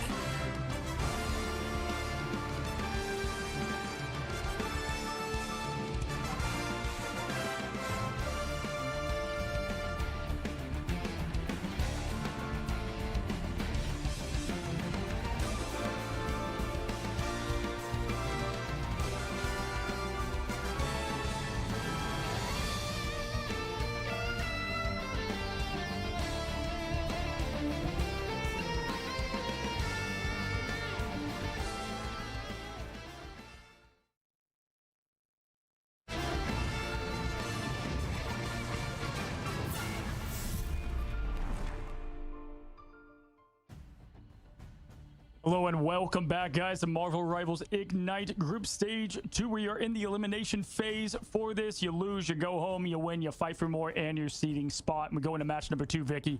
Lots to play for here. Team Kiri versus Fire Strays. Let's start breaking down this matchup. Are you excited for it? We both picked the same team this time around. Yeah, we did. That means, I guess, if we follow the cozy timeline, then I should be able to get my point this time around. But you know what? You know what? We have to talk about who these teams faced to put them in the position that they're in right now. Because I feel like it was a tough run. The first Team Kiri had to run into the best team probably, or I guess you put a question mark now. But what we were considering, Envy going against Team Kiri as they beat them in the 2-0 before they fell against FlyQuest in an incredible series. And then, of course, looking on the other side, Fire Strays had to deal with the team that dealt with that team, which is FlyQuest. Great, yeah, the best thing you could say here. They lose to Envy and FlyQuest, arguably the 1 and 2 here in our tournament. So, you know, you can't be too mad about it, and we really don't get to find out too much about these teams during that fight, right? I mean, it's just a tough thing to look at there, as there's 2-0 pretty firmly on both sides. But Team Kiri here, looking at what they have, it is looking solid between them here. Sure, we know, has been a really great player and has come now from Citadel of last time. But also, this team's made up of heroes from all over, which is fun to see them put together. Now, looking at it, this was the Arrival 7, right? And they did great as long as Fire Strays as well. Fire Strays, Vic, this is Super Gomez from Sentinels. Come on now, we know him. And break down more of this team because they're coming from all over. Literally everywhere. Like British Tree, another name that you and I were talking about for a hot minute. They were British Tree comes from Jobless Bums here. Z Cube came from Old Dark Zero. Etsu as well came from EMEA. Like, it's just crazy to talk about the fact that you get another roster coming in from other teams and they're trying to find that cohesion, but it's the talent and the experience that is also here on Fire Strays. Yeah, British Tree coming from Jobless Bums. He was a very good Groot in the games that was going successful for that team. And so definitely excited to see. And again, we talked about this, bringing the experience of winners, right? He played at this level before. Some of them either did or were eliminated. Super Gomez, even though he was a sub there for China. First of all, we all love Super Gomez around here, but he's a great player in the terms of being that duelist anchor. What I love about him too is just so casual. He's so cool, just out there having a good time, but winning as he does so. So it'll be fun to see them put head to head here again. And the tale that you said, we didn't get to see a lot of them day one. So we'll see what we get here in day 4. Yeah, because now a lot of these teams, as we already heard, you know, from Velocity in our interview, that they feel like maybe they could have done something differently in that first day. And at least from that first day of playing, you actually have history to look back at what you need to do differently. VOD review with your team, figure out what you need to iron out here. Looking at the different hero bands being the most important thing. We literally just saw how that could cost a game here from our last series. Looking at the way that game number 1 went, don't let a Mantis and Adam just, you know, go through, especially if you have to deal with Korova on the receiving end of things. But here in this case, looking at the hero bands and how that's going to play into the strengths of even the likes of British Tree that we know, obviously, to the name, likes to really play out that group, but also has flexibility too. Yeah, that's a great call out because I think that's where we're going to learn everything about these two teams and what they learned from their losses is in this first pick ban phase. And I expect us to see kind of more meta-leaning things. I mean, Super Gomez, we know, has played Jean Grey Phoenix in the past. Star-Lord just goes with the name so well there. So we'll see if they lean into that a bit more. Domination, though, is going to give one of these teams its first win in Ignite in terms of even sets, and that will give them plenty of momentum and excitement, right? Even though you can't let it get out of control. You got to take care of the rest of the job. The job's not finished. Stage 2, guys. This is the weirdest thing just happened to me. I went to the bathroom and I found a fucking slice of cake. Best of 3s here, little to no room for error as we get started, and thus far we've been seeing the priority ban over to the strategist, so the tradition is still following as it continues on to no Mantis, no Jeff from each side. Yeah, looking for the Jeff ban. We don't have a lot of first Jeff bans, so fun to see out there. They go with the Adam. Yeah, bro, I don't know what happened. What a great... I honestly like it. I think that is same thing happened to me. I found a beer. Well, that's wild, bro. How does that happen? Z-Cube unable, who used to be on Dark You Zero, eat more on stream than Tim. What the fuck? Tim doesn't even stream anymore, bro. Exactly what they're trying to do here. I expect this ban to go towards Adam, potentially not maybe the first one here, but as we move along. Nope, the first one. You know what I really like about being able to prioritize these Adams too? Since we are starting off, Cozy, on Celestial Husk, we know that there's a lot of that low to high ground disparity where you could get out of the line of sight. You could get a little it's my 600k sub cover to try to pull off these reses. That's something to consider as both teams ban out the Ultron because of that exact same reason too. A lot of space to be able to get out of the line of sight and to maneuver around being able to survive. Oh my goodness, I was just about to say Human Torch ban with that Invis save. It really, you know, kind of tells the tale of what they're trying to do. I got to be honest, I'm much in favor right now of what Team Fire Strays has been able to pull off. Oh shit! Fire Strays has Super Gomez and British Tree. Ultron gone, Mantis gone, Adam gone, and then they take out the air as well. The protect on the Mantis as the final thing here for Fire Strays. They did their homework. They were calling it out perfectly. I like that timing that you just mentioned with the Torch and the Invisible Woman. Let's see what that last ban is going to be here, as we're going to be able to lean into our strengths. I'm thinking about Fire Strays and what we've already seen thus far. No Emma. Emma Protect, though, in favor for Team Kiri. And while the Invisible Woman it's pretty good, man. It's pretty good. Maybe going towards the Luna Snow Invisible Woman that we have seen thus far. Yeah, and more specifically, something to look at is they get access if they want to the Adam and Luna synergy. I'm looking at what this team comp is they're trying to put together here. You really do eat more than Tim on stream? What the fuck, guys? I'm celebrating. Attack there is going to be important. Listen, they might have their game plan going in, though, exactly what they wanted to ban here if you are Team Curie. We saw plenty of chemicals on Winter Soldier back in, I think that was back in the MRC, Vic. Me and you, when we were talking about Arrival 7 back then. What's up, Brad? This is a team that can do I'm it all. celebrating. Together. As we get started here, our second series of the day, ladies and gentlemen, thank you so much for tuning in. The first match that we just had here within Stage 2 of Americas was a bit of a speed run. If you blink, you may have missed it, but going into the second match, I'm expecting this to go the distance, especially looking at that pick and ban phase. This is my cheat meal, bro. At the same time as everyone has a cheat meal. This is my cheat meal. Pick and ban phase, wondering how that's going to go hand in hand if you are looking at Team Curie with the Invisible Woman perhaps coming out with the Luna Snow. Celestial Husk is the map in Stage 2. Here we go. Match number 2 is underway as we're getting the bubbles to get things going, and then the quick Jeff switch, it seems here, as we're going to have slightly behind the team. And the aggression is coming from Z-Cube and the Doctor Strange. Both teams do have the access to it, and right away they are on this point. This is typically a tough point to take super fast here. We usually see a good stall. Super Gomez damage boost up and ready to go.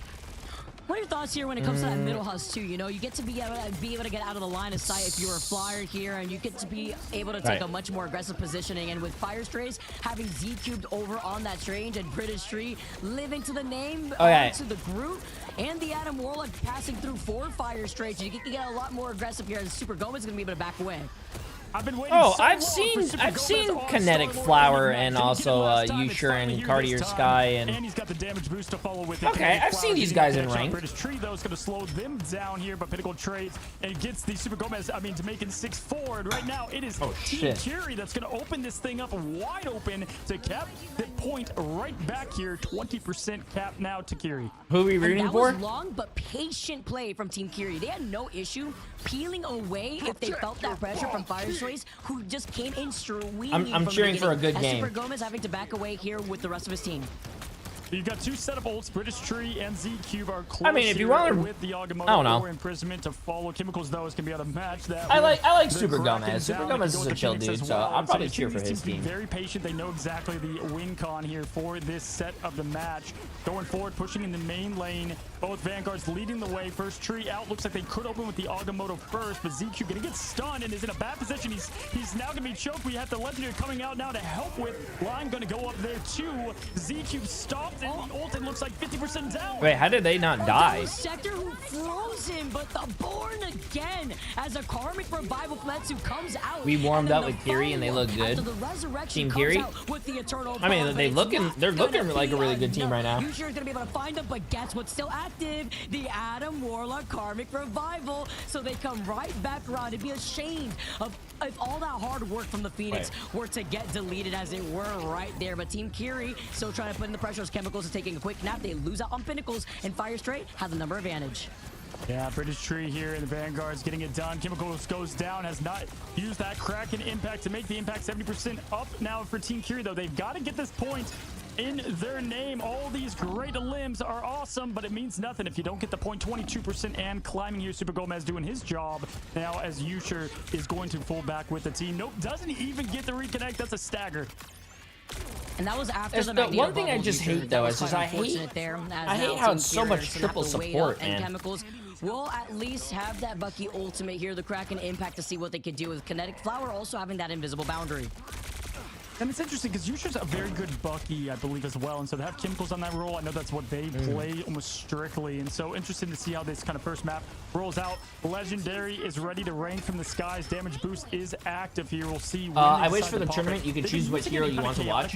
If you actually go in the game client, I think you actually can. And the commitment to the point there away from Team Curie, if they so you can choose in the game. We actually looked at that today. To be the Michael Bay special. Vic ults ready. Qs are going to get pressed here momentarily. Look for the fires, look for the explosions, look for the stuns. Fire Strays have everything. Oh no, that's tough. And before they can even press a button, they go out, but Etsu, the insurance policy for the highly rated, comes in to bring them back in. Magneto Meteor M misses its mark here, and even with Chemicals trying to get the reset, cannot come back in. Now Super Gomez comes in with a legendary, but he has to avoid the Psionic Seduction, so that way it doesn't stop him and pull him into Cartier Sky's line of sight. Team Kiri with Sector also having that Lunasoul ultimate brings everybody together, the dance off of the fate of both worlds, just to allow them to stay on this point. Yeah, two great answers to Super Gomez and the Star-Lord, either with the Seduction or the Meteor M now as Chemicals trying to open Oh up no, lane. British It's Street. That's 99% two and olds climbing back to and back. staying You can't be close. Gets doing two that, of brother. That's gonna help things out massively. Going for that Super Gomez. Pesky gets out of there. Done with. Now as the team is gonna get this cap right back. And it is, once again, we have had so many 99 to 99 Vickies. It's cinema. Nah. It's crazy, but I'm also so impressed to see how long Fire Straight stalled on that point, for how long that fight was too, as now they're gonna try to portal in. T-Cubes is trying to get into a better angle here, and Team Kiri are trying to hold it down. Looking behind them though, a nice little split up. I like this positioning to make it use as an extra defensive opportunity. Oh my god, here Ice to Cream back Cake away. is fucking amazing. Yeah, pay attention to the ults here for the sustain. Itsu's gonna be very close to Karmic Revival, lying right behind, so you're gonna have this slight edge over to Strays in terms of sustainability, which they'll need, but right behind Kinetic Flower gonna have it with Sector, so look for the comms here for what they decide to go with. We'll see if Gomez gets an elimination before it can happen. He finds him, he sees the strategist, he's going, he's diving, he's spinning to win. One goes down, two. Meepo up, Pinnacle throwing down, gets a connect by Byline. And that was in the middle. Oh, I of think that's using gonna be a that big Soul res, Resurgence man. From the Mantis, Etsu brings them What's up, back, Canna though, Bandit? with that Soul Resurgence and the Karmic Revival sends out the Meteor M here, misses out. ZQ does have the Eye of Agamotto, but with the number advantage on Fire Stray's side, they get to flip the point right back. Chemicals has that portal though, so they're gonna be able to recontest. And Sector 99%, so they're gonna actually make this a lot longer fight than you might want to think. Here, getting through the point there, going right away with the dance. Oh, dance. wait, nah. To keep the team This up, and this Fire is gonna Strays have to wins have this, that right? space They play have perfect, but they have legendary. They have the ult They've got advantage. Eternal Bond. Remember, we've got a map after. How much do you want to use to continue? It is now close. Hello? To the wire, get one down, go second. What the fuck? I thought that was my stream. That wasn't my stream. That was theirs. Super Gomez's name as he continues to rip the team, and we've That got wasn't me. our first map. That was With not the me. Strays. Got away with No, it. Who's gonna contest don't the say that was Star-Lord me. in the That was sky not when me. You make the swap over to the Wolverine. It's a difficult situation when you're Not also my forced internet. to recontest, and the tanks were a problem. But Fire Strays looking great in the way that they were able to retake that there too. Ah, Super That was Gomez a good match. is It was a popping close match off. between both of them, and honestly, even how the team fights landed. I mean, I got to give it there to the edge on Strays. That was on how not they me, Jack. handled their last ults there to get the strategist out of the fight before it can even begin. And then at that point, even if you get the portal in, right, Vic, it trickle in. It's tough to really That was kinda not get me. locked back That was in. not me. I don't But care what you looking guys at say. the That's ults not going me. into this Let's next see. round, you Did have they the say anything? Agamotto to open things up about a mile away there from anything strategist-wise from every single team. So it's going to be more of a quick fight, I think, for this first point. Oh, they didn't say anything. Having everything they can in the arsenal out here. We saw how they were able to recontest with that strange portal. Let's get this second round started now. Team Kiri, they were cooking up, but in a 99% and a 99% altercation, as we've seen again, Cozy, it's been so close between these teams. ZQ does have that Eye of Agamotto that he was holding on to as well. Yeah, looking at Everyone's it here, there for we'll drops? see if he No. opens up with it. I don't think a lot of people just watch. I think a lot. I mean, I don't think a lot of people talk. I think a lot of people just watch. Things up here as we have high There's a lot of lurkers. Going to Strays, that's probably exactly what they want here. We can see if he lands this out the way he wants it now. We got Hey, Super Gomez appreciate it, getting bud. Yusha in the skies here, but Chemicals getting the first of it. Gomez going down slightly, not going to win that matchup here. Spinning the win, Yusha going for more, and at this point, yeah, it's gonna be a tough call if you use anything here for your ZQ because you're going down one by one. They lose British.Pro. They gotta reset.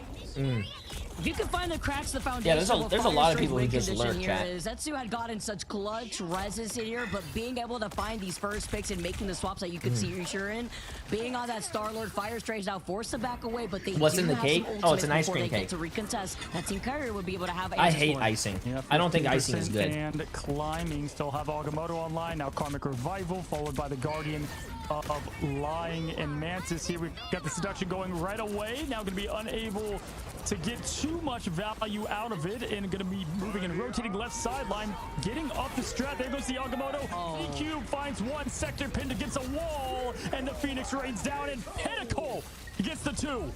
Oh, what flavor is it? It's a chocolate ice cream cake with peanut butter. Flower after they were both stunned by the Eye of Agamotto originally before you lose out on that Invisible Man. And here comes Usher just flying around. The res is though coming in clutch for Fire Strays again. Yeah, Marvel zombies out here with the res comps. I mean, they just come back right from the dead, ready for more, and that's what makes it so tough there as the Atom is on one side versus the other. Such a huge, advantage as we continue to say in domination now. Resetting. Wait, is Marvel Rival? No, Marvel Zombies actually really good. Sustain rolling, but we do have the Eternal Bond to match it. I hear a lot of people are actually watching it. Someone in my chat just said they were watching it. Up this defensive ability to stop the ability of Legendary now pushing in the teams is Stray. That could look like a mess though when you drop all the spaghetti on the floor, and Super Gomez coming in with a Legendary. He's going to be able to find Kinetic Flower first. Thankfully, Sector was ready with the Luna Snow Fate of both worlds. The Eternal Bond though is going to also keep Fire Strays alive and elongate this fight. It's up to see what Z-Cube is able to do with his Eye of Agamotto. It's really good, really? There is no strategist. Wow, Dread, you're actually not trolling, bro. I appreciate it. British Tree, absolute great neutral picks there, and the reset Z-Cube Agamotto ready. They did get the Eternal Bond out, but right with it was the dance floor Sector. So at this point now, Vic looking at it, advantage going back to Strays. Oh god, it's like Walking Dead. Like I hate The Walking Dead, bro. You're gonna be able to have it nailed down here, you sure, with the Legendary chemicals too. A lot of damage output, but then as you mentioned, Fire Strays, at least having the Mantis Soul Resurgence could help keep them up. How can you hate The Walking Dead? It's so fucking boring. In the front line right here, that Meteor M is going to be important, but Team Kiri coming around with Pinnacle having that, and Cartier Sky to open up with that Psionic Seduction first, trying to look up to the sky. I think Super Gomez finds Sector. I think I quit after they finished the prison. After the prison and they were at like some house on the farm, I was like, okay, blah blah blah.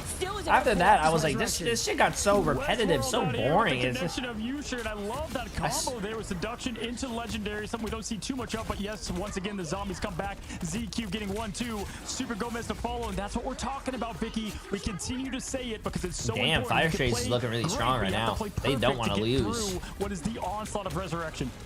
It's crazy with the retouch too off the portal here. The Eye of Agamotto that he was holding on for so long only hits the Doctor Strange at his Sector. But with the Eternal Bond, they stay in this fight. Now Sector just got it, but gets taken out. Oh, no. Yo, Super Gomez is... I'm glad Super Gomez is doing well. Super Gomez, it is the show. So keep their feet on this point as Fire Strays, they show up this first game.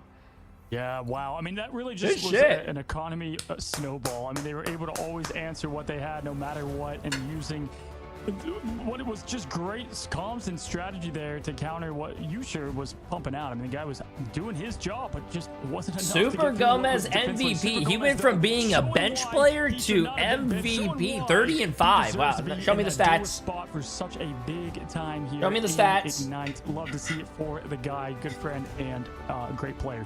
30 and 5, 17 and final.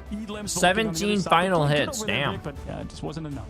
Yeah, Super Gomez coming in formerly from his team of Sentinels here, now showing up with 22,000 damage. Super Gomez was a bench player, chat. He was a bench player on Sentinels. Did make that swap then over left, and now he's put on a performance. There was a lot of damage output there. He was a bench player. You have to consider the way that the vanguards between British Tree and Z-Cube were holding it down on the point. Combine that together with Etsu, in my opinion, MVP plays on those Karmic Revivals. Yeah, honestly, it was a great team effort all around and really well done. You know, I'll give Kieran credit. A lot of the combos that they had was set up for success, and I like the game plan approach, but we said this as soon as this match lined up. The pick ban is where we're going to learn everything from these teams, and we gave the victory in that phase immediately to Fire Strays, and it showed why, right? Right there in the action as we see Super Gomez put the mixtape in, headphones on, and the limbs to follow. Good match one, though. It was closer than, might have led on there in the 2-0, but Vicky, we know now they can reset, kind of learn from what just happened, and I think they're definitely going to change some of their pick ban approach.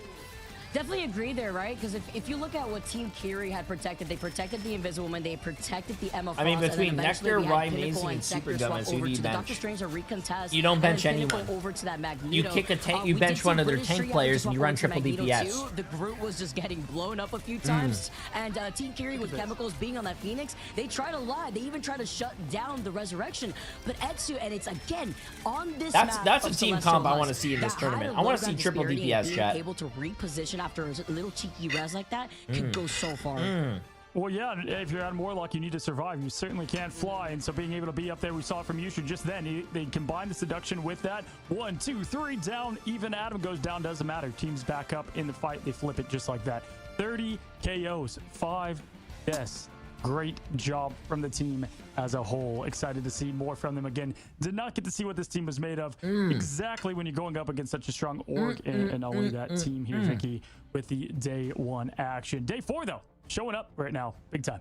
Yep, and then this is when they finally have the opportunity to be able to work out what they needed to, right? Whether it starts in the pick or ban phase here, or chat, when does the Sentinels and 100 Thieves play? They play next week, Thursday, probably Friday. They don't play this week. They're in the winners bracket. This is the losers. Atoms that we have witnessed. Also, no problem, Tanner. Appreciate it. See when it's utilized and how strong it is, especially on some maps like that. You have to always keep your eye on where the atom is. You get that KO. But where all right, I'm sending the wife to get an ice cream cake. Must have now, bro. I love ice cream cake. These teams to just recontest, and as you mentioned, Cozy, it's going to be Marvel Rivals Zombies instead. Yeah, I mean, without question, we've seen it across the board in these maps. And this was, I would say, out of all the matchups, this was the toughest one, to predict for us because we just didn't have a lot of homework. New teams, different day 1. We'll see what it holds for match number 2. This week, Thursday, Friday, Saturday, Sunday. Right back to the action.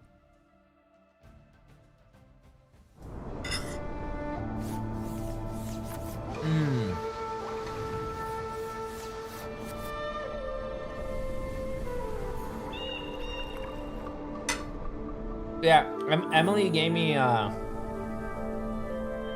chat, if you guys didn't know, we hit 600,000 on YouTube, and then Emily got me a cake to celebrate. Yeah. That shit was good though.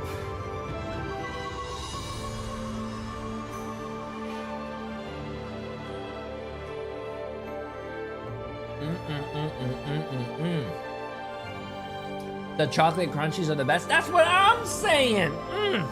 If you guys ever get a chocolate ice cream, a chocolate cake, and then that vanilla, and then that chocolate, and then there's the crunchies in the middle. Oh my god.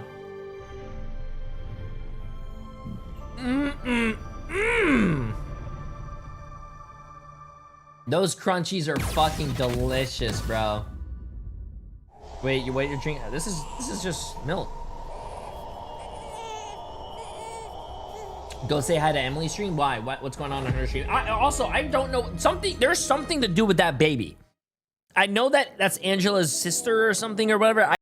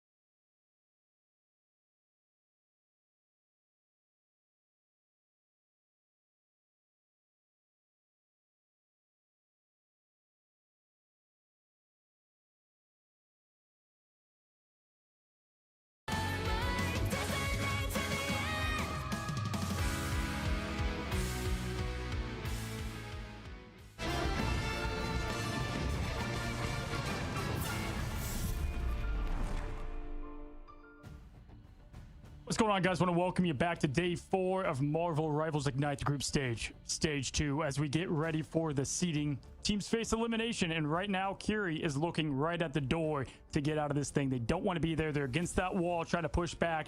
Vicky, game number 2 between these two is gonna be good. Yeah, that door shut down on Celestial Husk because Fire Strays, they are here and they have something to prove as well. You talk about how we didn't get to see too much from either of these teams with the unfortunate circumstance of them running into Seed 1 and 2, honestly, of the tournament. And now we get to see them in full form. Super Gomez coming through for this team, showcasing that flexibility, the nice Star-Lord, but also something even more important, the Resurrection comp, man. It is so strong where sometimes teams who do struggle against sustained comps, like in this case, in that first game alone, Team Kiri, it can be a little bit difficult, but we're not going on to domination. We're going on to game number 2, and it's going to be Yggdrasil Path. Yggdrasil Path, always a good one, always a fun one here. We'll see how Team Kiri changes things up as we get our first bans off the board, sticking with the same song, same dance. We got the first save going to Adam. Not going to allow that to be banned. You got to get rid of the Mantis, but there is the Adam. Now, looking at it, though, we do at least have a little bit of a difference here, Vicky. They got the Mantis out, and so at least that will calm down. I don't know. This is tough because the save there is going to help this team out a ton, actually. Yeah, because also I just think it's been interesting to see most of these Back, teams I'm sorry. to first ban the I'm sorry. That's just to be able A to need try to for get Steve out for the 63 triple months. strategy, Appreciate it. This is something that we've been seeing across And multiple Hail regions. It's great to Hydro see it continue on as 69. the Appreciate Adam the massive protects tier come 1 through sub. from both sides. Welcome. No Ultron flying around, as we know on this map too. We highlighted verticality on Celestial Husk. Here in Yggdrasil, How was it's the the cake? same thing, right? There's a lot of verticality. Oh, it was good. A lot of places that you could But I use also to feel protect bad. your I'm line at of that sight here. age As we now take that a I have look to at think the about next what set I of bans are gonna eat, be. because if I do, if I don't, I'm gonna blow up. Last time that was fine and all, but yeah, okay, they go with it again. They get I just gotta go Ultron, extra hard at the Mantis. gym. This time though, at least matching the Adam, right? And so, because there's a lot of times that you right, got the wipe, but they didn't have the Adam to re-Adam. So we'll have to see now just the exact placement of if they can pull these big reses off. And in the You're map like 80? this, so Yeah. important. Oftentimes you do see him banned here, most likely. But we're gonna go match for match, mostly outside the Emma ban. Luna gonna be following that, so they can't utilize that powerful team. Whoa, that's a different ban. One team bans Emma, and one team saved the same team saved it. On the opposite team, they did ban out the Emma Frost, so you won't be able to have that team up. It's very rare that you actually see that go through. But being able to have the protect on the Magneto lets them sit in the driver's seat. Team Kiri is also starting off on attack, which is important. Hey, to low note, sugar which is why diet's you're good gonna though. I probably mean, see them run out with the Storm sugar's bad here, for you. Disrupt the piece, but also force Good. out some ultimates away from Fire Strays, who will Hey, be baby rocking the boy. triple Vanguard and triple Strategist. Yeah, they'll allow 1 tornadoes, but not 2. They didn't save Invisible Woman this time. That kind of gave them the clue to get rid of I lost Human Torch 75 either way. pounds They so probably far. wouldn't go Oh with that. shit, yo, But they that's remembered fucking it last awesome. time. Like, okay, we're still Congratulations, gonna dude. ban Torch, so That's no access that's to good. that for Yeah, Kiri sugar's very as the teams are what do you call it? set Addictive. and ready to go And if you can like for our, really the opening break that addiction, defensive hold that fucking we awesome. always see here Yeah, as the 100 Thieves is still in. They're in the triple winners bracket. strategist. Always so fun to see how these teams come booming out the gates. We find ourselves in What do you do at the Asgard, gym? home of the new hero, Usually work Angela. out. Let's get this thing rolling. Haven't seen her too much throughout the course of today, but I'm not too surprised. We had our fun just 2 days ago, Cozy, as we get set up within our next match here. Match 2's already shaping up really nice, but game number 2 even nicer to see. Has he not what played we're the new gonna have map? from Who, me? Team I Kiri. played the new Fire map. Strays really surprising me. Not too surprised, honestly, with the individual talent per se, but with the way that they were able to retake. Is that the your point with cat? these resets. Right here? Yes. Yeah, This is gonna be Boba. up First on the defensive side of things. Oh, they're gonna Team run 3 Kiri's gonna tanks, have to 3 go against the supports. Strays. Strays do lock in that triple Vanguard right away. with Oh, British look Tree. at this. The They're thing running of 3 Super Gomez, fun to see DPS, that chat. They're running 3 because DPS so they can we've break seen this you spawn hole play trap. Punisher before, very good at the hero. Sky going to Wolverine. We often see that Vanguard roll flex into that just for this opening at points, which is always great to see. Chemicals with that damage boost as they push forward here. British Tree backing up slowly, playing. They're a running nice 3, yeah. defensive They're running the Marvel match Rivals here goats, and but trying to hey, find an opening, trying to get this that is the first first pick to team get I've their ever team actually that seen momentum go for the 3 opening DPS to try to Pinnacle counter this. is That's a looking smart to be move. rushing. I'm interested to see this layout though from Team Kiri, with Yusher being on the Punisher and Pinnacle being the only. Do I have a Vanguard routine? I just here do on the Brute. It's about upper, building the upper, space lower, upper, with lower. these walls, which could be detrimental when you're also forced to run Brute into Emma Frost. A nice stun coming out though. Talk about damage pressure, as the Wolverine can also help displace these Vanguards. It's too much damage coming out, as Cartier Sky is going to be able to find Super Gomez, but with the rocket, with the jet, sometimes you get to have to worry about that BRB specifically from Etsu. And now Oh no. no. Oh shit, bro. Poor fucking Jeff. You gotta stare at the meatball straight in the face. Oh, poor Jeff, bro. Field day with the amount of meteors smashing into sharks here. It's been unethical, but now at this point, you're right. I mean, have you ever thought about doing a gym stream? I just don't want to go live stream at a gym. I think it's really weird.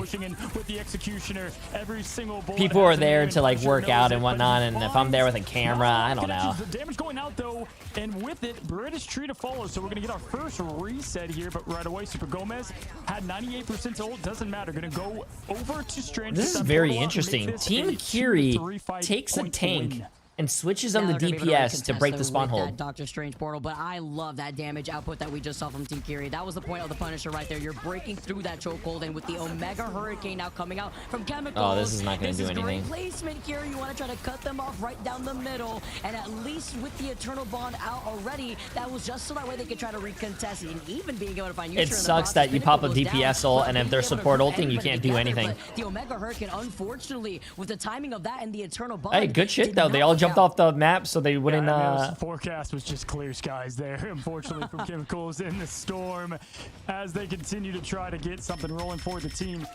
I mean, you've got at least the imprisonment you could. They all jumped off the map so they wouldn't give ult charge. Pretty good, pretty smart, pretty smart. Can always open the door here, but the Agamotto, Super Gomez, we'll see they have two setups really to see what they can follow with. Sector about to have ult. Virtus.Pro certainly going to save his for that. Agamotto goes out, stuns are in. He's picking his target. Finally does get Chemicals out, and goodbye Storm once again. And pressure's on Cartier, who is also able to stun right there too, but they will at least have some ultimates in the bank, but time is of the essence. You're almost down to less than a minute now, and Firestrays also rotating through those ultimates, because lying being on the Atom, you already know what to expect here from Firestrays. What they should have, they need to combo the Storm ult with the Jeff ult. And now you have the Sia coming out from Firestrays just to try to combat that, but it's just going to get deleted immediately as Punisher's damage output, especially in the final judgment, it's just a lawnmower.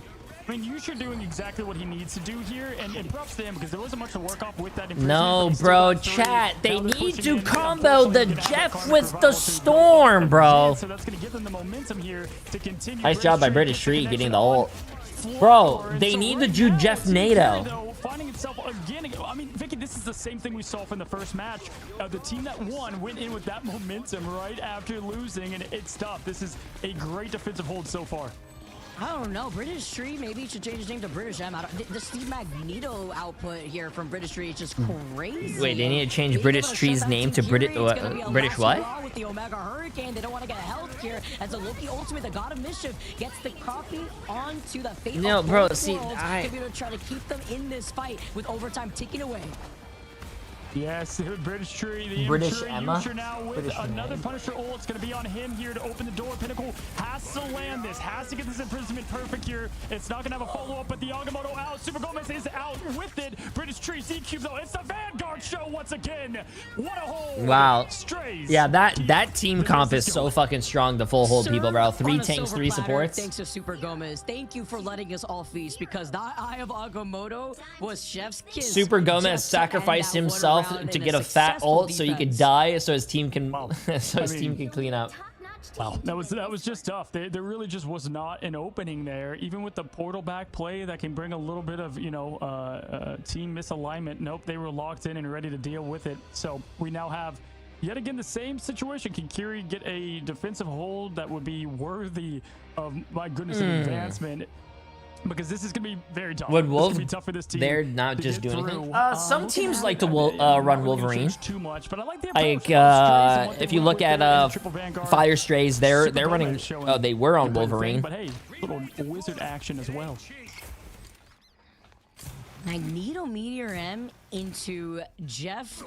Middle of ultimate is now Team Kiri is gonna try the triple tank, triple support. Prioritize using that Meteor M on, but it's so successful in breaking out any disruptive compositions now, as we get to see Firestrays on the attack already, looking at that Moon Knight to try to break that. Yeah, I don't know, chat. That is something that you're gonna have to ask the coach or something. The Team Kiri not actually doing the Jeff NATO is just that's just a questionable play. That when they cloak ulted and that storm ulted and they jumped off the map, if they just Jeff NATO'd, you kill through support ults, bro. Need every bit of it here as it's morphin time. Gomez has got the battle pass game.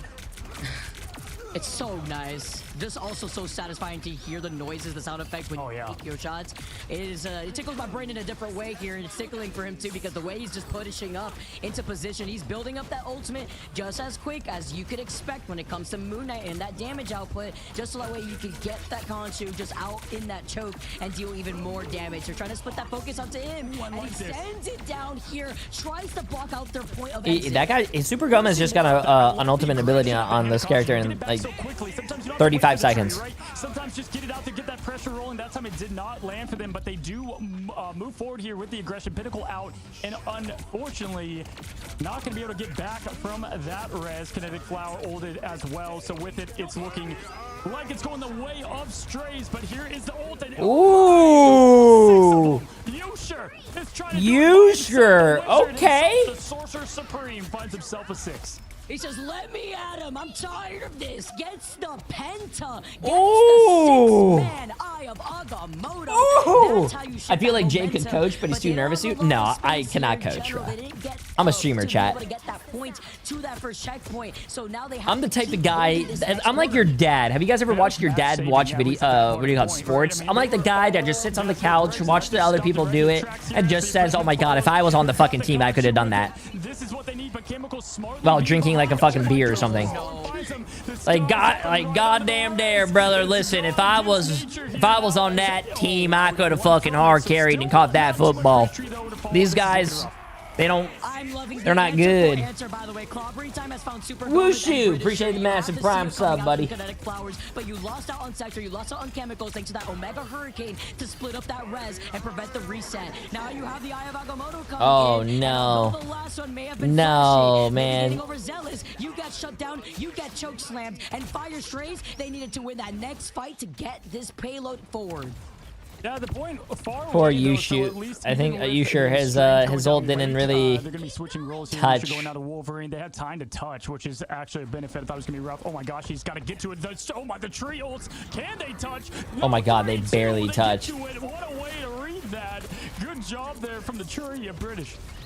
Look at that. Look how close. That was actually so insane. That was actually almost such a fucking great Groot wall, bro. That Groot wall almost fucking did it. Oh, nice. Nice play. There's nobody on the point. Everyone felt the pressure. Oof, that was I was not expecting this one out Damn. here. Well, chat 07, the team Kiri, they played well, but they didn't play well enough. And it's sad to say that there can only be one winner, bro. And this is crazy. We saw, honestly, just really the highlight for me there was when they get the wipe from the Khonshu, and then you have I'll give the points after this. I want to look at the stats real quick, chat. To life zombies. Hey, how about some Hurricane to match it to find that old British Tree 26-4, Z Cube 21-4, yo, Super Gomez 24-4. It's like basically Yusher, bro. Yusher on the other team went 16-5. 10 final hits, bro. No one else was killing anything on his team. Damn. Strays, though, didn't have the Atom Band against them. This time around, they did because of the impact that it had in the first game. Damn, bro. Okay, here, enjoy chat. Oh, 58%. Because that's who had the answer right afterwards. Yeah, so unfortunately, we will be saying goodbye to Team Curie. You know, people do have to lose. They got to get out of this tournament with some great players with it, and they'll continue to find. What's the farthest you've won in a Marvel Rivals tournament? Oh, I've actually never played in a Marvel Rivals tournament, unless it was for like streamers. Yusher is showing that right on display here, making the most of what he could before he does say goodbye. Jay, will you give Marvel Zombies a chance? I'll probably check it out with Emily, but if it doesn't stick, we're probably not going to watch it. First win in this match. They're going to just carry right with that in the momentum. And now they have their first win against a team. We'll see if they can carry that into the next bit. But they do have a tall task ahead of them with who they're playing next up. See here with the way that they're now being able to build up some of that confidence. And you can see the way that they have the answer for that triple Vanguard too. They were so close on being able to recontest, but with how close that payload was, Cozy, to the finish line before they had portaled in, it was going to be really I wonder who they're going to get for the unleashing all those ultimates, but even better for Fire Strays, the way that they were not only for, able to break through that chokehold, they were able interview. to make the adjustments that they need as we take a look at our MVP. Yeah, we call Group A the Group of Death. Listen why. The winner of this goes and plays Dreamland, Vicky. Not an easy game to play at all. And then guess what? If they win that, they either play Intergalactic, Odyssey, all right, Old Ego Death, or Envy. Yeah, not going to be a tough or an easy path to get a good seed for it. Now, guys, we, of course, have an amazing interview right now ready to go. And, of course, we had to get him in here. Bring our interview in. Let's see the man behind the scenes. Oh, my God. Up, buddy? What is he play? Is he playing in a fucking robe? Is this guy naked? Been a hot bit, right? Pretty sure. Been a hot bit. You know, last time I talked to you, we were sitting down watching some of the madness there in China, so it's good to I'm DMing this guy. New team, new dream, buddy, and you looked right at home with Star-Lord. Talk to me about getting this team together and what it's been like now, leaving obviously a team that you were with for so long, and tell me about the process of having this team come to light. It's really like a brush of like a new fresh air kind of like hit me immediately whenever I kind of got in the new team environment. Kind of like whenever before I was expected, you know, I was gonna be going with Rai or with Krova after leaving, but at the same time, I still had to look out for my options. Obviously, I really couldn't follow them, so I found this team, and I really kind of bond really well with them. They're really fun behind the scenes. I wish I could stream all the stuff that they say and everything that they do, because they are some funny ass people. I can curse, right? I think I've asked this before, but they are. I can curse, right? Nah, he just got fined $5,000. I think we've been trying to build this really high synergy together, and it's been going pretty well. I mean, we have a bunch of stuff behind the scenes that I usually like to leak out a little bit, but we kind of got a little unlucky going against FlyQuest at the very beginning, I'd say. I mean, they're probably the best team in the league at the moment, but we're here to show against the rest of the teams. Love it. FlyQuest is the best team. It's like the second time that we've spoken to each other in an interview, and I like your input too on how it's been to slot in with the rest of your team, how the vibes have been, because a lot of people underestimate how important the vibes are too. What has been the most difficult thing though for you as a player in figuring out where you slot in for this team? Especially, I mean, now with the meta, I feel like it enables you too, right? You get to finally rock out on the Star-Lord, like you found your slotted in place here for this team, and you were able to pop off. And the way that you guys were timing out those ultimates and those reses, by the way, were incredible. So talk to us a little bit about what's been pretty challenging for you. They supposedly have not lost a single scrim for months against any team. I have never had to pick up every character that Rai used to play. Like I have to pick up everything that he does. Like it is so like my hero pool was already to where it was in last patch. But then as soon as this whole, I have to play tank now. I have to sometimes switch to Jeff. I have to go play a Moon Knight, Magic sometimes. I only did it. I kind of messed up on that first time, but I have to pick everything up that he does, which is a little annoying, but I have fun with it. No, the tournament's not done. We played 2 out of the 4 NA matches. This is always Rai on that side, and you know, I like that you said you're a vibes guy. That's exactly what the compliment I would give you.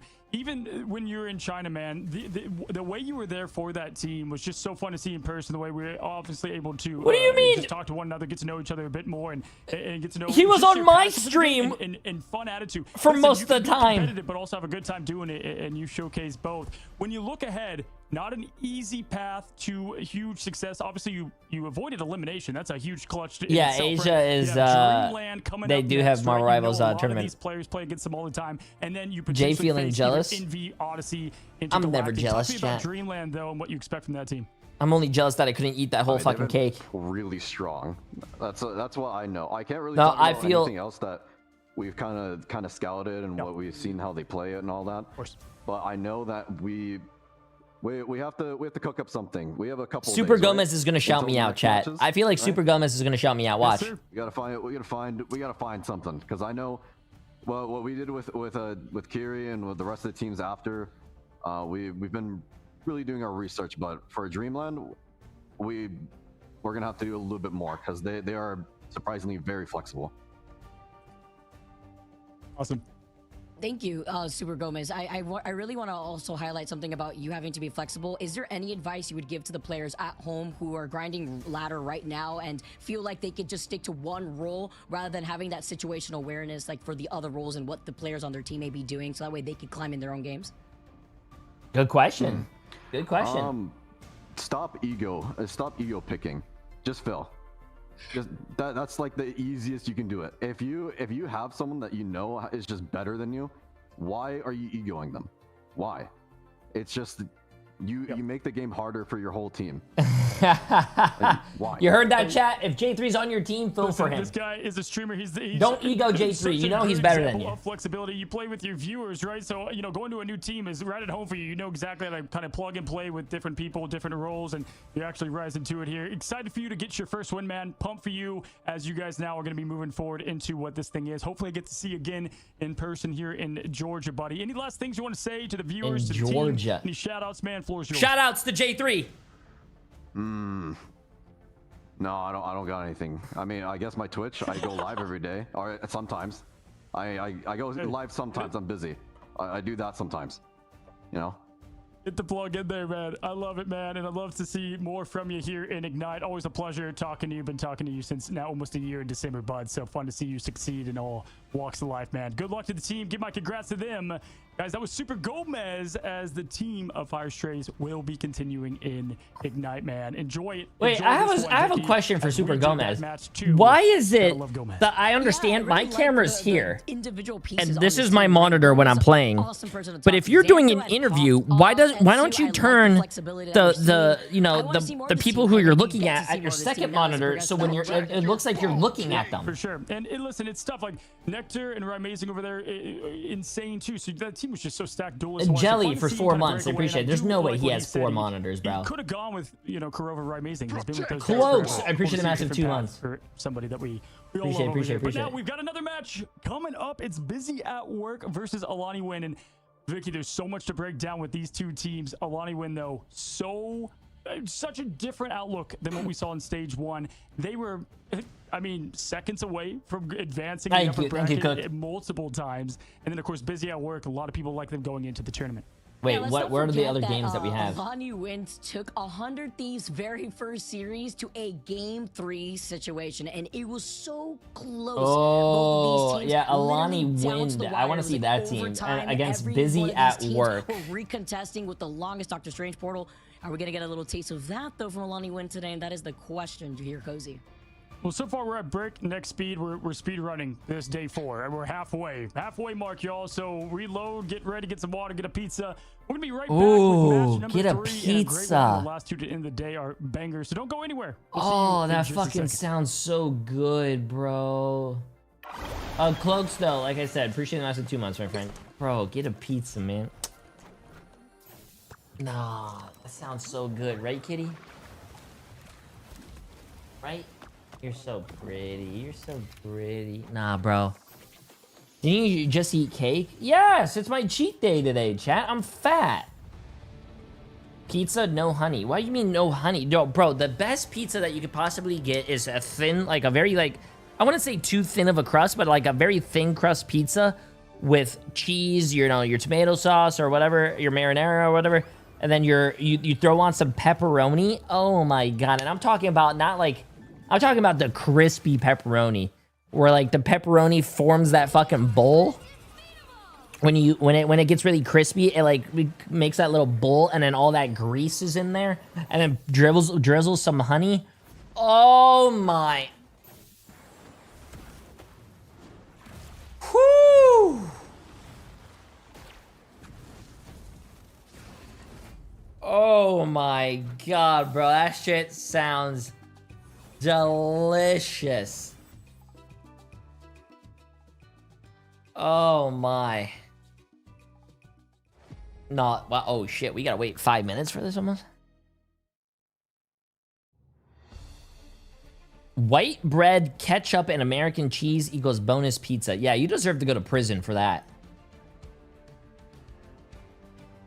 Yeah, I don't know.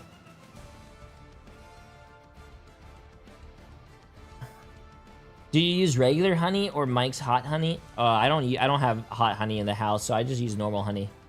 But hot honey works too. Busy at Work. I love how it's a snail. Oh my God, that's funny. Wait, I used to have a friend that saved the crusts as dessert and ate it with honey.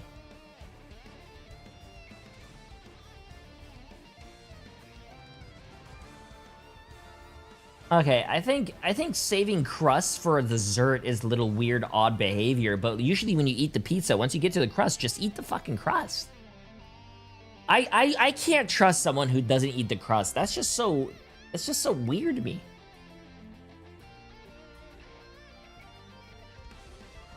Yo, what's up, TTK's dad? Yo, we were just talking about you, but apparently you were sleeping. You were having a nap. I just want to say, you guys play, it's 100 Thieves against Sentinels, and I'm sorry, but I'm going to have to cheer for the Sentinels. Because your son came into my chat. That's how we knew you were napping. Because your son came into my chat after texting me and calling me old and then bullying me in my own chat. So, when 100 Thieves plays against Sentinels, I am a Sentinels fan.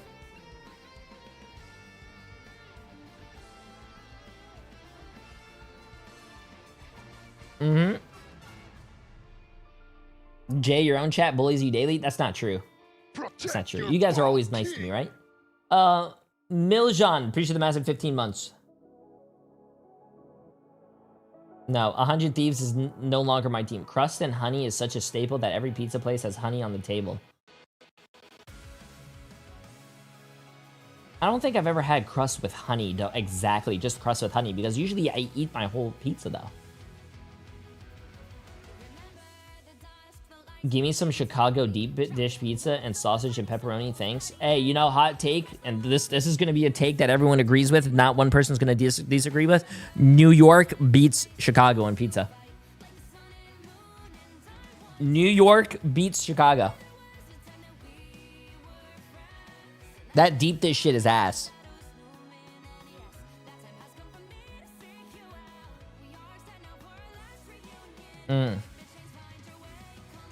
No, they don't. No, it does. Yes, it does. I don't. You're pissing me off, Jay. No one likes deep dish. No one. No one. Yeah, exactly. That's what I'm saying. Deep dish pizza is like, is just lasagna, and no one likes lasagna. What food is Florida known for? Where I live, it's usually a lot of. It's a lot of fish, I would say, because you're close to, like, you know, the ocean, obviously, but a lot of Cuban food. There's a lot of Cuban food, a lot of, like, fish, a lot of, I've been exploring, actually, around. There's a lot of good foods around here.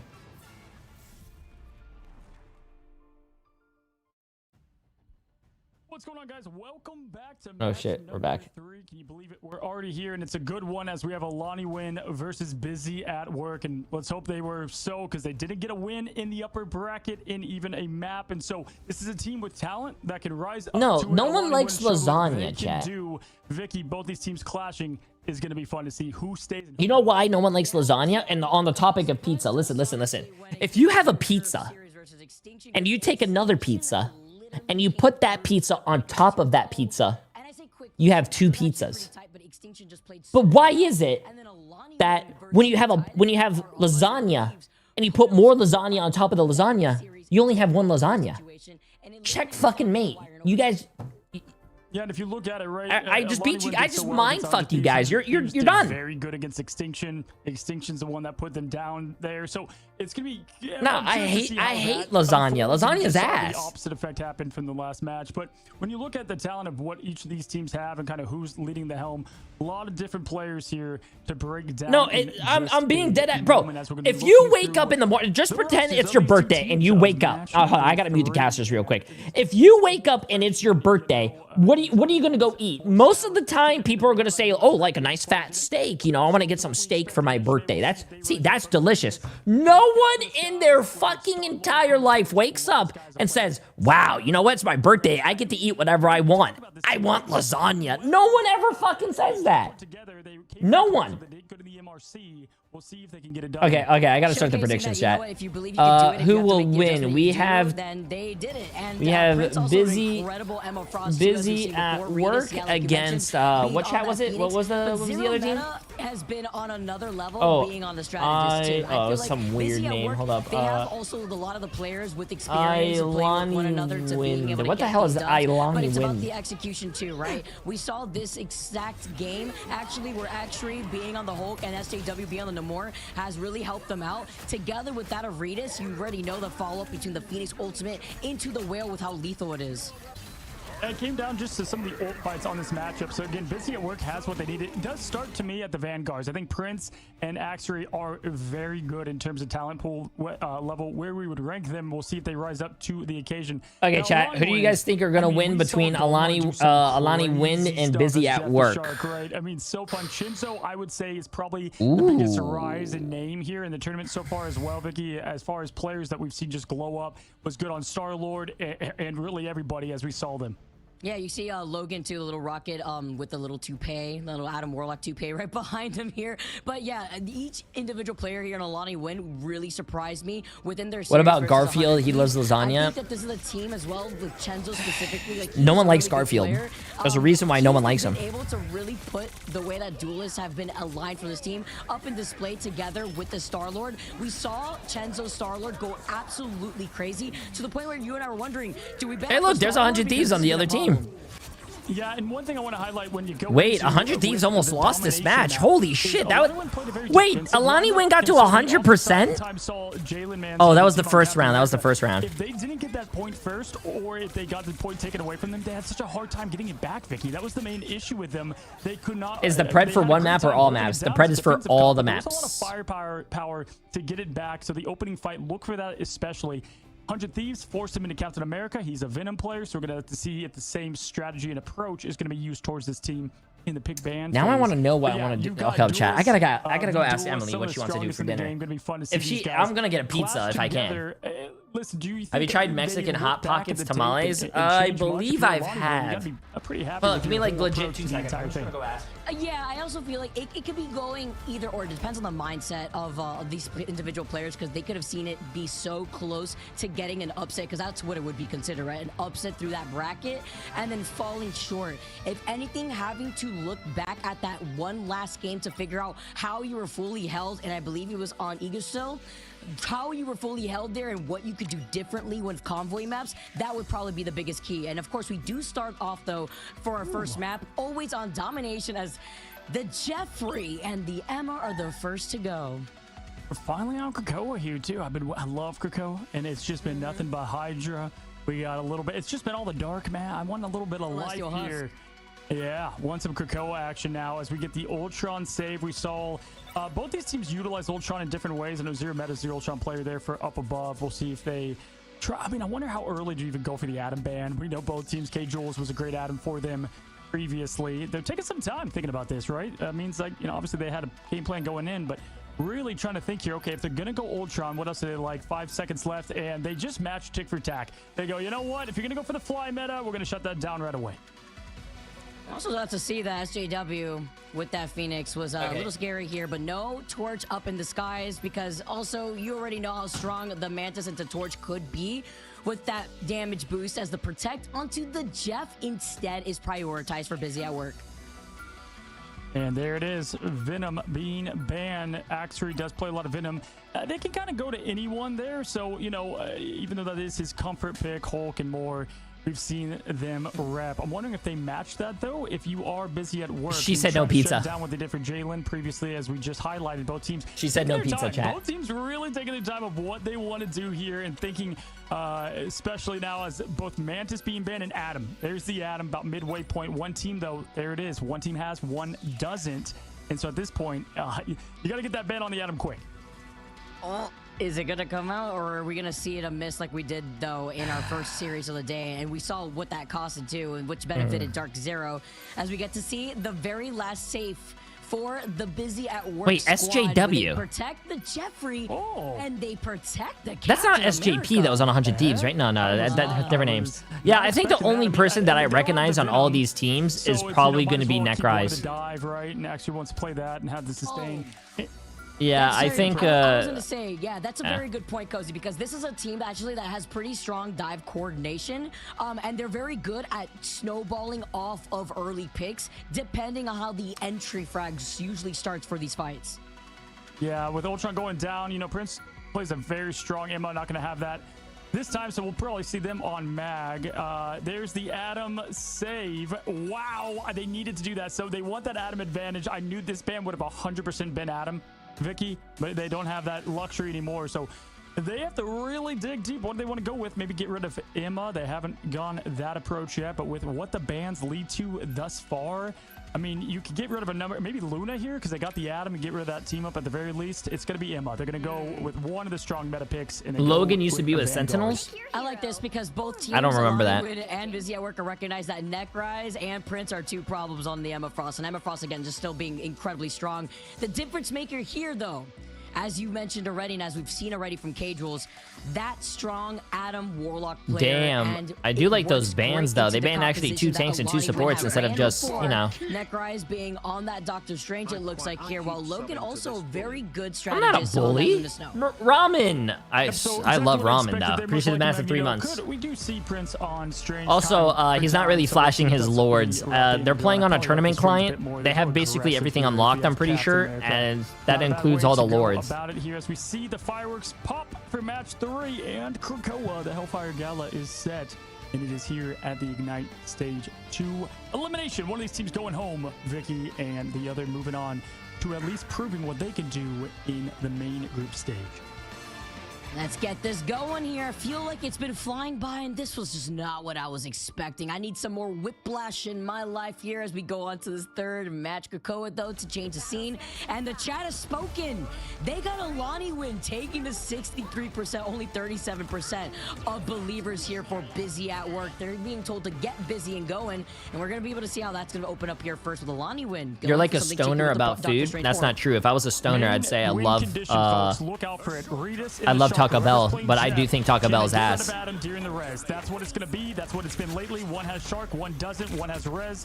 Busy does not. Here we go as they clash. Goma going to get a pick right off the bat. Both strategists, goodbye, gone. Rita's the only one left. Busy at Work is without heals. You know what? Let's stand, chat. We got to stand. I've been sitting all day. Lonnie win with the coordination and the positioning of that portal also allowed them to just walk through, to block out that high ground point, and then walk through down that middle before isolating the rest of Busy at Work. And on top of it all, a huge stagger onto Ritas. I mean, Jalen gets the Venom. Insane at it. We saw Lonnie Wynn pick up. We know they're going to pick up where they left off, which was a dominant performance. Doesn't surprise me how they opened up here. Let's see if Busy at Work can adjust now. Jalen jumping in for the dive, getting out of there a bit. No man. Thank you, Sabina. Thank you. Gonna have to do all the damage the old-fashioned way. Chinzo doing what he does best and looking for those duelists and making this thing even as he tries for SJW, farming up that ult, spinning to win. Now going up towards the top and spreading his attention all over. Soul Bond is allowing him to push in, and there goes Mantis once again. Busy at Work, losing everybody. They've got to figure this thing out.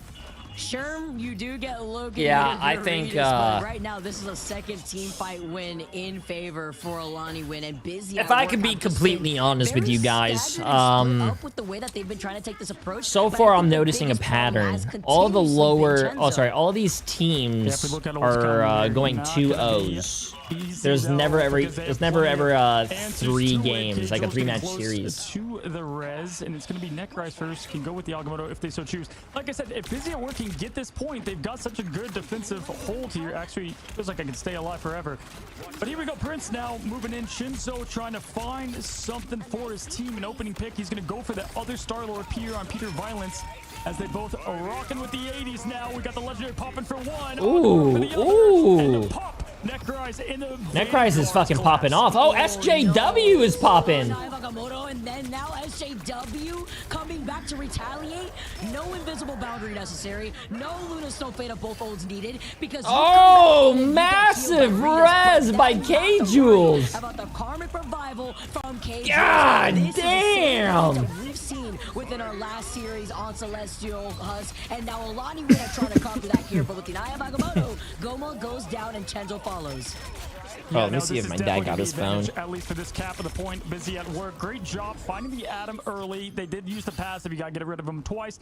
They answered that res perfectly, and they still have 2 ults to the name. Perfect job there if you're looking to flip the script, which they need to do desperately, and we're having now some rotations. I mean, Alani Win used just about everything. Chinzo is going to have that legendary to try to counter something, but I mean, honestly, they've got the strategist ults to prevent it now, as they're going to be pushing in aggressively. I mean, we have to be considerate about how you want to Oh, use this. poor guy. To Jalen now, and Chenzo takes out SJW. Alani Win have the number advantage, and K-Jules is able to find Prince here with the invisible boundary from Silent Plays. Doesn't help either of those players out, as they had gone down right before. Another freeze onto Actuary this time around before Regis backs away, and with overtime taken away, they have to stay with their feet planted here on this point as they try to pull in. Yeah, they still have people to touch, luckily, but one's going to go down instantly. Regis is dying as the Shark, and now we do not have... Okay, the touch is there. Zero meta in. SJW popping in reverse. Has to flip. Oh, unfortunate, bro. When you pop your ult and just get sniped by a support. Wait, Necrise? Question mark? They do find Zero meta alone, and the pop is going to send them home now. The offense approach is looking rough. Alani Wind looking on top here.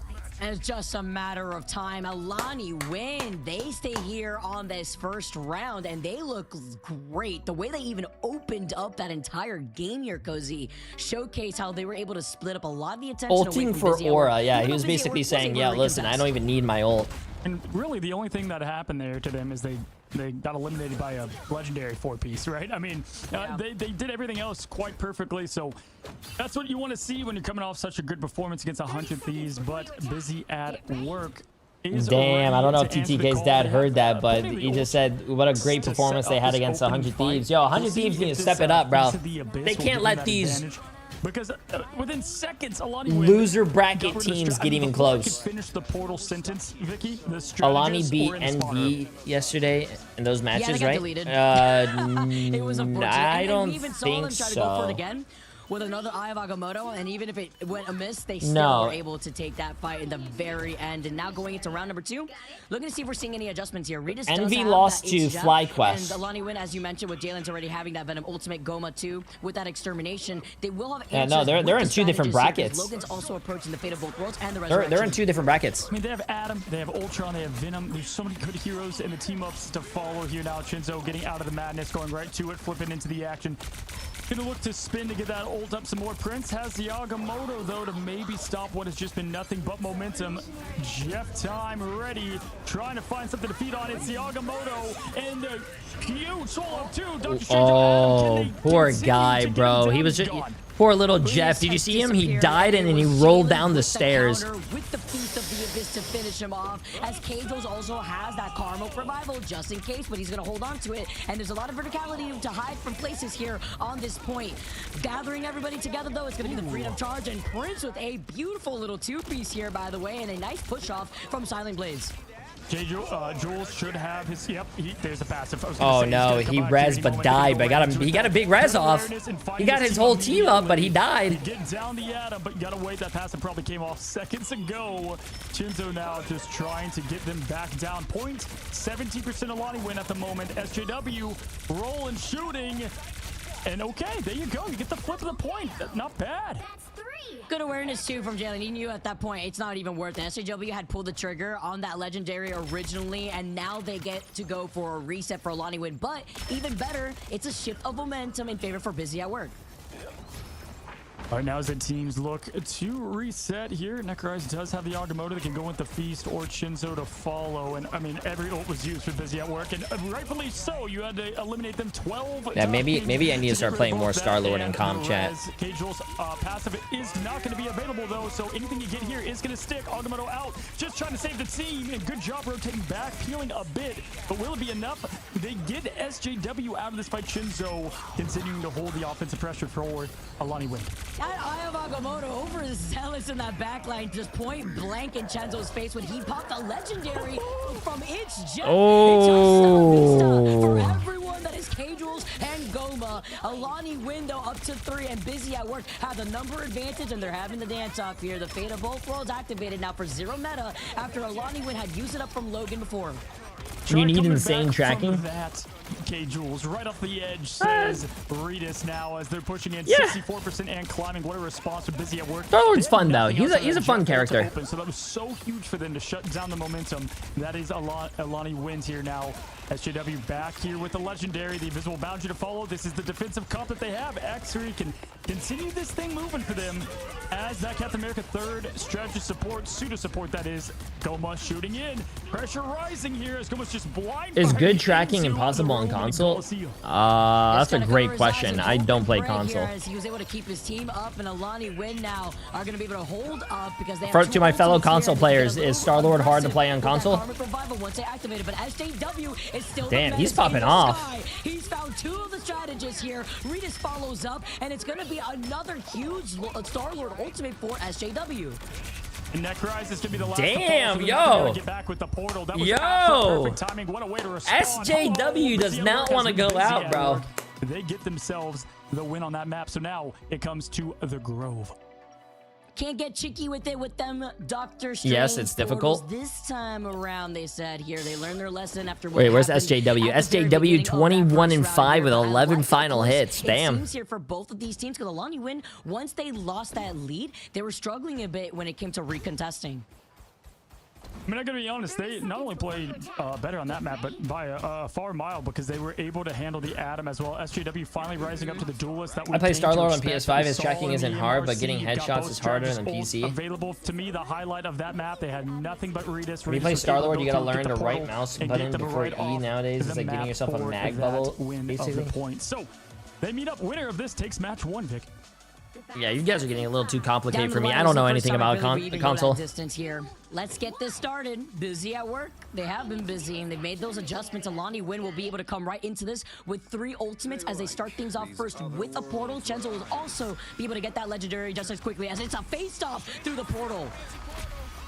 Love to see this here, little Infinity War action, but there's no cap outside of Axery now. Wait, when you have it's Jeff, he's going through the point, pushing to point. Oh, wow. Unfortunate. The full commit there for Regis. They had the room to get back in there. Now Chenzo going to be shooting the sky, some legendary. Logan to follow, and right now it's going to be Alani Win. But no, the trade-up Prince and SJW fly off the Agamotto in glorious Yeah, that was that guy's first message. I don't know what this guy's talking about. Although K-Jules, look at K-Jules. He's still alive for now, and he used up that passive. And with Alani Win being able to wipe out Busy at work this time, they get to get a lot more advantage on the point first. Already at 10% with 0 meta, just waiting for the rest of the team. Yeah, you know, by the time Prince was able to get that with SJW, it was a little too late here. 0 meta, Snowflake on. Pushing through this top part of the map here, and Busy at work. They do got the dance floor and the boundary here ready to go, but none of this matters until K-Jules is dealt with, right? They've got that res. They got to find the Atom here as they continue to farm up. Regis 34%, still has a while for the ult. That's going to be the prio right now. Another freeze coming out, but Regis is the first to go out, and that forces Zero now to come out with the fate of both worlds with the Lunastone to keep everyone alive. They're going to cycle through this with Silent Blades and the Invisible Boundary, but with the Eye of Agamotto, it gets pushed back. Invisible Woman showing why Invisible Woman is so strong here within Season 4, and now with the Legendary from SJW, you got to deal with that and the Venom as Jalen Mans is going to be able to also utilize that ultimate. Yeah, is tracking impossible on mobile? I don't know, man. That would be awesome if Marvel Rivals comes out with a mobile game for this. Your fucking phone will catch on fire when someone puts down a strange portal. Ever so soon, Chinzo though now just playing ring around the rosy here with the other Peter Quill. It's gonna be him on top there. He's gonna pop the celebration that is legendary from the. If something got censored, it's probably your settings. Just as a heads up. Chinzo with the elimination, 0 meta out of this thing, and this is just at this point a stagger fest, right? This team can't get all together. Literally, they're just struggling to go in for a hug at the very least, and they only have a few seconds left because Alani Win are reaching 90% at this point now, and Chenzo, who had just used up the legendary, they still have K-Jules out here with that Karmic Revival. Busy at work, having 3 ultimates here can disrupt the peace with Regis and H. Jeff. I like that they saved the portal. They were able to walk there and just have the top end here as actually throwing in the animation cancels, the punches, the pushes, and Prince is going to get a nice follow-up. K-Joel's first one out. Does most likely have that pass, though, so look for him again. They know this, but they got to get the point. Time is ticking. SJW trades with Shinzo, and at this point, they're pushing them back out of this thing. Look at this. Nice job. Recapped. I'm loving this Peter Quill show right now. We got the Peter v. Peter, and it's been working out. And SJW The Peter also close to that v. legendary Peter, right now. bro. Prince has that Eye of Agamotto. They also have the reset potential with Zero Meta getting close to the fate of both worlds. They could try to reset this with Alani Win, though, also having so much still in the bank. Oh, the back cap. The Agamotto has been huge with it. Yes, back cap's coming, but no, goes down. That's the threat of the Venom at all times. Jalen knows exactly what they're doing at the highest level. Shinzo farming up. They have everything. Alani Win's just trying to find that exact space to get it done. And it's going to be SJW first to see if he can get the early pick, and they need it go. Oh, I was about to say, that guy not dying is crazy. Goes down, and there it is. Jeff swallows 2. It's Peter and Adam. The Guardians are up the map, and so is the Resurrection.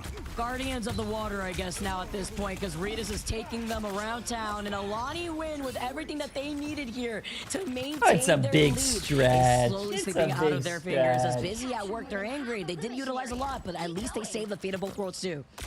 We said it. What was the key to victory? It was going to be the Jeff versus the Adam. We've seen it twice now. Good job from Ritas. Good awareness.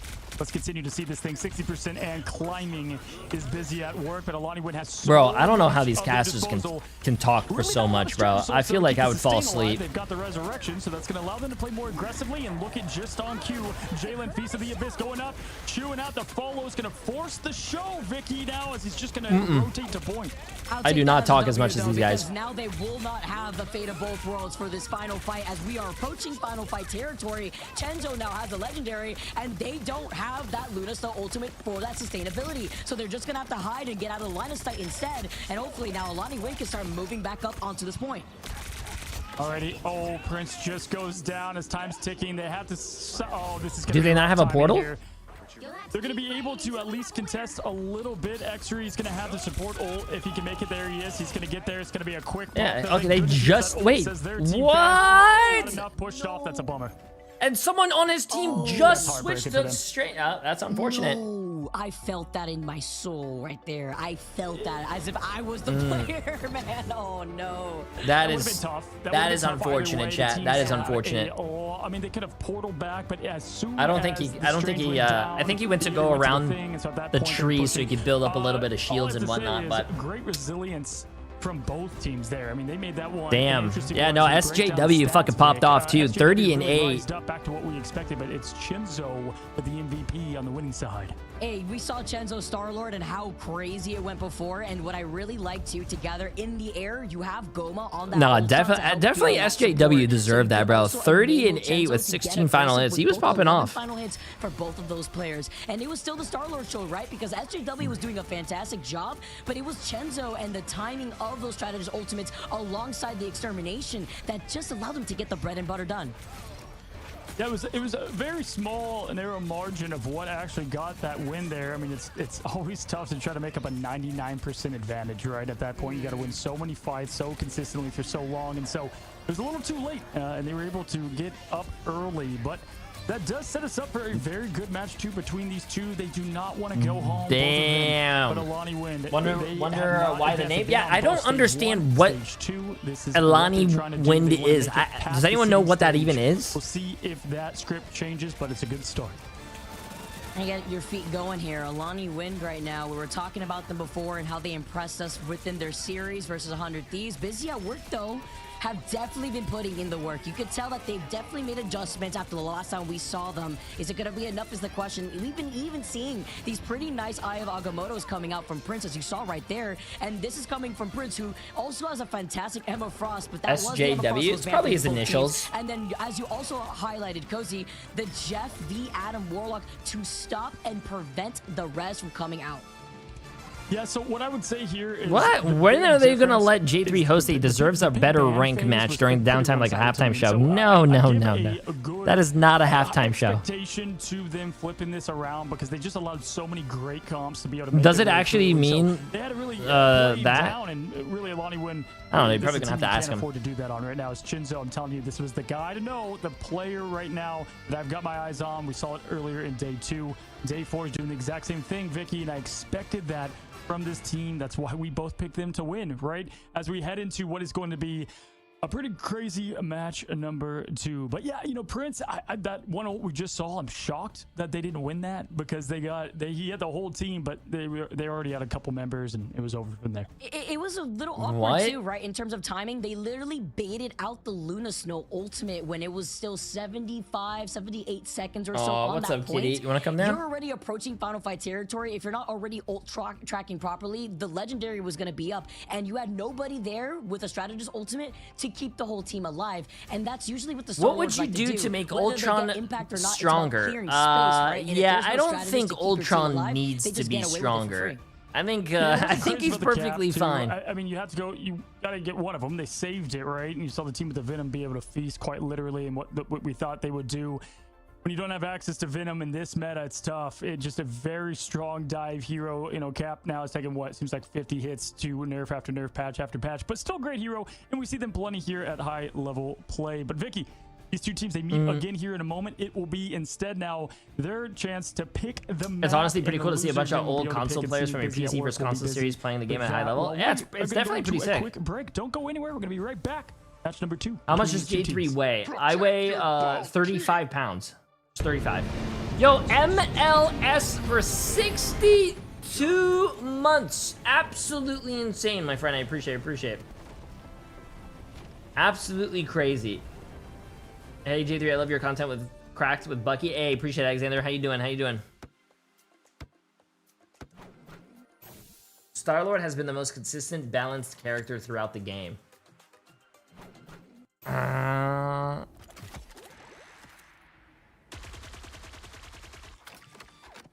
I feel like he's been alright. I don't think there's been a lot of changes. His healing output feels tied to Iron Man.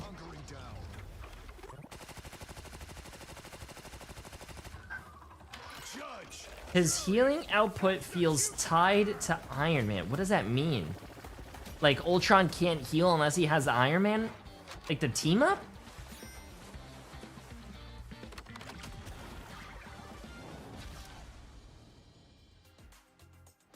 Chat, I think this guy's rage baiting.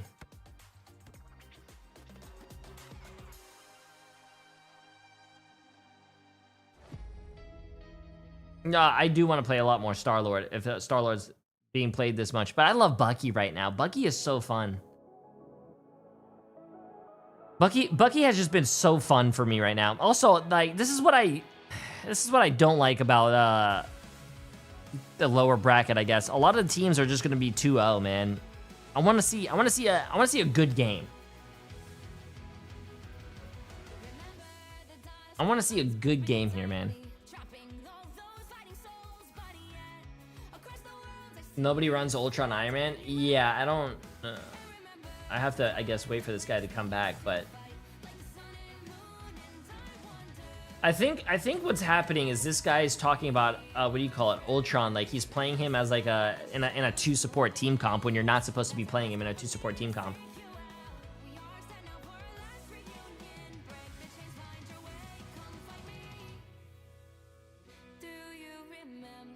You don't play much Psylocke much? See, that's the problem, chat. There's a lot of characters I play. I balance everything out. Your ads are so ridiculous, bro. Like, it made me stop watching. It's like every 2 minutes. Actually, Public Motion Shop, and this is your first time following my stream and actually chatting. I run my ads in between the breaks, just like this. There's nothing really happening. It's just us talking, so you're not really missing much. If you don't want me to do that, I can let Twitch run the ads, and you'll probably get the ads in the middle of the game if you like. So, yeah, nice try to rage bait and complain about ads when ads are actually not even an issue. Yeah. Good job.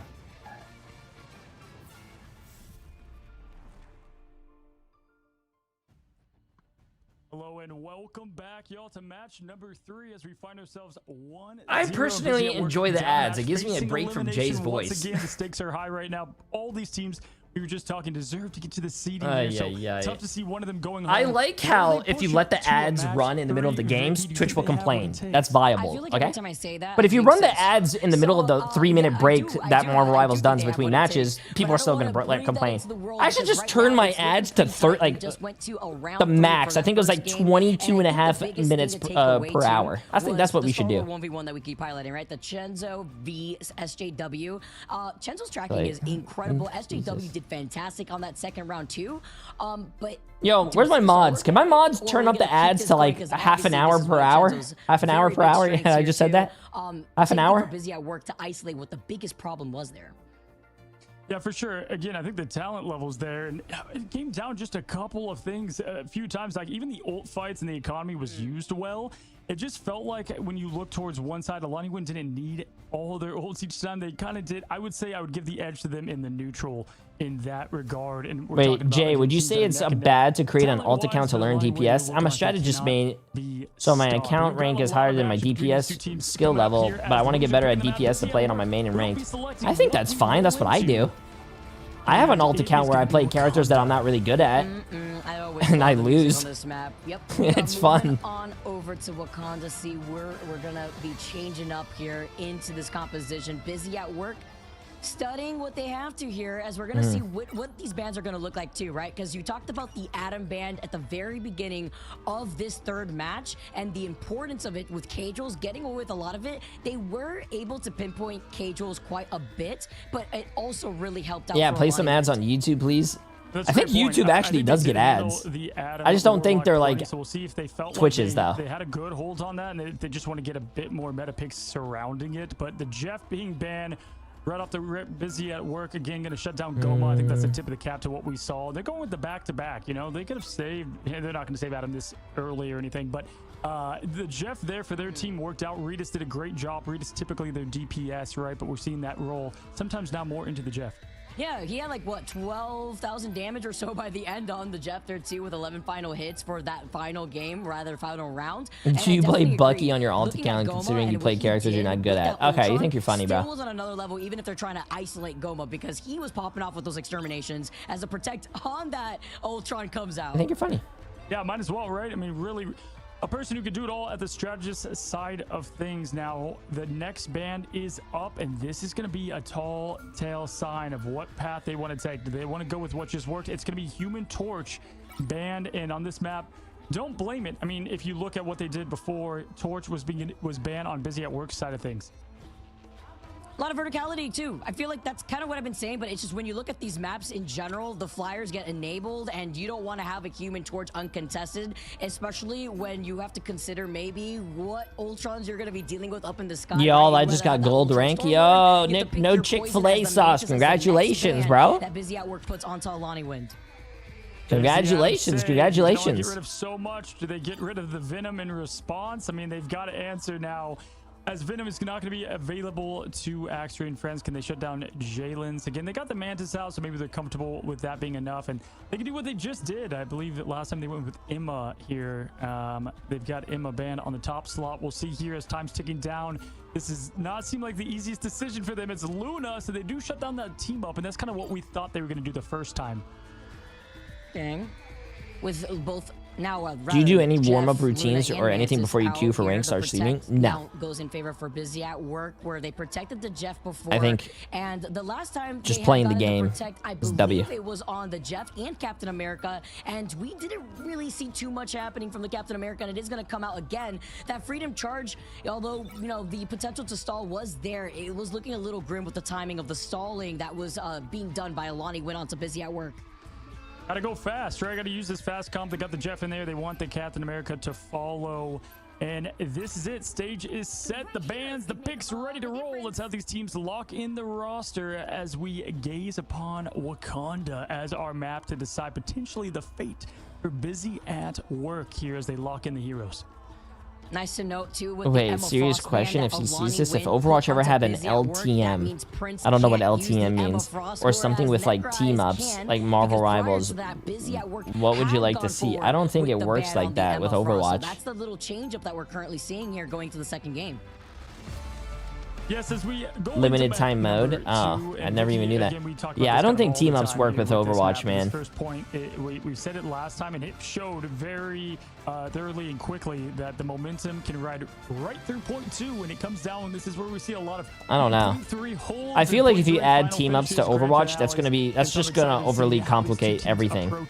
With portals being On top of available, perks we and got the then res team on ups, the bro, there's side so of much things. to This fucking is gonna know. be a defensive effort, and all of the predictions, 75% is a good chunk going for Alani Win. Chat has voted, and they want their tokens. Busy at Work was kind of close there in the very first game here. Went to a round Okay, 3 chat, let's see this. situation, and Chenzo is right back on the Star-Lord. No surprise there. We saw them protect, rather Busy at Work protect the Captain America for Actually, but now with the portal plays that you were talking about, Cozy, we're already trying to get cheeky with it, trying to block out from the back line. And Necronize now gets access to Emma. They wanted this last time, had to play Strange instead. Goma, Soulbound coming out right away. Chinzo trying to be that difference maker that he's been so far here as teams are just clashing it out. Obi-Wan style on the high ground. Now pushing forward. It's Captain America. Once again, Actually's going to see if he can be that difference maker, Vicky, when we watched them in MRC. He was that. When he's on, the team's on. You're supposed to be the chosen I one feel here, like and yeah, if actually, you add team ups in Overwatch, I feel like the game is just gonna be overly too complicated for new players. Like if you're a new player and you see that characters have team ups, and on top of that you have perks for every single character, and on top of that you have to learn the abilities and ults, and I feel like that's sensory overload, bro. Yeah, great job there from the Trying to listen to everything, trying to see everything. Here, Prince. Yeah. Slowly pushing in. We got 66% for How many rounds do they play against each other? They play. It's a best of 3.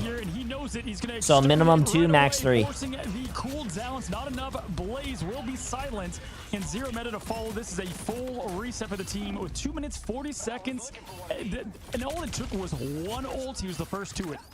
And the fact that Ultron gets that ultimate rather quickly too, right? He had enough impact to be able to dance around that wall that's over to his left side when he's on the defense, and was able to put in that pressure. And also, now they'll be able to have that invisible boundary for the next approach that Busy at Work have. I really want to try Overwatch because Rivals is my first hero shooter, and I know nothing about Overwatch. Overwatch is fun. Overwatch is definitely a lot of fun. You should definitely try it and make your don't listen to my favorite thing is this. Don't listen to anyone else's opinion. If people say Overwatch sucks, who cares? If someone says Marvel Rivals sucks, who cares? Just play it, form your own opinion. If you like the game, keep playing it. If you don't like the game, don't play it. Good fucking ult by Virtus. Got 2 supports.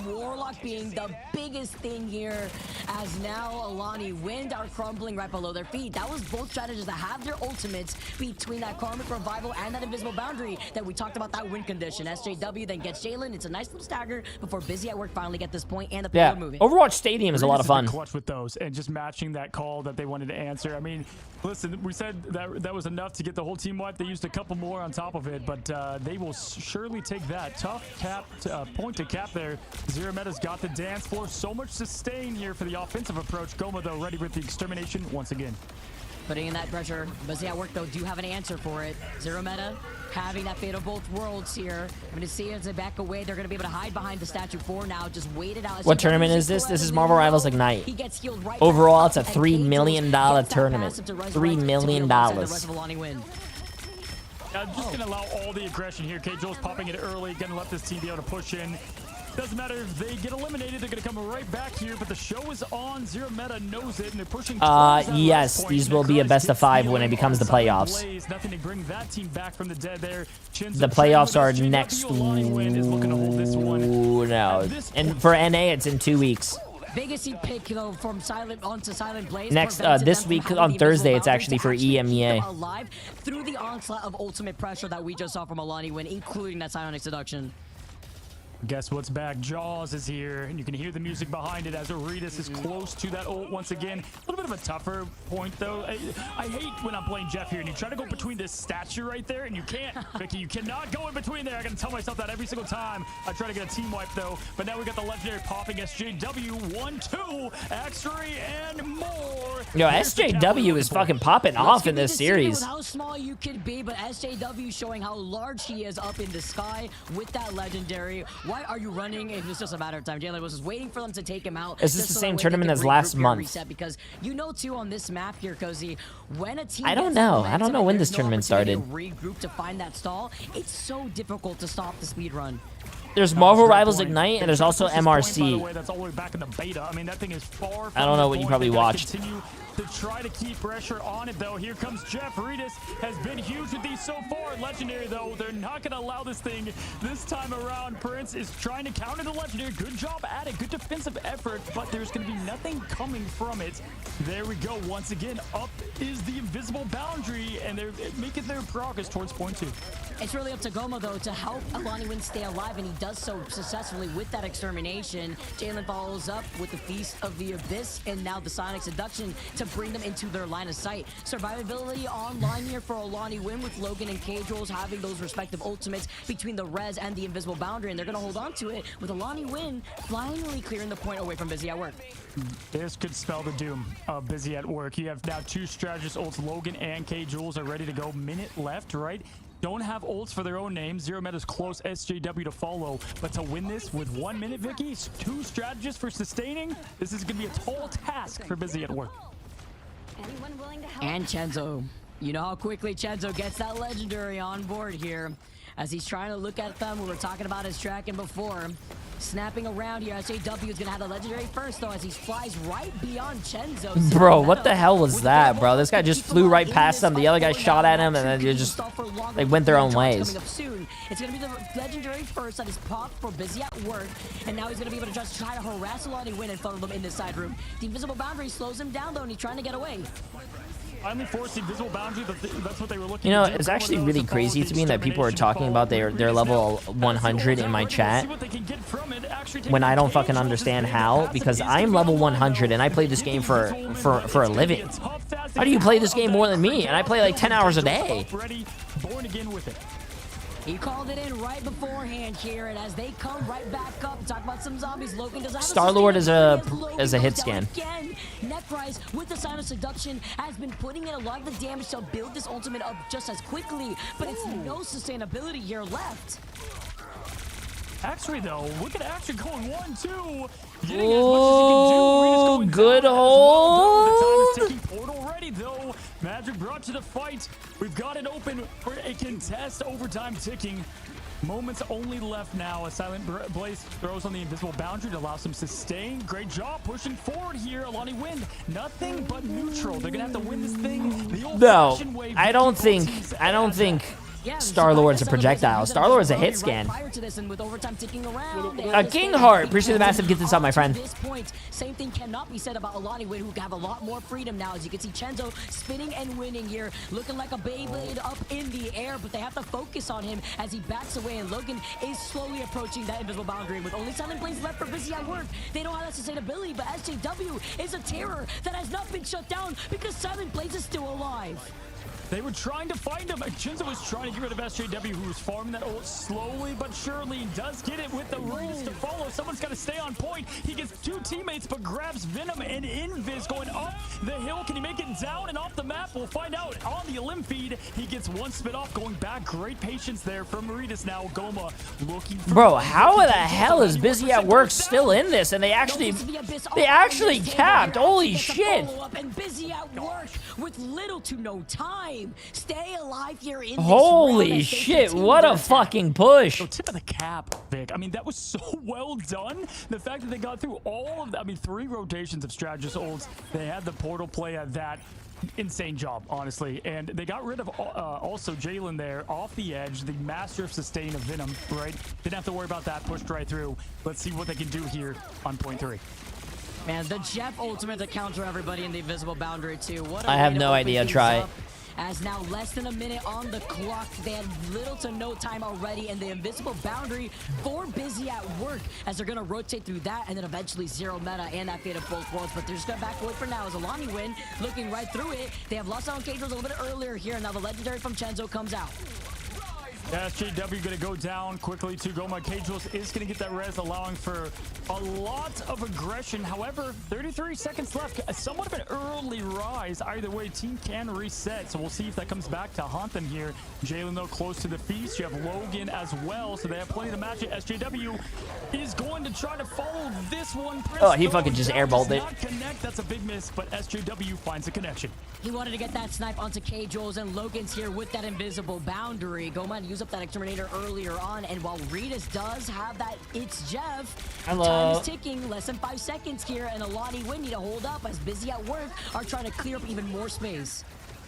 A good job there from the team. This might come back to haunt them for the early usage. We saw someone like 100 Thieves saving everything for this last battle. You know how important it is to get the entire ults out when it matters most. Ritas saving on its Jeff. Look for him. Actually has plenty to sustain the team. Goma doing a great job staying alive in between the pillars. Here, bro, when you that's just so weird when you're playing Jeff. When you're playing Jeff and you ult from up there and you can swallow people that are on the ground, nah, they need to change that. They need to change that, bro. Oh my God. And they were able to actually cap all 3 points. Ice in the veins. They get a whole 0.3 push. Ritas has been so clutch. You'll need a top-notch team to win this one. Ritas is him. That was incredible.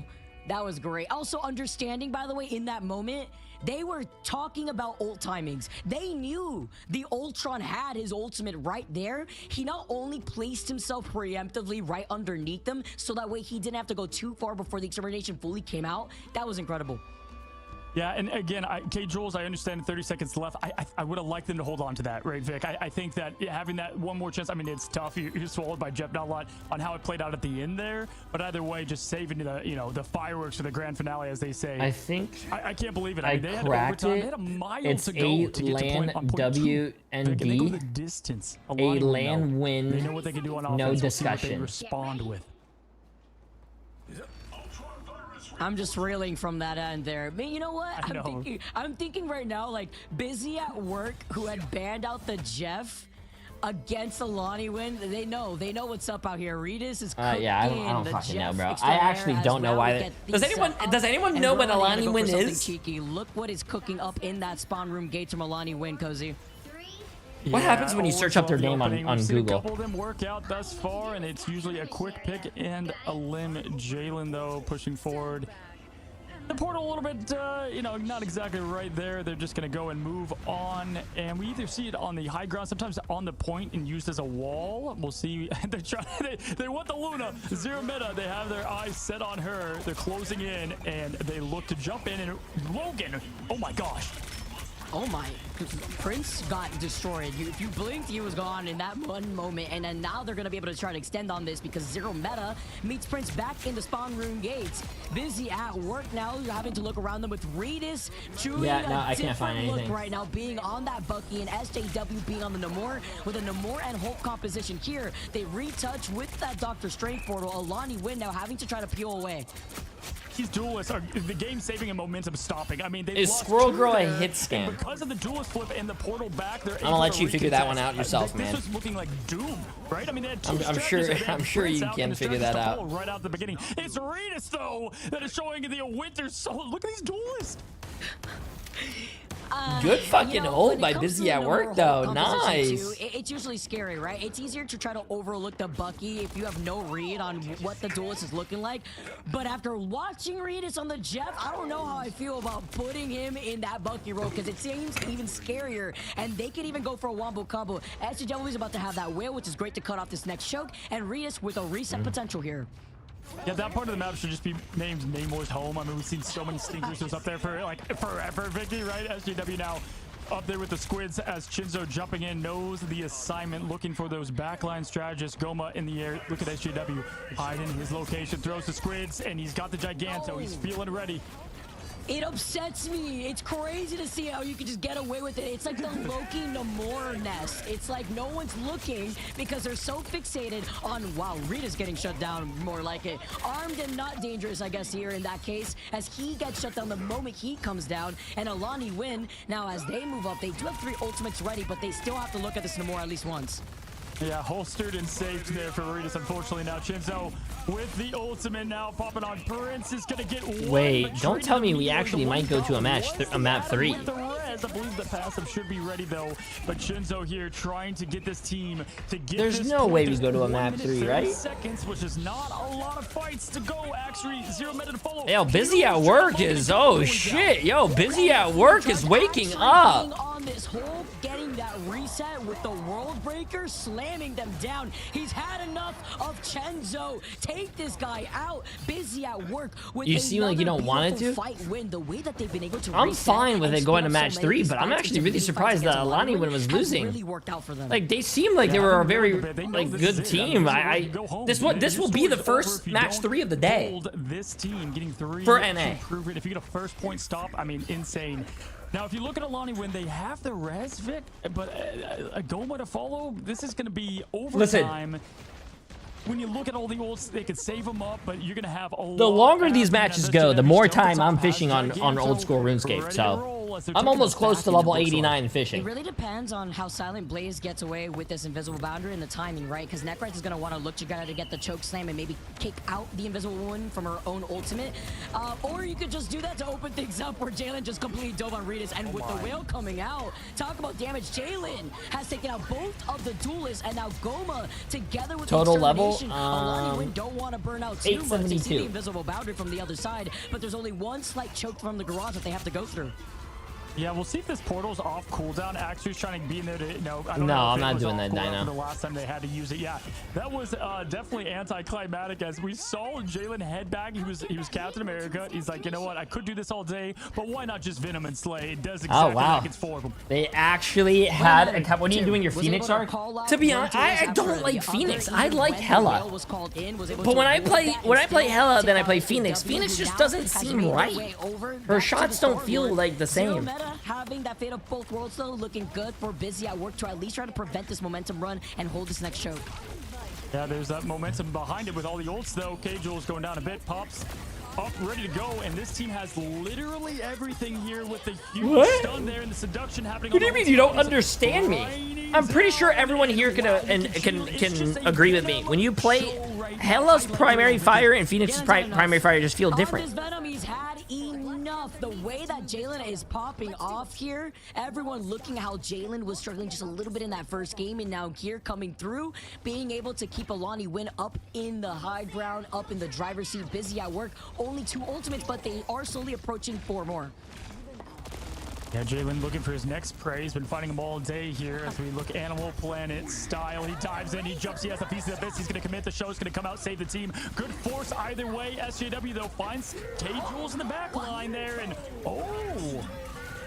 Oh, he got away just in. Oh no, bro. The extermination now coming out from Goma, and Alani Win are basically doing what Busy at work were doing to them when they were trying to fully hold them, splitting up more of these fights as a legendary comes out, and a beautiful Magneto bubble to keep him alive, but it's too much damage, and K-Jules just gets that passive and resurrects himself. Yeah, they're answering the call to get K-Jules out of there. Busy at work now, holding strong, getting 2 out, making it a much fairer fight and easier hold. 38 seconds, Vicky. That's what happens when you hold the first point for so long. And they have the aggression to the max. This is a big stagger now, Necrise. Yeah, but Busy at work has no ults now. Their closest ult is Prince at 50%. And we saw Alani Wind do if Necrise and Chenzo pop off here, chat. Made it to point 2 with no time left. This is their win condition. Sure, now they got less than 15 seconds here. Falling through to what we had just seen before, less than 10 seconds. Necrise does have that Psionic Seduction. It's really up to Chenzo to try to make a play here to get a follow-up and see if that's going to be enough damage, because Busy at work, Silent Blaze, and Zero Mataritas, neither of these strategists have those strategist ultimates online. We do know that Jeff could get it pretty quickly here, and Ritas has oh my god, that was a lot of damage. Yeah, Yo, we'll Dark put the eyes Lighter on Regis Zero. here, Appreciate the 74% massive gift of and summer, friend. climbing Absolutely 3.3 insane. I appreciate it. Appreciate it. Can't allow to be pushed back too much. Seduction's gonna make it hard though. Forced to look at Uh-oh, now. chat. Phoenix throws Their win down. condition, it No doesn't look like they're connection. Shinzo was doing the win looking for there. condition. Jules does find the other opposition. Shinzo now with the other. This is what you need if you're a Lonnie win to win. Wait, this chat. match Their and win move condition's doing the win forward. condition. Map 2 gonna be a lot harder, but it's Regis. Regis has got some. He's looking for more, but he's got the Oh, entire they have a minute. on top of him there. I have never seen so many people divert their attention just as quick as they did when they were looking at Regis and stopping him from the It's Jeff. But a highlight to Chenzo following up from the sign of seduction of neck rise and even the stun as he goes for it again, but you can't get too cheeky when you're so What close the together fuck was against that, the bro? opposition. And with only a minute and 6 seconds left too, that's rough. K-Jules will have it though for the last fight, the difference from last time. But I mean, the way Busy at Work was able to push to this point is gonna be tough to match. Prince has not hit these, usually does. It's gonna be that Imma shield, unfortunately did not burn through it, and he's gonna get burned. Able to stay alive though now. SJW pushing forward, Legendary ready to pop. But gonna save it, rightfully so. 45 seconds left, they're riding behind Cap.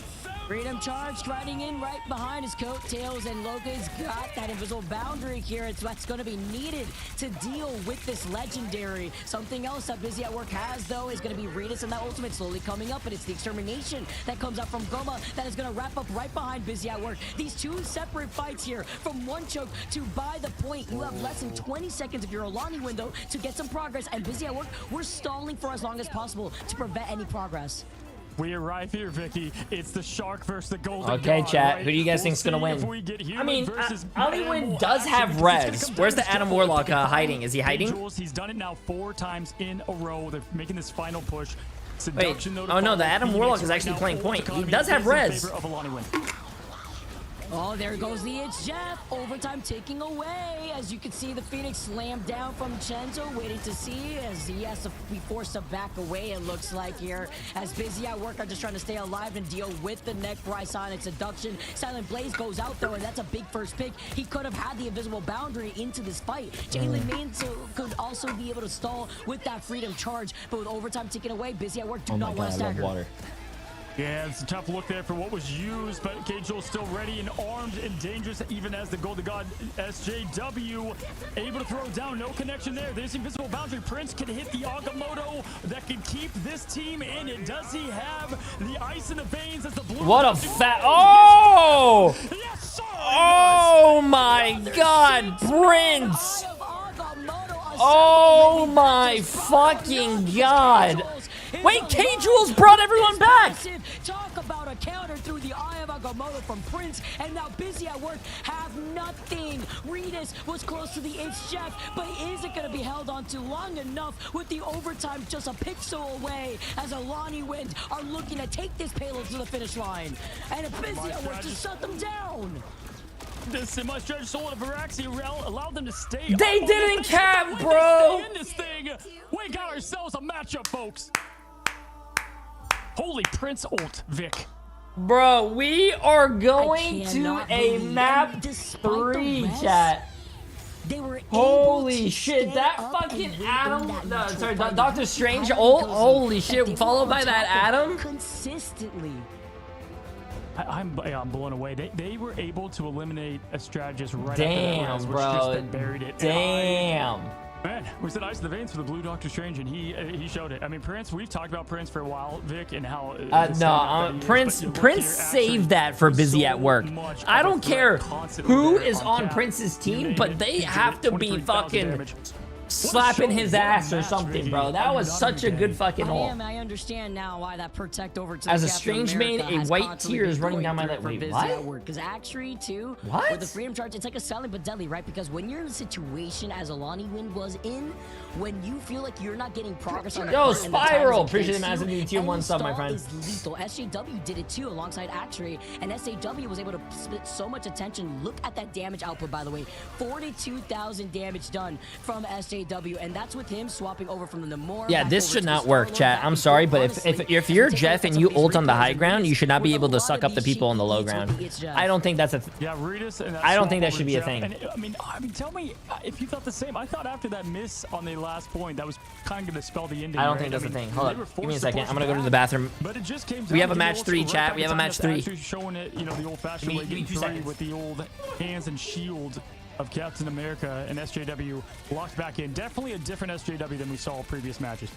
Yeah, I was worried about K-Jules and that res too at one point, and when he had gotten the passive off, I was like, oh man, you just got the craziest 6-man out of Agamotto. But it was the fact that they were able to keep pressing the advantage that prevented Alani Win from resetting fully. I don't believe they had that strategy ultimate aside from that one resurrection at the very end there. Yeah, but I think there's a double strategist ult at one point in there too, and you know that's bound to happen sometimes when there's so much chaos going on.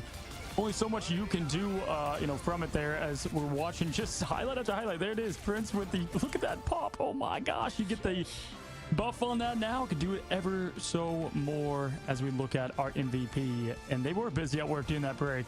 They did what was needed, and to think that it was 0.2. I mean, they had so much to go on that point and got a 3-cap finish. And you know, being able to do it at the very last point right there when you think you could be cheeky through the fog, because we had the fog war going on too, going in into the side to try to get that res and still not be able to re-maintain with K-Jules going down. Actually understood the assignment. He knew what he had to do right there to stay on that point. Alongside Prince, I think this Vanguard lineup knows exactly what to do to basically cover each other. Yeah, and again, I'm 99% sure this is the team that they were just dominating on console, and they were like, you know what, let's go do it over here on PC and see how far we can go, and they're showing it just now.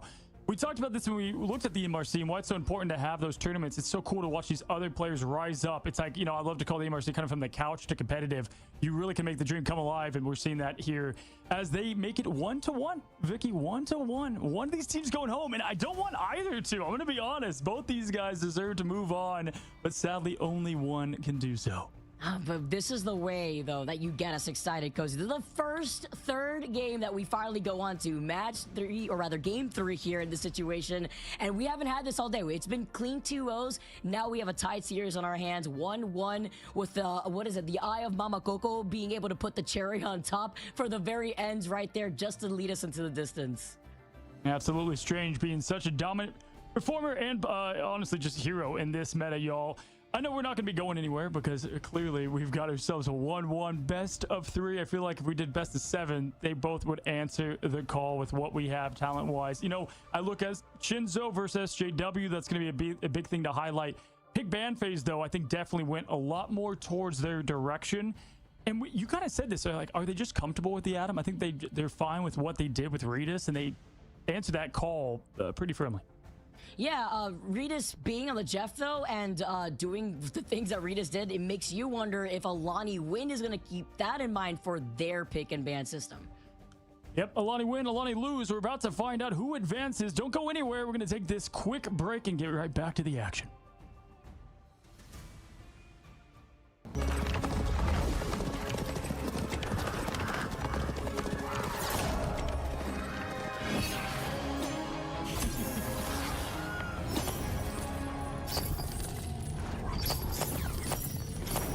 Protect your bald king!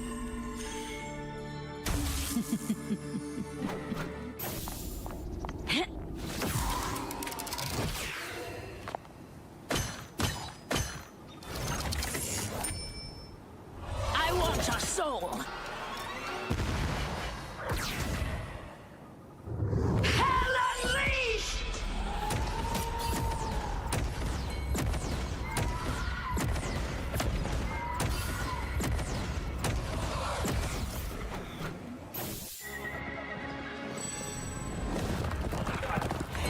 Jesus Christ, I was coming back from the bathroom. Bro, am I getting too old? I'm coming back from the bathroom and I'm walking. I almost fucking trip over myself. Jesus.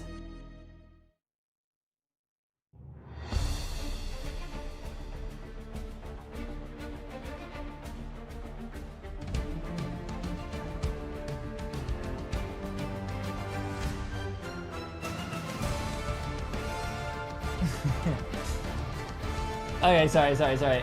Who won? No one won yet. It's going to match 3. It's a good game. It's a good game.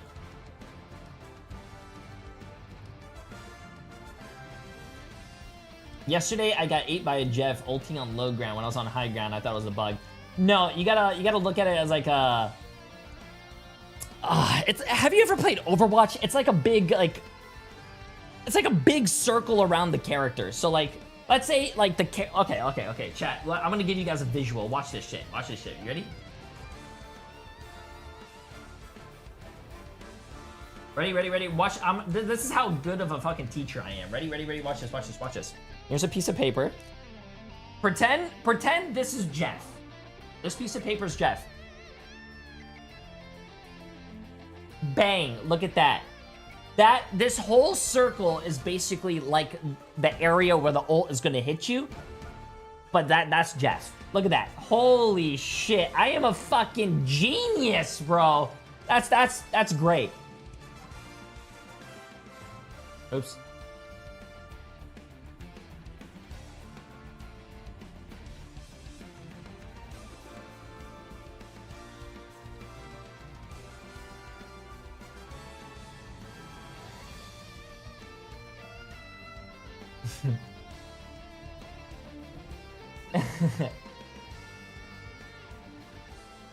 Thanks, Professors 3. Okay, here.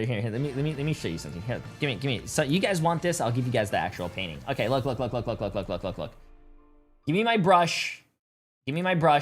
Holy Agamotto, we're still saying over here in the green room. Where's my brush? Back from our break and on to match number 3, Vicky. One of these teams, the pretend. Almost advancing in the upper bracket now, facing elimination. One more game to go. Shit, no, that's too big. And one more task at work, I guess, here. Okay, chat. To try to bring this around. This is Jeff. In the Americas region. That is Jeff. But when you ult as Jeff, shit. When you ult as Jeff, can I zoom out? When you ult as Jeff, it's a big circle. The circle goes down and the circle goes up. So even if you're under Jeff, you will still get swallowed. Allow me to introduce you guys to and when you are playing, or if you're above him, you still get swallowed. It's like a big like cylinder or cone or whatever you want to say. No, I'm not gonna listen. It's like this. That's his ult. Shit. Fucking the top come out. That's his ult. I wouldn't change too much up. The Jeff band, you kind of have to look maybe that direction. You let them have Adam, right? Like at this point, like fine, take Adam, get rid of Jeff this time. We'll see what they answer with. I agree, though, with the Jeff ban, if that is going to be what's going to come out, because Ritas has been a problem, and they themselves have known, because they have been, Busy at Work specifically, has been banning the Jeff. Okay, there you go. Go for it again versus Alani win. They know how strong this composition has been. We saw it very early on when EMEA had started, or before the Americas, how these bans easy have been played peasy, out from bad the start lemon of squeezy. season Appreciate 4 it, and what these changes have brought. And save now it? the I'm not ban gonna from save the it. Emma Frost from Alani win to keep Prince at bay, but if anything, Prince showcases, you know, it's not just the Emma Frost. I pop off here on the Doctor Strange as a very flexible Vanguard.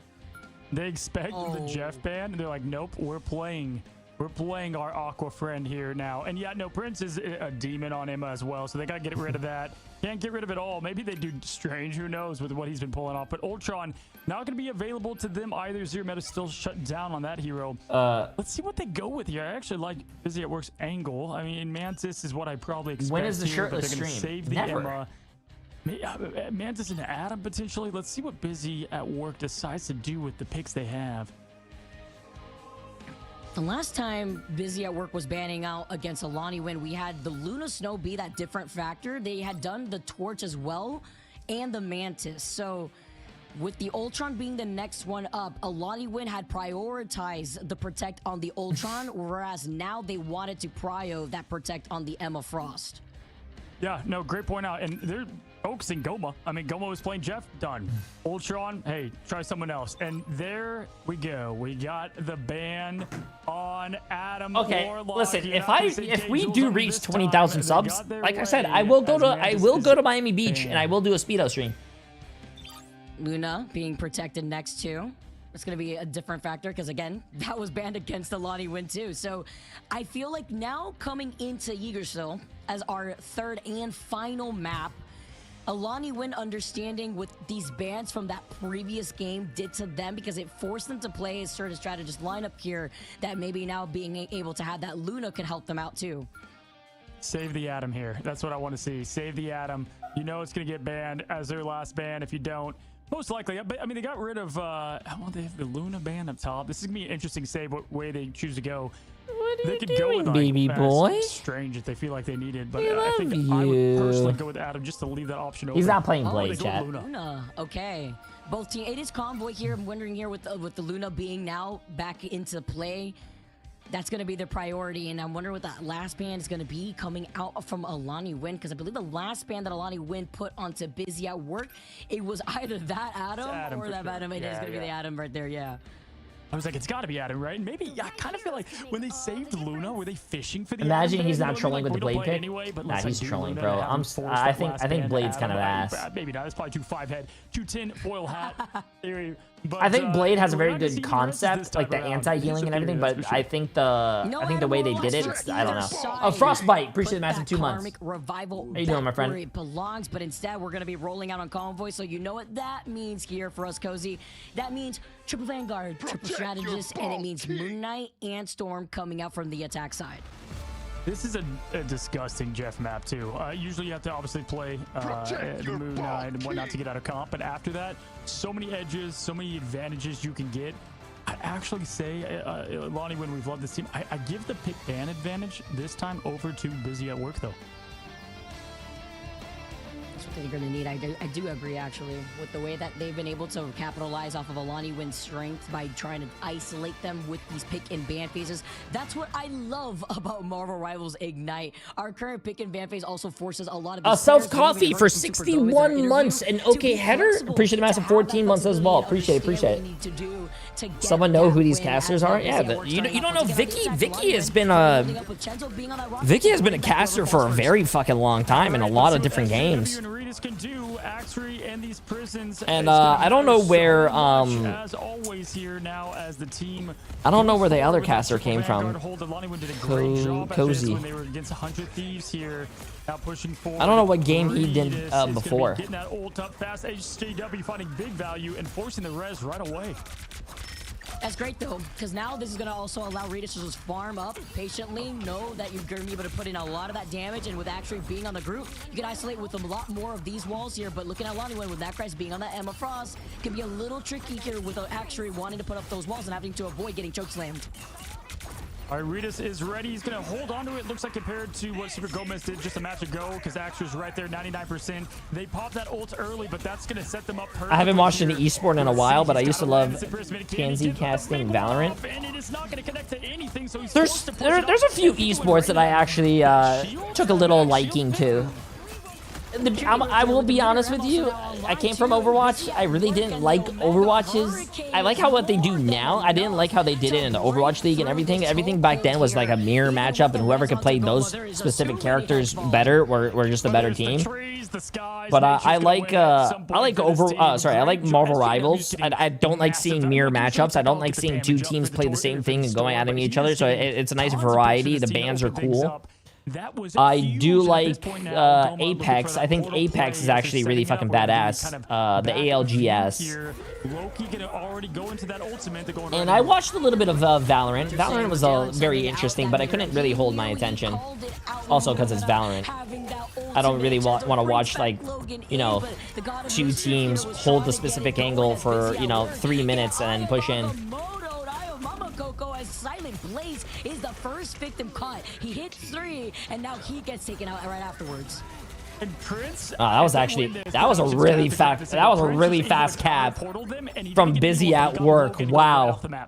So as soon as that portal happened, that's what we didn't get to see, but my goodness, I saw it there on the Elim feed. Great job, Zero Meta, to follow. That's an all-in play, Vic, because then if you lose that, you don't have the portal later on. Like, what a great play.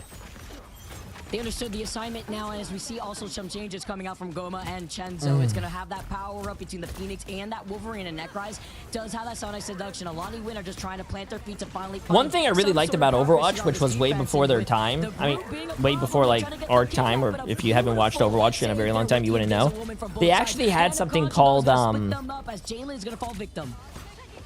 First one didn't connect. This one a lot easier. shit, I forgot what it was called, chat, but you used to be able to buy it on Twitch, like all access pass, and you used to be able to watch, like let's just imagine we're watching this tournament right now. You, the viewer, can click on whoever you want to watch. That's what's fucking cool, and Marvel Rivals does that. If you guys go to the tournament tab on Marvel Rivals, you guys can watch these games and watch whoever's perspective you want. It's pretty fucking cool. Oh, the all access pass, yeah.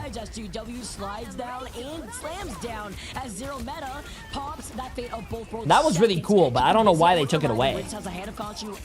Again, as the hand of Conchu slams down, there's no survivability. Alani Win, Cage, and Logan had already used up their ultimates, and now Busy at Work are about to clear Alani Win here. As we still see some trades though from Chenzo. Is it going to be enough with Prince and SJW still being there? They're so locked in, and Logan even had another. Yeah, the all access pass. Logan pushed away Prince, who's about to get the whole I think they got rid of it though. Enough. Didn't I don't know matter. why. The team still capitalized on top of it. ALGS had it, I think, because I remember a long time ago I was watching Seagull, and Seagull was watching like 3 different teams, and you could listen to the comms of those teams. It was a lot of fun. Easy push on this one as well. So we're seeing the same kind of thing happen, and maybe that's why we had maps picked where they were. But here we go now. Actually has the imprisonment once again. Hasn't really connected everything here, but Virtus 60% and counting for the follow-up. I think a really big part of that success too really also lies on Silent Blaze, who's been on top of making sure where Goma's positioning is to prevent Goma from trying to kidnap the Groot. Actually does have that strangling prison ready to go, and with the slam down though from the Wolverine, the invisible boundary is the next answer against the last stand. You slam down if you're SJW, but actually goes out without using that strangling prison. Now Agamotto finds Cage Rolls and Goma, and the follow-ups come in right afterwards, preventing Jalen from even using the Meteor M eventually, as Busy at Work have not found their stop yet, because Virtus is just going on. Holy bro. Chenzo trying to look at him, and he just Bro. Taking the opening spawn. Busy at Work is fucking rolling right now. Like this. After getting the 3! Oh my god, 3 minutes, bro. I have not seen a team get rolled this hard on this map in any of these. Bro, I don't know. Power there, and with the portal block to finish. I was about to say that portal block, like Prince with these portals have just been crazy with the way that they've been able to extend on this. My gosh, I mean, just the move. Alani Win. 10 hours stream, you're some fucking good. Hey, yo, listen, I got you, bro. Anytime there's drops, come to my stream, chat. I do 39 hours of streaming in one day, so you guys can get your drops. All against a Busy at Work. I suffer.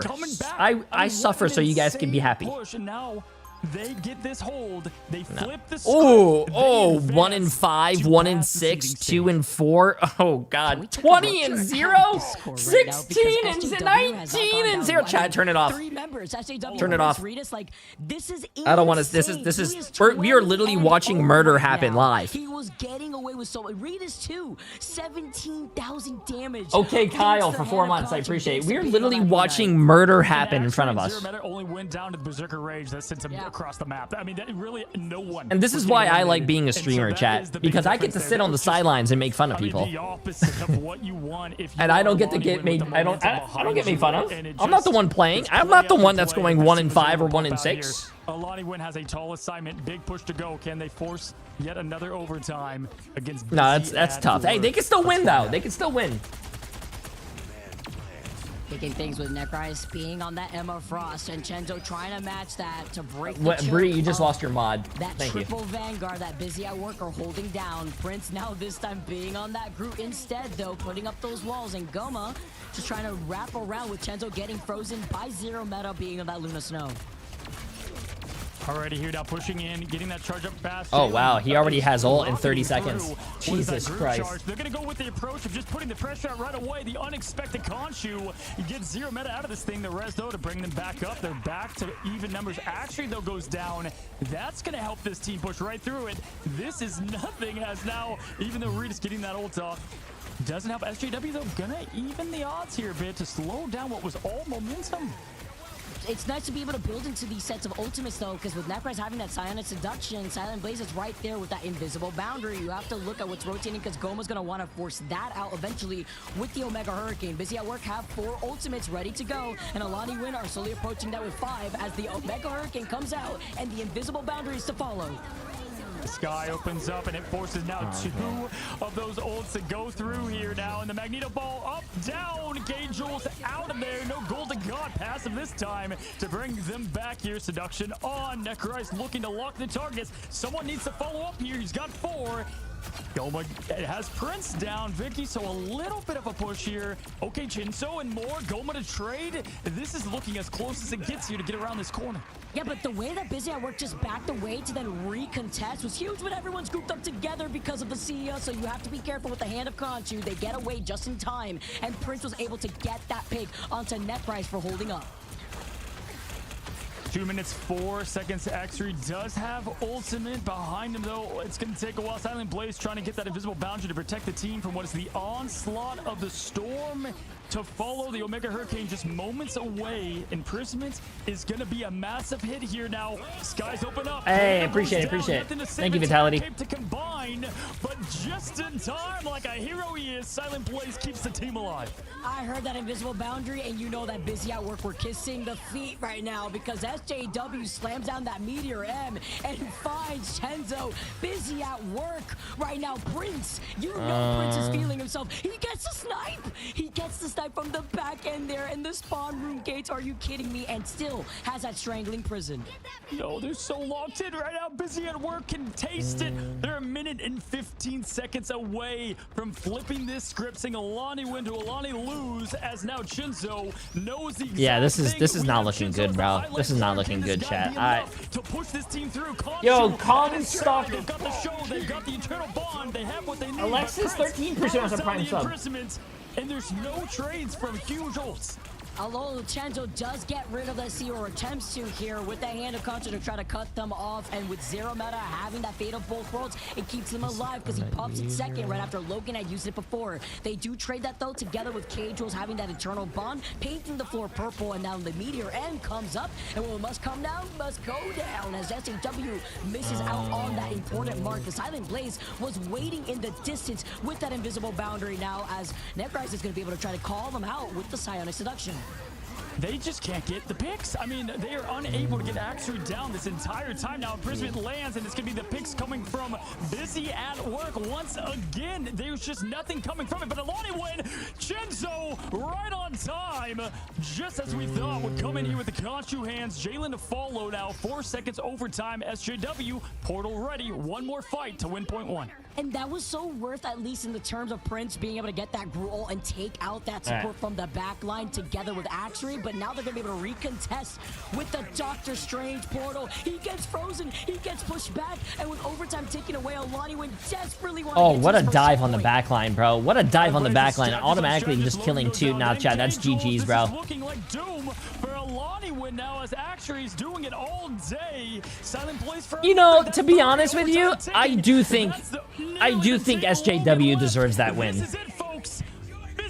I think SJW, bro, if you told me who's winning this after the first game, I would tell you that Alani win, or however you say that name, would win. But Busy at Work came back and won. That's fucking crazy.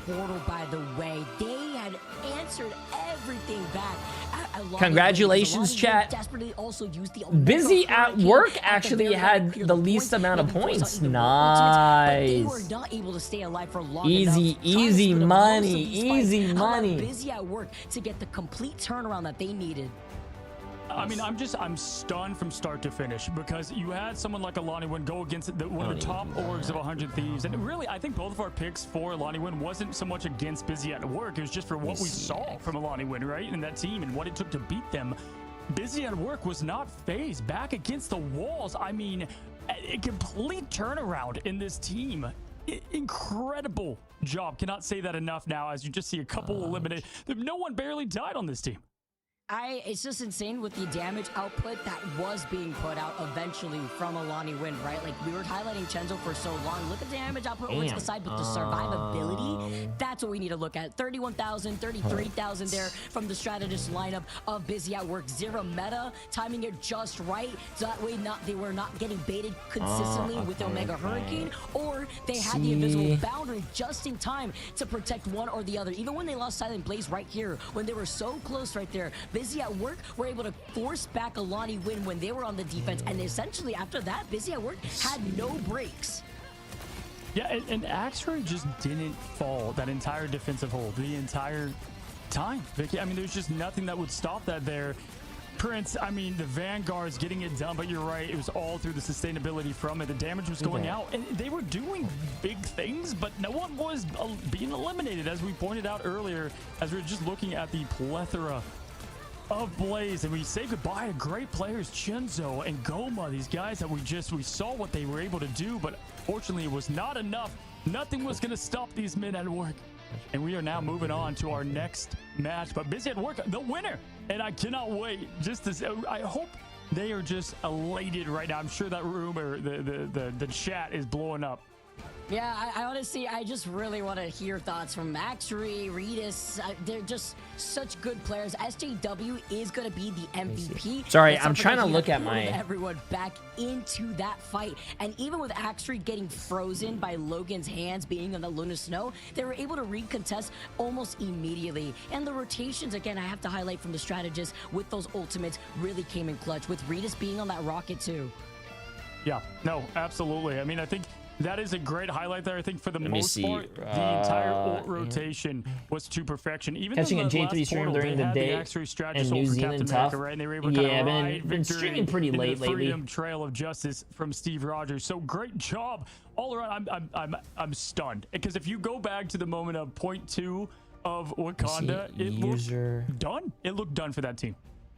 It did, and that also showcases, like, okay, awesome. I just went through all my VIPs to remove the inactive VIPs so I can add more into my chat. So well, not only there was a difficult Star-Lord matchup, because apparently I only have a limit. Chenzo and SJW were going crazy. Like, it wasn't like yes, we saw really great tracking from Chenzo, but it was the answer back and the follow-ups that we also got to see between SJW when he was on that. 10, then we 11, see 12, flexibility 13, from 14, SJW's side, 15, and then he just pops 16, off. He went down 17, one 18, time 19, in that last game. 20, 21. I freed up 21. Like the team that we saw in the MRC, right? We saw them as Phoenix Guard then, and we saw them continue to climb up. Funny enough, this has been the history, and this is what I'll ask when we bring in our interview in a second. A lot of people. Team I mean, I don't think I've ever removed the VIP in like 8 years. But they were doing it even best of 5 all the way through it all, and so they've been there, done that. We kind of saw that just now as we're excited here to get our interview in. Okay, let's see this. And as we get weighted up and set up, it just also comes to question here, Cozy, the importance of being able to find who was the first VIP? My first VIP? When you are in best of 3 territory, little to no time to make those adjustments, having to find those tweaks could be pretty difficult. Absolutely. Let's go ahead and welcome in our interviewer right now. You guys want to know them. Watch this team celebrate what was a massive win. Hello, how is it going? Welcome, my friend. Hi, can you guys hear me? Yeah, I can hear you. Hi, it's going good. You know, we're really excited that we won that game. Showed what we're actually on about. Yeah, how are you guys feeling? I mean, I've seen a lot of this team in the MRC, and I was just saying how, I mean, we have seen you guys kind of back against the wall a couple of times, and you always seem to just not fear and fight back and climb back out of that thing. So kind of take me through the room when things are down, right? You guys are down in the lower bracket, you're facing elimination. Point 2 of Wakanda, this team was looking at the door to leave this thing. Citadel did win, yes. For us, it was more like we sort of played to the strengths of like the enemy team more so than like if the enemy team are like really good, we'll play really good to match them. If a team is really bad, we'll probably, you know, match their skill, which I know is a bad thing, but it's just one of those things that we do. Our like thought process after losing first map was like just, you know, getting sure like our mistakes are gone, you know, making sure that we don't make them again. because we played quite well the first map actually, considering like how our performance was against Extinction. You know, Prince and some of our other players. You know, we played quite bad, but you know, Prince came in, was probably our best player today along with Redis. So it is good to show that we can bounce back. Yes. I love hearing this from you guys because we were talking about it in the green room too before we got into that last map. Coach, yeah, Ran, it's so nice to talk to you, and seeing what you guys have been doing together as his team has just been a different level in improvement, because I see the Protect on the Jet, so we see what Redis could cook up real quick. We saw the Protect over onto the Luna too.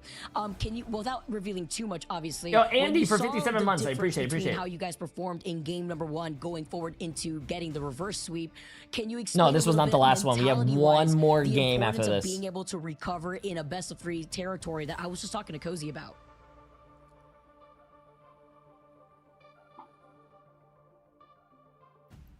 Yeah, I'm not gonna lie. Like that. Holy shit! I was about to say, did anything happen? Was there a lag? Why is there? The question was like how we play. Why aren't they doing a LAN battle of this?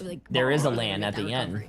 Yeah. These are the bracket stages, so people can make it to the LAN. Our main recovery was like, you know, I mean, I might as well say it. We got quite a bit of help from, you know, our boys at FaZe on EU. You know, Rosa and Coffee. They've been like big helps for our team since the start. Sub Jay, hello. You know, it all stems from us being friends from like console Overwatch. And console yeah, Overwatch. He can't mention Overwatch on the broadcast. Than NA, you know, they're not just. He just got fined. 6 players running at each other. He literally just got fined $10,000. We can do right now. $10,000 for mentioning Overwatch on the live broadcast of Marvel Rivals chat. That's crazy. He has to take out a loan. Yeah, hey, listen, Holy Agamotto is what we were saying after what Prince did. And seriously? No, I don't. I'm just fucking trolling, really chat. Like the Shark versus the Golden God, and I think in that first map against them where you guys dropped in domination, they had the Atom. You guys were playing well, but you got to play perfect with the res that comes back. You kept allowing the Atom though, and so were you just comfortable with Redis and what they were able to do to shut down, get the the Jeffy and finish business there? Talk me through a little bit of the pick bans on that specific matchup. So for us, we realized that we could do like what other teams do against TTK, for example, because Necros and TTK are essentially the same player. Did TTK hear that? We realized let's just play to our strengths. We realized that the Jeff advantage. Did TTK hear that? They just call TTK shit. No, they didn't. So, and Redis is one of the best Jeffs on NA. I mean, as you could see today, like I think he cancelled whoever the Ultron was, Goma's ult like 3 times in that one map. Yes, I mean, at the end. Come on, there's nothing better than that, is there? So we left the Adam up because it was, who was the Adam? I don't know. The Adam was like, I think the other support, K-Jules, I think maybe. I don't know. You know, he can have that. It's okay. Like we're not too bothered about that. Listen, no, I mean, Redis, I knew him as a Star-Lord back in the MRC, and now he's coming over here as Jeff, and you guys have a lot of flexibility on this team. Listen, you just beat a team that pretty much nearly played better than the team of 100 Thieves, and so when you have a team that caliber, right, that you just beat, how far can this team go? How far can this team go? Because you're 100 Thieves. I was hungry for pizza like 2 hours ago. Was right there with them. Do you guys believe you guys can make an absolute run in this thing? Yeah, I think if we ever play against a team that you can play as long as you want. It's already 9:30. There's only one more match. Let's go to McDonald's after. These teams, 100 Thieves, they don't play. You want to go to McDonald's? A unit, you see people. Do you think I'm getting fat? They play as a unit. Like, Trust Me is there. He quite literally like. I weigh 172 now. Oh my god! And like other teams. Why was that your reaction? Like, okay. How can we enable our one player to kill 6? Well, look at my diet today. I had Doritos, I had a large slice of ice cream cake, and I had a Coca-Cola. Had a close game against him. I mean, they have iRemix as their coach. He's not as smart as me when it comes to banning, so I can understand that. So bro, it's my cheat day. When it comes to that. A lot of confidence, man. It's my cheat day. That's what makes the sport great, and definitely talking to some big company and a great way. I love the. You know what's actually really crazy? No, chat. Okay, they're I gotta tell you guys something crazy. I weighed 170. I weighed 170 pounds before I went to China. I remember this. I weighed 170 before China. I go to China and I eat And I'm talking about I eat so much fucking food. The food there is absolutely amazing. It's so good. It's delicious. It's very cheap, and it's like very, very healthy for you. I came back home. I actually fucking lost 5 pounds. I lost 5 pounds when I ate so much food, bro. For 2 weeks. Mind you, this is a 2-week trip. I was also sick. Who cares about that, though? I came back. So when I came back, I weighed so when I left, I was 170. I was there for 2 weeks. I weighed 165. And then when I came back here, after like 2 weeks of eating food, and I don't usually eat a lot of food when I'm home, I weighed 170 pounds. Bro. Actually, I think it was like a month. Bro. They put something in our food to make us fat, chat. I swear. What they say that about me for? Like, if I was Iremus, like, what they say? What about me? So they drinking coffees like the hell? Yeah, what happened? No, listen, yeah, that'll pump up 100 Thieves. They'll be ready for them if they see them, but hey, vice versa, they'll be busy at work, guys. Bro, I still cannot I cannot understand a Coca-Cola here, a little fucking cup, like the little glass, plastic cans. 38 grams of sugar. 38 grams of sugar. But you get that same Coke in China? 8 grams. Wow, production. 8 grams of sugar in China. That's fucking crazy. Just by 0? Ew, no, that's disgusting. That's disgusting. Because it's honestly, it feels like the Wild West, but in terms of teams having to figure out what this season 4 has brought into us. Well, this whole day was the new names outside of Ego Death, right? And funny enough, I felt the best about Alani winning that just because of I was talking about how the food in China was so amazing and delicious. Either way, what do we Can't you agree? You were there with me. I asked you to go to dinner with me, and you were like, who the fuck are you? And then you just walked away. You don't remember that? I remember it because it hurt my feelings. I got to say, Vicky, as we take a look at something epic here in just a moment, I have to say, which team would you give the edge to going into our last matchup? Ooh, I would say Odyssey. Odyssey is looking good. I have to say Odyssey is just they compose those individual players that have always shined and impressed us, Cozy. That was the first time I don't like no. That That Coke Zero, that's not chat now. And against Intergalactic, I don't know if it's you made me check. Our Coca-Cola in EU has 15 grams. That's even better than here than the States. Have to wait and see because I also have been wrong about my predictions for the last like 2 series. So if we win EMEA, I'll buy you dinner in Atlanta. Woo! Chat, clip that. Record it. Xbox.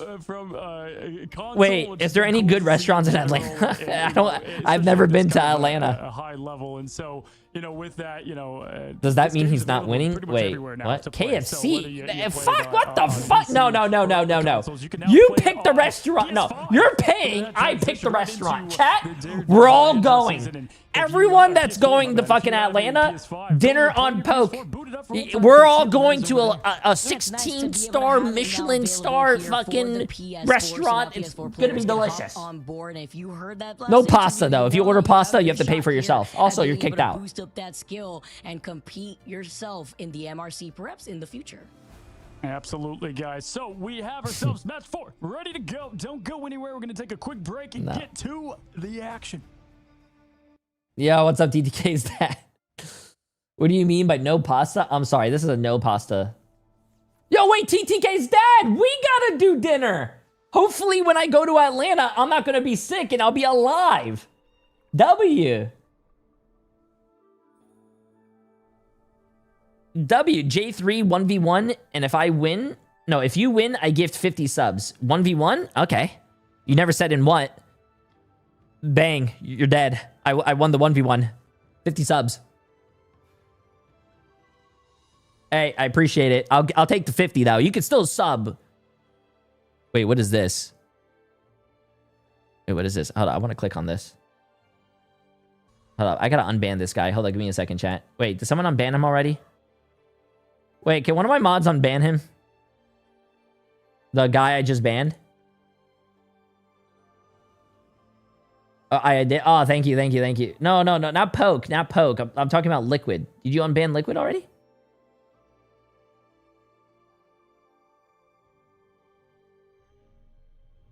Yo, sorry, Liquid. Wait, you're coming back. Wait, what is this place? Bones Restaurant.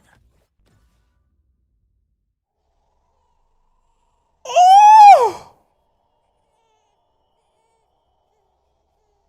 Oh! Oh! Oh!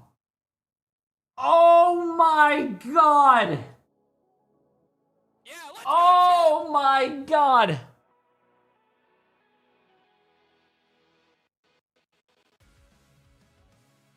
Let's go, champ! Oh my god! Oh my god! Oh my god! Oh my god!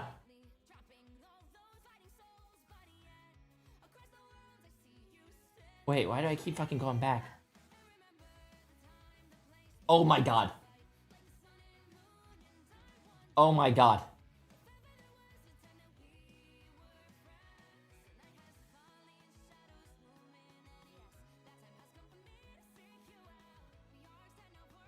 Oh, those scout. Oh.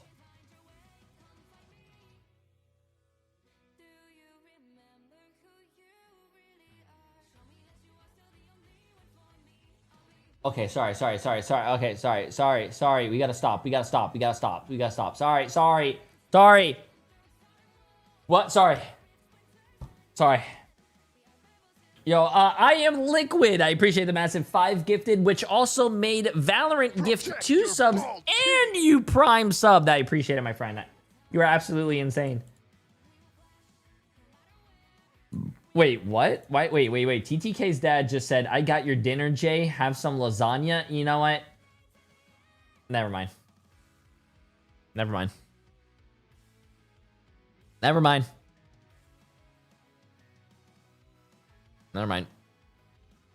I just have to find some time for dinner since there's not a lot of free time. That's fucked up. So you're saying that you don't want to hang out with me. That's fucked up, man. The best meal I've ever had was at an omakase sushi restaurant in Philly. Oh. Bro, I want to win. Listen, you got this, bro. Yeah, lock in, bro. Lock in. If you really want to win, which you could do, and this actually sounds very ridiculous, but a chat can also, my chat can actually vouch for this because it actually does help you win tournaments. So if you really want to win, instead of practicing or doing a lot of VOD reviewing or doing a lot of scrimming, what you want to do is sign Jay3 to a multi-million-dollar, deal only for the finals. And then as soon as you do that, I'll be on your team and then we will win because I'm the best player alive. And it's just one of the easiest games. You don't even need to practice. You just send me in there 1v6 and I win. Chat, true or true? Of today, the sunset of day 4. He is looking for content creators? Oh, well, hey, send them my way. Odyssey. Listen. And I want to open this up by saying, you go back and look at I'm a free agent right now. LG was sold. They didn't have a great showing, but they did play Rad, I'm free. which looked dominant. I mean, they stormed through Dreamland too. And so what can that team bring compared to Odyssey, a team we know a bit more? Yeah, wait, what do you mean formerly false? Ego Death, right? So it consists of those individual players that you and I have really hyped up about, but Intergalactic also has amazingly talented players themselves. Looking at the fact that they had lost against Rad Esports and then looking at how Odyssey played against Dreamland, you cannot ignore the amount of counter-picking potential and choices that were made in that very close series that Dreamland had 1-2-1, right? I recommend everyone to go back and watch both of those series. They were fantastic, but specifically the Odyssey potential to change what they need to mid-game to understand what they need to bring out is very quickly decided on. Yeah, matchups to look for here is Hoffman and Doomed versus Self and Zaytex. Oh shit, Self I gotta start the Zaytex predictions. Shit, chat. Why didn't you guys warn me? And so pure skill is what they rely on. That's what's going to be after they Intergalactic match that efforts versus as well. Intergalactic though, this team has played a lot of them together here for a good while. Bringing in a couple of new members. Chat, do your voting. Impunity, they lost Vision, arguably 2 huge players to them, and so it's going to be tough. I know even Nuck was there with them as well, and so you have a bit of that team together, a bit still apart. But looking at how that last team went, yeah, it was just tough to highlight anything massive. Okay, let me see who's on Intergalactic. You have Doomed. I've seen Doomed before. I've seen Blur. I've seen Dogman. I've seen Fidel. Yeah, it was talking about really being on that Angela. I think I've seen a lot of these players. See Angela twice that day alone, and Let's see who's on Odyssey. Sometimes to worry about not only dealing with the triple Vanguard, triple strategist lineup, but also how to get rid of what that Angela, Doctor Strange, Venom. Okay, and Team Odyssey has. Oh, I've seen Somble before. Zatex. I've seen that guy. Ooh, Self, Momentum. I've seen these guys before. I don't think I remember Soko or Baser though. Somewhere else, it was Dark Zero, I believe. This team has had so much passion behind them. I mean, Soko, Somble, Dogman's too old. Vanguards together, the 1-2 punch goes perfectly with the recipe of too the old that and they too have short behind them. And so they don't have a lot of weak points. I think that, you know, we saw them open up so strong in that domination, and they ended up losing, not carrying that momentum. So they got to stay focused, stay locked in, and play the game they know. But it does start there, I think, behind Self. Somble. Is 70k points a lot to bet? No, bet more. The max of bet that you can do is 250k. Put it all on red. Whatever red is. Yeah, Somble even showcased the Hulk out here where, you know, he was able to put it on strongly, and that's without the Namor too, because Hulk in general is just a pretty strong Vanguard. Hey Jay, can I get my money back? Oh, once you bet, you bet. You can't get your money back. I'm sorry. So having Self up in the sky with Zatex alongside him was super lethal to deal with. And even with Somble having to make those readjustments with a targeted hero pool, you know, he was able to make it work, and even through that, Zatex has that flexibility to help cover him.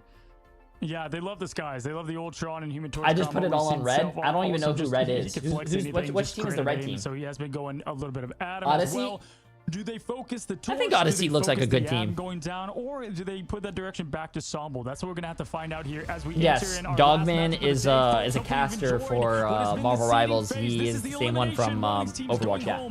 A lot of these teams were in players were in this exact place just back in June. We find ourselves on match number 4, and we enter in on the map, Vicky, of Wakanda Domination. First time, I believe. Okay, Chad, you guys ready? On this map throughout Let's the get course this. Of the day. Yes. A little bit of flexibility, because you know that's what I like to see, a different look at our beautiful maps here at Marvel Rivals. Exiled Beauty with the massive 8 gifted subs with Valorant actually gifting an extra. I appreciate it. Wait, chat's popping off. Yeah, they're gonna go Exiled Beauty. I would assume I am the Torch Band will come liquid. soon. You guys are popping. I appreciate it. Most likely. From Intergalactic, they go with W for Exile. To match that, and we'll see. I love with playing the Jeff. I have Mantis 800 Protect, hours you on know, Jeff. You can only ban so much, so not a bad start. We'll see what Go kind of outside. approach they go with here. I wonder if they're going to try to do maybe a little Mantis Venom action, ban-wise, though, to address what they CC need. Baller for 20 months as well. I appreciate it, my friend. We know how lethal that is too when it comes to dealing with the amount of strategists that you're going to be able to find here. Even though we always start in game number 1 on domination, it's that first fight, the first team to take that point that usually has the advantage. As the Invisiwoman, it's going to be a strategist lineup target ban, it's looking like. Yeah, not only that, we see our first Star-Lord ban in what seems like forever. Doomed can play a mean Star-Lord Hoffman as well, and so getting rid of that. There it is. That's what I thought we would see. So they're going all in with the Feast of the Abyss, a damage boost up, right? And that is hard to stop. That is a scary sight, but Odyssey can rise to the occasion. Just have to keep an eye at all times on what is going to be a disgusting Venom here. Jeff going to be banned. That's the smartest ban you could do against that comp. You cannot allow a Jeff with that to kind of fuel that vehicle. I wonder what that last protect is going to be, though. With no Jeff from the other side, I mean, you could still open up the doors if you really want to get cheeky with it and have that Adam Warlock, which, you know, considering that triple ban on that strategist, that Intergalactic want to prioritize here on Odyssey. Ooh, We get to save protect on over on the Venom, Venom. but no Mantis for them to use, considering the ban on from the other side. Is this Torch? Maybe? Yeah, Torch or Adam. I would say, oh, close. Okay, yep, all strategists. They're just sticking with... They're sticking with the game plan. So how long does this broadcast last? What, my stream? Or you mean the tournament? Tournament goes as long as until the matches are done. Start there. But then what does that do, Vicky? That forces Zatex not to have the Ultron. Like right now, this tournament has been going on for about 4 hours. Probably after this game, maybe 5 hours, 5.5 hours, but they also do EU as well. So EU took about like maybe roughly around the same time. We talked about Baser too. We saw some Adam Warlock action. I mean, the tournament's been going on since I started my stream, so it's been almost been 10 hours. For our final match of the day, it's felt like there was a little break in the middle because there's a break between EMEA and NA, but yeah, basically 10 hours. MRI, but you know what they say, when you're having fun, time does end up flying by. Yeah, and, you know, it's not that it's not going to be, you know, nervous energy after this match because you are playing for seeding, but this is kind of the When did he say that, bit of, Jeremy? like, hey, you're out of this thing if you don't win this, right? So we're finding ourselves at the brink of elimination before we head into the group stage and that seeding. Of course, you don't want, you know, a last seed, but I can say this confidently. Fly, of course, that first seed last time, and Do saves overrides bans? No. You have to save a character before it gets banned. Part, right? And to this point now, as Intergalactic is going to be summoning that portal, it's Dogman bringing the fight to him here. Doom ready to throw out the sparks with Phoenix. Let's see what they do. A shortcut through space. Oh, it's the face-on-face before they try to jump in. The slight block, though, as the cheeky portal plays come out, they block out the entry. And Odyssey wrap up right behind Intergalactic. Dominant taking a good amount of pressure, but this is the face-off that you get to see open things up with Odyssey having self on that Ultron. It's a lot. Anybody got a link to the bracket? Yeah, type ! tournament. Yeah, There's a link to NA and EMEA. The entire Vanguard lineup just absolutely snowballs, and it's so funny. Self being the one that is on the Ultron. Truly, this guy. Oh, poor guy, bro. They're staggering the poor guy. Baser back on that roll of Adam Warlock, and there is a bit of the stagger as Blur try to find the edge of extinction. Great first cap from Odyssey. Soko popping off out here too, and Zaytex is just going to be able to build into this legendary just as quick. Intergalactic now puts a dent to that ult economy. Just Has there been any triple tank comps? Yes, a lot of people run triple tank and triple support to spawn hold a few teams. Could do, being right at home on his favorite pick here with the Venom. And Baser just eliminating Doom right there is just a bummer. I mean, that is such a slowdown of what they're trying to get out of here. What a huge pick to continue the momentum, 40% and climbing what feels like all Odyssey right now. They're building Is triple support banned for Intergalactic? No. But it's not before the extermination from Self. I mean, Pretty sure they could run it. Instantly coming out here, Somble to go in with Hoffman down. This is absolute devastating. That was actually crazy from Sombo too. That was a follow-up because he was going to be safe anyways thanks to Self having that extermination from the Ultron, and Odyssey are holding on to these ultimates. You're going to have to look for Baser, who could self-revive with that passive and bring everybody back in. And with the sign of seduction, it's trying to pull Intergalactic towards them while Doom slams down onto the ground, and Flamme keeps them alive with the fate of both worlds. But it's an elongated fight with Odyssey having the advantage. Yeah, I mean, they didn't have to use anything to survive that. I mean, that's crazy as they just continue to go with Zaytex now. Legendary Soko to follow. This is an Odyssey team that is absolutely pissed that they have to be at this elimination stage to begin with, and we're seeing it right here and now. God damn. Did not get to play his symbiote last day 2. Well, What are we watching? The $3 million tournament for Marvel Rivals. Just knocking on his doors. Let me in. Let me in. This is the NA team. This is the lower bracket NA teams. Whoever loses goes home. Well, actually, they're gamers, so they're already home, but... As now Dogman can't even portal in. There was no chance to. I believe it was even on cooldown there by that point because Odyssey had just pushed their buttons already out of the gate in a speedrun of a first round. Bro, why are you guys saying 07 my points? They could still come back and win the next 2 matches. Holy shit, they didn't get a single fucking kill. Yeah, your points are gone. Holy shit. Get to see anything from them there. O's across the board. Yo, fuck, bro. That is bad. Yo. Yo. Did they play the game? I don't think they got to play the game. Holy shit, bro. Chat, can I get an 07 for everyone's points who voted for Intergalactic? So much damage output. You have to deal Everyone who voted for Intergalactic doesn't like their money. That's all I gotta say. And Zaytex is in the sky like a pesky mosquito. Take care, man. Alongside that Ultron. That's why you get to see this composition rolled out here from Odyssey as we get started with the round number 2. That's fucking crazy. Yep, thank you, Jeremy. Doors open here.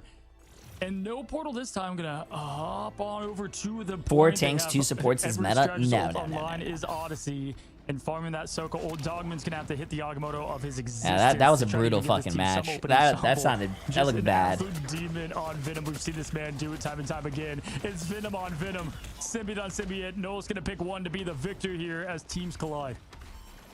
It's a face-off here, too. Look at this from each side before Blur just dives right there on top of the high ground where Odyssey want to sit. And Self start things off with the extermination. They were holding on to these ultimates, as you mentioned, Oh, Cozy, no, bro. Chad, I feel bad. Coming up from Fidel, allow him to move up, but it's so much pressure that Odyssey are able to take the point for free. I feel so bad. Get a elim there. Soko going out of there. Odyssey now continuing to build up that point. Momentum has that ready to go. but it's just one after the other now as Fidelis going to fall. Dongman still has this Agamotto they can make use of, but really just no openings to have the collapse in the coverage there. Zaytex flipping, dipping, and finding more and more prey as they have to reset, and time is ticking. They're happy with taking this patiently, and Summo's about to have the Feast of the Abyss too. Baser has not needed to use this Karmic Revival not even one time, and while Blur is trying to find his way back in, he slams down. Hoffman calls in the Soul Resurgence, and there goes the Feast of the Abyss. Momentum activates the It's Jeff, and why are you running as he tries to stop their exit point, and then the Wombo combo follow-up just so that way Doom can prevent Momentum from getting anything working with that It's Jeff. Jay, I've watched Odyssey's games, so I haven't watched these games. I think these are the games that were playing that one day I had to help my dad. So this is my first time seeing both of these teams, but holy shit, bro. Odyssey looks like they're on a different level. Like, who do they play to go into the lower brackets? Been waiting for this one now as they're trying to flip the point back to them, but they still have loads of work to go. Baser down and coming back. Sombo continuing just to be a nuisance here, Vicky. And Soka was living for a really long time before Doom finally finds Oh, they actually want. Wow, okay. And with the Phoenix, it's finding these opening picks that they need. They played to Dreamland. finally get some momentum flowing in their direction, and I like their economy coming up next. And then Dreamland lost to Rad, right? 75% to 10, 11, 12, and climbing. They've got some of what they need. They're close to Del and Flamme. Will be able to sustain this thing if they're able to keep through it. You know, if you're Odyssey, you're just trying to get this point around 50, 65%. Doom damage boosted up. This is the man to give it to if they're going to win this thing. Feast of the Abyss goes up. Nothing to come out of it, though. Blur doesn't get what they want. Oh, we're trying to go for a cheeky back cap, but that splits attention away from Intergalactic. 2 back away, which allows Odyssey to move up. A nice little cheeky freeze up in the air. And now with the invisible boundary slowing things down, allowing Intergalactic to hold up. You can hear the It's Jeff momentum sees that everyone's grouped up together. But the counter, once again, back to back from Doom stops momentum. And Self comes in and cleans up what is left. How could you do that to Jeffy? As now Self with the rest of Odyssey and Zaytex activating the legendary sends Intergalactic back. Yeah, 2 times now. Hey, they're not doing literally right with the Jeff eats, but Zaytex is like, that's fine. Let me just do the old double pistol. They're not doing that bad. They got 63% chat. 78% and climbing. And listen, they had all their strategist bands, and they just don't care. I mean, they're like, okay, we'll play Adam, Ultron, and Jeff, right? I mean, just what a show we're seeing done here. Dongman now. When Intergalactic comes back and wins, I expect bonus channel points. Has the follow-up needed. Has the I could. Vic, you'd expect them to have some success here. The silent seduction though also gets slightly blocked before Hoffman can now activate that ultimate here with overtime now ticking away. Baser does have that Karmic Revival. You have to look for where Baser's at. Blur's forced to pop the shield from the Venom. Flamme here can help reset the rest of Intergalactic because they need to recontest overtime here in favor for Odyssey. And Odyssey are playing split. Doom looking behind them because the distraction that is Sambo is getting put to sleep thanks to the Mantis pick here from Hoffman. His extermination rating down. They also have a resurrection. They're going to have to fight through. The show is going to start the show of this last point take. Agamotto out. Jumps through perfectly there. Great jump, but it's swallowed by Jeff. There's no Phoenix this time to stop this shark from jumping. Spitting right off the edge. And goodbye goes the Strange. Momentum finally getting that eat he was looking for. That was so big because he also helps out Baser. Baser, although uses that passive, comes right back around. The legendary gets shut down. He was shooting blank over into that invisible boundary, but the Born Again rings out in the arena as Baser brings back Odyssey into this overtime. They're not trying to step off the point here at 99%, with Intergalactic losing out on Doom and not having. This isn't the same Doom from Shroud X, right? Probably is. I heard Shroud X's team was disbanded, I'm pretty sure, because Shroud didn't want to continue the team, right? And just like that, they got the message. Damn. Oh, it's speedrunning day. Well, let's see what we can do. What is everyone in the rush for? I want to keep seeing some more Marvel Rivals. Are you kidding me right now? I mean, if anything, to take away from what we just witnessed right there, Odyssey has such good cohesion, and it seems like Intergalactic, especially in that first round, I'm not too sure what was happening where they couldn't even break through that original. When are you starting your own champions team? Never. By one. Aside from that purpose stagger that we saw. Doomed did pretty well. He had 7 kills. But it was even better economy for Odyssey to retake. Yeah, glass half empty, you lost. Glass half full, you know, you got more than one limb on the second round of things. So at least things are looking up for them. But yeah, I mean, listen, first of all, Odyssey is a team that shouldn't probably be down here. They're very talented. We know this. You are rich, bro. Sponsor a team.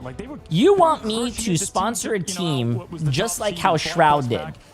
Yeah, chat. I don't know if you guys knew, but kind of a young team then, still a young team, but you know, in terms of just this when Microsoft was trying to come out with their own Twitch, they signed Shroud for like a what was it, chat? Like a 10 or 15 or 20 million dollar deal for 3 years, and then they ended up canceling their website, and he ended up getting what 10, 15, 20 million for those 3 years for about a 6 months of work.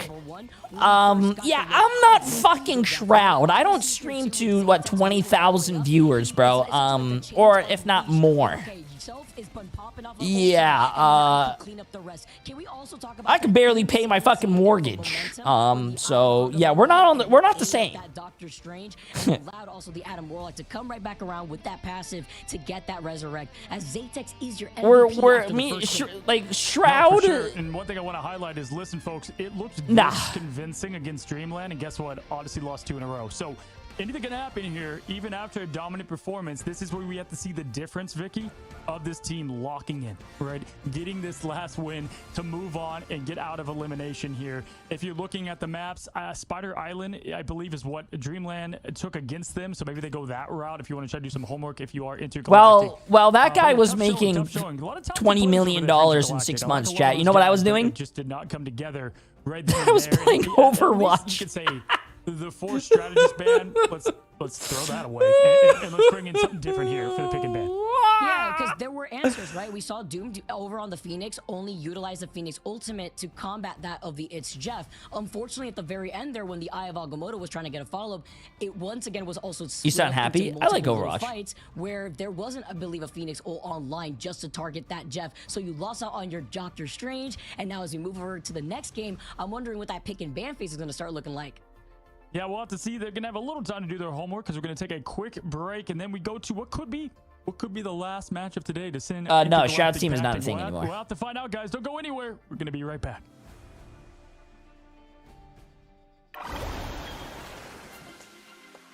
Yeah, I think Ninja got like 30 million and I think Shroud got 10 million. Pretty sure.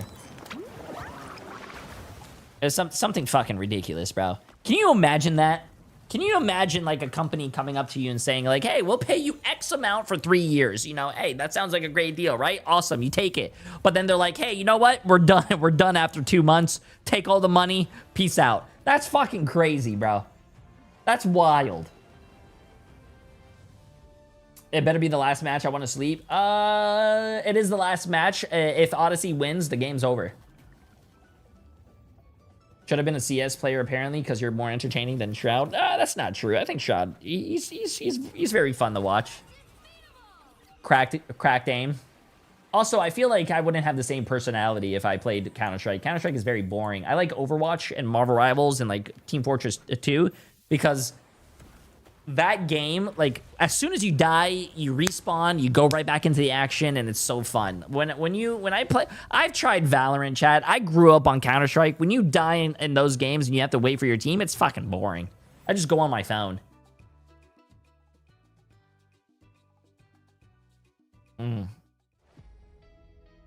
I tried Team Fortress 2. I don't know what they did from the last time I played it to now, but the servers are shit. I don't know what they did. It does not feel like the same game that I fell in love with. Yeah, I also don't like playing Counter-Strike and Valorant because I can't sit there and hold an angle for 15 minutes and then just like, yeah, it's just too boring for me. I need constant action, chat. I need constant action.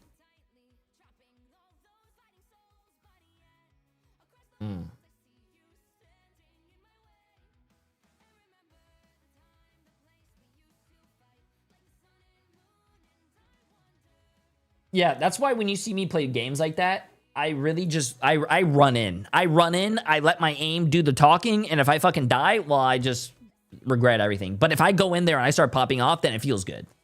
That's why I suck at, like, that's why I suck at, Tarkov, because Tarkov, you know, you gotta be stealthy, you gotta wait and do all this shit, but no, I just fucking run in there, I'm guns blazing, bro.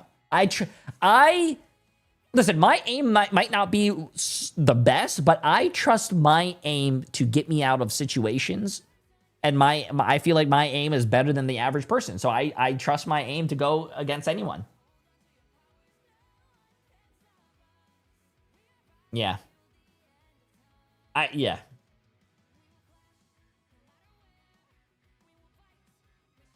Yeah, that's just me though. But I'm getting to that age where I start to realize that I need to start playing like Tim the Tatman. And what does that mean? It means that I need to start playing with pro players and letting the pro players carry me while I throw their games. What could be our last match today is the matchup between Intergalactic and Odyssey. Is a fast one, a quick one here. Odyssey up 1-0. If you're just now stopping by, hello. If you've been here a long time, we're glad to have you. Vicky, we got potentially one more. What do you like to see? Maybe. Or will we go to a game 3 like we saw within our last series? I don't know, because the way that first round played out, that was brutal. They were able to make some adjustments, but then you have to wonder, you know, looking at the pick and ban phase, do they need to start targeting Sombo? Because I feel like a big portion of that actually came from Sombo disrupting that backline, what Venom does best. Yeah, honestly, that was going to be my exact highlight point. If you watch where that team did struggle, it was when Sombo was forced out of anything he could play, and then it kind of slows down a lot of the team, right? And this team is one of those that click as a whole unit, but you know, you cut out a big nuisance in Venom, you're able to go from there. But yeah, they're definitely going to come with a different pick ban approach. We know that. We'll have to see how they address it with the first ones to set the tone, right? Sometimes, you know, this little break is good to get confidence back. Odyssey, again, they lost after winning the first one against Dreamland. So, you know, there is hope. I found you through Timmy J. Tim's a good guy. Sure, I need to play Tim. Tim slander won't be tolerated. Whoa. Tim and I go way fucking back, chat. Tim and I go way fucking back. The first time I played with Tim, he said he was going to throw me through a fucking window. Okay? So listen, Tim and I, we're cool, bro. Especially when they're forced to play it out. What's up, TTK? Are you watching the actual teams win? Here, but it was more so tough for them to make those readjustments because it was definitely winnable and it was an incredibly close series. And during the ban phase, did the other team see what the opponents save and ban like they do in regular ranked? Yes. And they want something to prove. And against the talent that makes up Intergalactic, I'm surprised to see it looks almost. I haven't watched a single game. Yeah, same here. I don't want to watch your game, but I do know Sentinels are going to win. As we move over to our second game, we are going over to Midtown. Absolutely. Here we head into Midtown. 0-1. It's Odyssey now. Stage 2. Let's get to this thing. Although we've got the pick bans ready. Wait, looks like another hurricane is heading to Miami. Wait, really? And what they're going to start out with, we should know right off the rip. And last time when they had their pick bans, homework is for iRemix. Oh, trust me, I've seen that guy's book before. Wait, hold up. Hurricane Tracker. Song and dance come from the beginning of Intergalactic's bans. And if they are gonna focus on only banning out the strategists this time around, they have to also consider the flexibility. Wait, I hope 100. Wait, yeah, TTK, bro. Why don't you do an interview, bro? And then when they say, "Hey, is there anyone to shout out?" So say J3. I'm starting to understand and see why the Jeff has been such a problem thus far, as we see more Jeff bans. But it's the Emma Frost that's banned next. Fuck interviews. Interviews help you, especially when you're trying to be a streamer, bro. People see you. People make a connection. People want to go check out your stream. When they say, who do you want to shout out? Say J3, he's tall, jacked, and handsome, and also shout out yourself in your stream. Don't hate it. Bro, I definitely think getting rid of I'm scared. is such like a hidden hero on this team, Vicky. So TTK. I like the target ban per se on him. I also like the protect ban too because you shouldn't be scared. Frost ban against them, so at least they'll be able to. Everyone knows you're ugly. We're going on it's to okay. Midtown. You already know, Convoy. We're gonna have that triple Vanguard setup, and Intergalactic are starting things off on the defense as we see the next Star-Lord ban coming out for Odyssey. Yeah, again, respect there to the duelist of Intergalactic. Can't have Star-Lord running around if they want to, you know, continue their strategy there. And you know what? That's Wait, there's no hurricane hitting. Is from what Stinkers did to this team. There's a hurricane next to us, but it doesn't look like it's gonna hit us. It looks like it's gonna go this way. Streamland, but all of them against the Sky Rain. Now Wolverine is gonna be banned as well. Like that approach, you can tell that they're doing something a little bit different for this map, with Adam now being shut down for Baser. It's going to come in clutch, too, when Odyssey is on the defense instead. Yeah. Especially looking at the way that they're going to be flexible and having to deal with that triple Vanguard. Now, the Protect on the Adam Warlock. Which year did you first collab with Tim the Tatman on which game? You can search it up on YouTube. I'm pretty sure it's there. Before this game starts, watch this. I can find Tim's video and my video. Yeah, I think you can always go with the Jeff approach, right? So we'll Tim the Tatman, Moon, and Jesus, let's go champ. Bang. I met Tim the Tatman 8 years ago on this video. This is the video that him and I became friends on. I used to go by the name Jesus. I was duoing with Let's Go Champ. Tim the Tatman was playing with Moon, and Dogman or so that we had swap over to that Venom in that second round to try to do exactly what we witnessed from Sambo with disrupting that backline. But now we have everybody situated as the Protect comes out. We have the Adam, we have the Emma, and then on the other side, looking at Odyssey, they protect the Torch, which goes so hard on this map, by the way. And together with the Ultron, this is how we saw Odyssey shine prior. Yeah, and what's been the song of today? It's Jeff v. Adam. So there's multiple. Wait, so there's multiple winners. I'm just asking that later. Oh, I'm pretty sure the finals. This is the bracket stage. The bracket stage moves on to the playoffs. The playoffs show you who is playing in the finals, and the finals is $1 million. And I don't know how much first place takes. I don't know what second place, third place. I don't know. Triple strategist holds, and we go to New York Midtown. I'm not over this map. I love this map a lot, and it's introduced so many different compositions here and how a lot of these teams have had to figure things out. But potentially our last map of the day. Everyone, thank you so much for tuning in once again. Game number 2 here for our final series. It's Intergalactic versus Odyssey. We're fighting it off in the lower bracket. Last chance potentially for Intergalactic. Dang, chat. Come on now, 13%. That is, okay, chat, let's see this. That's rough. That's wild. Fidel now and Dogman in the top end of things here as Odyssey is looking to get out. They bring out the old Squirrel Girl with Moon Knight. Talk about damage raining from the skies and the ground here. Why isn't there the same pickup ban system, not a normal comp? Chat, professional gameplay compared to random comp games are completely different. These are teams who scrim with each other, practice with each other. They're a team. Ranked is just a shit show. If you have saves in ranked, you're gonna have those Spider-Man one-trick players who say they're the fucking best at Spider-Man, save their character, and then they're gonna go 2-16 on Spider-Man. Have you guys had that? Have you had those people? Hey, let's ban Spider-Man. No, don't ban Spider-Man. I play Spider-Man. I'm the best Spider-Man in the game. And then that guy goes fucking 4 kills and 28 deaths. No, it doesn't work. It doesn't work. In charge of the acorns here. Has the Anaconda strong good patience. Not going to go with the early one, although I do think he could have farmed it up already, Vic. That's the one thing I would love to highlight too, the patience and the way that they backed away to just boost off these duelist ultimates as the invisible boundary. Odyssey is running Squirrel Girl because and Moon Knight and also Storm, so they can break the 3 tanks, 3 support spawn hold. What a lot of teams do on these maps is they go 3 tanks, 3 supports, and it's a very good comp to spawn hold teams. So they're doing a lot of damage so they can break the spawn hold. Yeah, 2 Vanguard ults came and went. Nothing happened from them. Zaytex now getting 1, make it 2. Does he get there as the Born Again comes out from Hoffman, but Zaytex is hunting now as the Mighty Morphin Power Ranger here now throwing the back line. He's cloaked, ready to go, and what an absolute demon here with the DPS boost to boot. Hey, baby boy. Come here, baby boy. And I love the follow-up, too, that we just saw right there as the Omega Hurricane comes out. But the Born Again from Hoffman, big res. in the dark, brings everybody from Intergalactic back. And look at the placement Baby boy, over by the subway station. Absolutely, yeah. Flamay had the other Born Again, so you got 2 of them. What's better than 1 res 2? As the old saying goes, not an old saying, you get the point now. Zaytex moving in with the damage boost yet again, 71%. Yeah, Boba is a teenager now. He's going through that like rebellious phase. As now they continue to push in. Magneto doomed up. Can he land it? Oh no, Vic.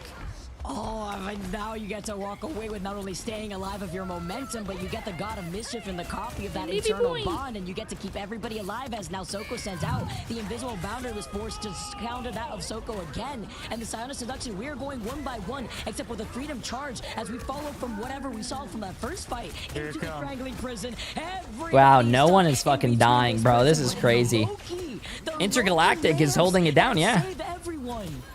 And Zaytex fell, so they didn't get to do the combo. They were set up. The alley-oop was there. He threw the ball, but the other guy was on the bench. Zaytex on The other guy was on the bench. down, and that's just a bummer there as that lined up.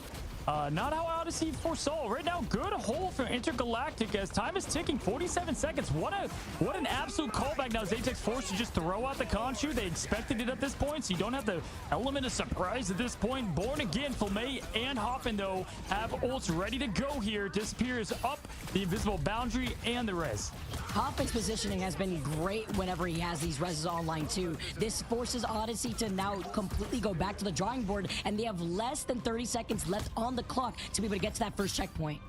We saw this exact thing happen yesterday. We saw Odyssey dominantly win the first map and then kind of, got ahead of themselves. Let's see them slow it down here. You have 11 seconds left. You look dominant so far now. You've got the Self on the skies. Hurricane ready. Let's see if they can pull this off. Sombo, look for this combo. Fidel's ready though with the invisible boundary, and it's used up first. It's gonna be the Meteor M to slam down, but doesn't find its mark. This leaves things open for Sombo to bring everybody together, but half the team is still getting protected by the invisible boundary. Momentum now keeps everybody alive, and Dogma with the Silent Seduction just supporting everybody in. But Odyssey still have that healing output that Intergalactic do not have. The Terror K being the ticket to get them through this point one. It was looking all How many matches remaining? This is the last one on the day. Intergalactic almost felt that This could be legit the last round. Would like to see Odyssey but clean things up. The combos were Odyssey not needs the there win. all, Technically, Vic, and they that's why capped, they struggled on so. point one. I agree. That's why you saw Zaytex force to use Wait, that they're hand of portaling Khonshu right just now? raw when that Wombo combo didn't work out, like we were talking about with the group. We are seeing changes with Zaytex going over to the Phoenix as Dogman with the portal. Jay, every time I have a shitty day playing Rivals, I come to your stream and it makes me feel better. Hey, W. We have the Agamotto from That's good to hear. That's good to hear. Now doomed. Looking for more good I was about to pressure say, as if they it makes you push feel into the team shittier, then I would back. feel Right really now, bad. we've got the switch over that we expected. Self is now on a Human Torch. Agamotto out, and they try to get something from it. It's just all the flames going down now. Self gets Hoffman out. Passive's going to be ready. Dogman to trade, and right now, Intergalactic is still in this thing. Hey, yeah, with Hoffman being no. able to get that res on Don't do that, himself with the kitty. Passive, he doesn't have to utilize that ultimate just yet. Just waiting out on these ults to finish as the group hug Fumbler brings everybody together. Odyssey, they fall as they had used up everything to combat Oh, that I tricked you. Intergalactic's retouch Yes, I with the love you. portal. Come here. I Dominant's love still you. alive, and I now this is love gonna you. be into Give me the some next love. fortunate rounds Give me that some Intergalactic love. have. Oh, that was so massive. Blur was able to get the whole team just with the ult there. Look what they have left. Vicky, they got everything for only a minute, 15 seconds left. They have a mile to go. Odyssey is definitely playing from behind here, and they're going to have to figure out how to get these combos working now. Soko on the Strange, that Emma ban coming into importance now. Comes in clutch when you get to get some more of these target bans. With Zaytex having that ultimate online, they could go in for a follow-up wombo combo opportunity. What is Boba's Marvel rival main? Black Panther. Low, though, cannot recover. Momentum was so close to that invisible boundary, and Intergalactic having Hoffman and the Adam Warlock gets the res up onto Filmay, who could have tried to come back, but then he gets shut down as Self had him in To his be line of honest sight, with taken you, to the skies. Intergalactic From doesn't both have a ends, though, bad hold Intergalactic here. still holding this angle. Absolutely massive from Hoffman, getting his strategist back. Oh, wow. He actually went around the hit. Nice. That goes right through the shield of Magic and gets down to make it more as now Odyssey's able to clean up. But Vicky, 20 seconds left. There's still a lot of ways to go. This is going to be a long fight to the finish to even get to point two. That's so tragic. He went. It probably killed the shield, but he went around it. Too, you feel like How you're fat is safe the cat? even He with is the buffs, 8 but pounds. it's too much damage output combined that He's with that Phoenix almost ultimate 6 to go months down. old. He's Less about than 2 seconds 8 out. pounds. Odyssey have to now stay on this point and cannot get off. Dogman, can you hit this Agamotto? Let's see what we can get from it here. Not a lot of follow-up, going to just be pure power behind it. As you look, Blur's close to it too. They have what they need as the defensive stop, but guess who knows that? It's Self going in with the melee cancels. 25% and climbing for the ultimate there. They've got plenty to respond to. Strategist ults, look for that sustain. We have a long fight incoming, folks. And overtime now here as Soko's also with that Eye of Agamotto. Momentum has a survivability with that invisible barrier. Okay, chat. Let's see this. I think Odyssey can definitely win this though. Of that Mantis with Hoffman making that swap earlier on. It's gonna be Oh, actually, they just lost one of their and they lost tanks. out Ensemble first. It's a direct counter to get that Sun and shut him down. But Baser and Soko are still here, and Zatex can't get a reset with the Phoenix ultimate. Look what they have available. They have exactly what they need here. Intergalactic can get this done. Agamotto went out by Soko, but nothing to come from it. There it goes. Wait, did he just solo ult that? You know what? Respectable, respectable. I like it. I like it. Continue to throw the whip and the cancels. Now Sambo already back here. Vicky Zatex has. Yo, is TTK still in my chat? That's how you hit a strange ult, by the way. Trade on Baser. This is Intergalactic to lose. And this is Odyssey right now just trying to struggle to even touch the point with Sambo coming right back in and using the Feast of the Abyss. It's not enough. Overtime taken away, and Intergalactic Dogman specifically has held them back and forced out a stagger. That's out of not Odyssey. a bad push. I mean, Intergalactic can win this though. Now obviously have to do the same job here on the offensive side, and that's where we've seen some struggle so far. But Odyssey, a very good offensive unit, and only getting halfway through point two, definitely had bigger objectives and goals than that. Vic, I'm shocked, I'll be honest. Yeah, it's interesting to see, like, with the Adam Warlock being banned too now and Odyssey being on the defense. Do you have maybe a rocket to lean on here? We've been seeing that Loki out instead to get that BRB sometimes could come in clutch if you do go out for that rocket. I love this cat. But it's been crazy to see how Intergalactic were so quick on making those readjustments. No, for sure. Even with the matchup early and what they were able to do with the Moon Knight, as we take a look, I mean, this is a little bit different, Vicky, than no eliminations on the board at all, right? I mean, look at just the sheer amount of what they've pumped out. Dongman here with the ace, 7 final hits. Man knows what it takes to advance in this thing. And Doom 2 with that damage output as well. I really like the copy that we saw when they made the adjustment and swapped over to that Mantis. If you know that Sambo's been a problem on the Venom, just get that stun and use those comps so that way you guys could split up and focus down on that one target that has been a pest, while also splitting your attention to the Sky that they brought out with the torch. Yeah, we're going to see better ultimate play here from Odyssey. I love this if they cat. want to go let's see this. And not face an elimination match, which I'm sure they'd be stunned by. They get the trap out of the way. Doom opens the gates with What's up, Kasha Adam? by his How you doing? How you doing? And he's going to look to get these guys off the high ground. And the Intergalactic is rolling out with Hoffman, though, being on that storm, and Doom trying to get a copy here with that Moon Knight. Yeah, like I said, chat, it's a very common thing for teams to run 3 tanks, 3 supports on here. Called out first with a slight stun here, and the follow-up from Doom to be able to get that. And with no rocket, there's no BRB. Yeah, it doesn't really look good when they don't have a rocket and they don't have an Adam Warlock though. If they're able to use that, that's going to be. They don't have all the revives. revives. To the right place. Blur playing lights out here as Groot showing the tree can do more. What's up, Still Blazing? How are you? How are you? Now, Dogman to follow. They didn't even have to use the combo. This is a massive opening for this team. Oh wait, this is big. This is big, Chad. If they don't get their Groot ult eaten or blocked, this could be fat. It's gonna force us out from Odyssey to recontest. Wow, shocked here as the portal. Oh, it's big. It's big. Moon Knight ult. It's big. They're ready for it at all. The Lantis coming to save what they can. They do. They got one. So much damage. Hoffman able to pick off Sambo, who's having a rough go about it this time around. Now Doom getting out of there, getting Dongman now with the seduction to follow. Team keeping him up. No, he's out of here, and they at least get this first couple down. And that was some help with that God of Mischief too that was used up copying that Eternal Bond. Thankfully, Baser's right there to help out Momentum to combat that of the Omega Hurricane. But Fidel uses the Eternal Bond after we saw. What would you Baser. recommend for new players to try out for Overwatch? Getting closer to that first checkpoint, and they still have. You probably want to play support in Overwatch then. Yeah, we got Blur here. You can do Mercy. You can do Ana. Ana's a lot of fun. We're miles away from Juno, Kiri. Folks, so it's going to be nothing but the offensive approach of tanks and. I don't even know what the Overwatch meta is right now. Does have the extermination throwing down what he can in this fight, although nearly using on the offensive side. There's the impressment. Can they get the follow-up? They go up with the meatball. Soko throws down, misses, but does get Fidel in the back. I love how you see Doom just trying to jump away, matrix around it just for it to give him a haircut and land on top of Fidel's head, but it's fine. Intergalactic is looking like a really good team right now. Looking a lot different than the Koth map. Tries to cut out their exit point. I know, poor. I'm sure you would have liked Fidel to live through that, Doom escaping, but at what cost? Hoffman now. Oh, Wu Young again? Yeah, new character. With it, and just like that, get point. Yo, chat, we actually might go to another map. 48 seconds, that is a lot of time compared to what Odyssey was working with. I'm sure they just wanted to maybe swap out here because I was looking at the Eye of Agamotto and there was no follow-up potential anyways there. So they just get that out, and now Odyssey are looking to reset here with a different lineup. Yeah, looking at it here, we have Flamay that's ready to rock. Blur shortly behind. It's almost back over to Venom, and Momentum is close too. So right now, this is definitely still ult economy-wise in favor of Intergalactic as they round the corner. The tough part, I mean, you're gonna have to obviously play perfect. Lamau, bang bang. I appreciate the massive new tier 1 sub, my friend. Dogman does have Psionic Seduction coming in. It's going to be the first thing to open things up. Jay, can we trade cats? No, bro, your cat is 46 pounds. I don't want your bowling ball. Nice. Flamay uncontested, being on that Loki, backing away, and with a God of Mischief, he's going to be able to get that copy to get the Eternal Bond themselves.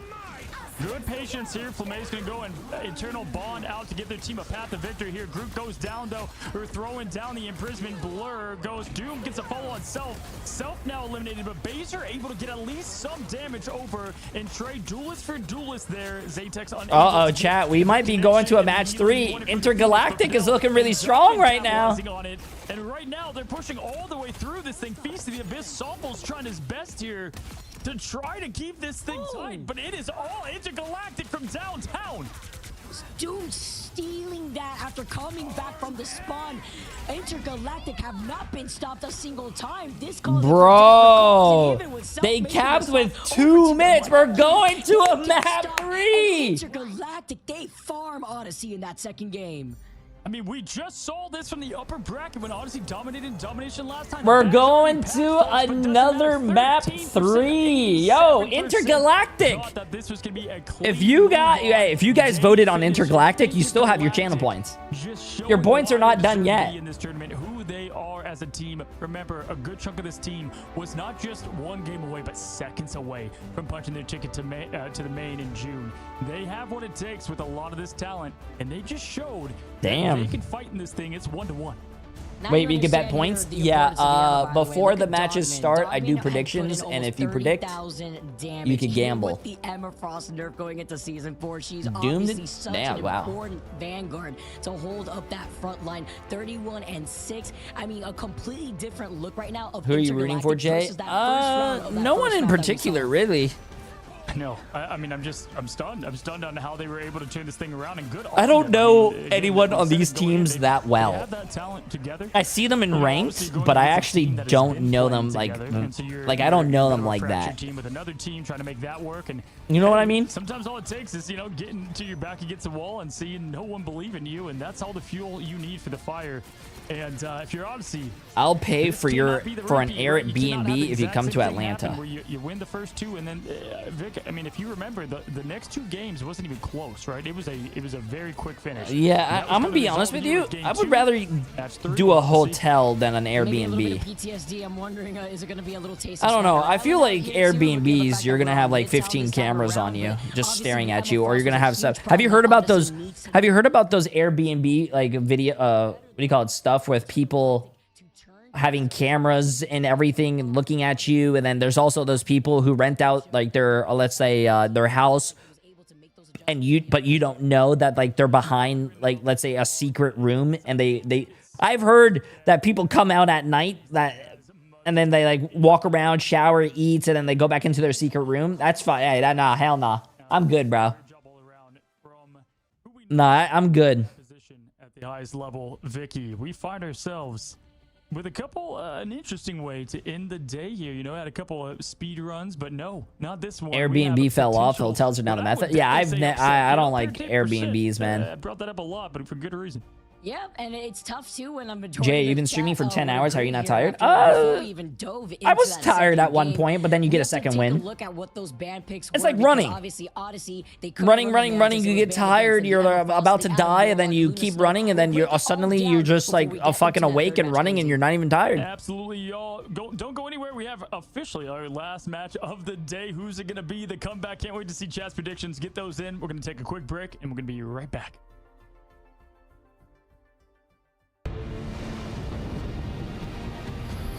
What's Barbarian? I don't know what Barbarian is, and also I don't know what Parasite is. What? Nah, bro. I don't watch movies, chat. I go on to something where it's called Reddit. Reddit wouldn't lie.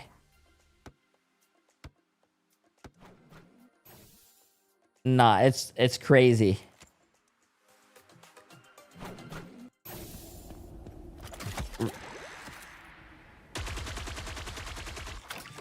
This guy's missing all his shots. Bro, when he reloaded, his axe actually jiggled. I'm not being weird.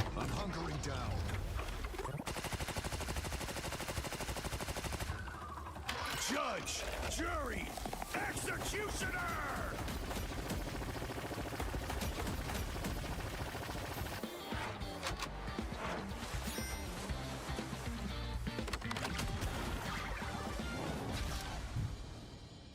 What's up, kitty? How you doing?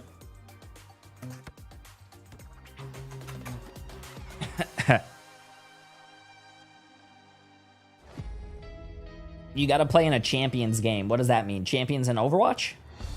Like a champions lobby? Yeah, we've been watching for 10 hours.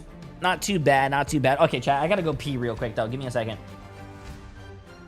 Like, give me 2 seconds. 2 seconds. Okay.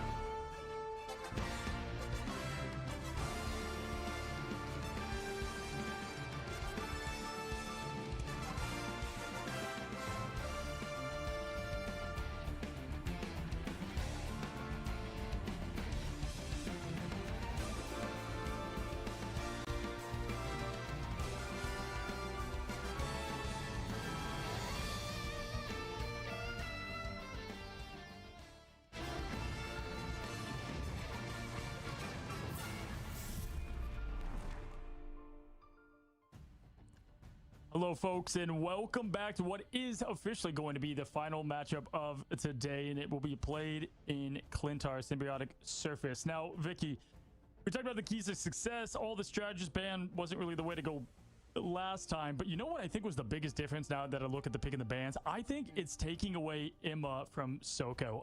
That had a huge, kind of momentum changer in what was the defense, if you will, of this team. And if you look, because that's really the thing that stands out to me, at least. Yeah, because remember how things opened up in that first game. I 100% agree with you. Taking Emma Frost away from Soko prevents them to have the same damage output that they were relying on in that first game. In that first game, they also were able to get so much damage output comparatively to what Intergalactic were dealing with. I think going into this next pick and ban phase, they also have to start looking at Dongmin, who has just been incredible. You talk about Emma Frost, maybe getting rid of the Emma Frost from that side too.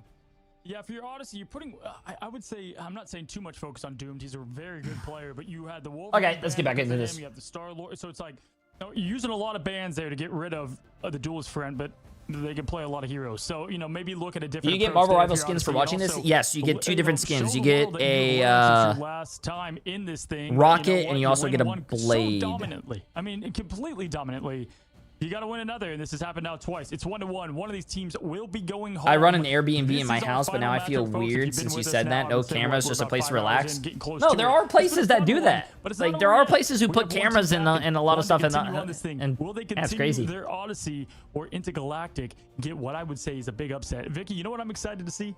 by the numbers of prediction here for this. Who's gonna win this? Ooh, especially after a lot of people lost out on a good amount of points in that last game. I mean, you and I included, Cozy, we were to bet after looking at the way that these two teams have played out earlier on in the week alone.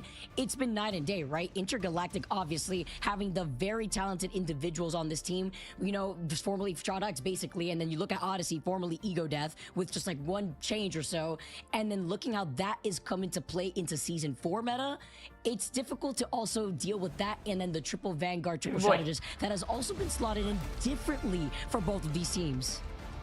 Now, we had it in our predictions. We actually both had this as 2-1, but which one will move on? Let me love you. Odyssey. Let me love you. It is Clintar. I feel like this is such a fun map to close the day. Always close on here. Love you. Really get to see what these teams bring, both strategy and gameplay-wise, on what is a hard point 1 to take now. Let's see how they open up. We've had Mantis ban right off the rip multiple times here, and we'll see if we continue with that. We do Ultron to follow.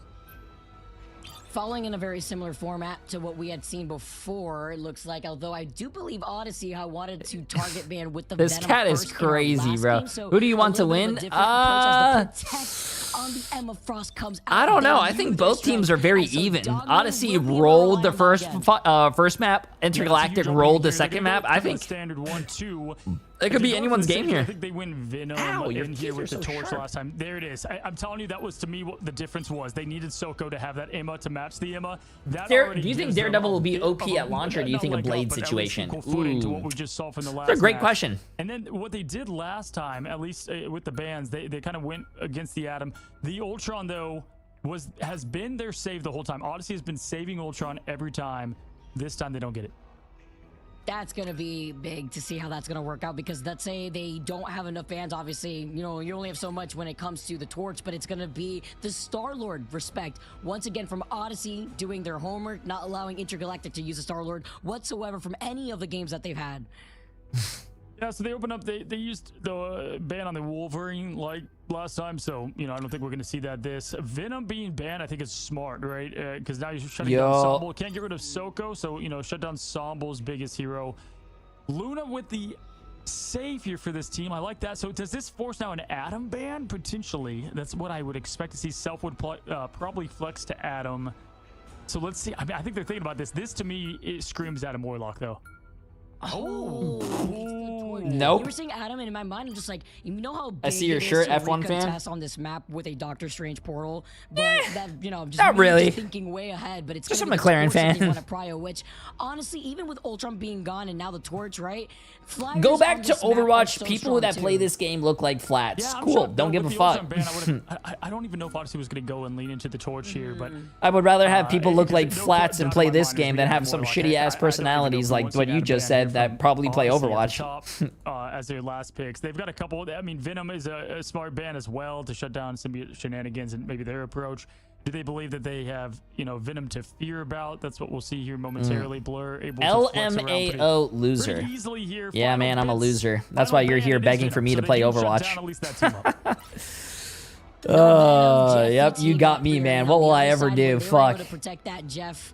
Seeing who from Intergalactic is going to lean onto that as we see Flamme over on that character, Dongman. Thanks for the attention. Hey, no problem, man. Incredible with that Emma Frost. Because I definitely know Everyone's you're starting not on getting the any attack other end. attention from Bird anyone to know, else, so because no obviously problem, man. Going over onto Clintar, Odyssey have to come up with a different plan after what just transcended over on Midtown. Yeah, ban they're on him? defense Oh first, shit! so this will be Okay, interesting to I see got you, how TTK's they dad. approach things I compared got to what we you. did last point. Remember, Odyssey Oh picked this shit! map. I They like do that. like Oh this wait, you know one what I can a lot finally here do? and comfortable little hometown pick.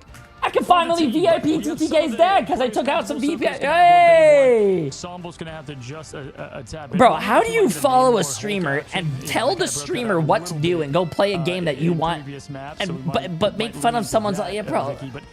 Listen, Chat. Jim is gonna be in the air all by himself as Human Torch. Oh my goodness. People don't have fucking brains, bro. I don't understand. It's crazy, but even crazier to see still the split. People here are so from stupid, everybody bro. Watching from home, this is high level Marvel Rivals for a reason, and this is gonna go down to the wire. It is Odyssey on, versus man. Intergalactic. It was a mollywop in the beginning, an immediate turnaround here. As there is also a change up in this third map here, Cozy. You highlighted it, but it's Intergalactic instead of starting True, off on Zenset, defense, true. starting off on the attack as they open up with the Doctor Strange portal.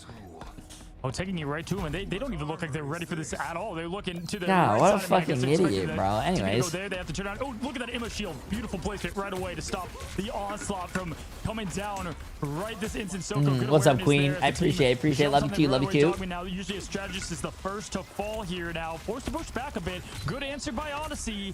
Rotating into what they need here to win, and it's going to be Somble on cap. We see him often play this when Venom's not available. I also really like the way that they were able to retaliate by just peeling away, navigating a way to get out of their line of sight right out of that portal and still hold split positioning to focus, have the focus from Intergalactic to split that up as Dell was the first one to go out. Soko. Yo, Queen! I appreciate the massive prime sub. Welcome, welcome. I appreciate it. In the lovely grasp of Emma Frost. Yeah, glad to be back on Mother, right? Absolutely where he works best. I love how people try to shit talk Jay and they get offended when chat shits on him. It's not even about shit talking, bro. Only because you roasted it, dude. I mean, listen, I treat people the way they treat others. Listen, if you want to be an asshole, I'm gonna be an asshole right back. Like, what that guy? So if you came in here and told me to play Overwatch, I'd be like, hey, you know what? That's cool. I'll probably check it out. But if you come in here, tell me to play Overwatch, and you make fun of someone's fucking weight or looks or anything, like. Okay, Blur still gets Baser, but Self was still out here with the activated. So fucking stupid, bro. Available. So Odyssey. Heisen, shut the hell up. And Fidel also going out twice very early on in that fight has kind of halted out that ultimate. So Doomed, even though finding 2, is back to the drawing board for Intergalactic. Yeah, you know, Starlord has jetpacks, so you gotta throw him a bit more off than that. I almost think that was nearly worth a jump off. I mean, it's tough. It's always a tough call on where you are momentum-wise, but Soko found his way back, was able to get rid of Dogman as well, because the focus was pushed back there, so just a rough call for the team. Zaytex going legendary here, the visual boundary to match, and the momentum to come with it. Doom throwing down the pressure. This is gonna be their ticket to get in here. Minute 45, not a lot of ults to last after this. Show on, Vicky, as we're game on, flame on, and they are just trying their best now with a big Agamotto from Dong. Nice patient wait too for the fate of both worlds, just waiting at the very end to allow Soko to shine with the Cyanide Seduction 2 on top of it all. And then you have the other side with Hoffman having that. I got Intergalactic, they're locked. They look like a different team. Because Doomed is on the hunt, dives right on top. I don't know right now though. They're yeah. 6th row. Appreciate the massive new tier 1 sub, my friend. Yeah, Self used the revival earlier, and so now you have everything momentum-wise for Intergalactic. Tick, tick, tick. They are going to stall a bit here, though. Now with the momentum, throwing up the whirlpool, trying to find some big value. Just going to go for the poor Invisible Woman that cannot get out of there. But we have the trade-in pools. It's Jaws v. Jaws. It's strategist v. strategist. Can they get them at least? They're just going to tick this down as much. Wait. I didn't get to see. Are they killing the Luna? Are we? I think Intergalactic caps this, but they barely capped it. Because Doomed is going uncontested in the sky. He is on fire right now, literally. Yeah, absolutely. Did you hear that Minecraft has a new DLC as Dragon Ball Z, J3? No, that's not fucking true. That's like one of the most random collaborations I've ever heard of, bro. has had this ult for what seems like an eternity. That's like saying Overwatch is gonna do a collaboration with Marvel. You know what would be really funny? If Overwatch did a collaboration with DC. That would be fucking hilarious. But it's true, there's no way. There's no way that Minecraft is doing a collaboration. Is Minecraft doing a collaboration with Minecraft and Dragon Ball Z DLC announced for Bedrock Edition? What? Exact res, and it shows good patience there. Blue getting big hits, but doesn't matter as they all come back fully loaded now. Zatex and Baser can respond pretty quickly here, but it is going to be Blur that's throwing out the imprisonment. The show. That means Overwatch needs to do a DC collaboration. For the collapse now, Zatex legendary up, Soulbound out, forces the invisible boundary. Great job there. Fidel also with the Elim right after the pop. Fidel has had enough, waited with the invisible boundary to counter that of the Star-Lord legendary, and with the sign of seduction, everyone's okay. Chat, focus up. We got a lot. Stop talking about other games. We have Marvel rivals to talk about. To make some plays here with the It's Jeff, but Self does self-resurrect himself here together with the rest of Odyssey to follow for momentum. I just saw like 50 graphic cards die right there as there's so much on the screen at once now. Trying to keep this defense held. Sombra doing a good job. Just keeping that card not moving. Zaytex now trying to get a little bit of the strategist out of this fight, but it's nice job from Doom, realizing he's on the top. Seduction out here from Soko. Gets a lot of them now and trying. Someone's got to capitalize on what is a 4-piece of Seduction. Blur, though, no, gets the trade. Oh my god, Bree. Tell me more. Tell me more. Able to get much done here, too, because of these group walls. It's a lot of damage pressure. Blur does get stunned ever so slightly, though, but they have so many ultimates here. And with the Born Again called in from Self, that's a green light here for Intergalactic. It's going to be big with Flamay getting the It's Jeff. Yeah, that's what you want to see there, as now Self is going to be spit out away from his team, but does stay alive, which is important. Zaytex Lock in Unk. Bro, I'm not even... No, bro, TTK has to be a bot right now. This guy probably paid for a service for, like, to randomly go in his friends' channels and type in random messages, bro. TTK has to be a bot. Where's his dad at? Because I'm pretty sure that's not TTK. That has to be, like, the cat typing or something. And now Doom still finds Self, but you have to imagine Zaytex. Oh, shit! Doctor Strange. It's just the portal to retouch. Accidentally did. I accidentally made you mod for Oops. Born Again, the karmic revival from Hawk. It is. He's in his room. Comes in overtime before they get to that next checkpoint. Yeah, overtime is on the clock here. Hoffman can keep this team alive, but doesn't get a lot of value from revive standpoints here. But Doom trying to do it by himself. 47.2 left. Momentum gets doomed out of here. Their biggest threat. Yo, come on, Odyssey. I need Odyssey to hold this. Building up what he can for the Agamotto. Self is close to that resurrection. Keep your eyes there, folks. Now, as this team is just trying to struggle to hold this defensive line, it's Dogman out. Now it's going to be the Jeff Flamay with yet another ult, trying to get something working. And bro, if Intergalactic wins this, and clearing up this point, Dogman once again proving this is going to be one of the biggest, I think, upsets of the remnants of Odyssey. And Flamay doing such a great job as well. Flamay now going over to Luna. Yeah, my bad. I like this change from Self going from Adam. You just get a lot there. A lot from Self there on Adam for this particular matchup. Zaytex trying to match what Doomed is doing to the team. Star-Lord swap too, so a lot of swaps.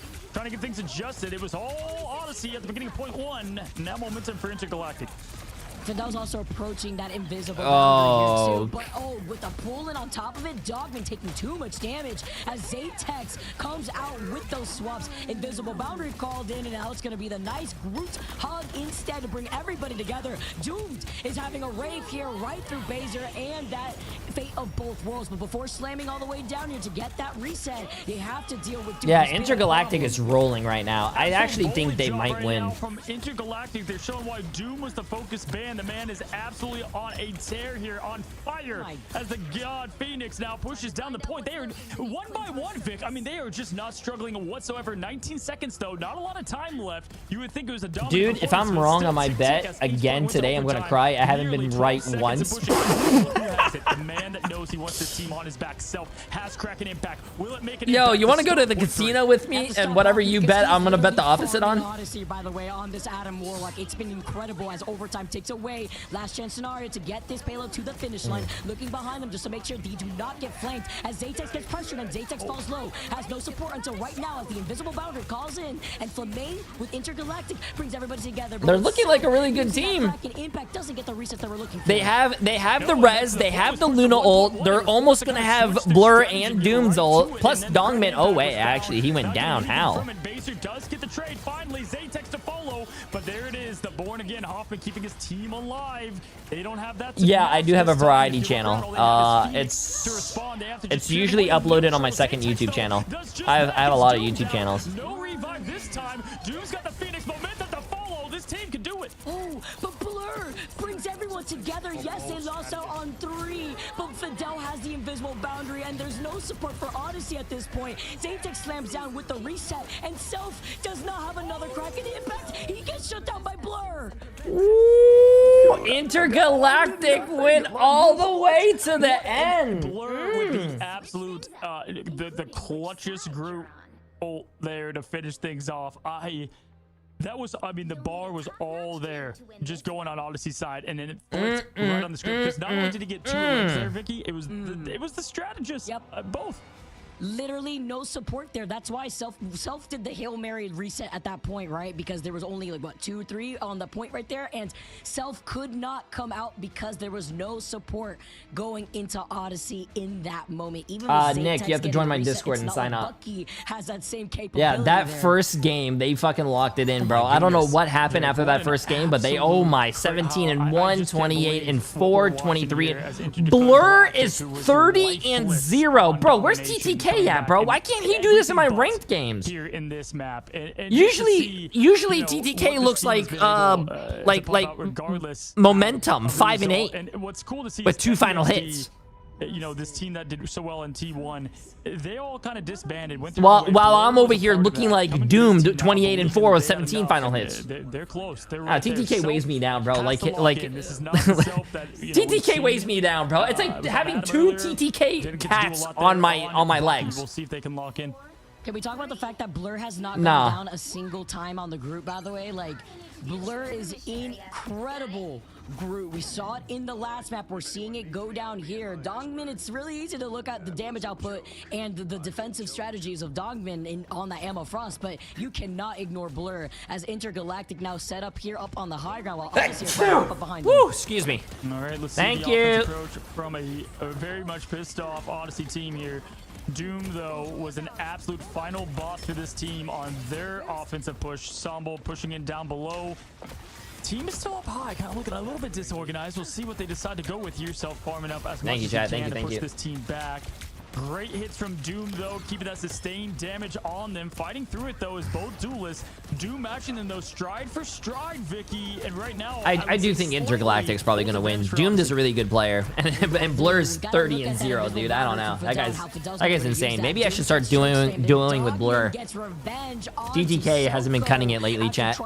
He hasn't been waking up to duo. He's, you know, going negative in his ranked games. And no, Odyssey just fully resets completely. I mean, after that, you can't go on without Soko, so they're resetting completely. 2 minutes, 47 seconds. Self, Zaytex have what they need. They can get plenty from that. You know, if you can open up with Zaytex, you're able to at least get the reset from Self and go from there. Fideldo's ready. He is, you know, fingers on the cue there to get this team safe and sound. Doom looking for more. It'd be up to Zaytex to shut down that invisible woman with that Phoenix ultimate and then a follow-up potential from Self to start things off with the Kraken impact. But Soko going down first again. Nice. Nothing with the reset here with the Zaytex Phoenix ultimate. They get stunned. Nah, I think Odyssey is tilted, bro. I think Odyssey is tilted. The vanguards. They do not look like the team that won the first map.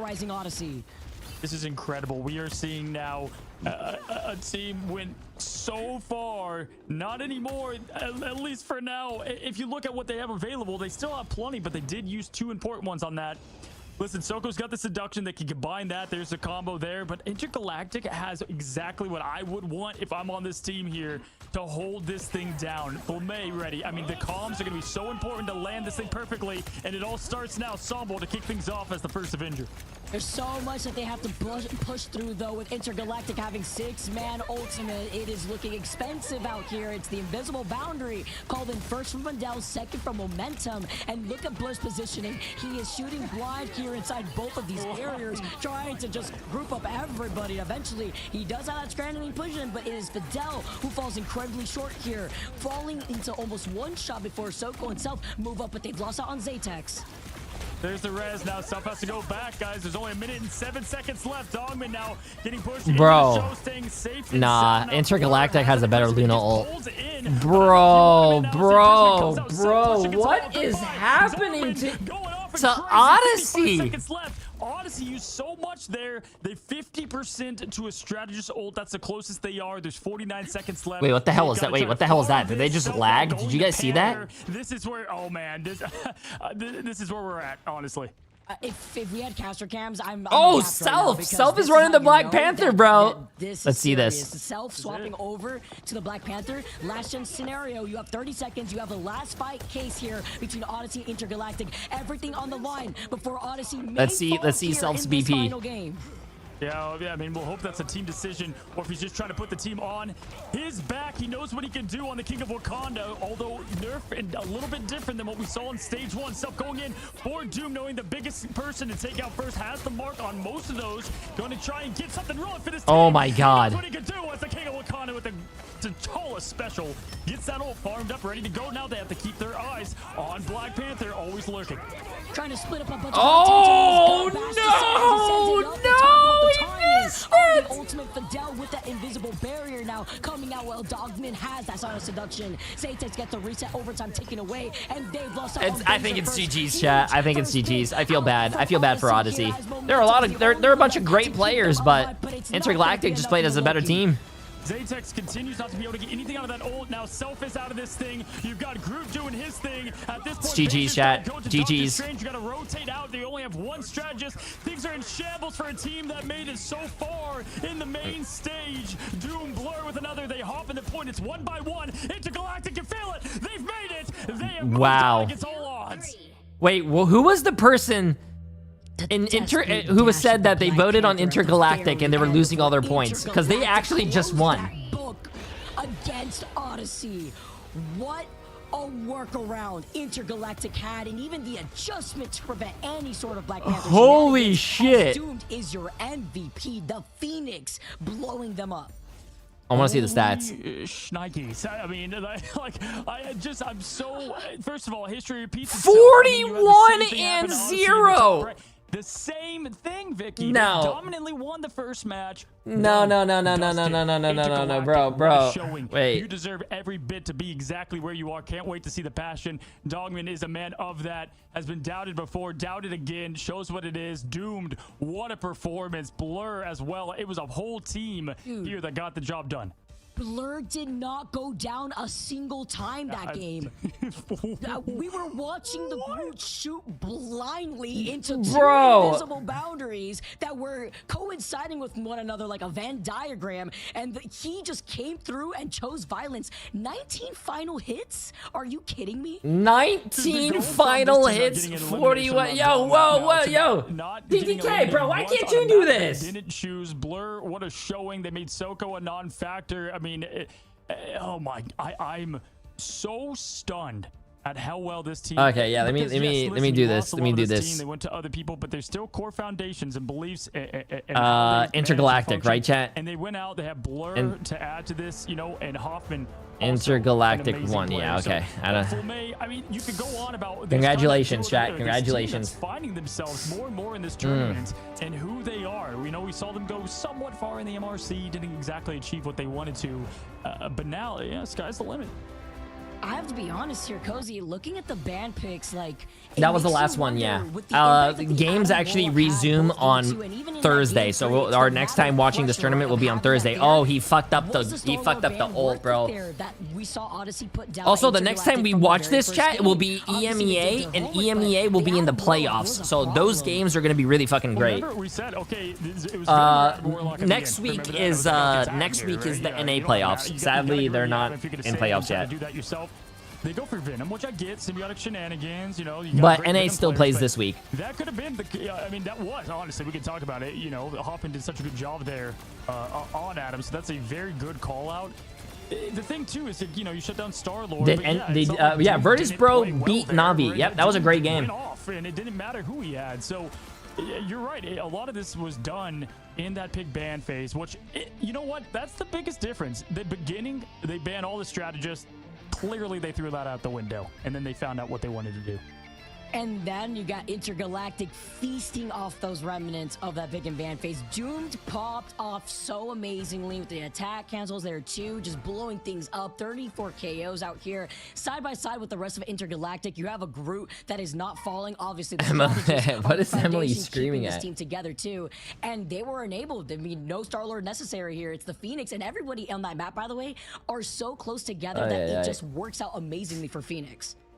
I spent so long today looking at these teams and trying to like break down, like I knew this was gonna be the toughest time to pick predictions, and like we saw it right here. I mean, we saw exactly two teams now who Alani win was the same. They won the first, and Best of 3. You know how hard it is in best of 3, Vicky, to go down 1 and then you continue to go and move on. As we welcome in, we have our interview ready to go here, and I can't wait to talk to this team as we welcome in Dogman, who we've talked to before. How you doing, buddy, after what is an insane comeback?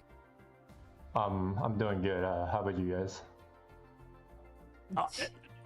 Astonished, but in the best way possible. It really felt like to me, Dongman, as I even try to find the words for questions.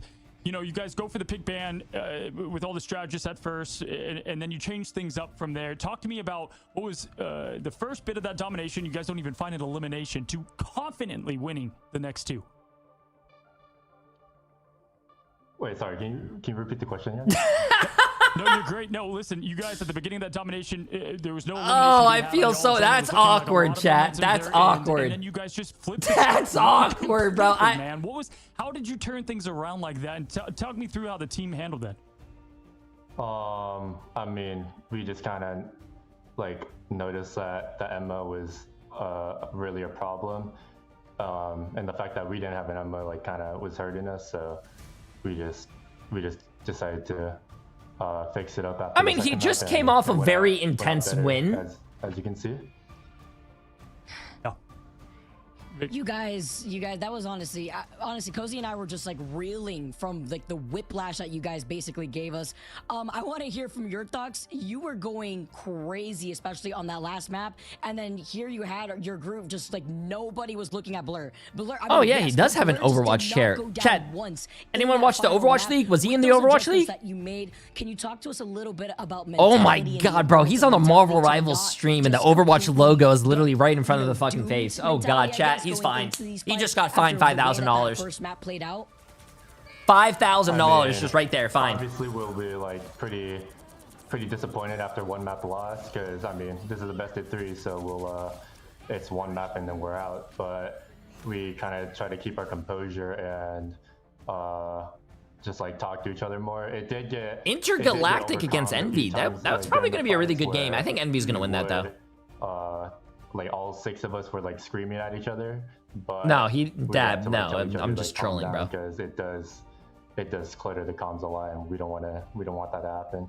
We need to hear each other like clearly. Listen, Dogman, what I think is really cool, and if memory serves me right, I mean, first of all, you've been here before, right? You have seen quite literally, you guys were seconds away going to Shroud X when you guys were that team, right? From going to China. Oh, Groot has always been a great tank. That took that Groot opportunity away from you as gets his ult very fast, and plus his ult is very strong. He's really good. Yeah, the games are over. More calm, cool, and collected. But can you walk me through how this roster came together? You lose Vision, you lose Impunity, or you guys at least they're not with you guys anymore. You bring in Blur from Techie. This is a really cool roster. How did this happen? I mean, we were planning to make changes after, but we decided to scout other players like Blur, which I think was a really good pickup, because I think he's probably one of the best main tanks I played with. He's a really flexible player, and I do think his Venom and Cap are close to unmatched. So I will give him respect for that. Oh, good, man. I love that. Can I ask you, you know, at one point, audience, I'm telling you this because it's amazing. We had audience pick 13%. Only 13% picked you guys to win map 2. And then you go and you win. I mean, you win and then you win confidently. Does no one believing in you give you guys the fuel like that you need? Do you even need that fuel? Damn. Does that inspire you guys at how far this team can go? I mean, it does like we do see the predictions of everyone, and bro, it doesn't like demoralize us everything, but we do want to like prove them wrong, obviously. Why would you look at predictions, or why would you look at chat before your game? That's never a good idea. That's never a good idea. A lot of you guys, you've been here, done that in this, you know, Ignite. Hopefully the story changes for y'all, but what a way to come out, face the brink of elimination, and where you are today. So congrats. Want to give you congrats to you, your whole team, and look forward to what is for you the rematch against Envy. But you guys going against Envy here. He's not stream sniping them. These streams are like Awesome. 3-minute That delayed. was Dongman here with Intergalactic, and If not, probably even more. you know, Like, gassed there's a from big what was delay a, on the you stream, know, so they can't a literally crazy stream snipe. match where, you know what? He's like, yeah, I expected this, and that's where I want to be. But I'm just gonna be honest with you. If you're like when people participate in my content, like for Elo Hell, for an example, never read chat. Chat are always assholes, and they're gonna make fun of you. They're gonna say every single mistake that you make. They're gonna make fun of you for. Oh, it's bad for the mental, bro. And handling this as more experienced vets. It's bad. It's bad. Man, I'm shocked. That was a big win to get against a team that had a lot of momentum. And if you're the side of Odyssey, I think you're not only stunned. I think they had the thoughts that they could win this whole thing. Never mind get eliminated in the seeding stage. And so that is it's a disappointment. It's a disappointment for a team that could have gone a far way. And you know we'll have to see what comes from that team. But either way, we have Intergalactic moving on. What a day we saw from start to finish. Vicky, listen, it was not All right, chat. the best day for the caster curse here, but I think it's basically done. I think the games are basically done. Okay, friends. It has been a fun 11 hours, but I will be seeing you guys all tomorrow. Tomorrow, there is no Marvel Rivals tournament, but I will be live, and there will be a lot of ranked. So I hope you guys are ready for a lot of ranked games. It's been like a few days since I played because we've been watching this tournament, but it's going to be a lot of fun. I hope you guys are going to be here. But I hope you guys are definitely gonna be here though. Also, like I said, if you guys are very interested, EMEA, which is basically EU, all those games are gonna start. Playoffs start Thursday. And NA also plays on Thursday, but they're not the playoffs yet. Playoffs for NA are gonna be next week, Thursday. So just as a heads up. But chat, I love you guys. I appreciate you guys all for being here. Everyone that followed the stream, appreciate it. Everyone that subbed, the resubbed, the gifted subs, you guys are absolutely insane. I hope you guys all have a great day and the rest of your weekend, which is basically almost over. And I will... Yeah, I don't know, chat. I don't know. I love you guys. Thank you.